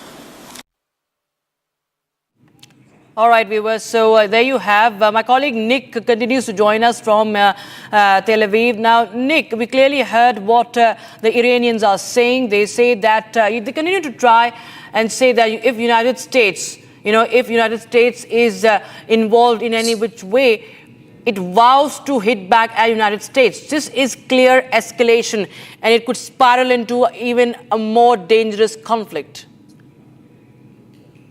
Yes, that's right, because Russia and China can also maybe join this war and it could become a global conflict. But nobody wants it really. And that's why this conflict should stay regional and it should be concluded soon. Actually, Israel already is going to relieve the emergency situation in most of the country in the coming hours. And maybe this is the first sign that this war is maybe de-escalating. And Israel already trying to say that we reached most of our targets, which was to eliminate as much as possible of the nuclear capabilities of Iran. And to finish this war and to finish this job, just the United States can do that, but not sure that they will want actually to join the war. And that's why now it's better probably to Israel to end it before it will be a war of attrition, which will be really bad for the economy, for the people. After more than 1.5 years of constant war against Gaza after the 7th of October, actually Israel already now in a situation that it is in the middle of the worst war it ever had, the longest one, even longer than the War of Independence in the 48, when the country just established. And that's why it's better for Israel to end it soon. Nick Colleton, thanks so much for joining us from Israel. We, of course, keep a close eye on what's happening on ground zero as well. We have some more breaking news coming in. Now, Indian students who were stuck in war-torn Iran are now being flown from Armenia to New Delhi, and they are currently on the way. What we know is that this is the first flight, I understand, Indian students evacuating from Iran. There you have, there are students from across the country, from Jammu and Kashmir to Uttar Pradesh. There are students from many states of India that was stranded there, but the embassy facilitating the evacuation of these Indian students, hundreds of Indian students there studying, pursuing medical studies and other courses. And there you have them boarding the train, boarding the flight from Iran, and I think it's from Armenia. And that's the breaking news we are getting in right now. Indian students being evacuated, and they are being flown from Armenia because they were shifted to Armenia. And now they are taking a flight from Armenia to New Delhi. Meanwhile, viewers, few students in Tehran University of Medical Sciences still remain stuck. They are waiting for evacuation too. Take a look. Hello everyone, हम लोग Tehran university of medical sciences के students हैं और इस time पे यहाँ पे जो ये वॉर सिचुएशन चल रही है, हम लोगों को Tehran university of medical sciences उन्होंने हमें यहाँ पे सेफर लोकेशन पे वो हमें लेकर आए हैं, लेकिन अभी तक एम्बेसी का कोई भी वो लोग हमें इवैक्यूएट नहीं कर रहे हैं। हम लोग कब से उनके साथ कांटेक्ट करने की कोशिश करें, बट उनका कोई भी रिस्पांस हमें अभी तक नहीं आया है। हमारी दोनों की दोनों डॉर्मेटरीज, बॉयज़ डॉर्मेटरी और गर्ल्स डॉर्मेटरी डिस्ट्रॉय हो चुकी है। हम लोग अभी ट्रॉमेटाइज सिचुएशन में है। हम लोग बहुत टाइम से, पिछले 5 दिनों से हम लोग एक्सप्लोजन्स पे एक्सप्लोजन्स देखे जा रहे हैं। रातों को हम लोगों को नींद नहीं आती है, रातों को पूरी फुल नाइट हम लोगों को ऊपर से एक्सप्लोजन्स होते रहते हैं। हम लोग लिटरली बिल्कुल भी सो नहीं पाए। हम लोगों को बहुत ट्रॉमेटाइज्ड इस टाइम पे सिचुएशन है। हम लोग यहाँ पे हम लोगों को यूनिवर्सिटी ने सेफर लोकेशन पे सिर्फ हम लोग को यूनिवर्सिटी लेकर आई है। एम्बेसी के साइड से अभी कोई भी जवाब एम्बेसी की साइड से अभी तक नहीं आ रहा है। प्लीज हम लोग आप लोगों से रिक्वेस्ट करें कि प्लीज फॉर गॉड सेक हमें यहाँ से इवैक्यूएट करने की, प्लीज हम इवैक्यूएट करें यहाँ से। हम लोग यहाँ पे इतनी सारी प्रॉब्लम्स हमें हो रही है, वो प्रॉब्लम्स देखेगा कौन? Israel wants US to enter. Trump threatens Ayatollah. Is the conflict of West Asia ready for a third entrant? Day 6 of escalation, regime change operation in motion, debating tonight at 9 p.m. दादी के हाथों का जादू और खुशबू से महकता घर, माँ की मुस्कुराहट और खाने की सुगंध। MDH गरम मसाला, क्योंकि हर रिश्ता है स्वाद से जुड़ा। प्रधानमंत्री मोदी और राष्ट्रपति ट्रंप की मुलाकात G7 समिट की साइडलाइंस पर होनी तय थी। राष्ट्रपति ट्रंप को जल्दी वापस अमेरिका लौटना पड़ा, जिसके कारण ये मुलाकात नहीं हो पाई। इसके बाद राष्ट्रपति ट्रंप के आग्रह पर आज दोनों लीडर्स की फोन पर बात हुई। बातचीत लगभग 35 मिनट चली। 22 अप्रैल को पहलगाम आतंकी हमले के बाद राष्ट्रपति ट्रंप ने फोन पर प्रधानमंत्री मोदी को शोक संवेदना प्रकट की थी और आतंक के खिलाफ समर्थन व्यक्त किया था। उसके बाद दोनों लीडर्स की ये पहली बातचीत थी। इसलिए प्रधानमंत्री मोदी ने राष्ट्रपति ट्रंप से ऑपरेशन सिंदूर के बारे में विस्तार से बात की। प्रधानमंत्री मोदी ने राष्ट्रपति ट्रंप को स्पष्ट रूप से कहा कि 22 अप्रैल के बाद भारत ने आतंकवाद के खिलाफ कार्रवाई करने का अपना दृढ़ संकल्प पूरी दुनिया को बता दिया था। प्रधानमंत्री मोदी ने कहा कि 6-7 मई की रात को भारत ने पाकिस्तान और पाकिस्तान ऑक्यूपाइड कश्मीर में सिर्फ आतंकी ठिकानों को ही निशाना बनाया था।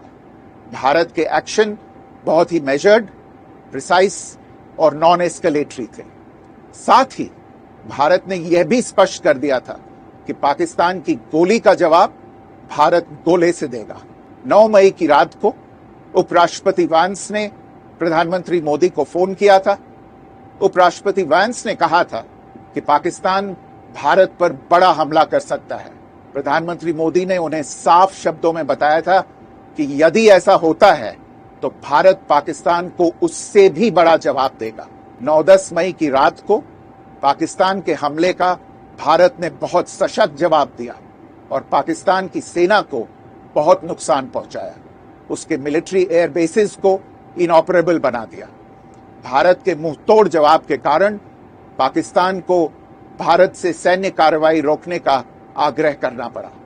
प्रधानमंत्री मोदी ने राष्ट्रपति ट्रंप को स्पष्ट रूप से कहा कि इस पूरे घटनाक्रम के दौरान कभी भी किसी भी स्तर पर भारत अमेरिका ट्रेड डील या अमेरिका द्वारा भारत और पाकिस्तान के बीच मध्यस्थता जैसे विषयों पर बात नहीं हुई थी। सैन्य कार्रवाई रोकने की बात सीधे भारत और पाकिस्तान के बीच दोनों सेनाओं की एग्जिस्टिंग चैनल्स के माध्यम से हुई थी और पाकिस्तान के ही आग्रह पर हुई थी। प्रधानमंत्री मोदी ने जोर देकर कहा कि भारत ने न तो कभी मध्यस्थता स्वीकार की थी, न करता है और न ही कभी करेगा। इस विषय पर भारत में पूर्ण रूप से राजनीतिक एकमत है। राष्ट्रपति ट्रंप ने प्रधानमंत्री द्वारा विस्तार में बताई गई बातों को समझा और आतंकवाद के खिलाफ भारत की लड़ाई के प्रति समर्थन व्यक्त किया। प्रधानमंत्री मोदी ने यह भी कहा कि भारत अब आतंकवाद को प्रॉक्सी वॉर नहीं, युद्ध के रूप में ही देखता है और भारत का ऑपरेशन सिंदूर अभी भी जारी है। राष्ट्रपति ट्रंप ने प्रधानमंत्री मोदी से पूछा कि क्या वे कनाडा से वापसी में अमेरिका रुक कर जा सकते हैं। पूर्व निर्धारित कार्यक्रमों के कारण प्रधानमंत्री मोदी ने अपनी असमर्थता व्यक्त की। दोनों लीडर्स ने तब तय किया कि वे निकट भविष्य में मिलने का प्रयास करेंगे। राष्ट्रपति ट्रंप और प्रधानमंत्री मोदी ने इजरायल ईरान के बीच चल रहे संघर्ष पर भी चर्चा की।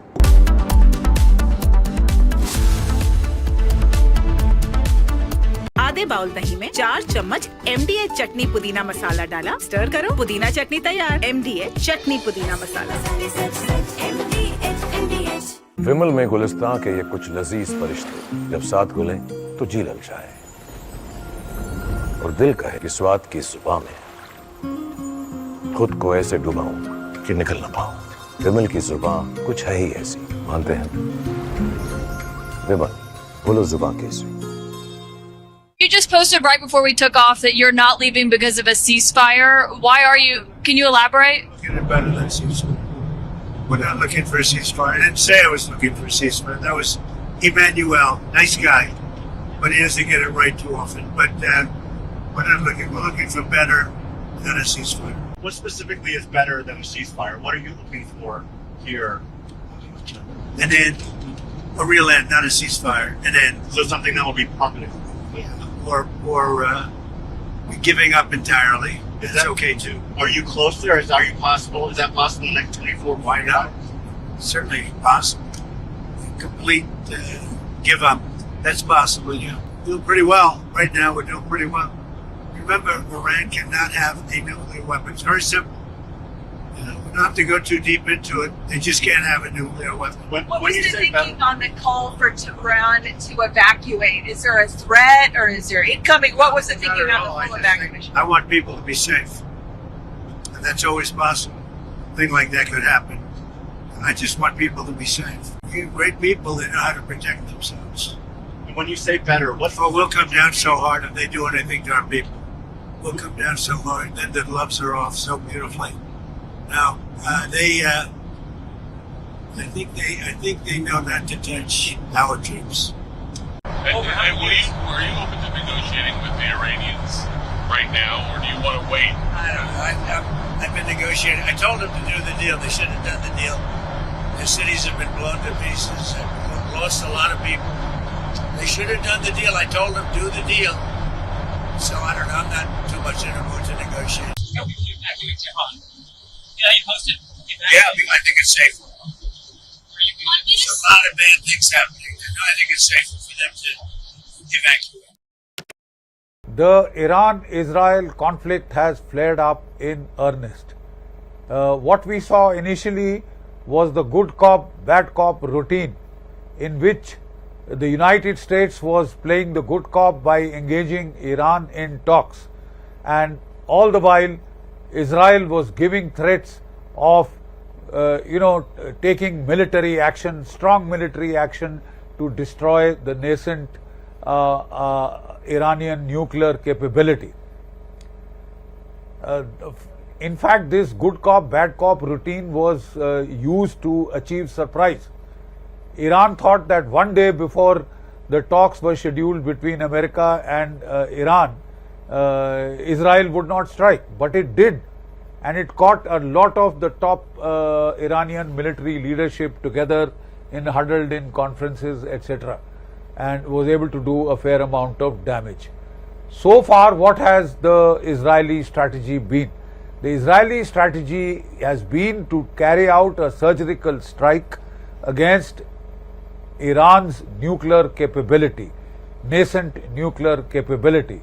To that extent, it has hit Natanz, the nuclear enrichment site. It has hit many weapon fabrication laboratories and other experimental laboratories close by around Tehran complex. It has also primarily hit at command and control targets. It has eliminated a large number of Iranian senior military officials, which include the head of the IRGC, the head of the Iranian army, head of the Iranian Air Force, and their chief of intelligence. Now, these are very severe losses in terms of leadership. Command and control attrition has been highly effective to the extent that Iran has now ordered that none of its top commanders will be carrying mobiles, because they have been tracked through their mobiles and hit with great amount of precision. To start with, the Israelis had... Israel wants US to enter. Trump threatens Ayatollah. Is the conflict of West Asia ready for a third entrant? Day 6 of escalation, regime change operation in motion, debating tonight at 9 p.m.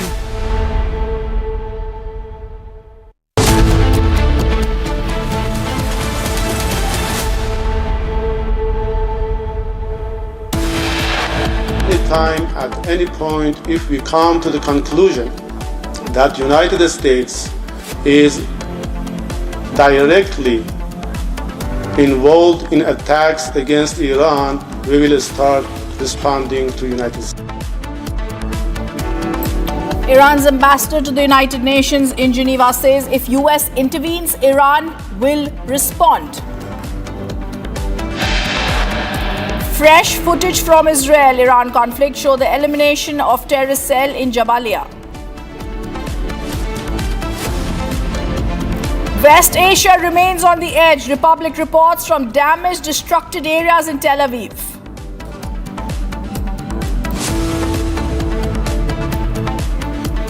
After multiple technical snags, Air India has now ordered to reduce flight operations by 30%.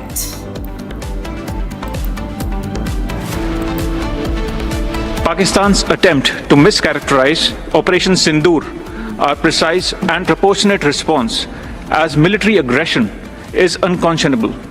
When a state harbors terrorists who massacre innocents, defensive action is not just a right, it is a solemn duty.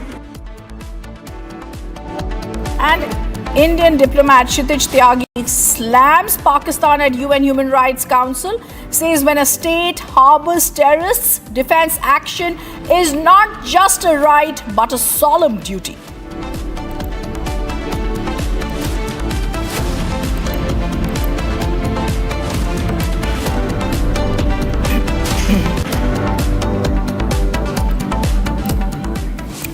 Good evening, welcome to Republic. Our top focus is going to be on the West Asian escalating conflict. Iran's Supreme Leader Imam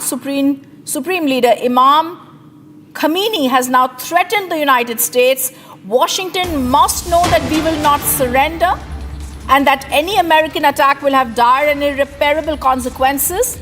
Iran's Supreme Leader Ayatollah Khomeini also says any US military intervention will undoubtedly cost the Americans irreversible harm. These are words from Iran's Supreme Leader. We're also going to be joined on our show by guests who will be joining us. I have Nikita Mentkovich, Director of the Eurasia Analytical Club, joining us in Russia, joining us from Moscow.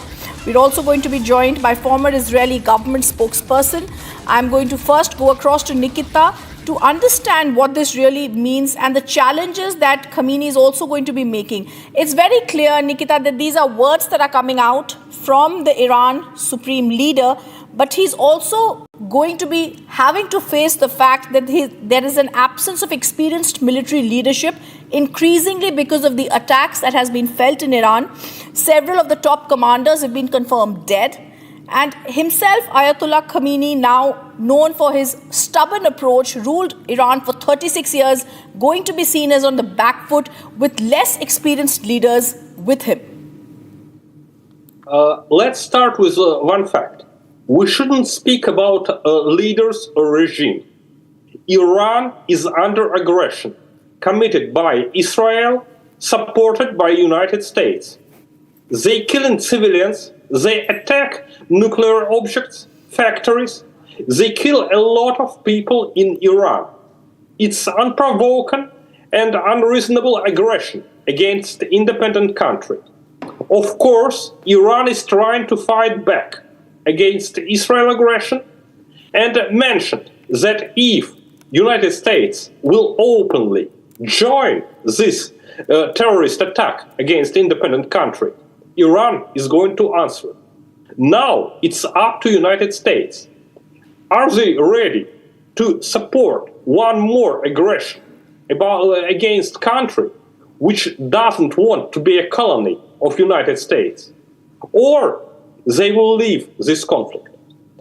In fact, we see in your air a lot of information from the position of Israel.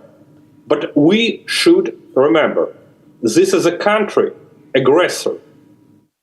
It started the war. Israel is the country which is actually running illegal nuclear program. But it's okay for United States. Okay, I also want to know across to the other guests, Mr. Mentkovich, who's joining us now. Eylon Levy, former Israeli government spokesperson, now with us. Eylon, how are we supposed to look at it? We're also now being told that Iran is giving out a warning to America. Increasingly, it seems President Trump's social media words are clear that there could be some sort of an involvement of America in this escalation in Western Asia. How are you looking at it?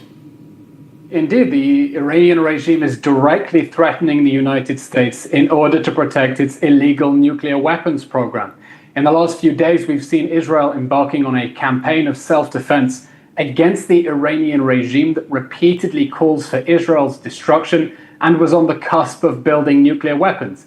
And in the last few days, we've seen astonishing successes by Israel to cut down Iran's ballistic missiles, to cut down its nuclear weapons capability. And now the United States is considering getting involved, and the Iranian regime is directly threatening it. Obviously, if the Iranian regime chooses to attack the United States, that would be a very big mistake. Go ahead, Mr. Levy.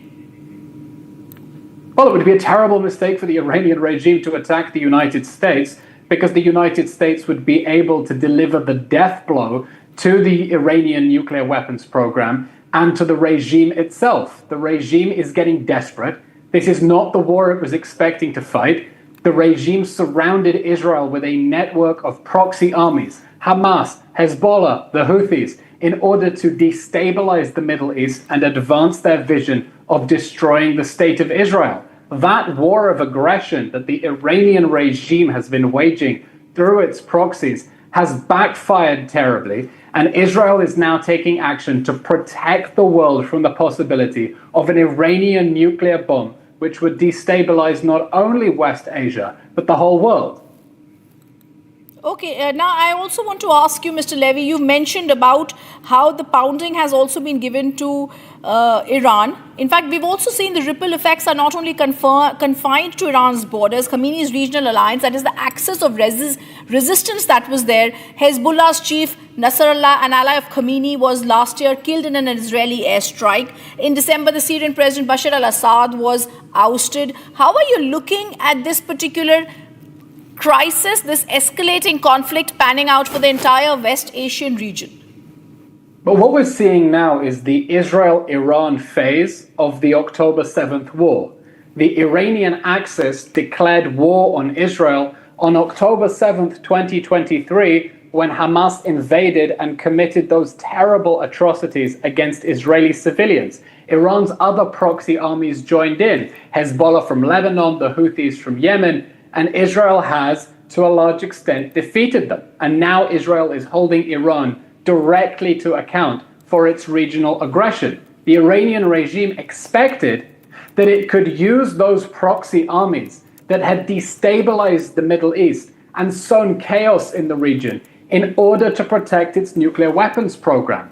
But Hamas has been thrashed, Hezbollah has been defeated, the Houthis are only able to fire one ballistic missile every day, and the Assad regime has fallen, and the Iranian regime now finds itself completely alone. What we're looking at now is not the beginning of a conflict, it's the end of a conflict, as the Iranian regime is made to pay the price for the aggression that it has committed against Israel through proxy armies that have sown chaos and destruction in Western Asia. I also want to ask you, Iran has vowed retaliation, has already launched missiles. How is Israel preparing for this broader conflict? Israel is prioritizing degrading the Iranian regime's ability to continue waging its war of aggression. Israel is focusing now on killing the leaders of the Iranian military, on taking out the launchers of the ballistic missiles, attacking the missiles themselves so that Iran cannot respond. On the first night, the Iranian regime wanted to fire 1,000 ballistic missiles at Israeli cities. They only managed about 200 because Israel destroyed the launchers. Israel has destroyed around half of Iran's ballistic missile launchers so that it cannot rain rockets directly at Israeli cities and continue killing Israeli civilians. All right. Eilon Levy, thank you for joining us for that perspective. It's a top focus we'll continuously track right here on Republic TV. Viewers, we're now going to show you ground reports coming in from our colleague Nick Colathon. He's been around Tel Aviv. He's been showing us the devastation from disturbing sites where he's visited, and he's also showing us how there has been a lot of damage also in Tel Aviv, meanwhile also giving us a perspective. Take a look. Here behind me you can see the residential area in the center of Israel, and one of the ballistic missiles of Iran targeted this area where there is a schools, kindergartens, many residential buildings, and see what a huge hole just one rocket did. You can see the impact just of one rocket. See how big is that? And there are 10 buses here which were completely destroyed by this rocket. And in those buses, each morning, children are taken to the school, and you can see it is completely destroyed. You can see the destruction. And if the children was here now, they probably all would be dead. And this is what Iran is doing. They are targeting those kind of places where residential places are, where there's so many infrastructure, public places, regular people are living here, and you can see the destruction, how many of the buses were destroyed completely. And now some Jewish Orthodox Jews came here to cheer up the people of Israel. They probably want to say to them that God with us, with Israel, this is the promised land, and Israel will prevail. And you can see what a huge damage to all those buses, 10 buses, each of them with about 70 or even more places. And those buses at this hour when the rockets strike, usually taking children to the kindergartens and to the schools. But because Israel declared a military situation, emergency situation, the kindergarten, schools and workplaces are not open, and that's why there were no one here, no children. And this is a miracle that no one was killed from this ballistic attack by Iran. But you can understand what a huge disaster that could be. Nicole Yochin, center of Israel. And viewers, we're also now going to tell you an unthinkable praise from Pakistan's parliament. A sitting MP admits that Uttar Pradesh, an Indian state, is economically stronger than Pakistan itself. The comparison isn't just startling, it's a humiliation for Islamabad and a big nod to the Yogi model of governance.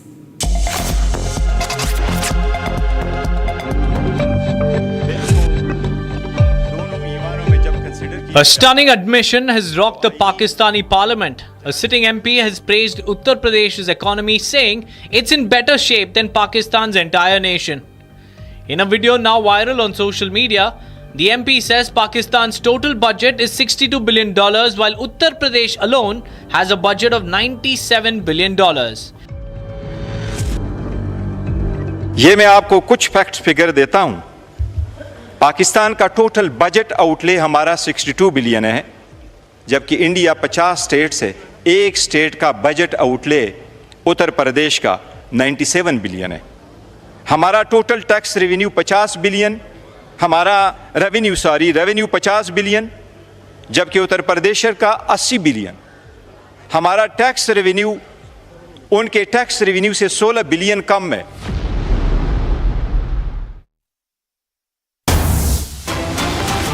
And there's breaking news that's coming in. There's chaos at the Vadodara airport.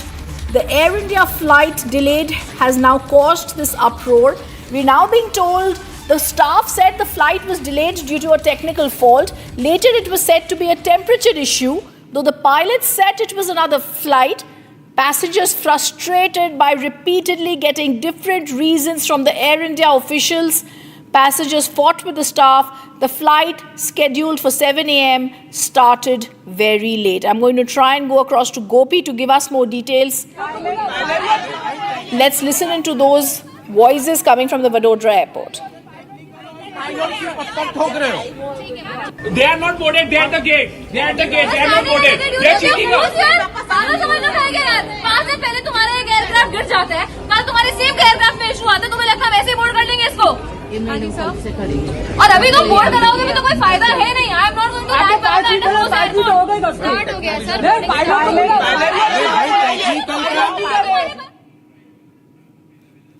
Gopi is joining us live to give us more details on this. Gopi, there's chaos at the airport. Give us details about what happened. Well, in fact, it has become a pattern since past few weeks now with Air India. We have seen yesterday it was at the Ahmedabad airport, while today we are seeing these visuals from the Vadodara airport. This flight was in fact going from Vadodara to Delhi, and there was utter chaos at the airport. 3 different reasons were given behind the delay of this Air India aircraft. One of the airport officials was saying that there was a technical snag, while the other person was saying that there was some other reason, while the pilot denied, saying that it was not this aircraft but some other aircraft. We have been seeing from those visuals how all the passengers were frustrated and they were raising their voice towards the delay, while the flight was delayed for over 3.5 to 4 hours.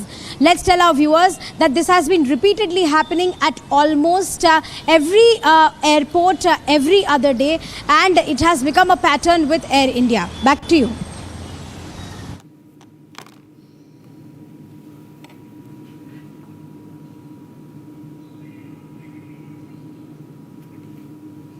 Thank you, Gopi, for giving us those details. There are no reasons given to passengers. Another Air India flight is delayed.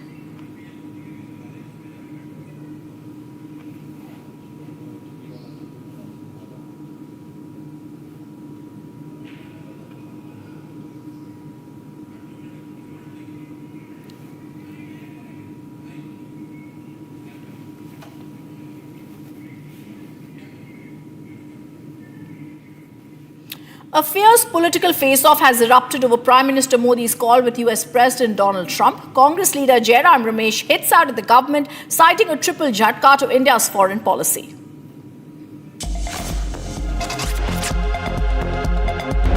Congress leader Jairam Ramesh has slammed Prime Minister Modi, calling recent diplomatic developments a triple jhatka to India's foreign policy. He flagged Pakistan Field Marshal Asim Munir's invitation for a one-on-one lunch with US President Trump, despite Munir's alleged links to the Pahalgam terror attack. Ramesh called it a setback to Indian diplomacy and questioned the Modi government's silence on the issue. जो राष्ट्रपति Trump के note में है और जो हमारे विदेश सचिव के नोट में है, ये जमीन आसमान का फर्क है। तो हम चाहते हैं, देखिए प्रधानमंत्री जी, आपने राष्ट्रपति ट्रंप से बात की और आप कह रहे हैं मैंने ये कहा वो कहा, आप एक सर्वदलीय बैठक क्यों नहीं बुलाते? Meanwhile, the Trump-Modi call seems to have armed the BJP leaders.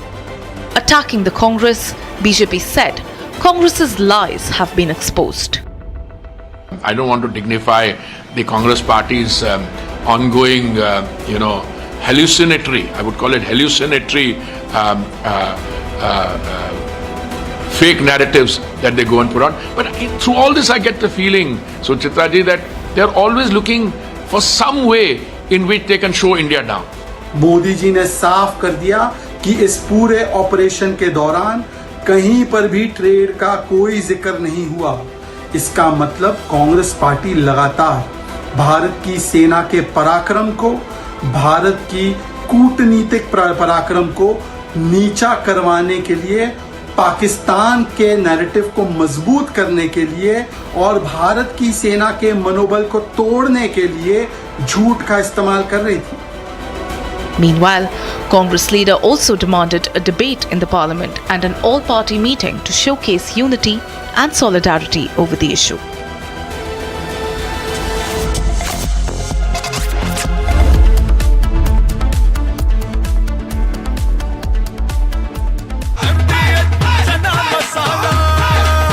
अब छोलिया हो या लोबिया, सफेद चने या काले चने, सबको मजेदार बने। Hi, this is Chef Ranveer Brar. Guarantee you brilliance on behalf of IIHM. इसको घर पे लगाओगे तो शादी का तो पता नहीं, पर घर पक्का नहीं टूटेगा।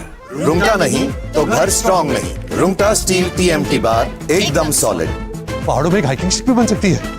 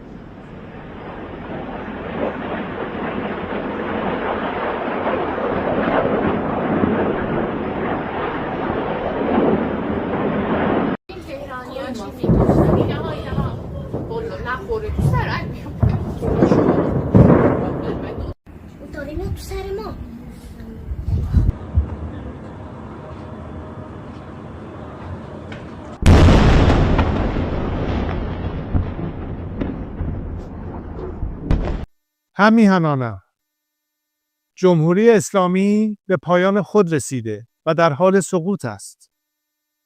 خامنه‌ای همچون موشی هراسان زیر زمین پنهان شده و کنترل اوضاع را از دست داده است. آنچه آغاز شده برگشت ناپذیر است. آینده روشن است و ما با هم از این پیچ تند تاریخ عبور خواهیم کرد.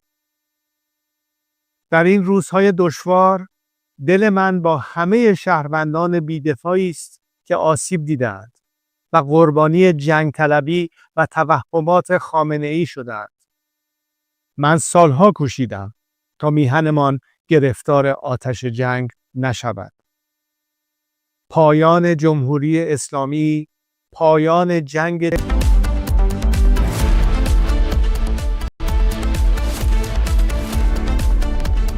आपकी फेवरेट हुंडई कार्स पर मिल रही है अमेजिंग डील्स। वैसे लोगे तो आप हुंडई ही, चाहे दिल की सुनो या डील्स की, तो जल्दी चले आओ हुंडई शोरूम। अब छोलिया हो या लोबिया, सफेद चने या काले चने, सब कुछ मजेदार बने। विमल में गुलिस्तान की ये कुछ लजीज फरिश्ते जब साथ घुले तो जी ललचाए और दिल कहे कि स्वाद की इस जुबान में खुद को ऐसा डुबाऊं कि निकल ना पाऊं। विमल की जुबान कुछ है ही ऐसी, मानते हैं ना? विमल, बोलो जुबान Kesari.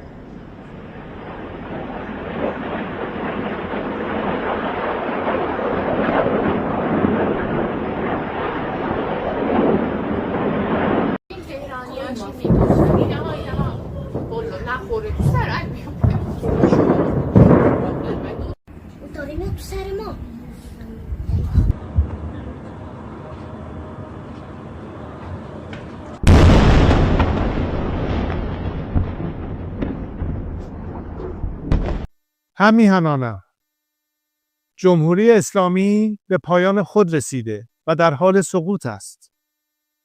خامنه‌ای همچون موشی هراسان زیر زمین پنهان شده و کنترل اوضاع را از دست داده است. آنچه آغاز شده برگشت ناپذیر است. آینده روشن است و ما با هم از این پیچ تند تاریخ عبور خواهیم کرد. در این روزهای دشوار دل من با همه شهروندان بی‌دفاعی است که آسیب دیدند و قربانی جنگ طلبی و توهمات خامنه‌ای شدند. من سالها کوشیدم تا میهنمان گرفتار آتش جنگ نشود. پایان جمهوری اسلامی پایان جنگ 46 ساله آن با ملت ایران است. دستگاه سرکوب رژیم در حال فروپاشی است. تنها یک خیزش همگانی لازم است تا این کابوس برای همیشه پایان یابد. اکنون زمان ایستادن است. زمان بازپسگیری ایران. همه با هم، از بندر عباس تا بندر انزلی، از شیراز تا اصفهان، از تبریز تا زاهدان، از مشهد تا اهواز، از شهر کرد تا کرمانشاه به صحنه بیاییم. پایان این رژیم را رقم بزنیم. نگران فردای پس از سقوط جمهوری اسلامی نباشید. ایران دچار جنگ داخلی و بی‌ثباتی نخواهد شد. ما برای آینده ایران و شکوفایی‌اش برنامه داریم. ما برای 100 روز نخست پس از سقوط، دوران گذار و استقرار یک حکومت ملی و دموکراتیک برای ملت ایران و به دست ملت ایران آماده ایم. خطاب به نیروهای نظامی و انتظامی، امنیتی و دولتی که این روزها بسیاری از آنها به من پیام می‌فرستند. برای حفظ رژیمی که سقوط You can see one of the targets of the Iranian missiles, but all of them, as you can see, are completely destroyed just from one ballistic missile. You see, this is what happened from one ballistic missile that Iran shot towards Israel. This is what Iran doing. They are striking civilian residential areas all across Israel.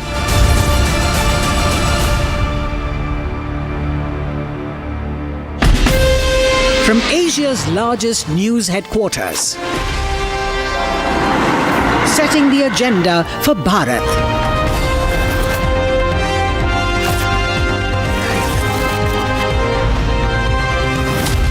You're watching Republic.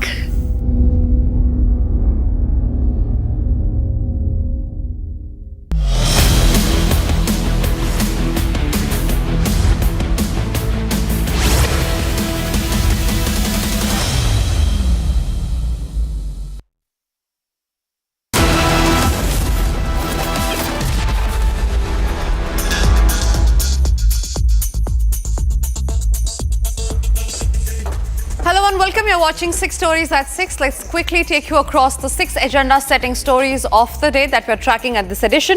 It's day 6 of Israel-Iran conflict and unending escalation, which has no end in sight as yet. And as West Asia remains on the edge, Republic reports from Tel Aviv in Israel. We get to that live reportage on what's happening at Ground Zero. The crisis that Air India is going through is only aggravating. Passengers have been completely stranded at airports, and the latest visual that we've got today is from the Vadodara airport. Meanwhile, India has set the record straight, calling out Trump's bluff on India-Pakistan ceasefire. We'll get to the full statement of the Foreign Secretary Vikram Misri. Also on the show is India's sharp takedown of Pakistan at the UNHRC, a rebuke that you just cannot miss. And finally, the headline that we are tracking on this broadcast is Justice Yashwant Verma's case, in which, where he is in the eye of the storm of India's biggest judicial scandal and has refused to step down. These are the 6 stories that we are tracking on this edition. But starting first up with the top focus story. Now, the war between Israel and Iran entered a dangerous new phase, now in its 6th day. Both nations are relentlessly expanding their attacks, with missile strikes and airstrikes intensifying across the region.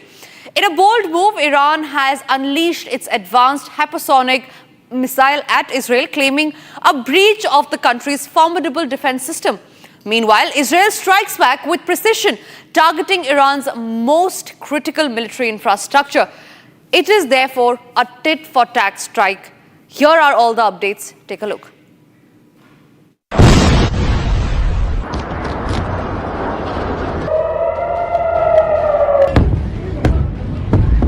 The deadly conflict between Israel and Iran has now entered its 6th day, with escalating attacks on both the sides. Iran has claimed that it has arrested a Mossad agent. This latest round of violence has intensified the already volatile situation, as both nations exchange airstrikes and missile barrages with growing fury. In the early hours of Wednesday, the Islamic Revolutionary Guard Corps, or the IRGC, claims to have launched advanced Fateh-1 hypersonic missiles at Israel. Iran described the operation as a success, saying that the missiles breached Israel's much publicized air defenses.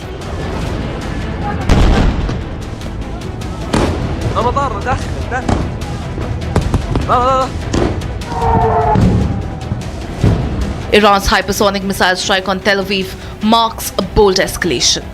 But despite Tehran's claims, Israel's military superiority remains undeniable. Not taking the onslaught lying down, Israel's Air Force has responded with calculated precision and power, carrying out multiple airstrikes on Iranian military facilities, including weapon production sites and key infrastructure. Over the course of this brutal conflict, Israel's military has systematically destroyed key Iranian military assets, nuclear encroachment sites, missile production facilities, and terror-linked infrastructure. While Tehran boasts of its missile advances, it is Israel's superior defense capabilities that have kept civilians safe, protecting critical targets and ensuring minimal damage. The United States has firmly backed Israel, with President Donald Trump demanding Iran's unconditional surrender. Iran's leadership, however, continues to spin narratives, claiming dominance in the skies over Israel. The IRGC insists that the Fateh missile launch has proven Israel's air defenses are now obsolete. But these boasts stand in stark contrast to the reality on ground, where Israel's high-tech defense systems have proven more than capable of neutralizing Iranian threat time and time again. As tensions continue to simmer, thousands of civilians have been evacuated from high-risk areas, and Israel's Iron Dome continues to protect homes, schools, and hospitals from the deadly barrage of missiles launched by Iran.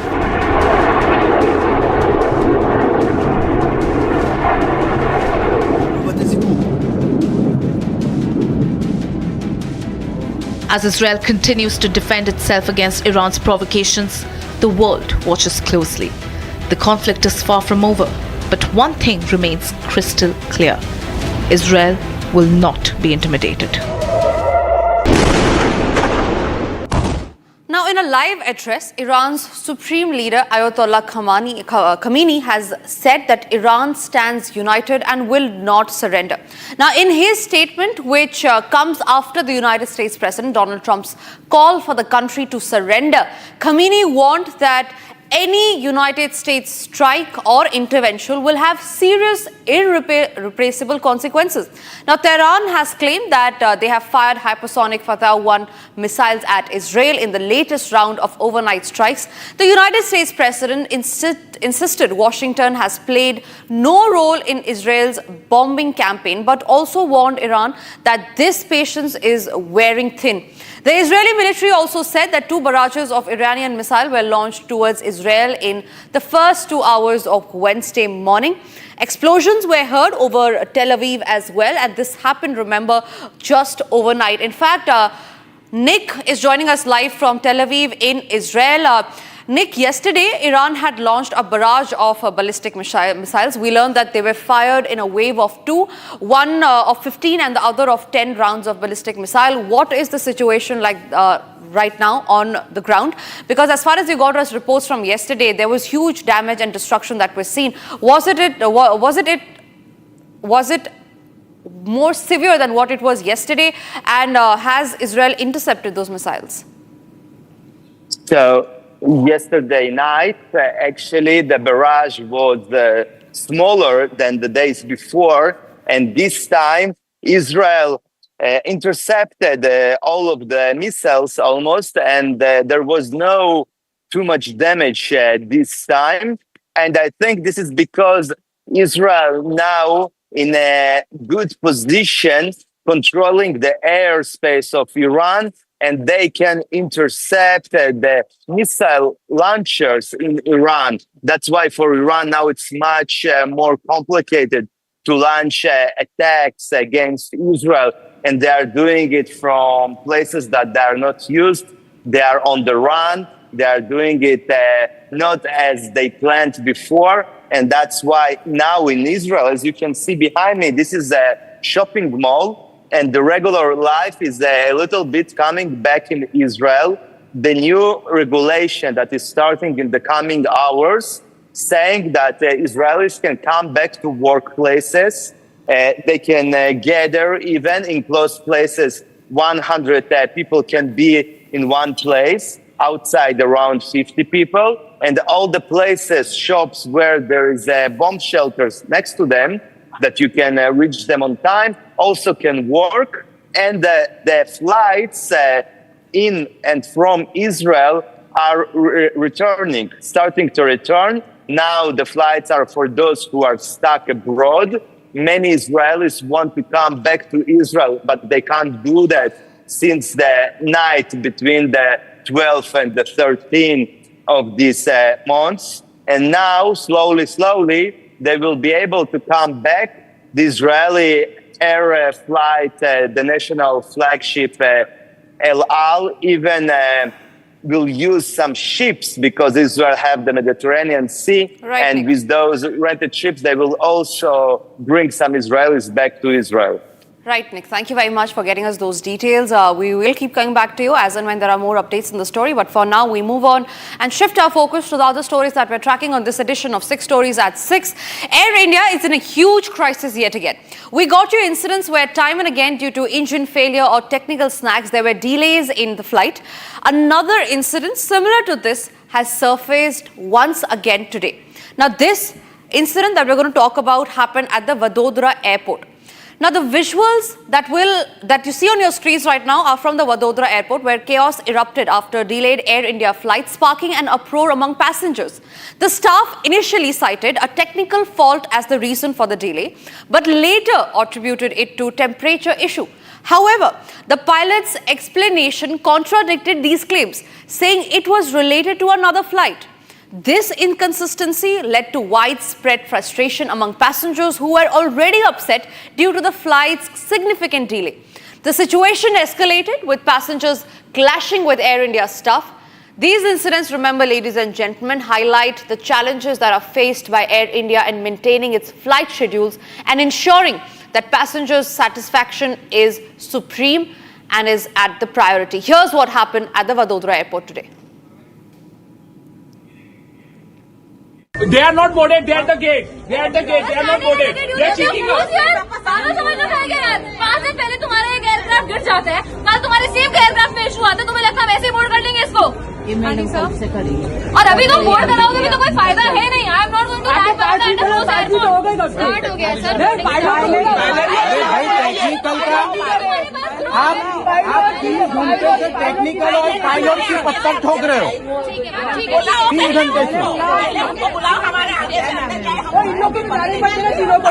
पहले हमारे आप बताओ कि ये pilot है उड़ाने वाला, बस। Then you start boarding. वापस नहीं लेके आएंगे।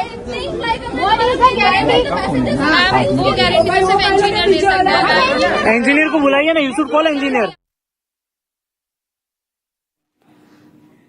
Moving on now, days after the United States President Donald Trump claimed that he brokered the ceasefire between India and Pakistan, setting the record straight today was Prime Minister Narendra Modi. Foreign Secretary Vikram Misri today in an address said that India had made it amply clear to the United States President Donald Trump during a phone call that the United States had no role in brokering the ceasefire between India and Pakistan last month, and that there was no discussion on a United States-India trade deal during the hostilities. Shedding light on the 35-minute conversation which came at Trump's request, Foreign Secretary Vikram Misri said, and I quote, Prime Minister Modi clearly told President Trump that during the entire course of events, at no point and at no level was there any discussion about United States-India trade deal or about United States mediation between India and Pakistan. Listen into this. प्रधानमंत्री मोदी ने राष्ट्रपति Trump से operation सिंदूर के बारे में विस्तार से बात की। प्रधानमंत्री मोदी ने राष्ट्रपति ट्रंप को स्पष्ट रूप से कहा कि 22 अप्रैल के बाद भारत ने आतंकवाद के खिलाफ कार्रवाई करने का अपना दृढ़ संकल्प पूरी दुनिया को बता दिया था। प्रधानमंत्री मोदी ने कहा कि 6-7 मई की रात को भारत ने पाकिस्तान और पाकिस्तान ऑक्युपाइड कश्मीर में सिर्फ आतंकी ठिकानों को ही निशाना बनाया था।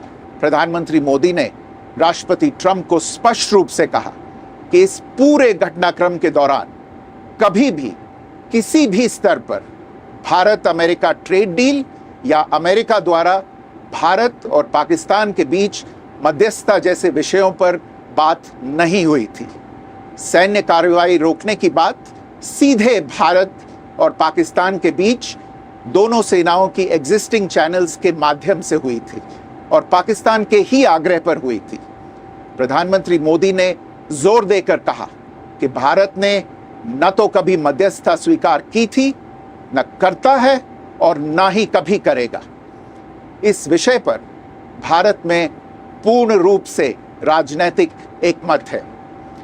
राष्ट्रपति ट्रंप ने प्रधानमंत्री द्वारा विस्तार में बताई गई बातों को समझा और आतंकवाद के खिलाफ भारत की लड़ाई के प्रति समर्थन व्यक्त किया।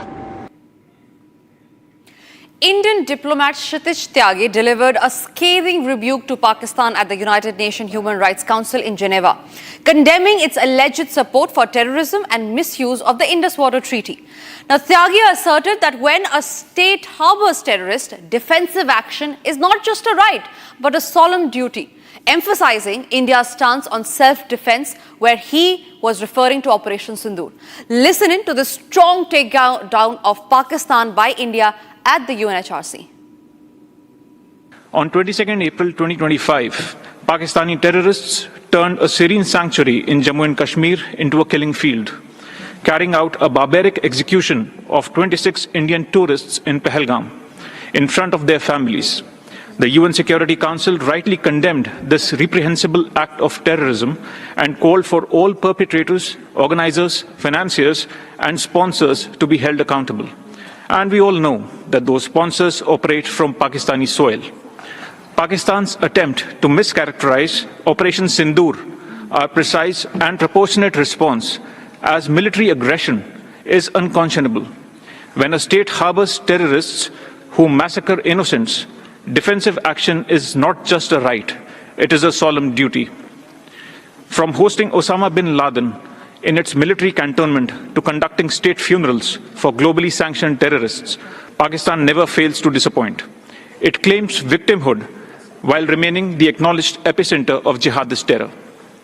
On the Indus Water Treaty, despite India's steadfast adherence for over 6 decades, Pakistan has misused the treaty's procedures to obstruct India's legitimate projects. while shredding its spirit through sustained hostility and cross-border terror. The world has changed since 1960. Climate imperatives, technological advances, clean energy needs, and Pakistan's persistent sponsorship of terror compel a reassessment.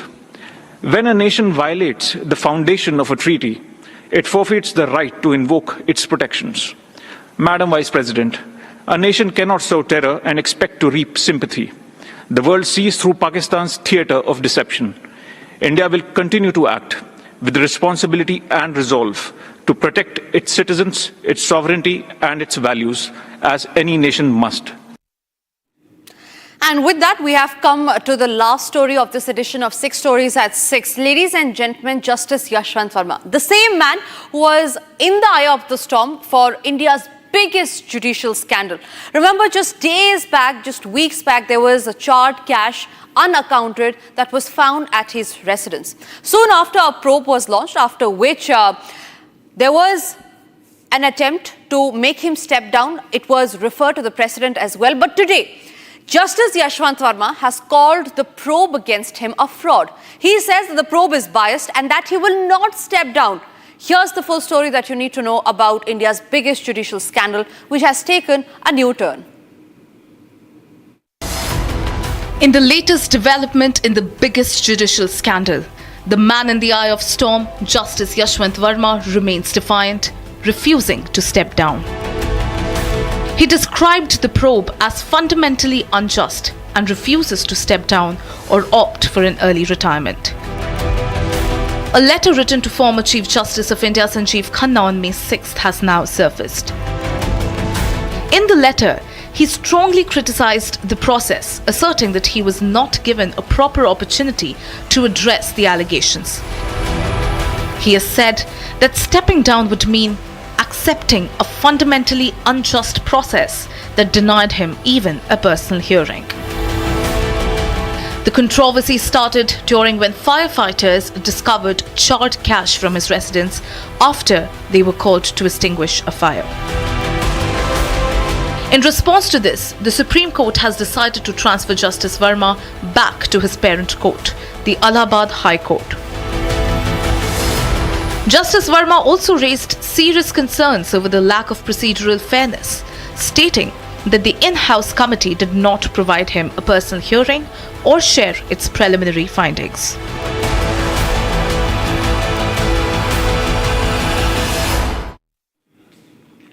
And that was all that we could pack in this edition of 6 Stories at 6. Thank you very much for watching. We will be back tomorrow, same time, with more agenda-setting news. Till then, stay tuned. Coming up next after the break is Live and Breaking.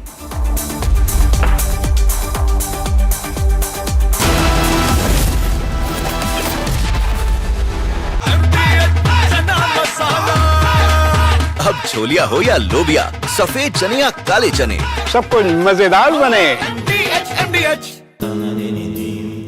Amity has been ranked among the top universities globally for producing the most employable graduates by the Times Higher Education UK. Yet another testimony to Amity's excellent placement record. विमल में गुलिस्तान की ये कुछ लजीज फरिश्ते जब साथ घुले तो जी ललचाए और दिल कहे कि स्वाद की इस जुबान में खुद को ऐसा डुबाऊं कि निकल ना पाऊं। विमल की जुबान कुछ है ही ऐसी, मानते हैं ना? विमल, बोलो जुबान केसरी।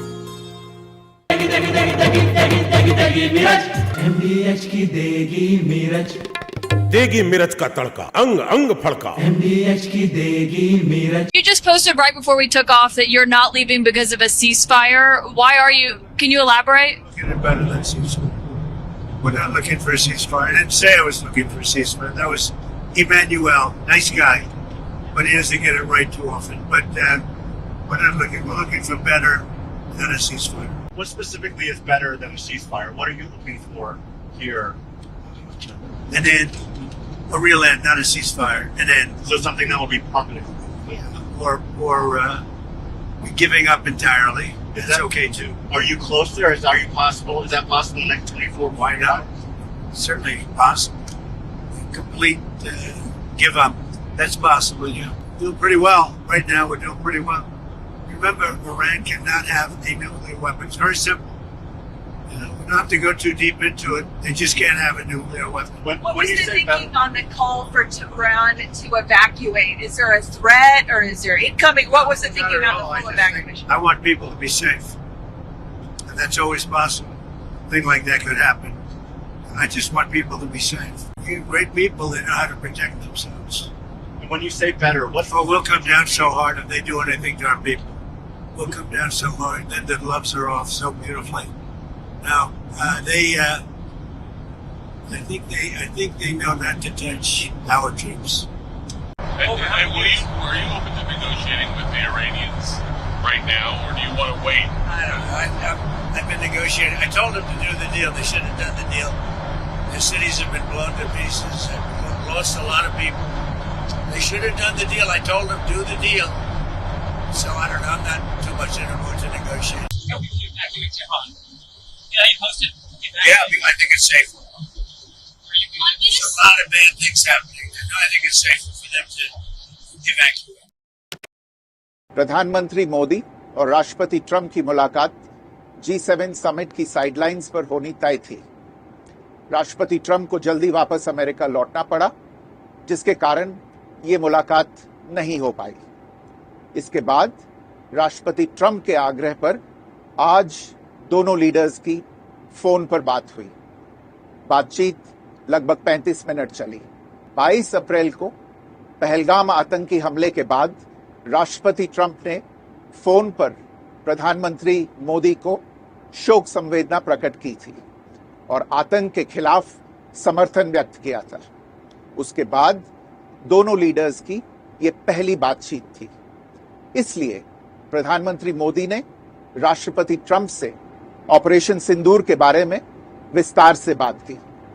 प्रधानमंत्री मोदी ने राष्ट्रपति ट्रंप को स्पष्ट रूप से कहा कि 22 अप्रैल के बाद भारत ने आतंकवाद के खिलाफ कार्रवाई करने का अपना दृढ़ संकल्प पूरी दुनिया को बता दिया था। प्रधानमंत्री मोदी ने कहा कि 6-7 मई की रात को भारत ने पाकिस्तान और पाकिस्तान ऑक्युपाइड कश्मीर में सिर्फ आतंकी ठिकानों को ही निशाना बनाया था। भारत के एक्शन बहुत ही मेजर्ड, प्रिसाइज और नॉन एस्केलेटरी थे। साथ ही भारत ने यह भी स्पष्ट कर दिया था कि पाकिस्तान की गोली का जवाब भारत गोले से देगा। 9 मई की रात को उपराष्ट्रपति वांस ने प्रधानमंत्री मोदी को फोन किया था। उपराष्ट्रपति वांस ने कहा था कि पाकिस्तान भारत पर बड़ा हमला कर सकता है।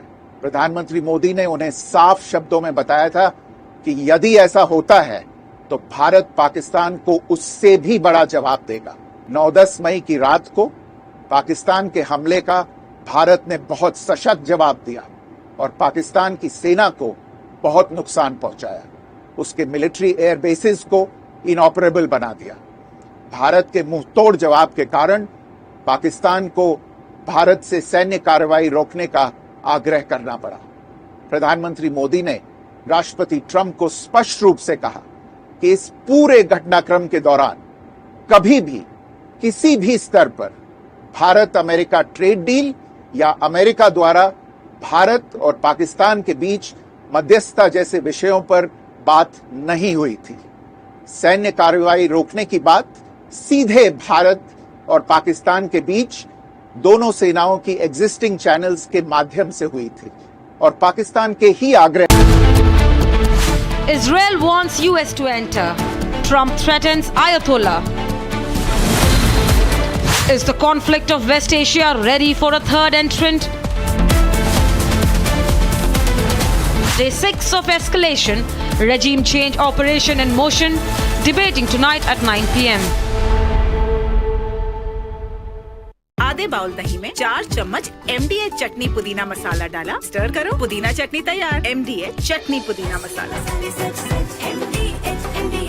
Hi, this is Chef Ranveer Brar. Guarantee you brilliance on behalf of IAHM.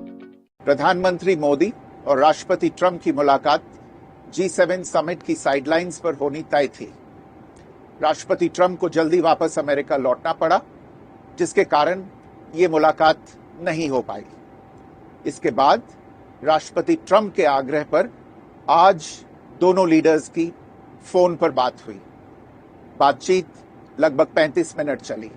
22 अप्रैल को पहलगाम आतंकी हमले के बाद राष्ट्रपति ट्रंप ने फोन पर प्रधानमंत्री मोदी को शोक संवेदना प्रकट की थी और आतंक के खिलाफ समर्थन व्यक्त किया था। उसके बाद दोनों लीडर्स की ये पहली बातचीत थी। इसलिए प्रधानमंत्री मोदी ने राष्ट्रपति ट्रंप से ऑपरेशन सिंदूर के बारे में विस्तार से बात की। प्रधानमंत्री मोदी ने राष्ट्रपति ट्रंप को स्पष्ट रूप से कहा कि 22 अप्रैल के बाद भारत ने आतंकवाद के खिलाफ कार्रवाई करने का अपना दृढ़ संकल्प पूरी दुनिया को बता दिया था। प्रधानमंत्री मोदी ने कहा कि 6-7 मई की रात को भारत ने पाकिस्तान और पाकिस्तान ऑक्यूपाइड कश्मीर में सिर्फ आतंकी ठिकानों को ही निशाना बनाया था। भारत के एक्शन बहुत ही मेजर्ड, प्रिसाइज और नॉन एस्केलेटरी थे। साथ ही भारत ने यह भी स्पष्ट कर दिया था कि पाकिस्तान की गोली का जवाब भारत गोले से देगा। 9 मई की रात को उपराष्ट्रपति वैंस ने प्रधानमंत्री मोदी को फोन किया था। उपराष्ट्रपति वैंस ने कहा था कि पाकिस्तान भारत पर बड़ा हमला कर सकता है। प्रधानमंत्री मोदी ने उन्हें साफ शब्दों में बताया था कि यदि ऐसा होता है तो भारत पाकिस्तान को उससे भी बड़ा जवाब देगा। 9-10 मई की रात को पाकिस्तान के हमले का भारत ने बहुत सशक्त जवाब दिया और पाकिस्तान की सेना को बहुत नुकसान पहुंचाया। उसके मिलिट्री एयर बेसिस को इनऑपरेबल बना दिया। भारत के मुंहतोड़ जवाब के कारण पाकिस्तान को भारत से सैन्य कार्रवाई रोकने का आग्रह करना पड़ा।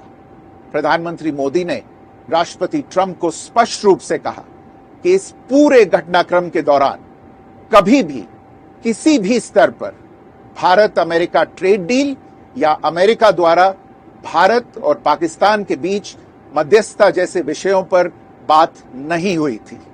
सैन्य कार्रवाई रोकने की बात सीधे भारत और पाकिस्तान के बीच दोनों सेनाओं की एग्जिस्टिंग चैनल्स के माध्यम से हुई थी और पाकिस्तान के ही आग्रह पर हुई थी। प्रधानमंत्री मोदी ने जोर देकर कहा कि भारत ने न तो कभी मध्यस्थता स्वीकार की थी, न करता है और न ही कभी करेगा। इस विषय पर भारत में पूर्ण रूप से राजनीतिक एकमत है। राष्ट्रपति ट्रंप ने प्रधानमंत्री द्वारा विस्तार में बताई गई बातों को समझा और आतंकवाद के खिलाफ भारत की लड़ाई के प्रति समर्थन व्यक्त किया। प्रधानमंत्री मोदी ने यह भी कहा कि भारत अब आतंकवाद को प्रॉक्सी वॉर नहीं, युद्ध के रूप में ही देखता है और भारत का ऑपरेशन सिंदूर अभी भी जारी है। राष्ट्रपति ट्रंप ने प्रधानमंत्री मोदी से पूछा कि क्या वे कनाडा से वापसी में अमेरिका रुक कर जा सकते हैं। पूर्व निर्धारित कार्यक्रमों के कारण प्रधानमंत्री मोदी ने अपनी असमर्थता व्यक्त की। दोनों लीडर्स ने तब तय किया कि वे निकट भविष्य में मिलने का प्रयास करेंगे। राष्ट्रपति ट्रंप और प्रधानमंत्री मोदी ने इजरायल ईरान के बीच चल रहे संघर्ष पर भी चर्चा की। रूस यूक्रेन कॉन्फ्लिक्ट पर दोनों ने सहमति जताई कि जल्द से जल्द शांति के लिए दोनों पक्षों में सीधी बातचीत आवश्यक है और इसके लिए प्रयास करते रहना चाहिए। इंडो पैसिफिक क्षेत्र के संबंध में दोनों नेताओं ने अपने परिप्रेक्ष्य साझा किए और इस क्षेत्र में क्वाड की अहम भूमिका के प्रति समर्थन जताया। क्वाड की अगली बैठक के लिए प्रधानमंत्री मोदी ने राष्ट्रपति ट्रंप को भारत यात्रा का निमंत्रण दिया। राष्ट्रपति ट्रंप ने निमंत्रण स्वीकार करते हुए कहा कि वे भारत आने के लिए उत्सुक हैं। The Iran-Israel conflict has flared up in earnest. What we saw initially was the good cop, bad cop routine in which the United States was playing the good cop by engaging Iran in talks, and all the while Israel was giving threats of taking military action, strong military action to destroy the nascent What is behind repeated technical snags in Air India planes? Was Air India's crashed plane safe for flight operations? Will DGCA take action on Air India's operational fleet? Debating tonight at 8 p.m.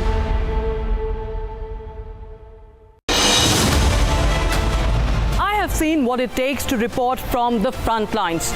Accuracy, courage, urgency, and responsibility. At Republic School of Journalism, you will be trained for that reality.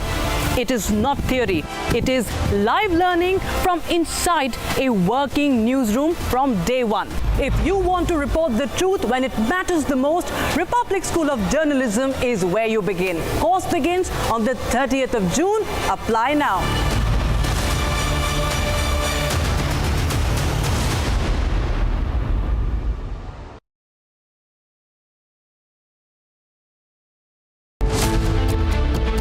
Israel wants US to enter. Trump threatens Ayatollah. Is the conflict of West Asia ready for a third entrant? Day 6 of escalation, regime change operation in motion, debating tonight at 9 p.m. दादी के हाथों का जादू और खुशबू से महकता घर, माँ की मुस्कुराहट और खाने की सुगंध। MDH गरम मसाला, क्योंकि हर रिश्ता है स्वाद से जुड़ा। Amity has been ranked among the top universities globally for producing the most employable graduates by the Times Higher Education UK. Yet another testimony to Amity's excellent placement record. आपकी फेवरेट हुंडई कार्स पर मिल रही है amazing deals. वैसे लोगे तो आप Hyundai ही, चाहे दिल की सुनो या डील्स की, तो जल्दी चले आओ हुंडई शोरूम। अब छोलिया हो या लोबिया, सफेद चने या काले चने, सब कुछ मजेदार बने।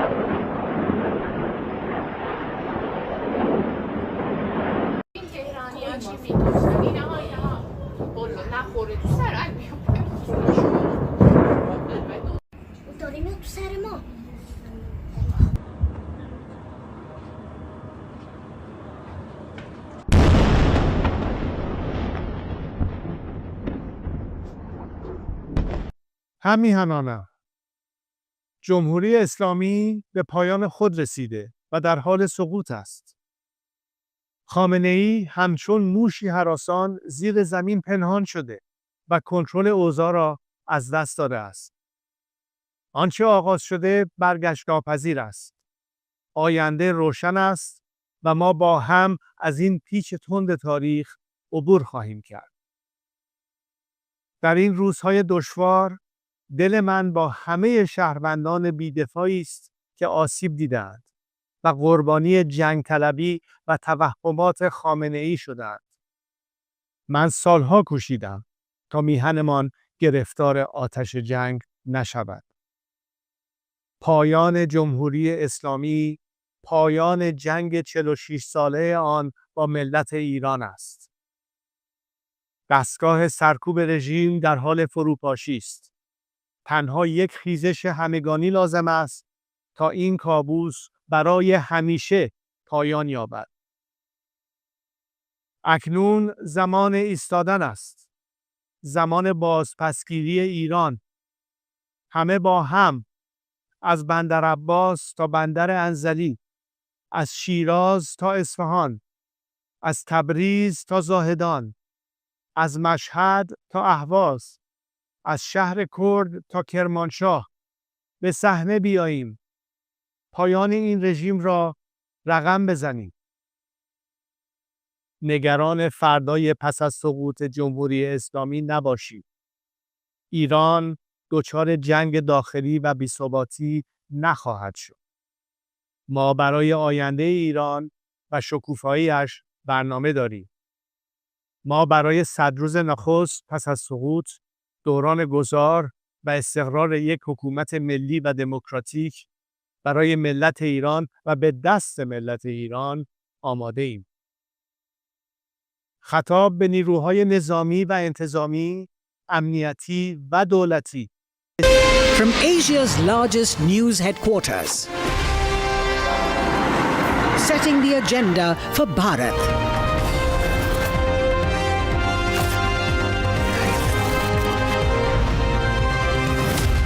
You're watching Republic.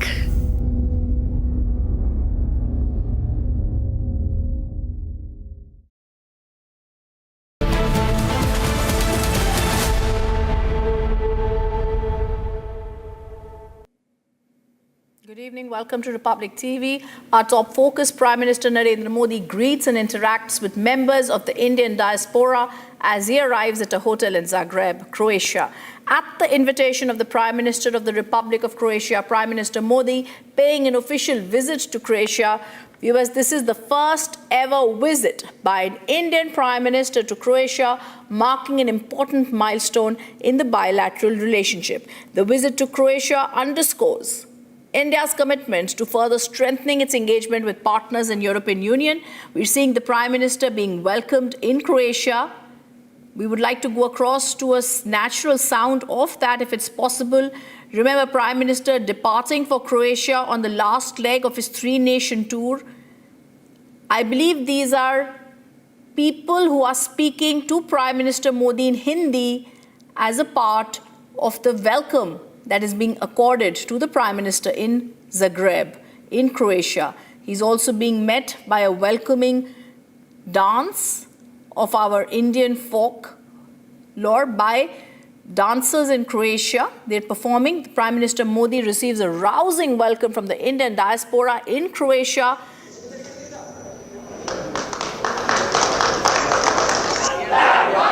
Talk to me.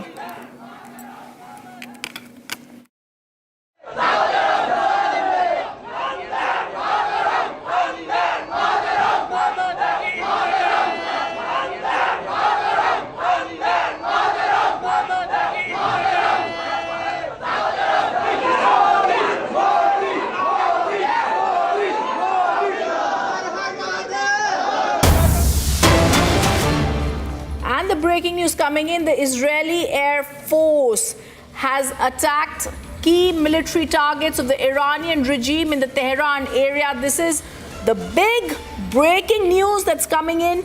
The Israeli Air Force currently attacking the key military targets of the Iranian regime in the Tehran area. It was also stated one of them could be where their supreme leader Khamenei could be residing, and this is the big breaking news coming in. As US says, we know where Khamenei is hiding. Israeli forces launch attack on the Iran military sites. Who has been targeted has also been said. This is all coming in at a time when Iran says we are not threatened by the United States. Israel hits key sites of Ayatollah's regime. Not the first time now.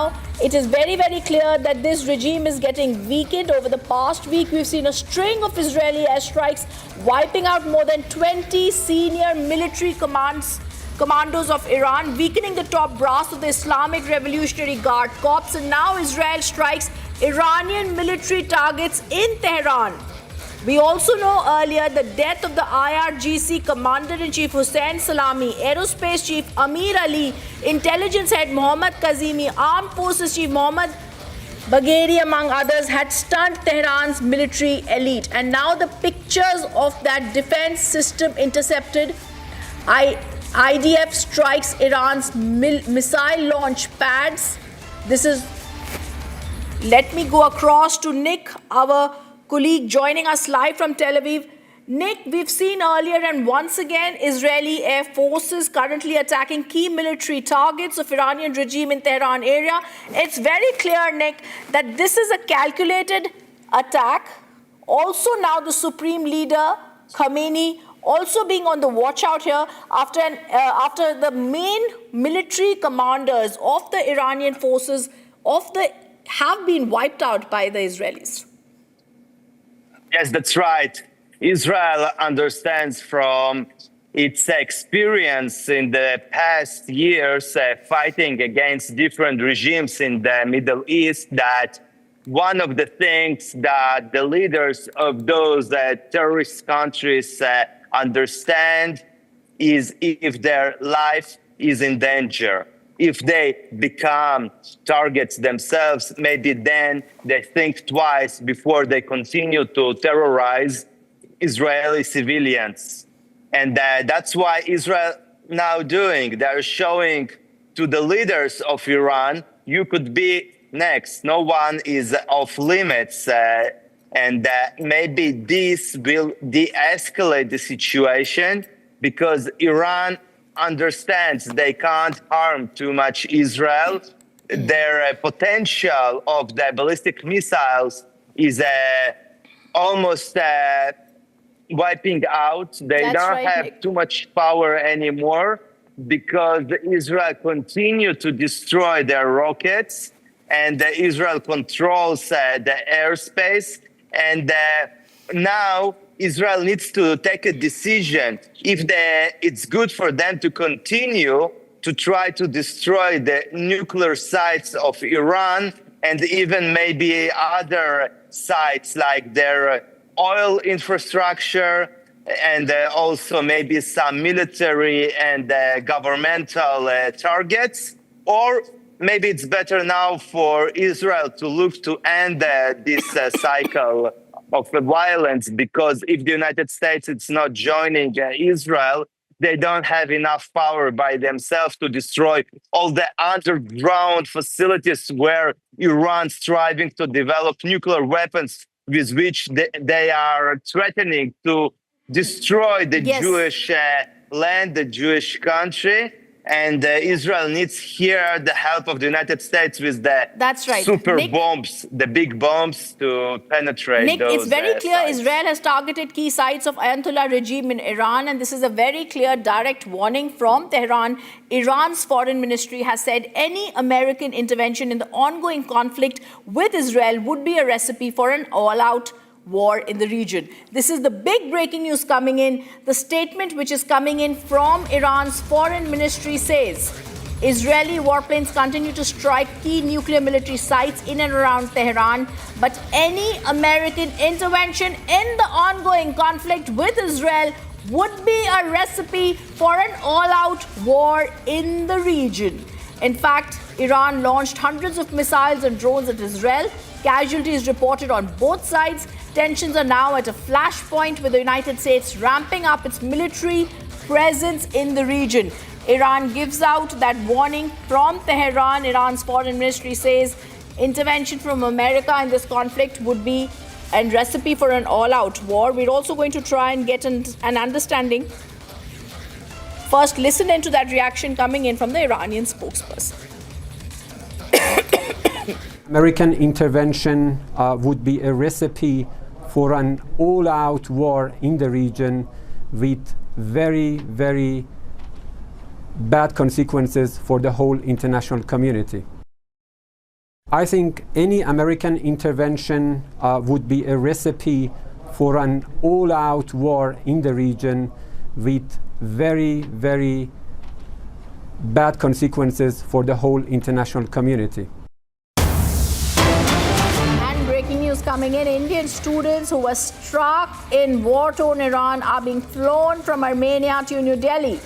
The Indian students currently on the way, and this is the big breaking news coming in. Indian students who are being evacuated from Iran. Israel had struck on Iranian oil, and India is getting back its Indian students. They are flying in from Armenia to New Delhi. So the Indian students making their way to New Delhi, being evacuated by India from Armenia to the capital. We're also going to try and get you more details on that. I also want to tell you, meanwhile, a few students who are in Tehran University of Medical Sciences are still stuck. They are waiting for an evacuation. Hello everyone, हम लोग Tehran university of medical sciences के students हैं और इस time पे यहाँ पे जो ये वॉर सिचुएशन चल रही है, हम लोगों को Tehran university of medical sciences उन्होंने हमें यहाँ पे सेफर लोकेशन पे वो हमें लेकर आए हैं, लेकिन अभी तक एम्बेसी का कोई भी वो लोग हमें इवैक्यूएट नहीं कर रहे हैं। हम लोग कब से उनके साथ कॉन्टैक्ट करने की कोशिश करें, बट उनका कोई भी रिस्पॉन्स हमें अभी तक नहीं आया है। हमारी दोनों डॉर्मेटरीज, बॉयज़ डॉर्मेटरी और गर्ल्स डॉर्मेटरी डिस्ट्रॉय हो चुकी है। हम लोग अभी ट्रॉमेटाइज सिचुएशन में है। हम लोग बहुत टाइम से, पिछले 5 दिनों से हम लोग एक्सप्लोजन्स पे एक्सप्लोजन्स देखे जा रहे हैं। रातों को हम लोगों को नींद नहीं आती है, रातों को पूरी फुल नाइट हम लोगों को ऊपर से एक्सप्लोजन्स होते रहते हैं। हम लोग लिटरली बिल्कुल भी सो नहीं पाए। हम लोगों को बहुत ट्रॉमेटाइज्ड इस टाइम पे सिचुएशन है। हम लोग यहाँ पे हम लोगों को यूनिवर्सिटी ने सेफर लोकेशन पे सिर्फ हम लोग को यूनिवर्सिटी लेकर आई है। एम्बेसी की साइड से अभी कोई भी जवाब एम्बेसी की साइड से अभी तक नहीं आ रहा है। प्लीज हम लोग आप लोगों से रिक्वेस्ट करें कि प्लीज फॉर गॉड सेक हमें यहाँ से इवैक्यूएट करने की, प्लीज हम इवैक्यूएट करें यहाँ से। हम लोग यहाँ पे इतनी सारी प्रॉब्लम्स हमें हो रही है, वो प्रॉब्लम्स देखेगा कौन?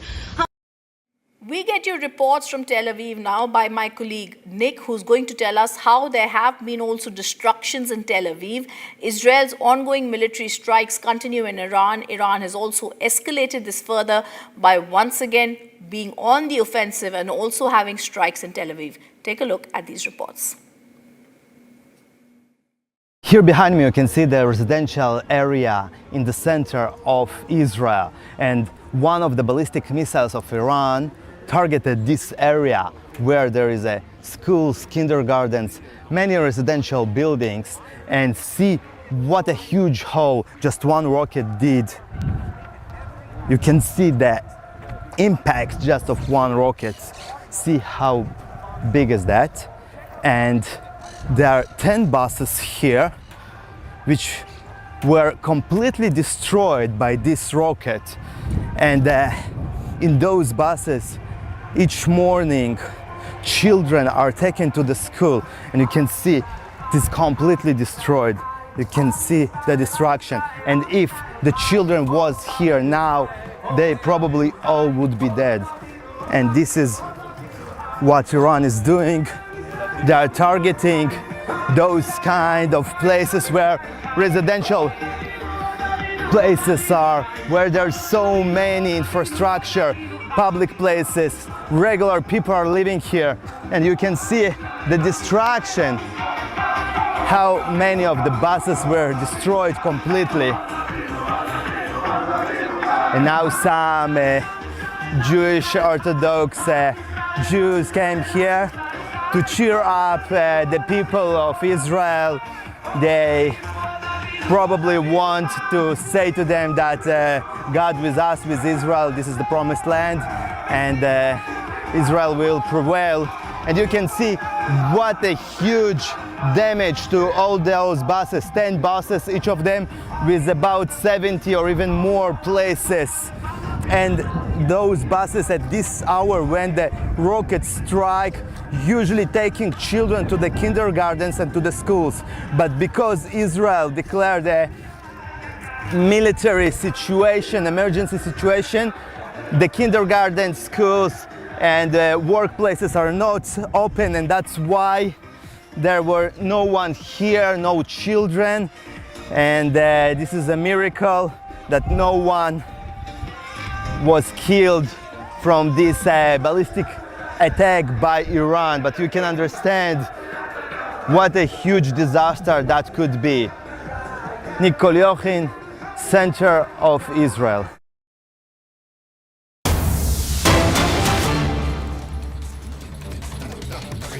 And there's breaking news that's coming in. A strong message from Israeli Prime Minister Benjamin Netanyahu declaring Iran must not be allowed to acquire nuclear weapons. He's calling Tehran the world's most dangerous regime. Netanyahu said Israel will do whatever it takes to prevent it from gaining what he called the world's most dangerous weapons. Take a look.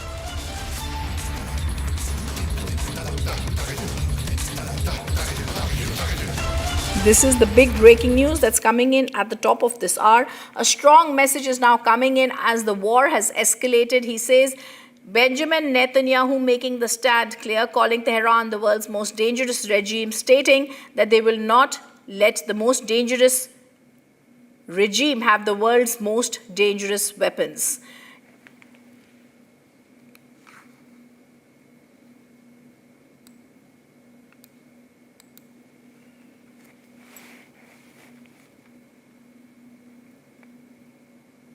Our top focus viewers, tragedy also strikes Diu as the Air India AI-171 crash claimed 7 lives.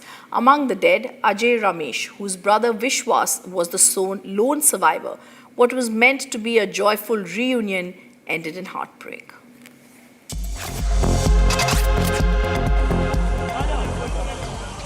Seven bodies of victims of the tragic Air India AI-171 crash in Ahmedabad brought back to Diu. Tears, heartbreak and disbelief fill the air as families bid farewell to their loved ones. Among the mourners was Vishwas Ramesh Kumar, the lone survivor of the crash. He stands beside the body of his younger brother Ajay Ramesh, who was on the same ill-fated flight. The brothers boarded the flight together, a split-second decision, a cruel twist of fate. Vishwas lived, Ajay did not. Vishwas had flown in from UK to attend a family function. What was meant to be a reunion turned into a moment of unbearable loss. For Vishwas, survival comes at a painful cost, returning home alive, only to carry his brother to his final resting place. The Air India AI-171 crash has left a permanent scar on this quiet coastal town. More details coming in now on the murder of Indore-based businessman Raja Raghuvanshi. The Meghalaya police has intensified its probe. The team reached Indore to trace the movements of prime accused Sonam Raghuvanshi, who was arrested in Uttar Pradesh.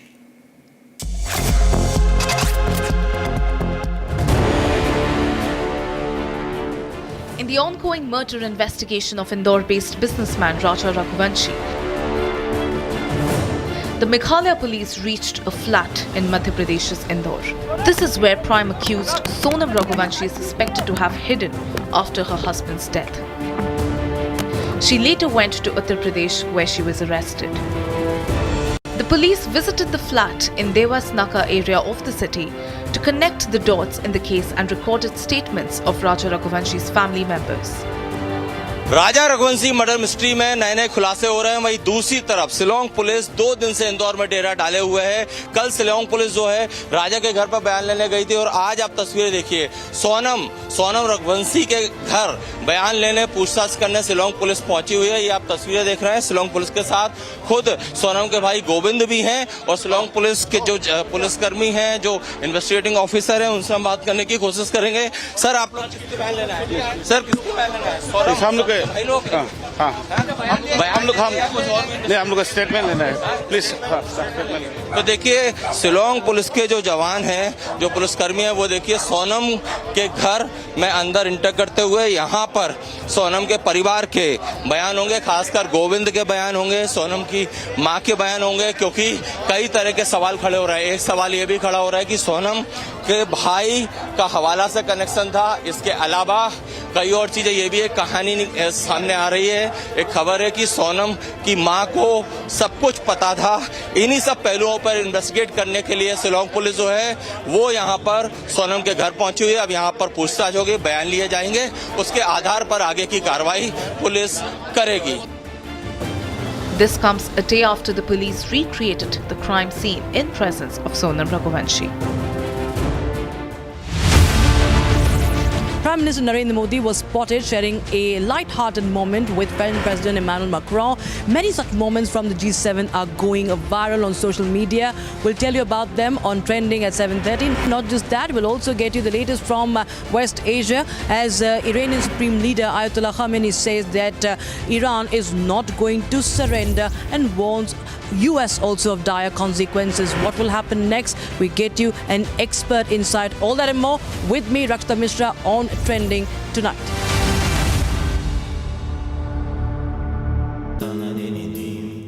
Amity has been ranked among the top universities globally for producing the most employable graduates by the Times Higher Education UK. Yet another testimony to Amity's excellent placement record. MDH की हल्दी मिर्ची धनिया करे कमाल, ये रंग दे, ये खुशबू दे, ये तीखा, ये कम पड़े, क्या निराला MDH मसाला। विमल में गुलिस्तां के ये कुछ लजीज फरिश्ते जब साथ घुलें तो जी ललचाए और दिल कहे कि स्वाद की जुबान में खुद को ऐसे डुबाऊं कि निकल न पाऊं। विमल की जुबान कुछ है ही ऐसी, मानते हैं? विमल, बोलो जुबान कैसी? The Iran-Israel conflict has flared up in earnest.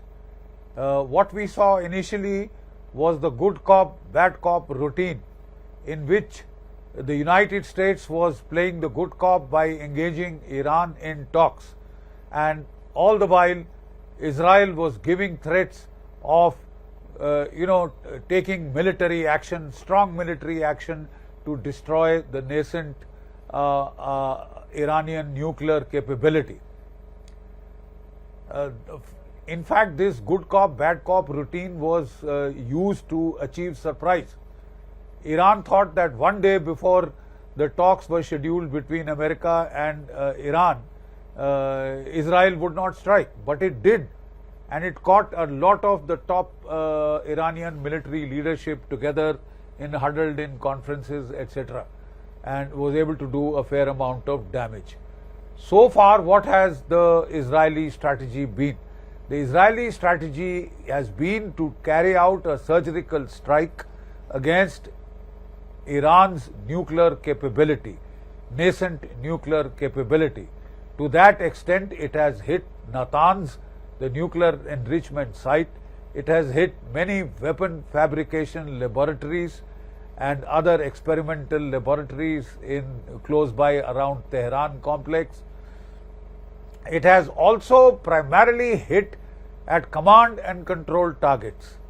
It has eliminated a large number of Iranian senior military officials, which include the head of the IRGC, the head of the Iranian army, head of the Iranian Air Force, and their chief of intelligence. Now, these are very severe losses in terms of leadership. Command and control attrition has been highly effective to the extent that Iran has now ordered that none of its top commanders will be carrying mobiles, because they have been tracked through their mobiles and hit with great amount of precision. To start with, the Israelis had carried out massive standoff attacks with about 200 of their F-35 stealth fighters, F-15E Eagle jet fighters. These had fired cruise missiles, standoff cruise missiles, without entering Iranian territory.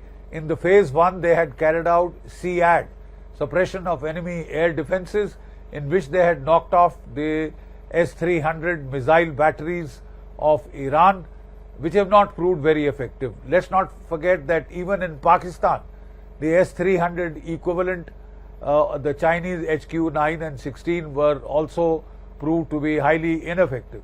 So they have suppressed Iran's air defenses, and they have now gone in a very big way to tackle the targets they have designated, namely command and control attrition, 2, enrichment facilities, nuclear fabrication plants, workshops, and research facilities.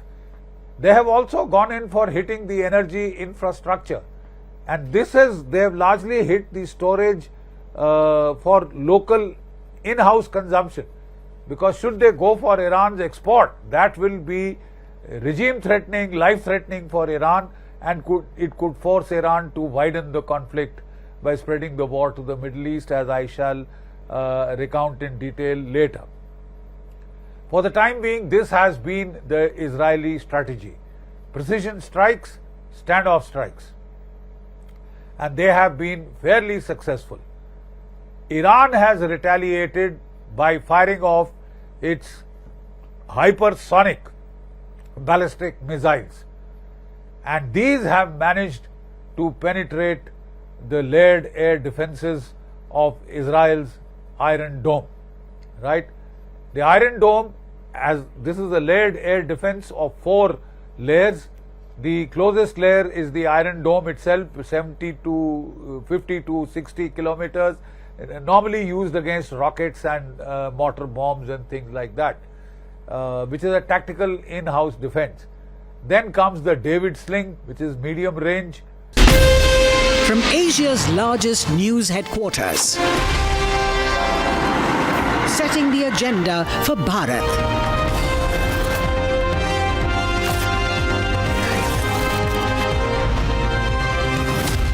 You're watching Republic.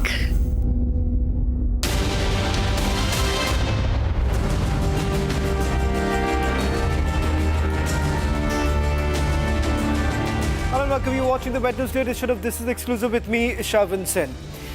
For the longest time, it was a shadow war between Israel and Iran. Now it's turned out to be a wider conflict.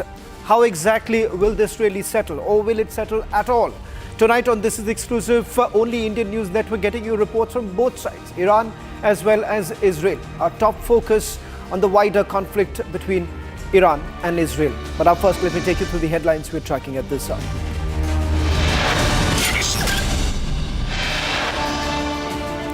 Iran's Supreme Leader Ayatollah Khamenei warns Trump government, says there will be irreparable consequences if United States of America intervenes in the West Asia conflict, and that he will not surrender.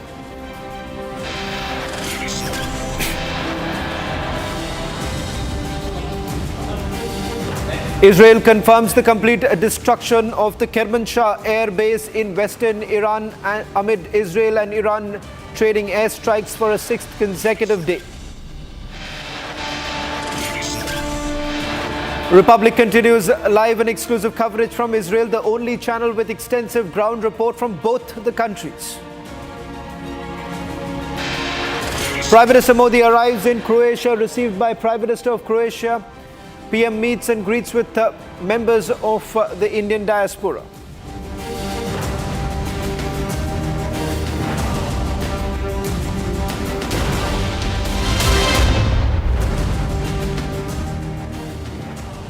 Ladies and gentlemen, in the past 12 hours, the Israel-Iran conflict has escalated to one of its most dangerous points. Yet, with Israeli forces launching a wave of targeted airstrikes across Iran, hitting military depots as well as military installations, Iran has responded swiftly and forcefully, firing a fresh barrage of missiles and drones at major Israeli cities including Tel Aviv and Haifa, with the Islamic Revolutionary Guard Corps claiming the use of hypersonic missiles Fatah for the first time in the conflict. And now we have a possible third entrant to the West Asia conflict. US President Donald Trump has demanded Iran's quote-unquote unconditional surrender, a statement that has been sharply rejected by Supreme Leader Ayatollah Khamenei, who warned of irreparable damage should the US intervene directly.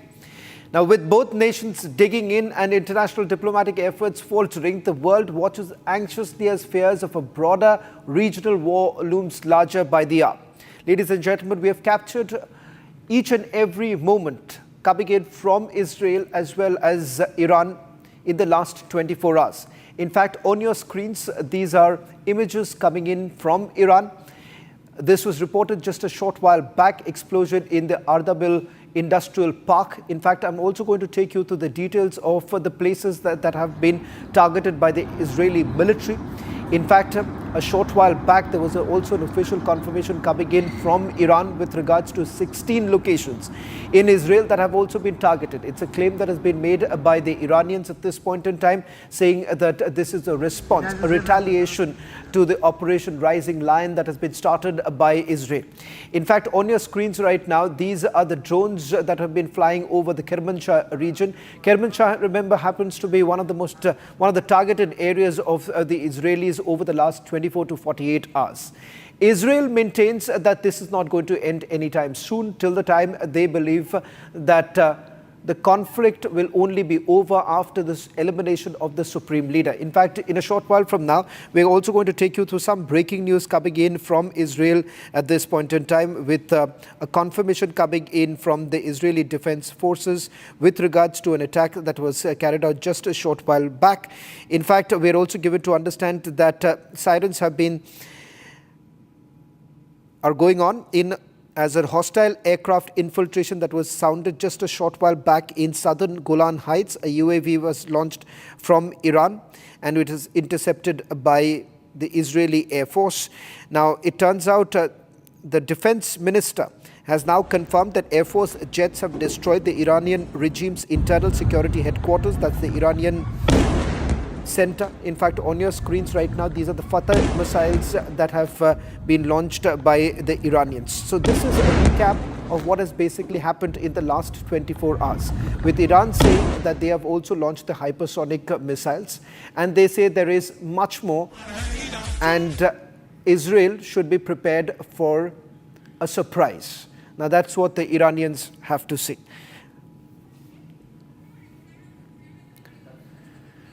Well, in fact, let me take you through the latest visuals that have been put out by the Israeli Defense Minister. They have now confirmed that Iran's internal security headquarters, which is the regime's main arm of repression, has been destroyed. In fact, this is how they address it. It's the main arm of repression, as what the Israelis say.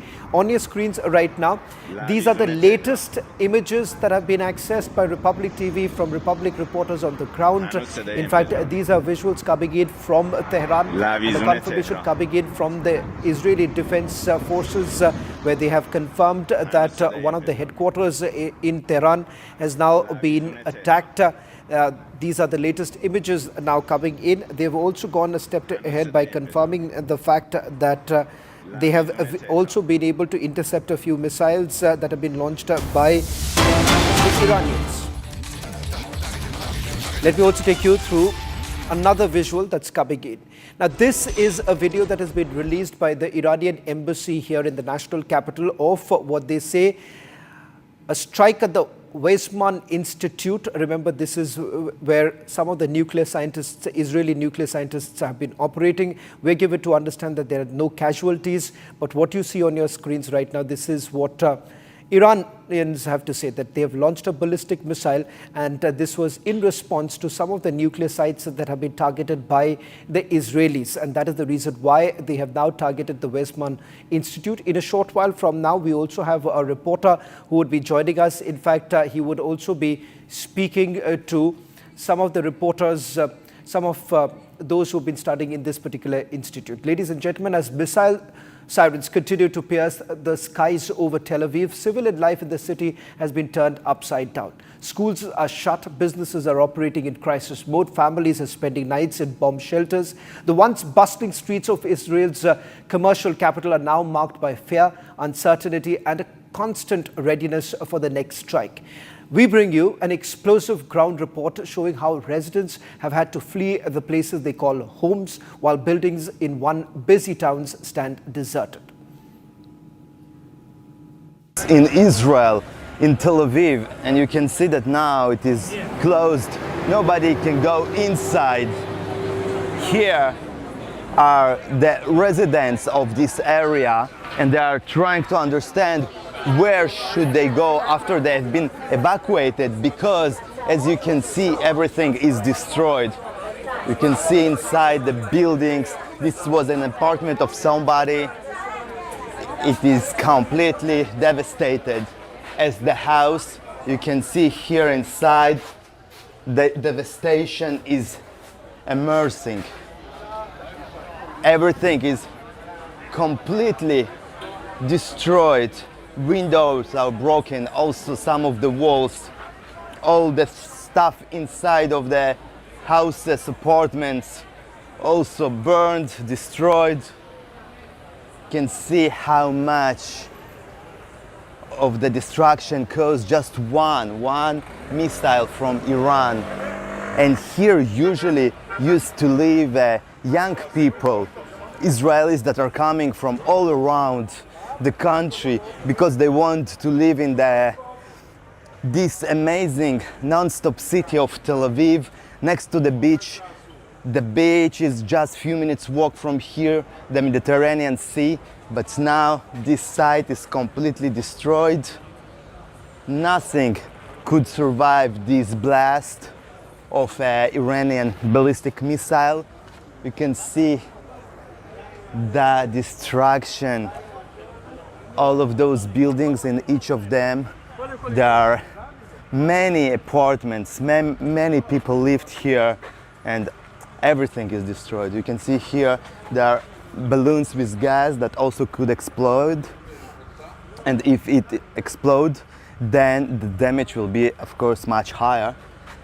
And the buildings here completely destroyed. You can see it yourself.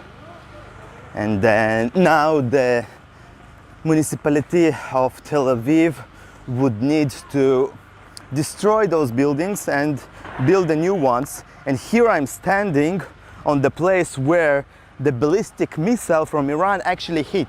It hit now this parking lot, but the shock wave destroyed everything in a radius of hundreds of meters. You can see the impact of this blast. And if those kind of rockets hit the buildings themselves, then of course nothing can survive inside the building and not next to it. This is a residential area. There are no military targets here. There are nothing here except of people that are living here, their life, innocent people that have nothing to do with this conflict between Iran and Israel. Maybe the target of the rocket was this building, because inside at least used to be the consulate of the United States of America and some of the offices of the Embassy of America. And actually the impact of this blast also hit a little bit even the embassy, which is hundreds of meters from here, the main building of the embassy. And you can see the impact. It is just unbelievable. Now I'm standing on the floor, on the ground, under which used to be a construction of an underground metro station, and that's why Israeli security forces, rescue forces, told me that all of this place can collapse because of the impact of the blast. And this is just one neighborhood that was almost completely destroyed, and there are many more neighborhoods like this one, residential areas that also was the targets, were the targets of the Iranian ballistic missiles. And in all of those places there are a lot of destruction. People are killed, injured, and all of their homes and stuff is lost, as you can see here behind me.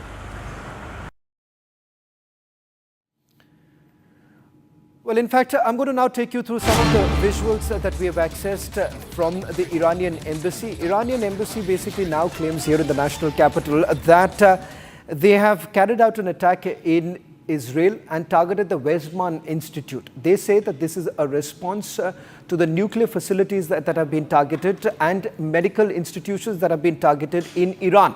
They say that there's been casualties that have taken place in Weizmann Institute. Now, this is a picture that has been put across by the Iranians, stating that ballistic missiles were basically fired. And as you can see from this particular video, they are once again clearly indicating that Weizmann Institute has been targeted. In fact, they have now put out stating that 16 places have been targeted in Israel.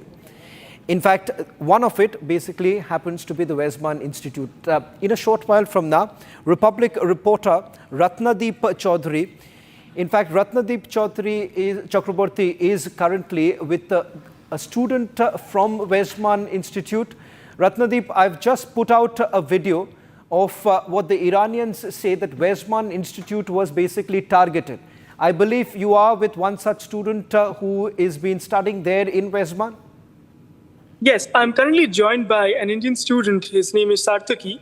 he was a student of on one of the same labs which was targeted by one of the Iranian missiles which fell and destroyed the lab. And I would want to take it forward to him, and I would let him describe what he feels, what he has seen, and how much of the lab is destroyed and what remains. So no, I'm not a student where the lab is destroyed. It's like the lab which one was destroyed. It's like far from my lab. It's like it's 200 to 300 meter away from my lab. And but where I worked, that building was not completely damaged, but it is partially affected because of shock wave, and few lab of this building is quite affected. Like basically few instruments has been damaged. That's all. And what about the lab that is been shown here? One of the labs that was completely destroyed. How much of that is remaining right now? That I don't know completely, but I heard that it was 50-60% is completely damaged. Okay, so as we can see that one of the labs that he's talking about is at least 60% damaged. I have also seen a lot of information coming about with professors who are working in the labs who are saying this years of research work has gone into waste because the lab has mostly been damaged. Would you want to share of how you feel when someone's research work which has been worked upon, because you're also a researcher here, how does that feel actually? It's very difficult to be calm with these situations, but it is what it is, but have to expect what happened. And let me just say one last thing and ask him before I hand it over to you, that in no way this was a military target, right? This is just a civilian infrastructure, educational institute. Nowhere it was a military building. Yes, it's not. It's like an educational institute, nothing else. Like many people who work there, it's like educational institute completely. It's not like a military. So that's what I've been trying to say even yesterday as well, that the Iranians have attacked time and again places which are not military infrastructure, not military structures, but actually civilian buildings, educational buildings in all over Israel. Quick question before I, move on with the other story that we're coming up with. But the significance of this institute itself, the fact that the Iranians are now putting out a full-fledged video where they're saying the Westman Institute has been targeted. Just for the benefit of our viewers, what's this institute all about and why this has now been singled out by the Iranians? Well, he was a student. I would actually allow him to talk more about it, but it's one of the most premier science institution in the country, has been one of the one institute which have produced a lot of premier innovation and technology when it comes to the cutting-edge technology that has been produced. It is also one of those only places initially when a nuclear reactor and nuclear research was actually been installed. Could you want to take a little more forward from there? Yeah, it's like a premier institute in Israel, and many people are doing very good research there. That's all I can say. It's like a very popular institute. And somewhere down the line, this actually shows when Israel took down the nuclear scientists in Iran. This is somewhat of a retaliation to take down also the best institutions here in Israel. Well, thank you very much, Ratnadeep, Republic reporter, getting us that first report from Westman Institute's student. Thank you very much for joining us on this broadcast. Ladies and gentlemen, in fact, our reporter on the ground also spoke to the former Israeli Prime Minister. In fact, it's a classic example of how the coalition government of Netanyahu is also getting support from the others. Listen in to what Naftali Bennett had to tell my colleague a short while back.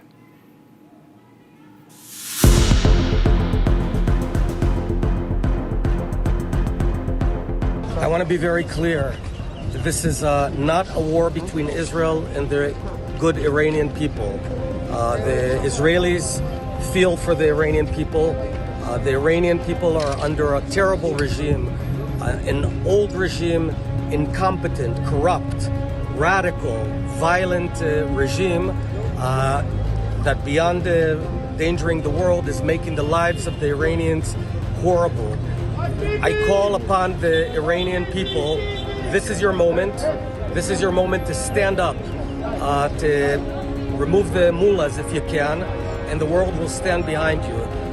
I also want to say this is a moment where If we didn't act now, the cancerous tumor of Iranian nuclear program would be much worse in a year or 2 years. What you see here, 70 buildings that are hit, would have been hit by a nuclear weapon, so we have to act now. And finally, to our friends in other decent-minded countries around the world, we are doing the dirty work for the world. We are the ones who are removing and preventing Iran from going nuclear. We are preventing Iran from being a danger to the world. If we didn't act now, Paris and London and Washington in 2030 would receive a nuclear warhead. So we're not asking anyone to fight for us. We're doing the fight. We're willing to pay the price. We are asking, have our back. Don't criticize us. Back us. We're doing the right thing. Well, that's all that we could pack in this edition of This is the Exclusive. Coming up, trending with my colleague Rakshita.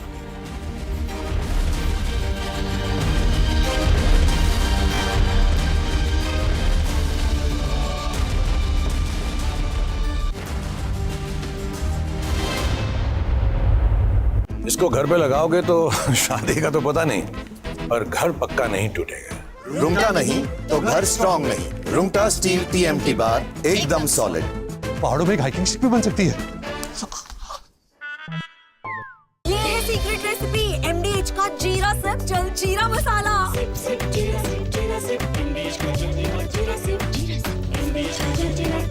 Hi, this is Chef Ranveer Brar. Guarantee you brilliance on behalf of IAHM. MDH की हल्दी मिर्ची धनिया करे कमाल। ये रंग दे, ये खुशबू दे, ये तीखा, ये कम पड़े। क्या निराला MDH मसाला। प्रधानमंत्री मोदी और राष्ट्रपति ट्रंप की मुलाकात G7 समिट की साइडलाइंस पर होनी तय थी। राष्ट्रपति ट्रंप को जल्दी वापस अमेरिका लौटना पड़ा, जिसके कारण ये मुलाकात नहीं हो पाई। इसके बाद राष्ट्रपति ट्रंप के आग्रह पर आज दोनों लीडर्स की फोन पर बात हुई। बातचीत लगभग 35 मिनट चली। 22 अप्रैल को पहलगाम आतंकी हमले के बाद राष्ट्रपति ट्रंप ने फोन पर प्रधानमंत्री मोदी को शोक संवेदना प्रकट की थी और आतंक के खिलाफ समर्थन व्यक्त किया था। उसके बाद दोनों लीडर्स की ये पहली बातचीत थी। इसलिए प्रधानमंत्री मोदी ने राष्ट्रपति ट्रंप से ऑपरेशन सिंदूर के बारे में विस्तार से बात की। प्रधानमंत्री मोदी ने राष्ट्रपति ट्रंप को स्पष्ट रूप से कहा कि 22 अप्रैल के बाद भारत ने आतंकवाद के खिलाफ कार्रवाई करने का अपना दृढ़ संकल्प पूरी दुनिया को बता दिया था। प्रधानमंत्री मोदी ने कहा कि 6-7 मई की रात को भारत ने पाकिस्तान और पाकिस्तान ऑक्यूपाइड कश्मीर में सिर्फ आतंकी ठिकानों को ही निशाना बनाया था। भारत के एक्शन बहुत ही मेजर्ड, प्रिसाइज और नॉन एस्केलेटरी थे। साथ ही भारत ने यह भी स्पष्ट कर दिया था कि पाकिस्तान की गोली का जवाब भारत गोले से देगा। 9 मई की रात को उपराष्ट्रपति वैंस ने प्रधानमंत्री मोदी को फोन किया था। उपराष्ट्रपति वैंस ने कहा था कि पाकिस्तान भारत पर बड़ा हमला कर सकता है। प्रधानमंत्री मोदी ने उन्हें साफ शब्दों में बताया था कि यदि ऐसा होता है तो भारत पाकिस्तान को उससे भी बड़ा जवाब देगा। 9-10 मई की रात को पाकिस्तान के हमले का भारत ने बहुत सशक्त जवाब दिया और पाकिस्तान की सेना को बहुत नुकसान पहुंचाया। उसके मिलिट्री एयर बेसिस को इनऑपरेबल बना दिया। भारत के मुंहतोड़ जवाब के कारण पाकिस्तान को भारत से सैन्य कार्रवाई रोकने का आग्रह करना पड़ा। प्रधानमंत्री मोदी ने राष्ट्रपति ट्रंप को स्पष्ट रूप से कहा कि इस पूरे घटनाक्रम के दौरान कभी भी किसी भी स्तर पर भारत अमेरिका ट्रेड डील या अमेरिका द्वारा भारत और पाकिस्तान के बीच मध्यस्थता जैसे विषयों पर बात नहीं हुई थी। सैन्य कार्रवाई रोकने की बात सीधे भारत और पाकिस्तान के बीच दोनों सेनाओं की एग्जिस्टिंग चैनल्स के माध्यम से हुई थी और पाकिस्तान के ही आग्रह पर हुई थी। प्रधानमंत्री मोदी ने जोर देकर कहा कि भारत ने न तो कभी मध्यस्थता स्वीकार की थी, न करता है और ना ही कभी करेगा। इस विषय पर भारत में पूर्ण रूप से राजनीतिक एकमत है। राष्ट्रपति ट्रंप ने प्रधानमंत्री द्वारा विस्तार में बताई गई बातों को समझा और आतंकवाद के खिलाफ भारत की लड़ाई के प्रति समर्थन व्यक्त किया।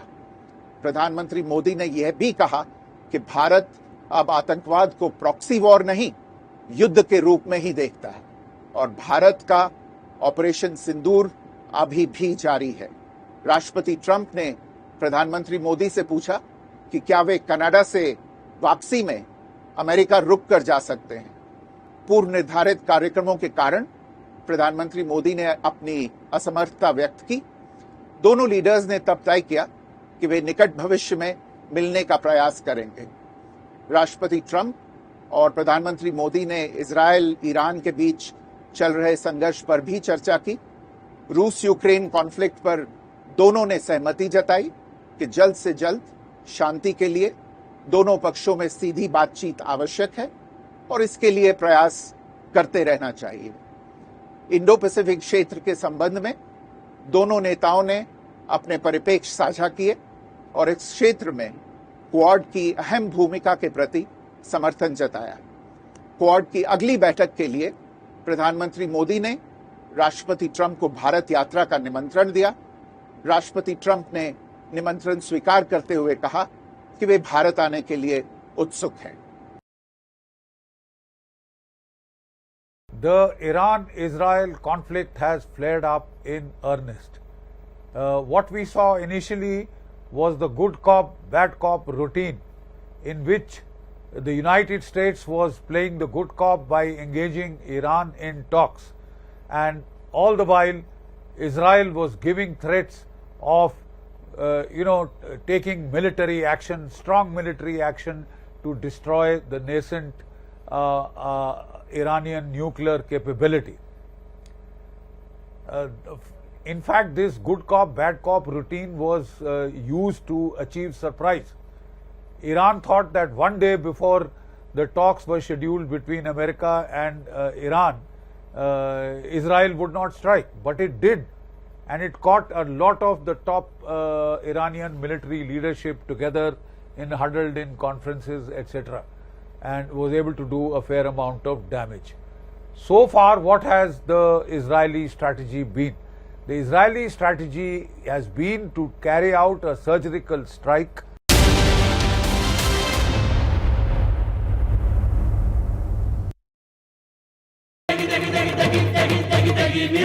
MDH की देगी मिर्च, देगी मिर्च का तड़का, अंग अंग फड़का। MDH की देगी मिर्च। आपकी फेवरेट हुंडई कार्स पर मिल रही है अमेजिंग डील्स।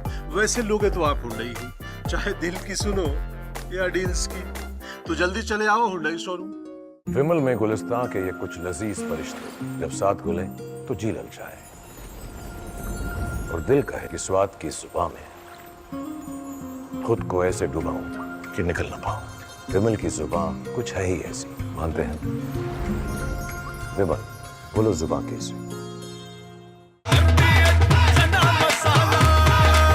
अब छोलिया हो या लोबिया, सफेद चने या काले चने, सब कुछ मजेदार बने। You just posted right before we took off that you're not leaving because of a ceasefire. Why are you? Can you elaborate? Getting better than ceasefire.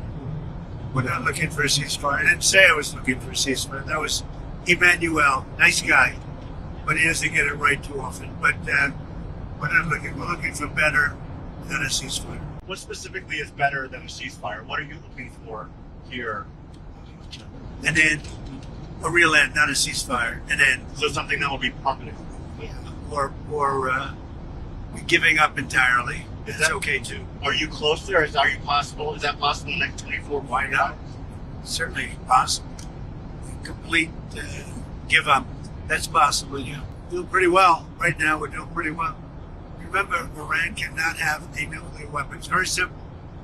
We don't have to go too deep into it. They just can't have a nuclear weapon. What was the thinking on the call for Tehran to evacuate? Is there a threat or is there incoming? What was the thinking on the full evacuation? I want people to be safe. And that's always possible. A thing like that could happen. I just want people to be safe. Great people that know how to protect themselves. when you say better, what's Oh, we'll come down so hard if they do anything to our people. We'll come down so hard. Then the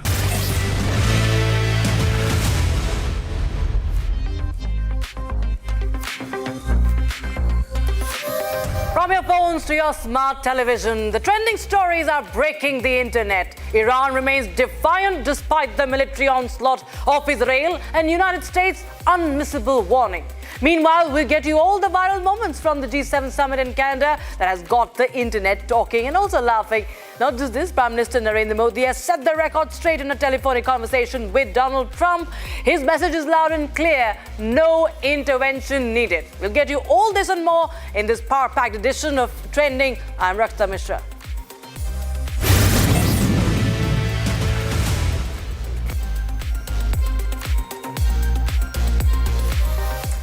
West Asia continues to teeter on the edge, with both Iran and Israel trading barrage of missiles and strikes in the early hours of Wednesday. The Islamic Revolutionary Guard Corps, that is the IRGC, claims to have launched advanced Fateh-1 hypersonic missile at Israel. Not taking the onslaught lying down, Israel's Air Force has responded with calculated precision and power, carrying out multiple airstrikes on the Iranian military facilities. That includes weapon production sites and key infrastructure.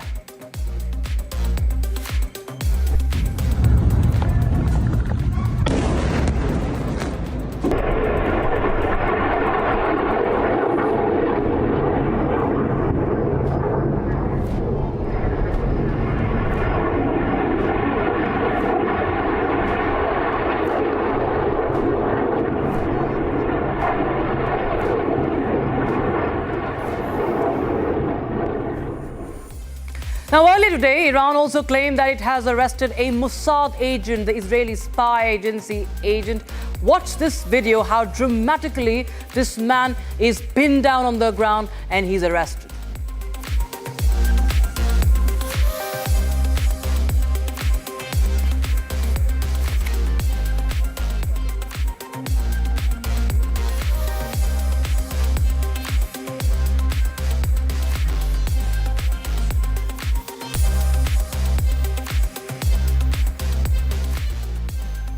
Meanwhile, staying true to its reputation, Israel's military has systematically destroyed key Iranian military assets, nuclear enrichment sites, the missile production facilities, and also terror-linked infrastructure.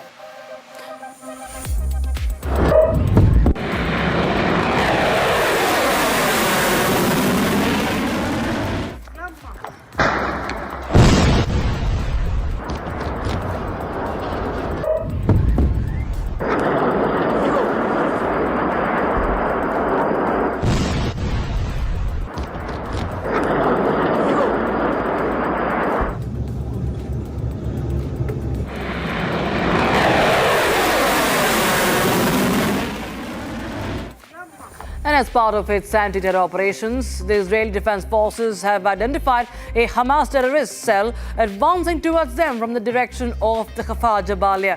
So in coordination with the Israeli Air Force aircraft and the brigade's firepower coordination unit, the soldiers eliminated the terror cell. Watch this.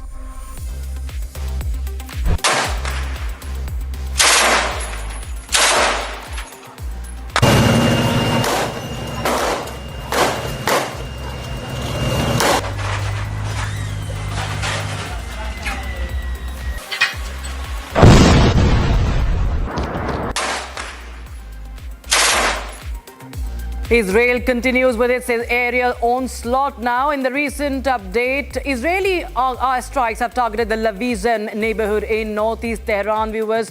This after Iranian Supreme Leader, has addressed, and now reportedly he is hiding over there. Look at the visuals.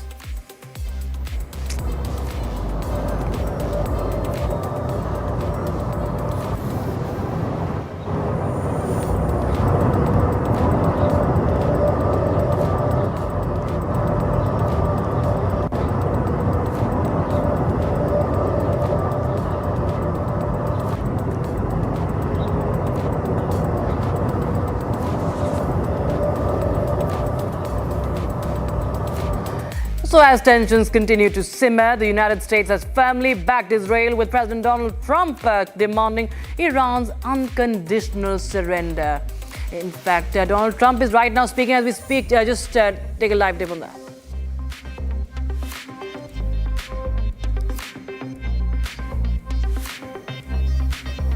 Less than a week, maybe less.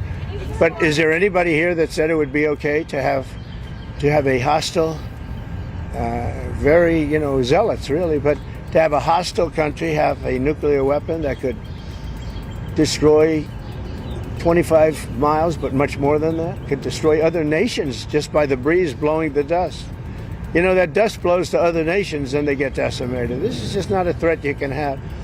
And we've been threatened by Iran for many years. If you go back and look at my history, if you go back 15 years, I was saying we cannot let Iran get a nuclear weapon. I've been saying it for a long time, and I mean it more now than I ever meant it. Yeah. Mr. President, a question on deportations, Mr. President. You said last week that changes would be coming for farmers who have seen a lot of the workers they rely on taken away. But then DHS said this week that worksite enforcement would remain in place, that it's a cornerstone. So what's your message to farmers? We got to get the bad people out of here first, and we're doing that. We're taking them out by the thousands. Murderers, drug dealers, people that are mentally insane from insane asylums. What they gave to us, fellas, they gave. Oh, do we have anybody in here that's a member of the? No, I don't think so. You've known all these people for a long time. Any illegal immigrants in here now? If they were, they'll find out about them. Right. They'll be checking you. You won't believe. Your whole life will be destroyed because of this press conference. Watch. They'll destroy these people. I didn't want to tell them that before they stood up. But they'll end up being, he's a so-and-so. This one is from you know where. Don't worry. I think you're going to be okay. Sure. I'll be right behind you. Far behind you. I'll be right behind you. Now look, we have to take care of our farmers. We have to take care of people that run leisure, hotels. I mean, we have to take care of them. But most importantly, we have to get the criminals out of our country. And Biden let in thousands and 11,888 murderers. Many of them murdered more than one person. Can you believe it? Almost 50% of them murdered more than one person. He let them into our country. They emptied out the jails of countries from all over the world, from the Congo, from Venezuela.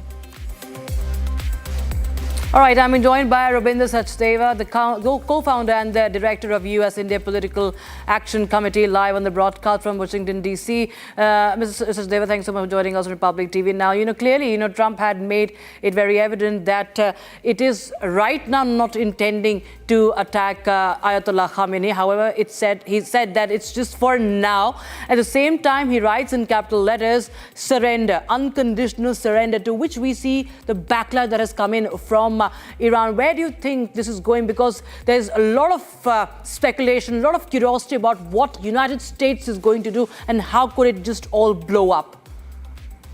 Thank you so much. A pleasure to be with you. Of course, none of us knows what goes on in the mind of any leader when he's taking a key decision. But I think all trend lines point my speculation would be that the US will go along and the US will go along with Israel to the extent of it will bomb the Fordow nuclear facility with its P-2 aircrafts carrying those bunker buster bombs. US may not get involved more militarily in offense. In offense, that's the only thing it will do, which itself is huge. In any case, regarding defense, American and NATO air defense systems are protecting Israel with regards to the missiles that Iran is shooting out there, right? So that's already happening there in terms of defense. But now I think the critical question is that would the US go on the offense? As you heard Trump right now, and it seems to me that more or less he has decided that he will go ahead with this bombing of the facility. That's one. And also remember, it is a once in a lifetime, not only once in a lifetime, it is an opportunity, not an opportunity, I would say, but an occasion for Netanyahu and Israel to eliminate the perpetual dangers of a nuclear weapon state in the Middle East. Such a situation or occasion will never come again. Point is, if right now, let's say there is a quote-unquote a ceasefire, sure, there's been sufficient damage apparently done to the Iranian nuclear facilities at some other location, Natanz, but that sets back Iran's program by, let's say, 5 years or 10 years. It will still be able to rebuild. The idea, I think, this time around, which is gaining currency in America, in Trump's mind. And yes, Trump's advisors also split. Actually, one bunch of his MAGA advisors say absolutely no going in. But on the other hand, another bunch of his advisors are saying it's for the Western civilization. For Israel, we have to go and do it now. I think he's leaning towards going in. And in the coming days or hours or days, we might see a US attack on the facility. That's only the bombing of the nuclear facility. Of course, no troops on ground, forget all of that. Yes. But that's what all Israel needs right now, that US step up with these bunker buster bombs and demolish to the extent or fully the Fordow nuclear facility. Right, Mr. Rabinder Sachdev, thanks so much for joining us on Republic TV, viewers. So we continue to get you more insights and more expert takes on that, viewers. We also have Major Samar Patur, who is the modern warfare expert, defense expert, joining us on the broadcast. Major, thanks so much and good evening. Now all eyes are on what could be next in this, what Khamenei, because he has, made a very strong statement. He has gone on to even warn United States that there will be irreparable damage to United States. Now, what really happens, A? B, what really happens if Khamenei is actually taken out by United States? What could be next? Because we've seen Israel talking about why it is necessary for A, Iran to be stopped from making nuclear weapons, and also the removal of the Iranian regime, the current regime. See, Rakshita, as far as the present scenario is concerned, there are rumors that Khamenei has left Iran and he has taken a refuge in either of the countries. I would like to interrupt you. We'll just take a listen into once again what Trump is saying right now on Iran. Countries. I got it stopped. I don't think I had one story. Did I have one story written about it? I stopped a war between two major nations, major nuclear nations. I don't think I had a story written about it, but that's okay. You know why? The people know. The people know. Did anybody write that story about the war? Did anybody? Did you write it? Oh, did you write it? You wrote it. These brothers have asked you. These brothers have asked you to get more adjustments that need to be made for Marine One departures and arrivals. No, we put it so that Marine One is very far away. We did it in conjunction with the Air Force, with everybody, and everybody signed off on it. Now we have to have it far away. It's very far from Marine One's out there. It's out in the field. So you have to have a certain distance. We're about 3 times that distance. Okay? Thank you very much, everybody. Can you share what you told Prime Minister Netanyahu about getting involved? There you have Donald Trump there, live reaction coming in, live statement coming in of Donald Trump there. He's talking about how he has stopped a war. Okay, he's spoken on Pakistan also. He's saying he has stopped 2 wars. Major Tur, I would go across to you on this. He's again, raking up Pakistan. He talks about 2 countries, 2 nuclear countries, how he has stopped the war. But, this is Donald Trump. Classic Donald Trump continues to, thump his chest, boast about, even after India has made it very clear, Prime Minister Modi has made it very clear, setting the record straight. Rakshita, see, even today in the conversation with President Trump and Prime Minister Modi again said that, it was not by any third party's intervention that the ceasefire was called in. It was in the interest of India itself that there had to be an agreement in terms of the ceasefire. And moreover, after Operation Sindoor, the first part of Operation Sindoor, which I still consider that Operation Sindoor is still on, what I would say is emphasizes that, you see, with intelligence reports coming in about the Kirana Hills and the entry and exit points of the nuclear facilities blocked for a very long period of time because of the damage it has suffered. And then, the Noor Khan Air Base under the American control are what has come out in a very astonishing way to the Indian intelligence agencies. Right. Because no country which would, 48 hours before say that they have nothing to do with the India and Pakistan conflict, after 48 hours suddenly is onto the table, running helter-skelter to get a ceasefire between the two. So definitely, if we read between the lines, India had an upper edge and still has one. And you see, look at the timing of Field Marshal Asif Muni's visit to USA. He's going to meet President Trump. Yes. So it is 101% very logically true that definitely there is going to be some land incursion from Pakistan into Iran, because at the moment American troops cannot afford to be, exposed in Iraq, because they're vulnerable in Iraq as well. But if they are deployed or they enter Iran through the Pakistan border, which is approximately 1,000 kilometers long, then probably, yes, things will pan out the American way.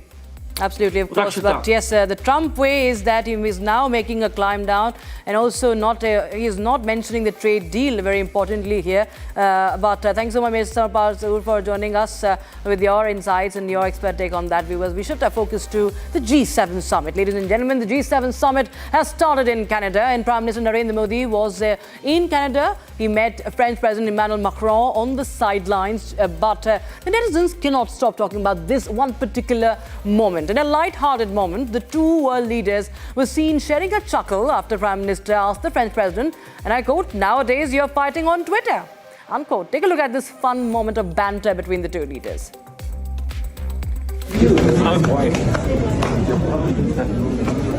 Nowadays you're fighting on Twitter.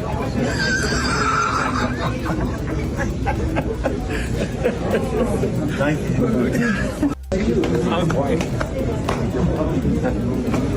Nowadays you're fighting on Twitter. Moment has caused a split on the internet, with the netizens chuckling along with the world leaders. One ex-user has called the moment between Macron and Modi a high school boy's jab chuckle, while another has praised the Prime Minister, saying Modi ji's precision strike mode is always on. So what led to this moment, viewers? It's a digital spat that broke out between the French president and United States president over Israel-Iran diplomacy. With Trump leaving early, Macron told reporters that his exit could mean a ceasefire between Israel and Iran in the works. However, Trump soon replied back on social media site Truth Social, saying that Emmanuel is seeking publicity and has no idea why he is on his way back to Washington, D.C. The Twitterati believe that this is what the Prime Minister of India, Narendra Modi, was insinuating in his quip with President Macron. And not just this, there are many such moments at the G7 that have gotten the netizens talking. Prime Minister Modi's intense discussion with British Prime Minister Keir Starmer at the G7 also prompted conversation among the netizens. Take a look at this video. The two world leaders look very engaged in an intense conversation.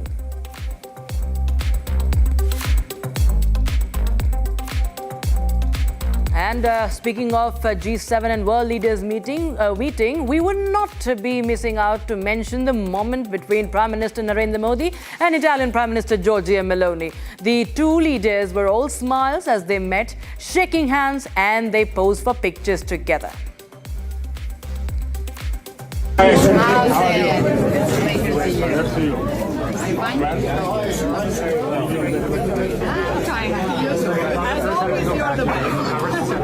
I'm trying to be as you know it. So Melanie telling the Prime Minister, complimenting the Prime Minister that you are the best and I'm trying to be as you. And this has gone viral on social media with the hashtag Melody trending once again.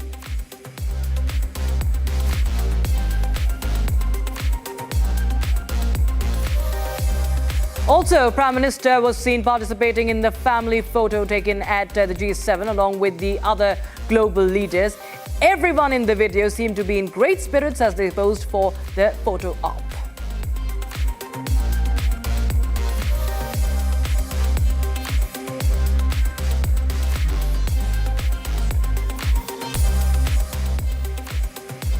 All right, viewers, as we come to the end of this edition, in order to promote border area tourism in the Union Territory of Ladakh, the Indian Army has conducted a mountaineering expedition to Mount Shahi Kangri and Mount Silwar Peak. The aim of this expedition is to honor the strength and valor of the Ladakhi soldiers who have sacrificed their lives during the Galwan conflict. Comprising of 28 highly skilled personnel trained in ice and rock craft, the team showcased exceptional endurance and technical prowess in high-altitude mountaineering. Flagged off on the 28th of May, the expedition was finally culminated today by Lieutenant General Hitesh Bhalla, the General Officer in command of Fire and Fury Corps. Watch these stunning visuals as I say goodbye.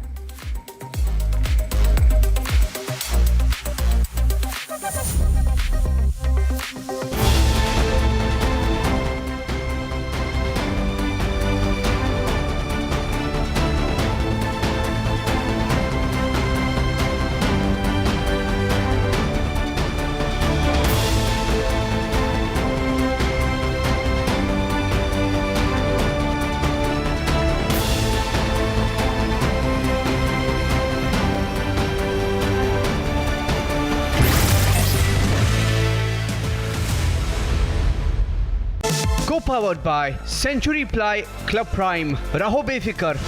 MDH की हल्दी मिर्ची धनिया करे कमाल. ये रंग दे, ये खुशबू दे, ये तीखा, ये कम पड़े. क्या निराला MDH मसाला. पैसा लगाना है तो सेंचुरी प्लाई क्लब प्राइम पे लगाओ. डूबेगा नहीं, जलेगा भी नहीं, कोई खा नहीं जाएगा, धोखा नहीं देगा, ऊपर नीचे भी नहीं होगा, सेफ रहेगा, सिक्योर्ड, मिनिमम 30 साल का रिटर्न देगा. अब इससे बेटर इन्वेस्टमेंट है तो बताओ. सेंचुरी प्लाई क्लब प्राइम, रहो बेफिक्र. MDH की देगी मिर्च, देगी मिर्च का तड़का, अंग अंग फड़का. MDH की देगी मिर्च.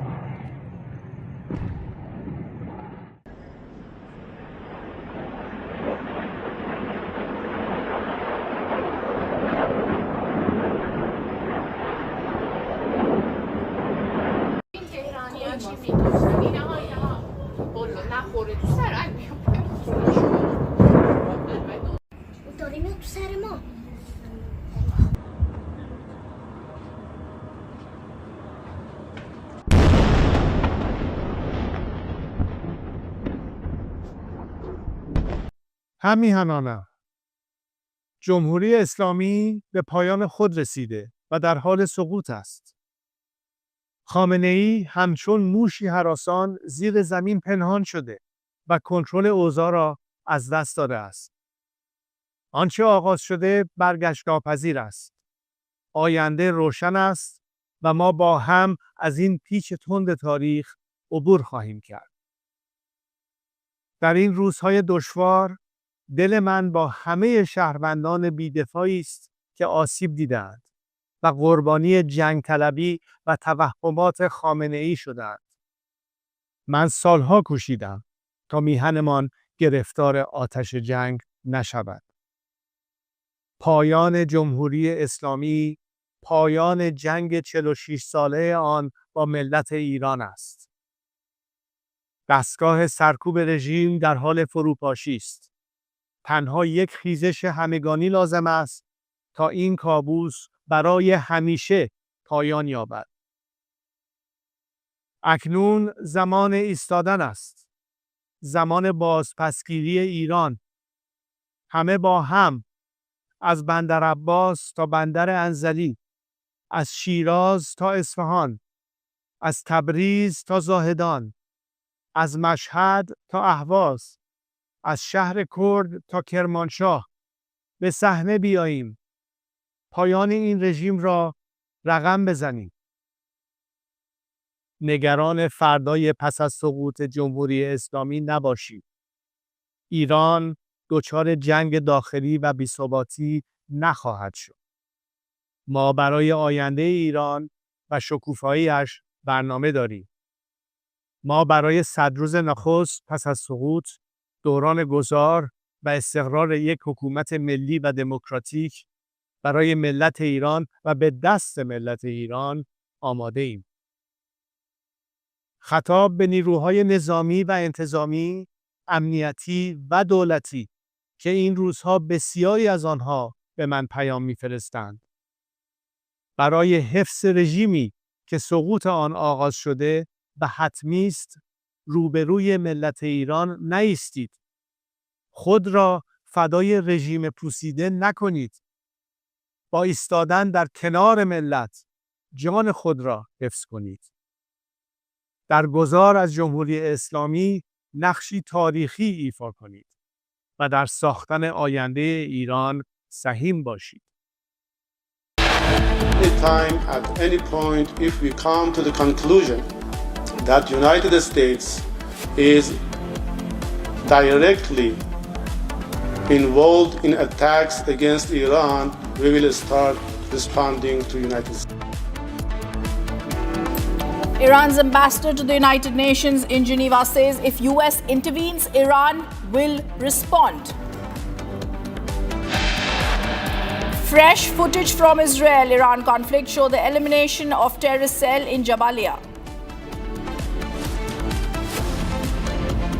West Asia remains on the edge. Republic reports from damaged, destructed areas in Tel Aviv.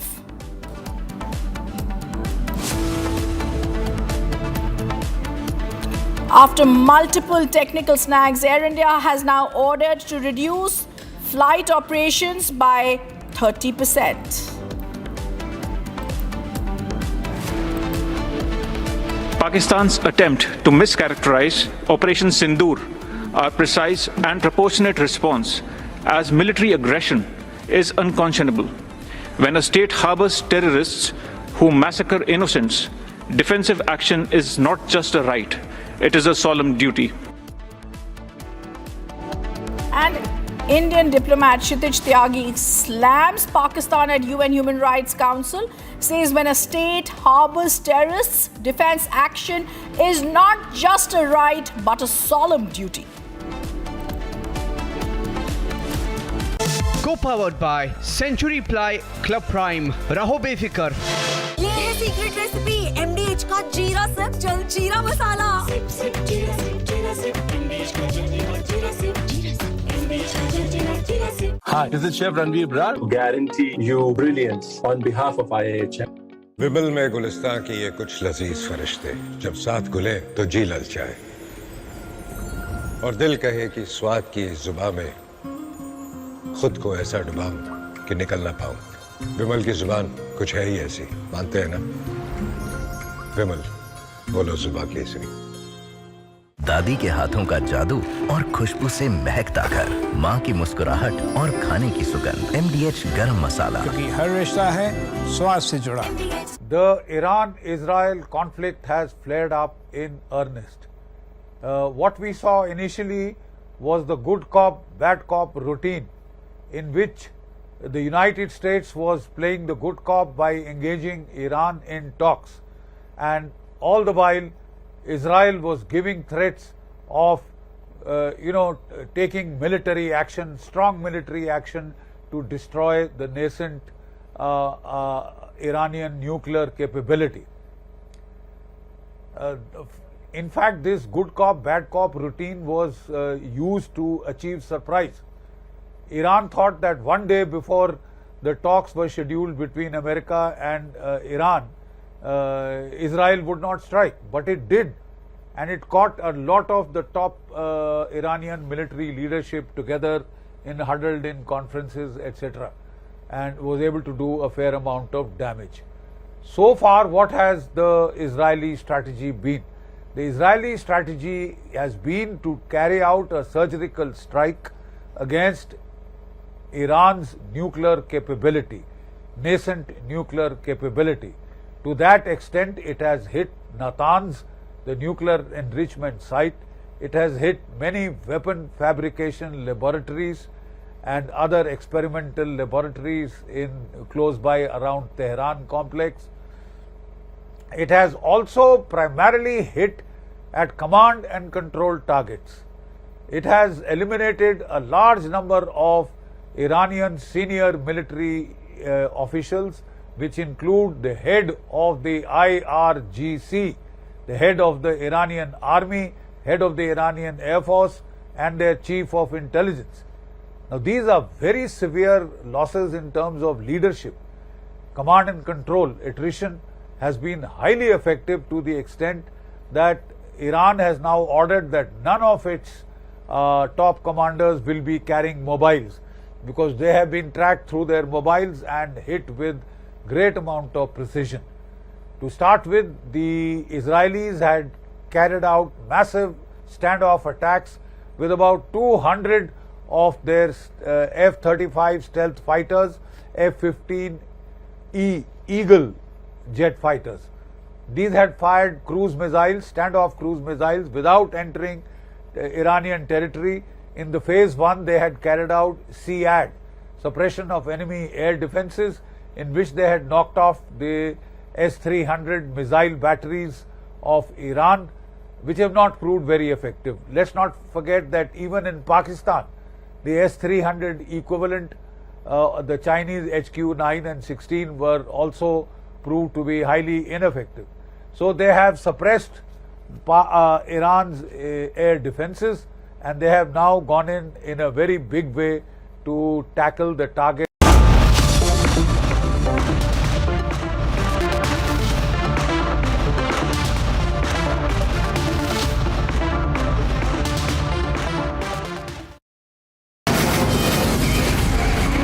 From the Republic Media Network headquarters, it's time for Arnab Goswami on The Debate.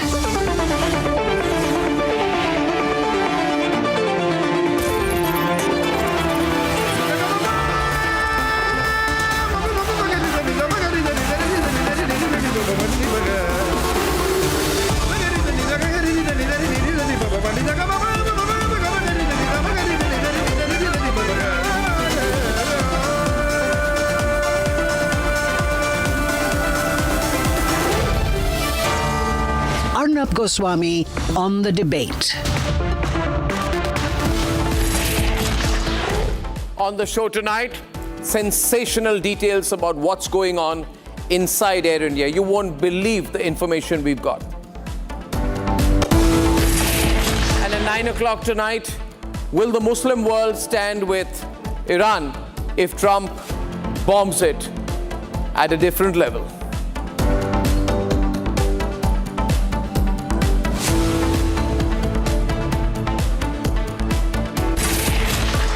And ladies and gentlemen, what is the responsibility of a media group at a time like this? When 270, 80, maybe 300 people have died, because the death toll could be much higher in effect. What is the responsibility of a news media group? Is it to become a PR extension of the company that is being asked questions, which is Air India, in other words, the Tatas? Or is it the responsibility of the media group to ask questions of the people? Now, I would not be surprised if the PR machinery of Air India or the Tatas goes overactive over the next few days. But the truth cannot be concealed. What Mr. Chandrasekharan of Tata Sons must answer, and I'm taking his name specifically, Mr. Chandrasekharan, what you must check is how many snags had been there in Air India Flight 171, which crashed on June 12th. Specifically, Mr. Chandrasekharan, eventually the man in charge, must tell the nation, because the nation wants to know, Mr. Chandrasekharan, how many snags were reported on the flight that crashed between May 2nd and June 6th, 2025. Tell us, Mr. Chandrasekharan, make a public disclosure of this. We would love to know.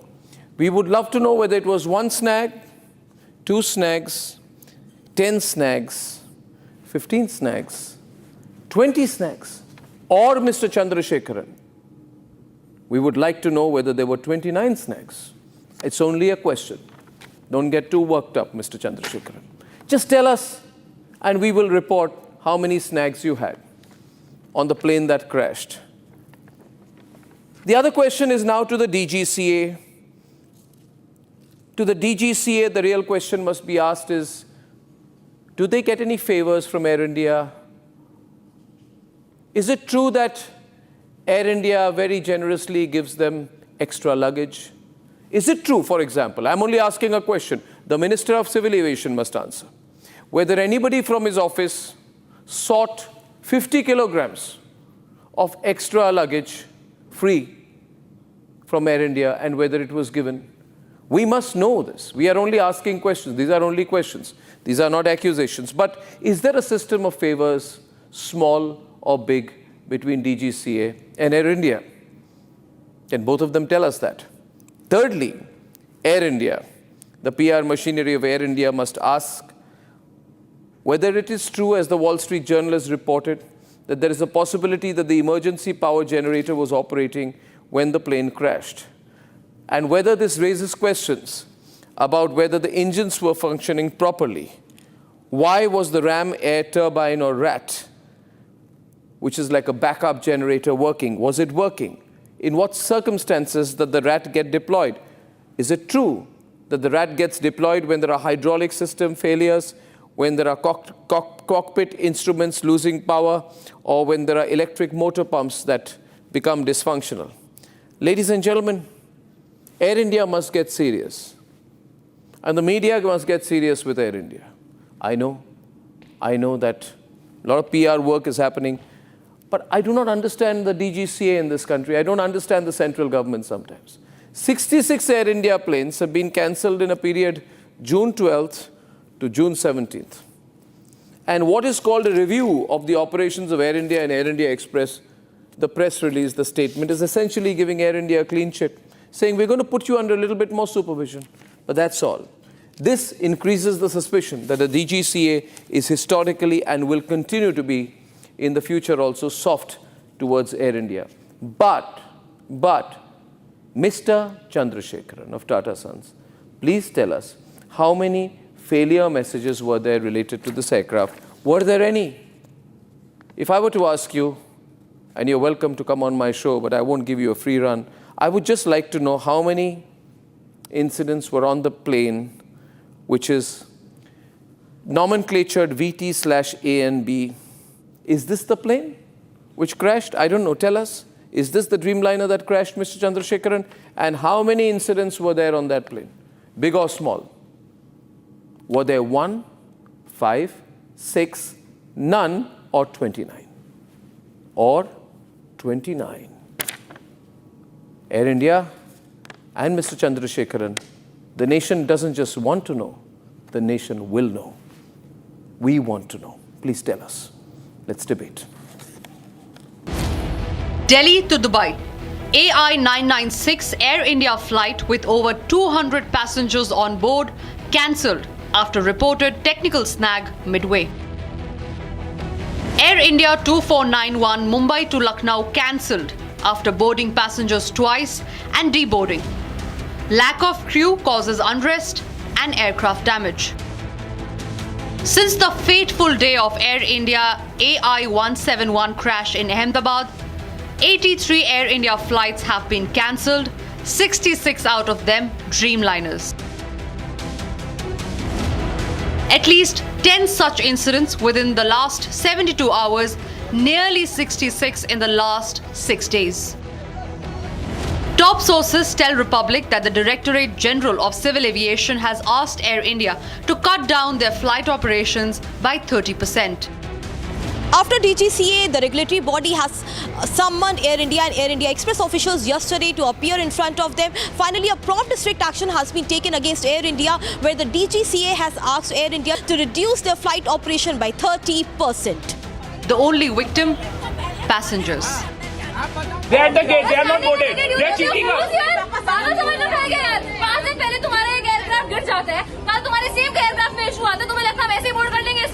ये madam कब से कर रही है और अभी तो board कराओगे भी तो कोई फायदा है नहीं. I am not going to back technical का आप 30 घंटे से टेक्निकल और पायलट की पत्थर ठोक रहे हो।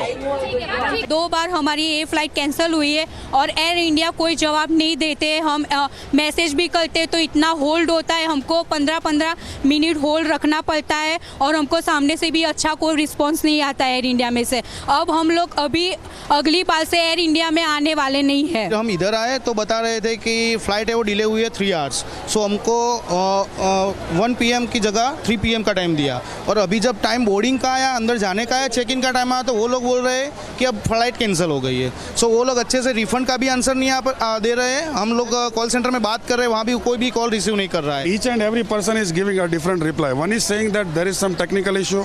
The second one is saying that there is a delay in the flight to reach here from Delhi to Ahmedabad. Therefore, today takeoff is not possible, and other reasons are being stated which are not plausible. From New Delhi to Dubai, from Mumbai to Lucknow, Air India's flight map is dotted with breakdowns. And the only ones paying the price are the passengers. आप बताओ कि ये pilot है उड़ाने वाला बस।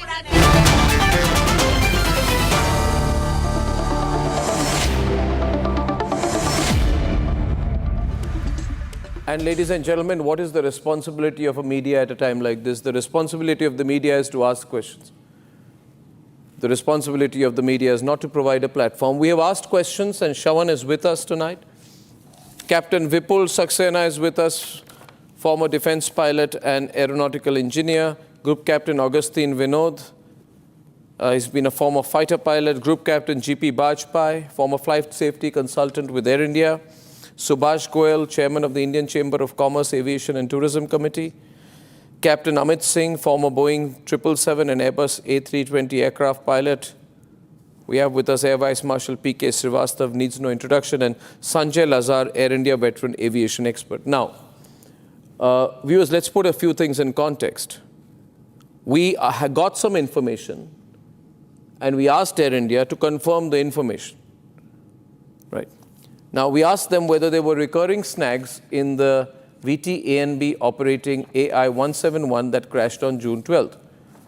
Now, we wanted to know how many snags were reported in this specific plane between May 2nd and June 6, 2025. We wanted line maintenance activity logs between May 13th and June 12, 2025. Right? And we asked whether it was true that this specific plane experienced issues related to the auto brake system on multiple occasions, specifically May 6th, May 13th, May 15th, and May 18th, 2025. We also asked whether there had been 1, 2, 3, or 29 separate snags between May 2nd and June 6, 2025 for the aircraft VT-ANB operating AI-171. Now, Air Vice Marshal P.K. Srivastav, 29 separate snags, big or small, right? In a period that is roughly about 1 month and 4 days. So if there are 29 snags, big or small, reported in, say, a 35-day period, it's not a small matter, is it? I'm just asking. You are the man who knows. Air Vice Marshal, is it a small matter? Would it be a small matter? 29 separate snags. Big or small? Arnab, thanks for this debate. Arnab, thanks for the debate because it's a very horrific incident and we need to look at all the dimensions. And let me tell you that aircraft being a system of systems where we talk about all kinds of systems, avionics, electronics, computers, hydraulics, engine, fuel system, engine, and that to this aircraft being completely digitally controlled, fly-by-wire. No. If 29 snags, if they are categorized as some kind of, let me complete Arnab, some kind of minor snags, because we have, if they are not engine related and they are not fuel system related, then we need to look at them at what snags they were. And let me also inform the audience through you that all repeat snags are taken with a different kind of scrutiny. So what you're saying, one second, Air Vice Marshal, you're saying tonight that whether there are 1, 2, 15 or 29 is not a big deal. Air India says, and Shawan will tell us what Air India says. See, we are only asking a question here. Right, Shravan? We're not making an accusation. We want to know whether there were 29 chota-mota, big, small snags. We're not pilots. We don't know whether this is big. But we did ask whether there was a nitrogen generation system issue reported on 3 specific dates. We did ask whether there were repeated issues flagged on the ICAS, which is Engineering Indicating Crew Alerting System, on May 22nd, May 26th, and June 1st. Now, is this a small thing? I don't know. You tell me. Is it a small thing? Group Captain Augustine Vinod, is it a small thing?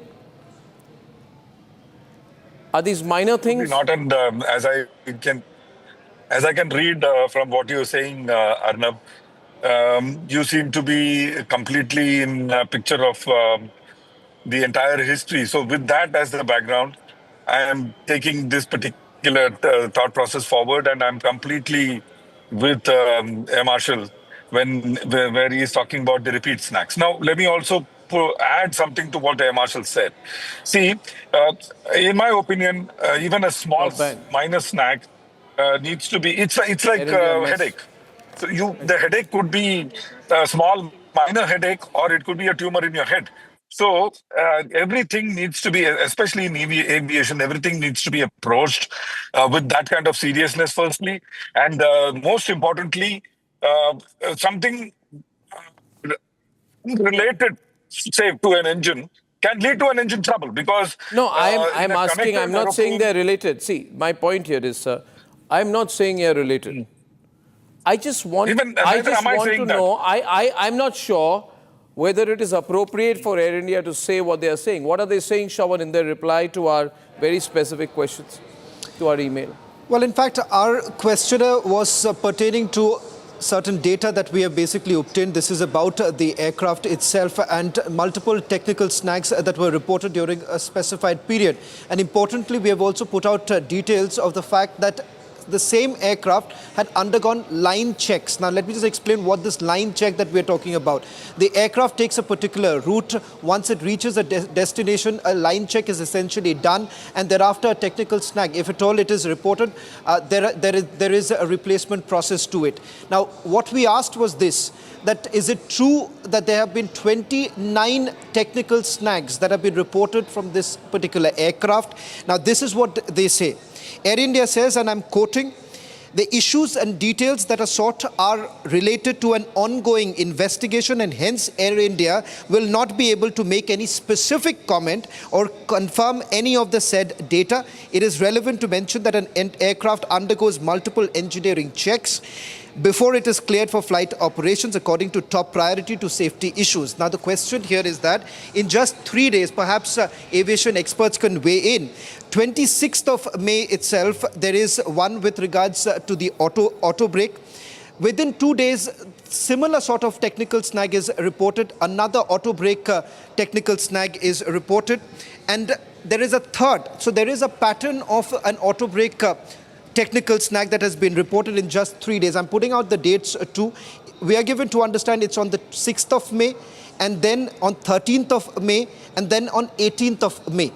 To which they say there have been rectifications that have been done, but the fact of the matter is there are multiple patterns that are basically emerging from this data, which Air India says that they are not going to comment because this is part of an investigation, ongoing investigation that is being done by BCAS. So we are asking how many snags there were in a 35-day period, right? By the way, it's not 29 days, 35 snags, it's 35 days, 29 snags. And our question really, our top bite is how many snags. Now, we are told that it's a standard industry practice that engineering teams release aircraft for flying under the minimum equipment list that have different categories. MEL is a document from the manufacturer approved by the regulator, DGCA. In case of a particular aircraft, the applicable minimum equipment list has to be first presented to a pilot who is trained to understand the nature of the findings and decide whether they are comfortable to operate the aircraft. Okay. In a way, they are trying to answer our question, but they are not. All I want to know from Air India, if they say to us, your information is incorrect. There have not been any of these reports. Your report about 29, your question regarding 29 separate snags reported between May 2nd and June 2nd, 2025 for the aircraft VT A and B operating AI-171. If they say this question is based on false information, I will convey that. But they have not said that either now, Vipul. They're neither saying this nor that. They can tell us whether the questions are correct or incorrect based upon their information. They should say, if the information is incorrect, they should say there aren't these many snags. What they are saying is that any aircraft undergoes multiple engineering checks before it is cleared for flight operations according to top priority for safety issues. Modern aircraft, including the Boeing 787, have multiple levels of redundancies built in. Duplicated, triplicated systems, depending on the criticality of the component to ensure safe operations. This basically implies that a deficiency does not necessarily mean that an aircraft cannot fly or is not airworthy. I agree. But if there are 29 deficiencies which are found in 35 days, I asked someone tonight, the question is not whether, if there are 29 such cases in 35 days, does the picture change? Captain G.P. Bajpai, does the picture change then? Good evening to you and to all my panelists. You are right, in a short span of time, such a large number of snags is not in a good taste. But simultaneously, the repeated snag on the auto braking system has got nothing to do with the other snag because it comes into operation during landing phase of the aircraft. And it's not necessary these snags are interlinked to each other. But what is more important, it talks about the culture which is existing over there. A snag which has been rectified should not reoccur in near future. Otherwise, it becomes a repeated snag. And then the role of the flight safety of the Air India and DGCA, when they go for their audit, they should go into details how the snag was rectified, how it got repeated in such a short span of time, and how the rectification process has taken place, whether all the laid down procedures, the maintenance manuals, the spares were used or not, and or the snag has been rectified. No, the question is, one point, the question is, the pilots are saying, the Air India is saying that, listen, we may have 29 snags or 49 snags, does not matter. It does not mean that the plane specifically cannot fly.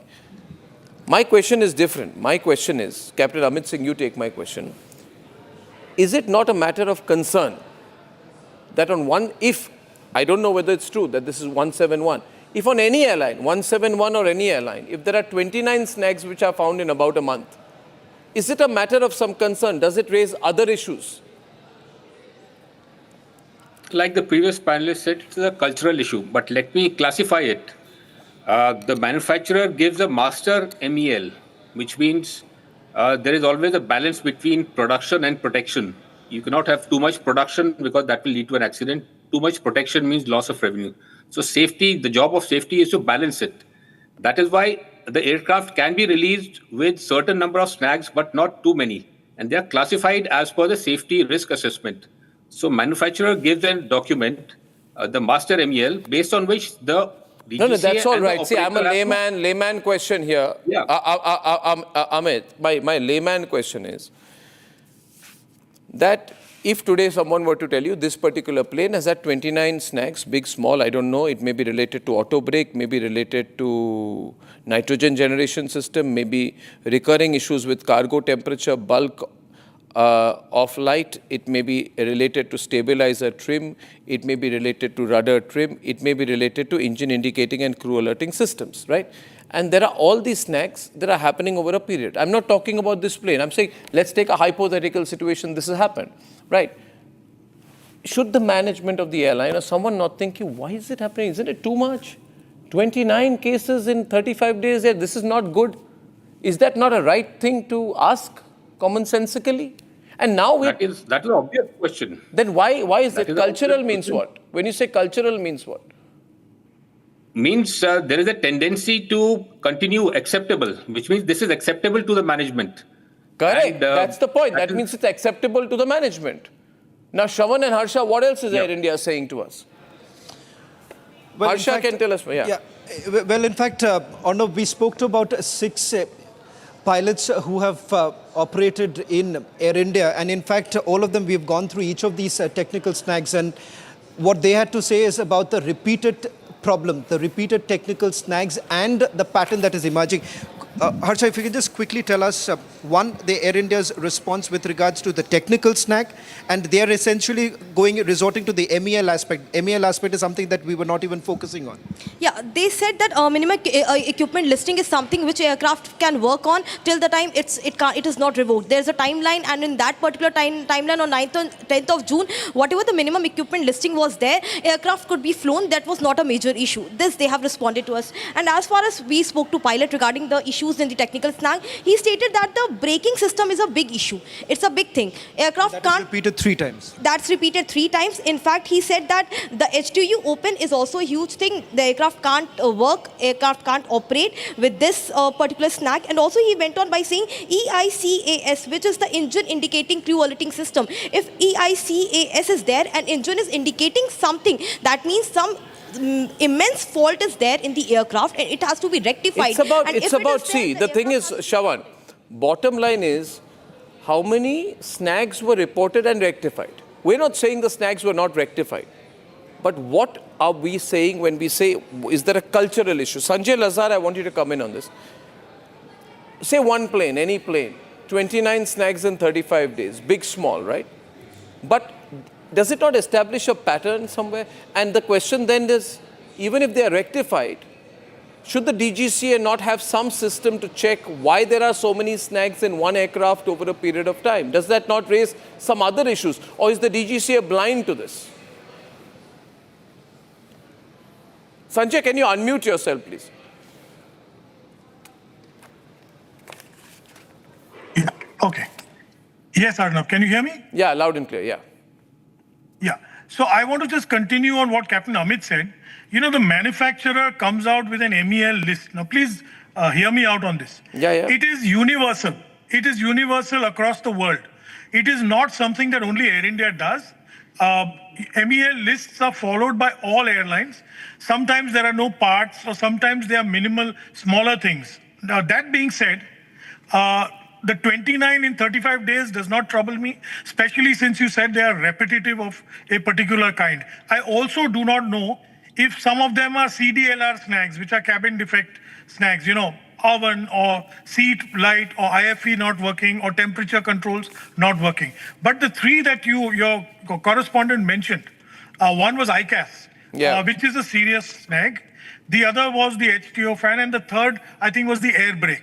Now, from what I understand from what he mentioned, I think there were 3 of one type. It obviously shows that they were trying to repair it, and it was coming up over and over again. So it leads us to believe whether we need to look at whether the parts. Okay, so if someone were to tell you, Sanjay, that the ICAS system, for example, I'm not saying this plane, any plane, right? Maybe this plane, Air India should tell us if there's an ICAS problem, which is flagged on 22nd May, 26th May, and June 1st, right? For one particular plane. That means there's an engine indicating and crew alerting system issue flagged on the 22nd of May, again after 4 days, and again after 5 days. What does that mean? It means that obviously something, you know, they've obviously rectified and it's happened again. So what does that tell you? No, they rectified, happen again. Rectified, happen again. Rectified, happen again. 3 times in 8 days. Yeah. What does that tell you? It tells me that maybe they need to change the part or... No, but what the part change? No, one second here. Auto brake system, suppose, happens May 6th. Again, rectified happens again May 13th. Rectified happens again May 15th. Rectified happen against May 18th. I'm not saying this is to do with a crash. But what does that tell you? It just says that, you know, this aircraft has had recurring problems on a particular type of part. That I see that. So then I'm not... So the point is, if that aircraft were to go and crash tomorrow, then would this history matter or not matter at all? You know, that is in the realm of investigation. I'm sure the investigators from both the NTSB as well as the DGCA, the AAIB will look at it very closely.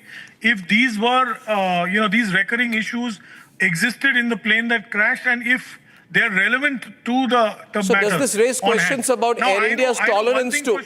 No, does this raise questions about Air India management's tolerance to these cultural issues? I mean, I'm not saying it doesn't happen in other airlines, but would you say in any other airline, all aircraft would have 29 issues in 35 days or something like that? I would not know because I've really not looked at too many other airlines, frankly. But it's worrying here, you know, with the confidence with which Air India now says, the confidence with which Air India now says that the recent surveillance conducted on Air India, DGCA, giving almost a clean sheet here, Mr. Goyal says, recent surveillance conducted on Air India's Boeing 787 fleet does not reveal any major safety concerns. All the aircraft associated maintenance system were found to be compliant with existing safety standards. It's like a clean sheet, isn't it? I mean, government has given Air India a clean sheet, this means. Yes, it is. Yeah? Yes, it has. And I believe that the DGCA would not have taken such a step, Arnab, with the NTSB and the FAA watching over it. Remember, if anything is found in this accident that pertains to the aircraft itself, it will put the spotlight on 1100. I just hope a completely unrelated comment that no DGCA official has taken any favors from Air India ever, including excess baggage, including their internal Air India officers writing mails saying allow 12 kilos, 30 kilos, 40 kilos, 50 kilos for a minister. I would not be able to comment. No, I'm just saying I hope there's no conflict of interest there, right? Because that changes the picture. DGCA, would you agree with me? Would you agree with me, Subhash, that DGCA should not have a conflict of interest? A senior DGCA official going through airport. I hope Air India doesn't say, oh, give him 12 kilos more. Give him 20 kilos more. I mean, I hope there is no such system.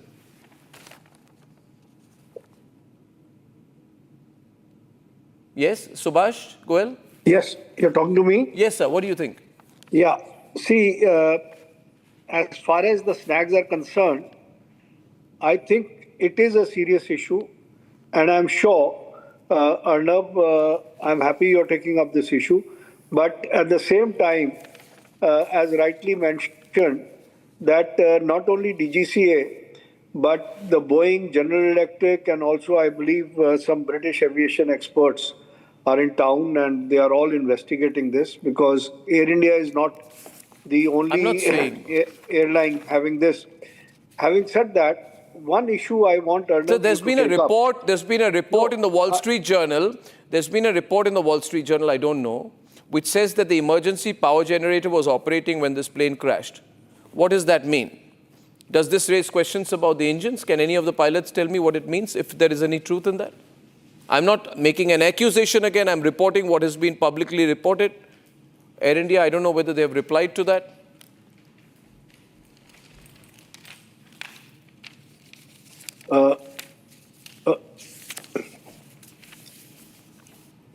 Sir? I think the pilots should respond. Would any of the pilots like to respond to that, this report which has come out here? I don't know. Or will we say it's too early pending investigation? There is an article, it's been published in a global newspaper, that the emergency power generator was operating when it crashed. What would that mean? Amit ji, would you like to tell us? Yeah, when the electrical generation has stopped, that is when the RAT deploys, or the hydraulic issue. It could be, the source could be either hydraulic failure, electrical failure, or engine failure. So big issue. Ultimately, that is the last backup which the aircraft has in terms of Shawan and Harsha, is there any response from Air India to that report which came earlier today? Has Air India responded to any of those reports that came out in WSJ? Well, in fact, there is no public statement that has been made by Air India. Just a quick question to you, Harsha, with regards to the report that has come in from Wall Street Journal, the fact that they have essentially indicated towards an engine failure. Is there any response coming in? No response from DGC or no response from Air India as of now. We have been asking response from Air India. We have mailed them twice or thrice since the crash happened, but no response. They are not ready to respond on the prelim report as well. AIB has also not responded on a prelim report. Okay. Shawan, so, you know. There are clear indications of engine failure. If you look at the debris of the engine, I can see in one of the photographs, the debris of the engine in which the blades, the turbine blades are intact. So if an engine is moving at high thrust and it meets with an accident, due to the impact, the blades are shredded or they curl in a S shape. These blades are intact, straight, which means the engine was not running at the time of impact. That is very clear from one of the photographs of the engine. I cannot see the other engine clearly. So for sure, one was at idle or was shut down. So I would also that is make a clear one indication. request. I would make a request. I hope it's, you see, some people, we have some papers which suggest that Civil Aviation Ministry officials have sought help with some special treatment, including baggage waivers, flight rescheduling, fee exemptions to senior DGC officers and even family members, relations of the Honorable Minister of Civil Aviation. I hope it's not true. I hope it's not true. We've sent a letter, we've sent a questionnaire. But if this is happening, should it not stop? Should key DGC officers get different levels of assistance with Air India? Should Honorable Minister for Civil Aviation get any waivers from Air India? Should there be any such facilitation is a question I would like to ask.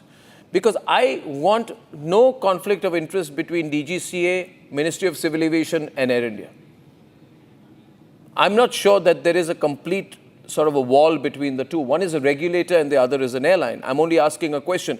The question is, Shawan, and the question is, has at any point of time, any point of time been there any sort of over keenness to help with extra baggage, facilitation, flight rescheduling, etc. by Air India or any airline towards people from the Ministry of Civil Aviation and the DGCA? Well, in fact, Arnab, multiple instances of how a long rope has been given to Air India by DGCA. One, there is an investigation report that has been prepared, which is a spot check that was done by the DGCA of multiple aircrafts being operated by Air India, in which Campbell Wilson has been named as an alleged offender. Correct. In that particular report, they clearly say that emergency equipments were not present when the spot checks were done. Interestingly, a 15-day time is actually given to Air India to respond to those. The fact of the matter is that this is not to do with only one type of aircraft, multiple aircrafts, the fleets that have been operated. In fact, Harsha, just a quick response on that particular report that was been prepared, and multiple such show cause notices have actually gone from DGCA. Almost in 2 months, 15 show cause notices issued by DGCA to Air India.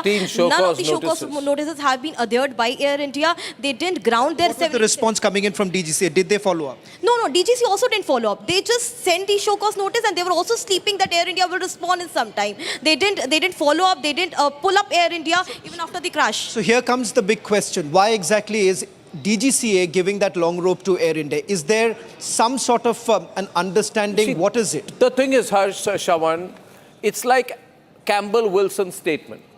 When you ask him, Mr. Wilson, your airline was a frightful mess. You don't know how to run an airline. We have letters to show that you have been named as the guilty party by DGCA in letters and show cause notices as recently as the 6th of June. In his ridiculous highbrow style, he tries to say these matters have nothing to do with the crash. Well, in a way they don't, but in a way they do. Because the fact of the matter is that you got a long rope. Serious issues, emergency system not working on planes, all documented. Campbell Wilson, guilty party, 15 days to respond. In the interim of the 15 days, an Air India plane crashes. Campbell Wilson and Air India say, well, question you're asking has nothing to do with the crash. But then the question we're asking is about the cultural system operating within Air India, how this airline runs. And they're trying to go hyper-technical on us. If I open the phone lines right now, Air India will realize how people think. And there is a cultural system and the Tata Group must answer to it. Yes, Vipul has been quiet for a while. Vipul. So Arnab, I would need some time to cover up a couple of points which I've been desperately waiting to share. One is that MEL is totally different thing and it is a legal thing allowed by the manufacturer, and it does not compromise the safety of the aircraft, or I would say operationality of the aircraft. Coming to snags, there is no snag which is small. Every snag which is coming on record has to be rectified. Now, there are two type of things. One is quick fix rectification and other is root cause analysis. Okay. Ideally, as per the best practices, every snag or every defect which is coming on record, there should be root cause analysis should be done. And I think that culture does not exist in Air India. That is why systems like auto brake and auto system, repeated or ICAS, repeated snags are coming on record. So it shows that the cultural issues. Next thing I would like to cover is that in the last discussion, I had raised one issue about culture. I was coming to culture only. That when you pick and choose, because all these things, culture comes from the top management. If the top management people are ethical, they don't compromise with the system and process. Culture will set in the organization the way leader sets in. And the pick and choose, yes, private company can pick up anybody for the role, but they pick up people who are manipulators, who conceal things, who circumvent the laws and the SOPs. I think that's dangerous. And that is what is happening in most of the airline operations. That is why you never find a chief of engineering vacancy coming in the market, chief of flight safety coming in the market, quality control manager coming in the market. And no, Vipul, my question is today, what is my question? Viewers, you tell me if my question is correct. I am asking tonight, Vipul, that in the plane that crashed, of the visuals that you see, and this is the question media in this country should ask, media should not sit there and do these ridiculous PR interviews.